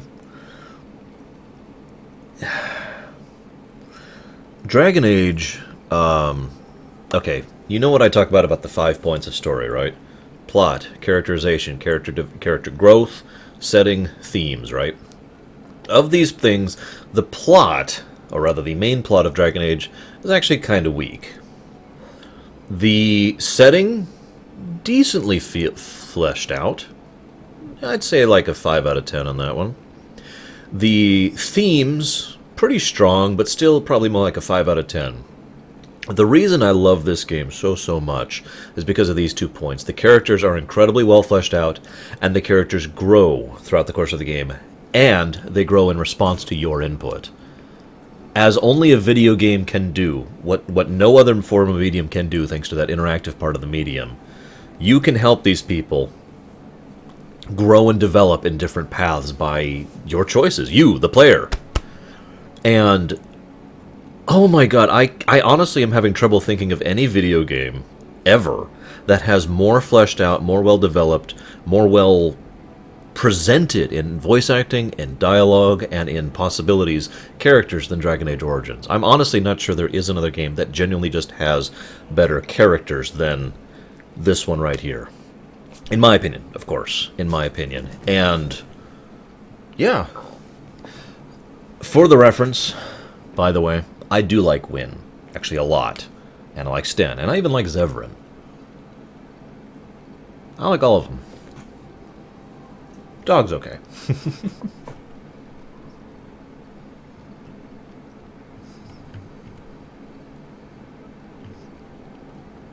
Even FF6, Shadow. Although that is close.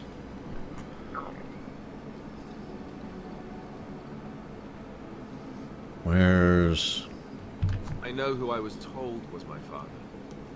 He died even before my mother did, anyhow. It isn't important. Our Lehman eventually married a young woman from Orlais, which caused all sorts of problems between him and the king because it was so soon after the war. But he loved her.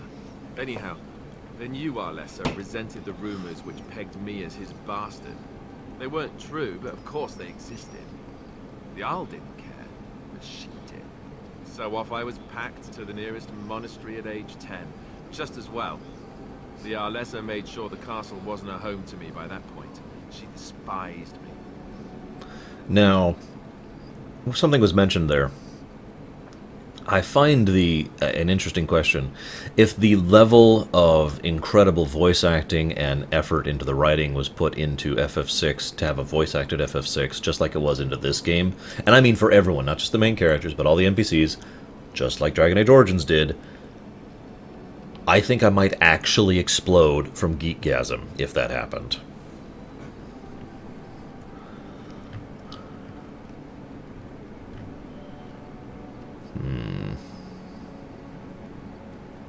Maybe. She felt threatened by my presence, I can see that now. I can't say I blame her. She wondered if the rumors were true herself, I bet. I remember I had an amulet with Andraste's holy symbol on it. The only thing I had of my mother's. I was so furious at being sent. By the way, away, his mother was an elf. Spoiler alert. At the wall and it shattered. Stupid, stupid thing to do. The Isle came by the monastery a few times to see how I was, but I was stubborn. I hated it there, and blamed him for everything. And eventually, he just stopped coming. Poor Alistair. Alright guys, we need to get all the best voice actors ever, get some really good voice directors, get some really good sound editors, and say, okay, let's do FF6.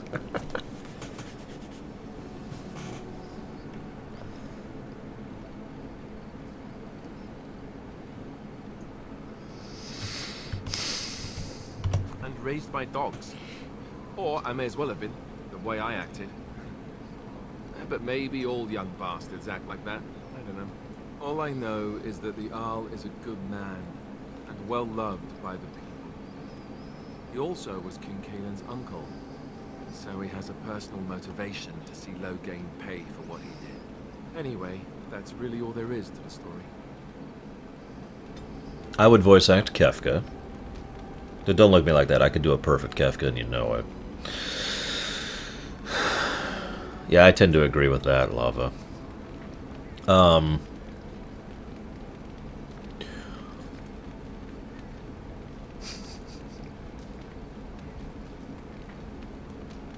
think I'm getting some Twitch lag again, based on the thing there. What do you need? Ask away. Same way you did. You drink some blood, you choke on it, and pass out. You haven't forgotten already, have you? Deflect! You're cute when you get all irritable, you know that. You get this little knot right between your... Oh, never mind. Let's see, I was in the Chantry before. I trained for many years to become a Templar, in fact. That's where I learned most of my skills. And Baroness is correct, by the way. What was the name of the book where they talk about that? I do not recall the names of the books at all, for some reason, even though I've read all of them, I think. You're telling me I was banished to the kitchens to scour the pots more times than I can count. And that's a lot. I can count pretty high. The Grand Cleric didn't want to let me go. Duncan was forced to conscript me, actually, and was she ever furious when he did? I thought she was going to have us both arrested. I was lucky. I wondered that myself. It's not as if she valued me highly. I think she just didn't want to give anything to the Grey Wardens, is all. The Chantry didn't lose much. And I think I can do more fighting the Blight anyhow, rather than sitting in a temple somewhere. I'll always be thankful to Duncan for recruiting me. If it hadn't been for him, you know, I wouldn't have.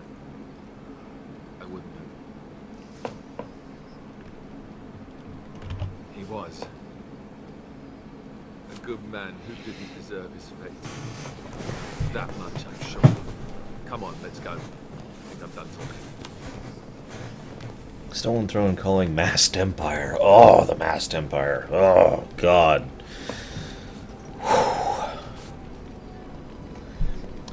Who is that, Darth Trinius?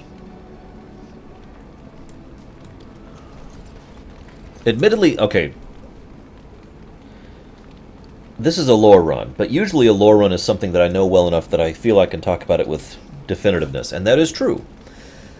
But in the interest of total fairness, I've only played Dragon Age 2 once. I'm sorry, I guess that's actually a lie. I played it twice. Once was my blaze through. The second time was my canon save that I saved to import into Dragon Age 3 that then is now being supplanted by the Keep, but whatever. So twice, that's it. So I don't know Dragon Age 2 as well as I do Dragon Age Origins in general.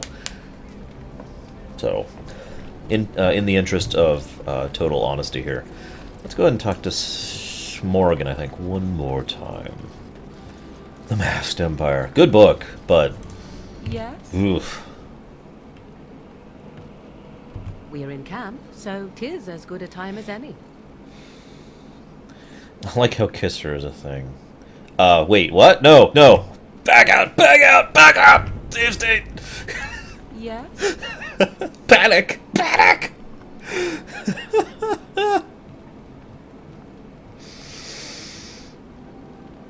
I don't actually know Banana, although, or rather, I guess I'm not sure there is such a thing. If you must. Well, that depends, does it not? I thought What Canon does Hawk she was a mage, seem though. to be? Could be wrong about that. They actually have a separate program that handles it, Deathwing. Morrigan, I would not call her a slut. I would say that she looks at sex as something that doesn't need to be a personal and emotional attachment to someone. Rather, it is something that you do as a form of mutual respect and enjoyment. But, as Raskar points out, even that is still an act. She is not actually a slut. In order to actually be with her in a true romantic sense, you have to really work at it. I've done this like 20 times. And, well, let's just say that there's a scene that's probably my favorite scene with Morrigan. It's when, for those of you who've played this know what I'm talking about. There's a scene where Morrigan realizes she actually has genuine love for you, the main character, if you're romancing her. And she freaks out so hard.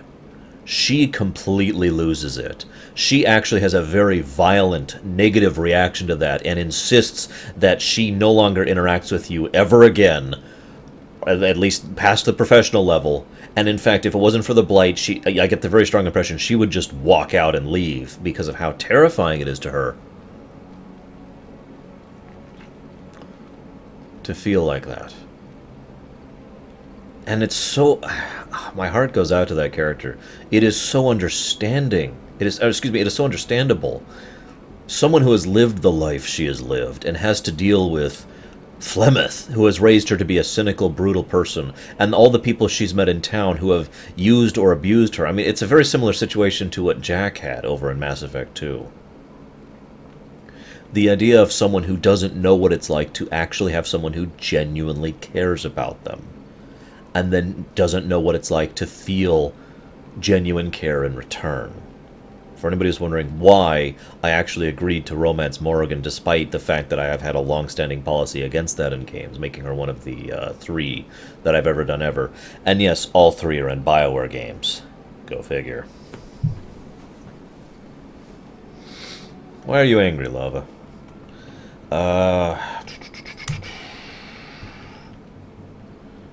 You mean, is she truly the Flemeth of legend and story? Tell me, how much do you know of the tale? The one that the chastened still tell of my mother, to frighten them into obedience. I can relay what Flemeth once told me herself. We don't know, Banana. And you can decide whether or not 'tis the truth, if you desire. As the tale is sung by the bards, there was a time when Flemeth was young and beautiful. A fair lass in a land of barbarian men, the desire of any who saw her.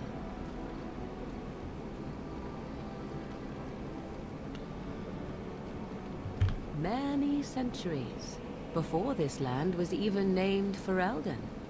The tales say that Flemeth fell in love with Osen the Bard, and fled the castle of her husband, the dread Lord Conabar, and that he swore vengeance for her infidelity. In truth, my mother claims that 'twas Osen who was her husband, and Conabar the jealous lord, who looked on from afar. Lord Conabar approached young Osen and offered him wealth and power in exchange for his lovely wife, and Osen agreed. Wow. What? The life of a bard is a poor one, and love fades in the wake of hunger. 'Twas Flemeth who suggested the arrangement. All would have been well had Lord Conabar kept his end of the bargain. But he was a foul man who bargained with coin he did not possess. Osen was led off to a field and slain, left for dead. Flemeth spoke to the spirits and learned of the deed, and swore revenge. By the way, many people think Viconia is the prototype Morrigan. And given the way Viconia's arc goes, especially if you romance her, which I only know from a friend of mine who did that back in the day, yeah, I could see that. That was not the point. Conabar had no honor, so she would not have him. Flemeth begged the spirits to aid her, and 'twas they who slew Conabar. The demon the legend tells of came later. Lord Conabar's allies chased Flemeth, you see. Chased her to the wilds, and there she hid. There she found the demon, and he made her strong. The legends all speak of the great hero Cormac, he who defeated Flemeth and her great army when she invaded the lowlands centuries later. All lies. I went with our Crane Warrior for one ability, and I don't remember what it is off the top of my head. I think it was the passive magic resistance. I could be wrong about that.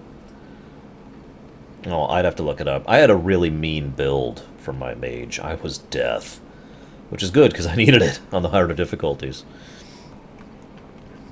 The truth of the matter is that there was never an invasion. As Flemeth tells it, the Chastened never raised an army under her banner, and she never fought with any warrior named Cormac. Cormac led a brutal civil war against his own people, and later claimed it was to vanquish evil that had taken root amongst the lords. Thus, he was hailed a hero. Flemeth was only attached to the legend much later. Perhaps 'twas due to the great war with the Chastened that eventually came, but Mother claims not to know how it began.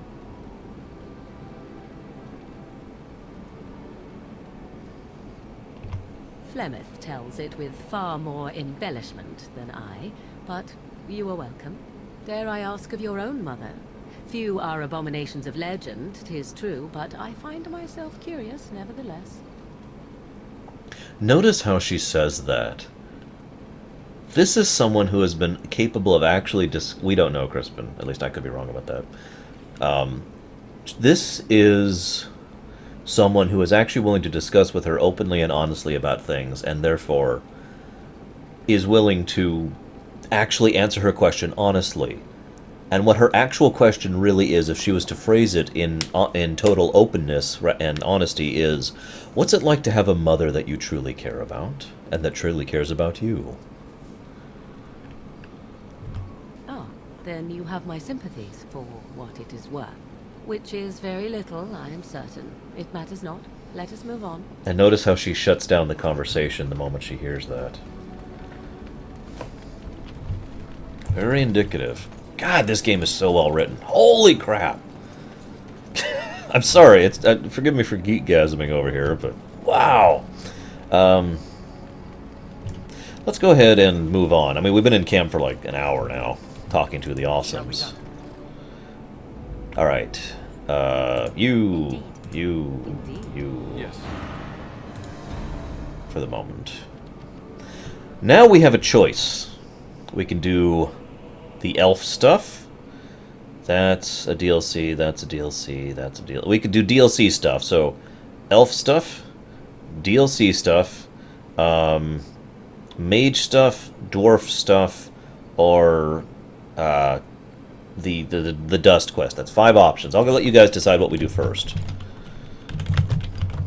So we'll do mage stuff, or excuse me, elf stuff, DLC stuff, mage stuff, or Orzammar, which is dwarf stuff, dust.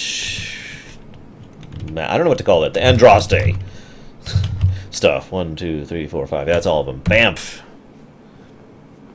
Dinnerim we will be saving for a little bit, one way or the other.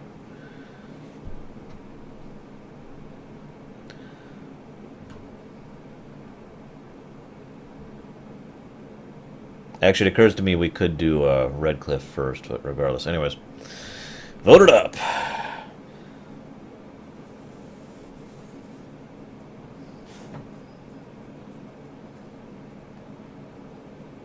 I'm actually going to grab a drink really quickly. You guys vote.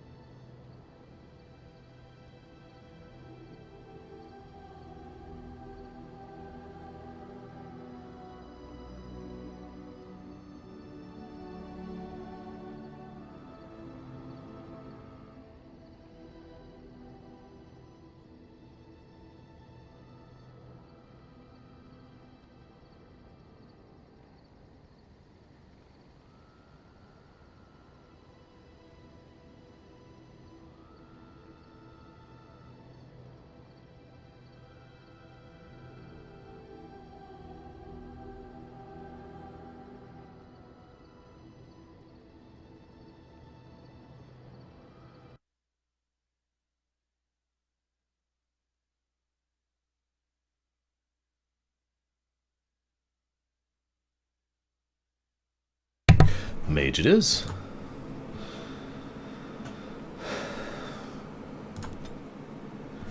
This would be the H2O. I decided to get some food to help my headache and go to the bathroom and a few other things. Random encounter. 8 random encounters. We will not be skipping the Fade unless I accidentally have the add-on still installed and didn't mean to, which may be a thing, just a heads up, but there's no intention to skip the Fade.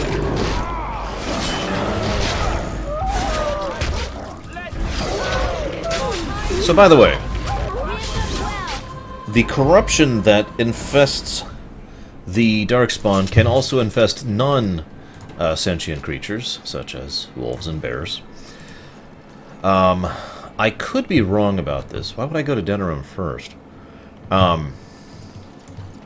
So please feel free to correct me if I'm incredibly stupid. But there's no nice way to put this. There's a difference between those that are corrupted directly and those that are birthed in the similar manner to the way ours are birthed, which would imply that they have the same kind of process that applies to them that happens to those that become brood mothers. What is my song, Falspice? I have a great deal of music, my son. See you around, Bowman. Actually, I don't have any cookies at the moment, sorry. Anyways, this is Dasani's new sparkling water, which I've been trying, which is not bad. It's just too expensive. It's still not as good as Canada Dry. Darkstar, that is actually a theory I've heard before, and one that makes a lot of sense. I don't think it's true personally, just because I like... Oh, great. They just love me. Because A, I like the idea that the maker is never explained, like I just mentioned, and B, the developers themselves have said that they'll never actually explain the, yeah. I played several songs yesterday, Falspice.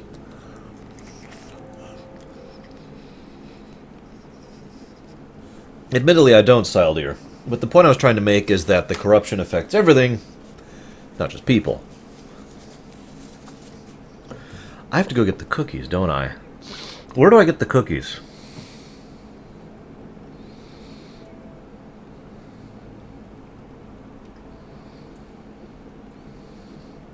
I thought about it, Miss Zan, but it's actually kind of expensive and irritating.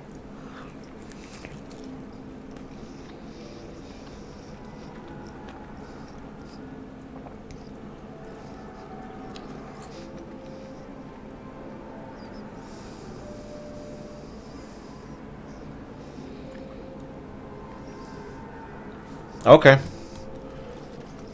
I will just bring Sten then.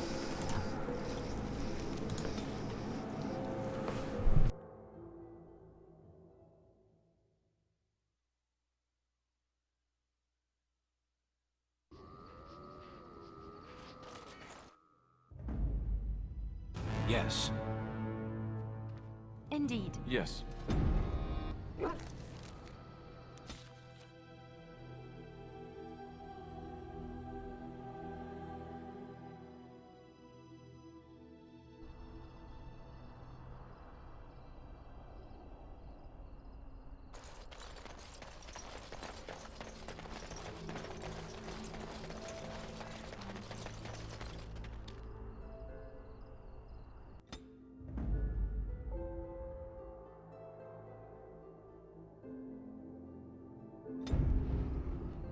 Didn't know I could change party members here. Ha!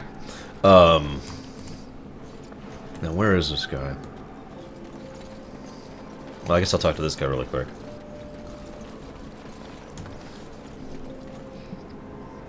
Or is it... You're the Grey Warden, aren't you? Exactly who I was hoping to meet. I represent a collective of mages interested in going about their lives without the constant scrutiny of the Chantry. Next to me, and in every major settlement, you will find an inconspicuous sack containing requests from mages all over the land who need the assistance of someone skillful and discreet. Thank you, my friend. We have agents in every major settlement to reward you for work done on behalf of the collective. Make us smile upon you.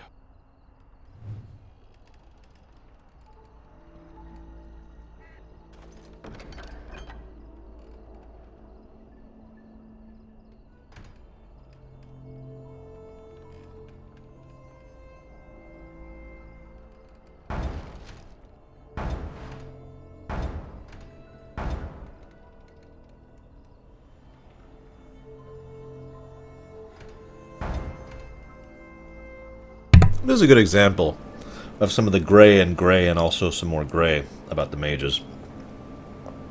There's an apostate out there who is worried because several Maleficarum have been doing rituals nearby him.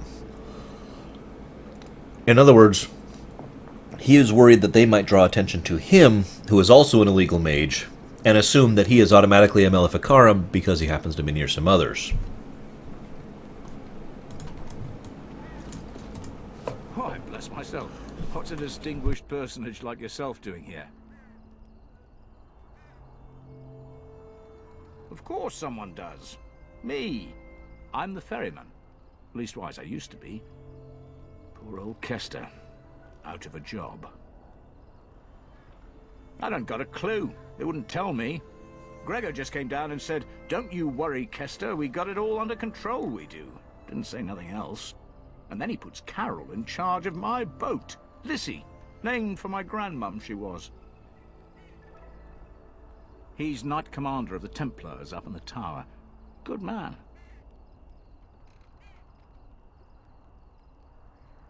If I had to guess, I'd guess it had to do with magic, but the tower's always got something to do with magic. I should go. You go on ahead then. They were nice talking to you.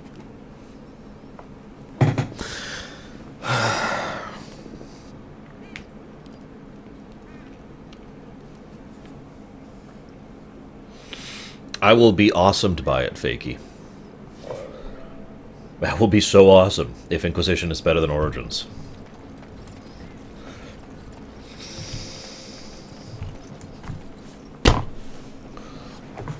I guess there's really only one thing I can do here, and that is just sit here and wait.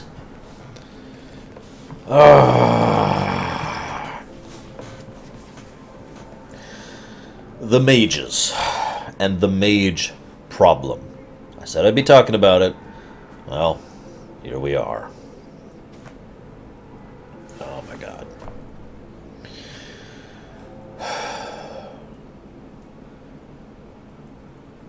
Magic is a very common and prevalent resource within this setting, this world as a whole, to the point where encountering mages or people who are at least partially skilled in magic is basically mundane or commonplace. For a long time, the Chantry and other organizations I can mention, both in past and present, that includes the Deventer, have utilized magiry as basically a protected resource of the state. That's really what the Chantry are portray the mages as. And one of the reasons why... God, why this whole situation's kind of screwed up. Because here's the problem. Magic is a real concern within this setting. Imagine for a moment that you have been granted significant power. Power to alter and change reality. Power to control people's minds, or freeze them, or explode them, or whatever, right? Now, in just about any fantasy setting, someone having the power of magic is considered a big enough of a problem to be worthy of note, and how to deal with mages is usually something that most fantasy settings do have at least one plotline or storyline or story arc dealing with, right? This is a commonality, and it makes sense. Now imagine that the fact that you are a mage at all, of any type, means you are having a giant, glowing neon billboard over your head that says, "Attention, all demons! Please possess me!" And you are literally broadcasting your existence and yourself into the Fade more or less constantly, whether you want to or not. And that right there is basically the biggest problem with magic. because it would be easy to just say that the Chantry and the Templars are just using the mages as a protected resource, as a state tool, and that is true. But the truth is, the reason that thing kind of started is because of that demonic possession problem. Anytime someone gets possessed by demons, things go really, really badly. We're about to see what happens when a single individual gives in to a single demon. Granted, it's a strong one. This is not exactly a small demon that this guy becomes possessed by. By the way, for a little bit of definition, a abomination is a human who has actually been inhabited and basically supplanted by a demon, which creates the abomination. Abominations are also damn strong, both literally, physically, and in terms of endurance, as well as having, magical power to back that up. Now, the other problem here is that any given mage can willingly become infested or indeed abominationed. But plenty of mages can also become unwillingly possessed and taken over by demons, spirits, etc. And it's also worth noting that there are a lot of different types of spirits. Some are just blatantly malevolent, and then there's all the rest, which are gray, because this is Dragon Age. That layer was a brilliant touch on the behalf of the creators of this setting. If magic did not have that threat, there would be no magic versus Templars argument, to be blunt. The mages would be the oppressed underclass, and the Templars would be wrong, and the Chantry would be wrong for controlling and restricting them the way they do. But there is that problem there. Here's the real catch. Obviously, there's a great deal of victimization here going on, but the people who are the biggest victims, in my opinion, are actually the mages themselves. Because you don't have to ask to be a mage. If you happen to be born with that magical power, there is actually a possibility that you will just get screwed over one way or another. Whether you want to or not, whether you did anything wrong or not. And not to really make the point, but the thing happening with Eamon's son right now is a pretty good example of that. Now, exactly, Fenrir. There is no good answer to the mage issue. There has never been a good answer to the mage issue. Now, if you asked me, do I think the Templars go overboard? Go too far into extremes? Yes, of course I do. But the other side of that coin has to be mentioned. Do I think several of the mages go overboard in their reprisal, in their response back? Yes, of course I do. And all I got to say to that, there's plenty of examples that are minor ones, but the biggest and best example I could give to that is Anders himself. Anders blew up an entire building of innocents to force a war to happen because he believed that peace was not possible between the two sides of Templar and Mage. That is such an extreme and violent perspective that I actually cannot even begin to comprehend.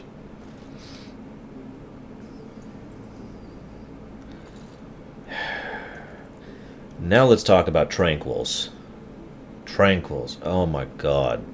Tranquils. Ugh.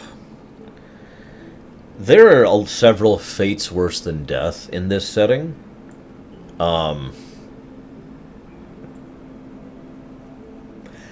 It's really debatable, in my opinion, which is worse. The darkspawn thing that happens to people who become brood mothers, or becoming a tranquil. And that probably says a lot about how horrifying I find the concept of tranquility. We touched on this briefly earlier. Tranquility basically is, for all intents and purposes, the equivalent of turning you into a Borg. Without the hive mind. Gotta add that. Tranquils...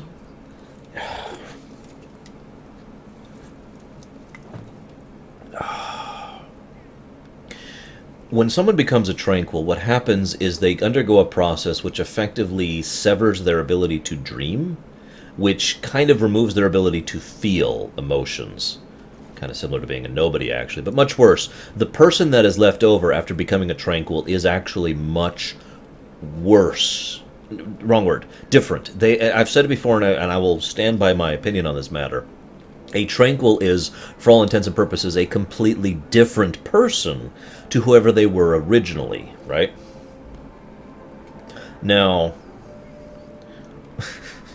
and yeah, they are basically a husk, for all intents and purposes. That's an interesting question, Scoble. I do agree that the Thieves Guild in Skyrim was pretty well done, and the actual thieving was interesting, but I personally enjoyed the Oblivion one a little bit more, probably because of the grandness and difficulty involved in the actual main quest. That's just my opinion. Moving on. And yeah, I was actually about to get to that, Fenrir. Okay, you are basically a completely new person, and you are basically used, again, the Borg analogy kind of keeps going here, as a tool. Not a resource. A tool. You are now a machine that they use in order to make money for the Circle. You are an enchanting machine now that you are a Tranquil. You do mundane, basic, slow labor that takes absolutely forever to do because you don't mind. You are less than a slave. It's like the equivalent of setting up an automated batch file on a computer to run overnight, except you're doing that to a person. Go do this same repetitive task for the next 12 hours. Bye. And the Tranquil doesn't mind. We'll talk about this in a bit here. We'll talk to someone who is a Tranquil. I'm getting that at Tomb Raid. Don't forget. Don't stress. The Tranquils, if you talk to them, they say they have no problems being a Tranquil. They have no difficulty in being a Tranquil. Everything is fine with the way they are. Why would they have any, why would they dislike being like this? And then we add the thing that Maraid mentioned that I was leading up to. Someone who actually is tranquilized is still in there, still cognizant, still aware, and again, the Borg analogy comes in, because if you are Borgified, the real you, the original you, is still in the back there, watching all the things that the Borg you is doing. Actually, in the books, I could be mistaken about this, but correct me if I'm wrong, you can actually reverse tranquility. Tranquility also can be temporarily reversed. One thing I will give Dragon Age 2 huge props to is that one horrible, horrible scene where it's reversed for a little bit of time, and the real person who is underneath, he comes out, it's like, oh my god, and then he goes back to being a Tranquil. That was one of the most horrifying things in the entire game to me. And you watch your mother get sewn onto an abomination corpse, a Frankenstein's monster corpse, and I still found that Tranquil thing to be even worse. Life is comfortably empty. Oh. Now, the important distinction, and Yachiman just said it, is that becoming a Tranquil means you lack the ability to access the source of magic, aka whatever is past the Fade, assuming there is anything past the Fade. We don't actually know. The general theory is that there's the Fade, and then like at the center of the Fade is the Black City or the Golden City or whatever, and that's where magic comes from, and so you access it like this, right? They chop that off, and you become that. And what Skystrike points out is actually very true. There are plenty of people who become Tranquils who are like, don't want to become abominations, and yet, as Lava points out, that itself is a fallacy. You are still vulnerable. You are still weak to the possibility of becoming possessed because of what we see in the tower. It's still something that can happen. It's not actually a safety feature. It probably makes it less dangerous. It's just... oh my god. I'm sorry, it's hard for me to wrap my mind around this because tranquility is one of the most horrible things that exists in this setting, in my opinion. In my opinion, of course.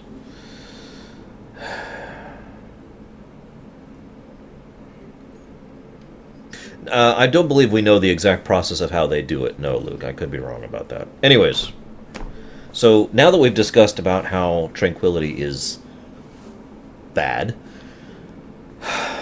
let's talk about the Circle, right? Now, the Circle is a specific group of mages here in Ferelden. That's their tower. And when I say the Circle is, in every functional way, think of it like a feudal system. They are one of the feudal lord. No, they're like one of the local lords of who has like a small town. You know, a mayor, basically, kind of a position, and all of their material, all their personnel, all their individuals, all of that is owed up to their lord who actually runs their particular chunk of land, and that would be the Chantry in this case. They are fully vassals of the Chantry and fully under the control of the Chantry. And it's also worth noting that the Templars have such a strong presence here in the Circle, here in this tower, and anywhere that the mages are, that they control them to the point of near absolution. See you around, Fullbeard. Hope to see you when we do more for the next several weeks. Yeah, lyrium isn't really saying much. Anyways, would you rather become a broodmother or tranquil? God. I don't want to think about that. That's my answer to that. Now, the other thing to keep in mind, though, there, again, even though I disagree with the extremity of how far the Templars take their absolute control over the mages, that extremity exists because of escalation. For those of you who don't understand the concept, this has actually happened in real life over and over again. Let's say that people have freedom, and let's say one person, because it only takes one, decides to abuse that freedom and commit a crime. They do something wrong. They do something bad. So now a law is drafted to prevent that from happening. Well, then people do other things that are wrong, which causes more laws to be drafted. And then other people do more things wrong, which causes the people enforcing the law to up the severity of their punishments, and then the severity of their equipment. And then they get worse and worse and worse because both sides keep escalating the situation. Escalation is a natural and, in my opinion, unavoidable byproduct of society. What we see here is a process that's been going on for centuries at least. The process of escalate, well, okay, maybe that's an exaggeration, but it's been going on for quite a while. The escalation between the Templars and the mages. Because all it takes is one mage, willingly or otherwise, going nuts to make the Templars crack down more. And more. And more. Until it gets to the point where they're controlling every aspect of the mage's life. In all honesty, I feel like we have reached the full pinnacle of that escalation pretty much right about the time Dragon Age 2 is happening. You know, after the events of Dragon Age Origins. And yeah, that is true in real life, too. It's like Halberd just mentions. The Khun... We'll talk about the Khun and their approach to magic later, but the Khun have an even, believe it or not, an even more extreme approach to magic. And I think I'm just going to leave it at that. They don't tranquil their mages, they do something really extreme. Mages in the Khun are basically literally resources of the state and have no individual rights or privileges, and they have to do exactly what they're told in all circumstances, otherwise they will hunt them down and kill them to an extreme, excessive degree. The Kunari will go after you full tilt, sending way more people than you are worth, because they believe that is the right thing to do, because they believe magic is incredibly dangerous. The zealotry on display of the Kunari, with if regards to nothing else but regarding the magic, is insane. Yeah, book spoilers are okay. All spoilers are okay. It's a Dragon Age lore run. Just don't spoil Inquisition. That's all I ask, because, you know.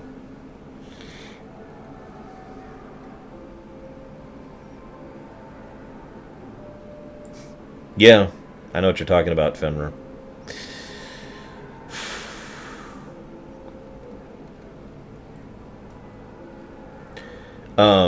I guess that is true, Raskor, but I just think the way they deal with the mages is particularly extreme, just my opinion.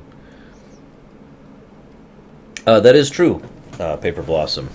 But as I just mentioned, and as this quest we're about to do will show, it does not make you immune to possession, just less desirable.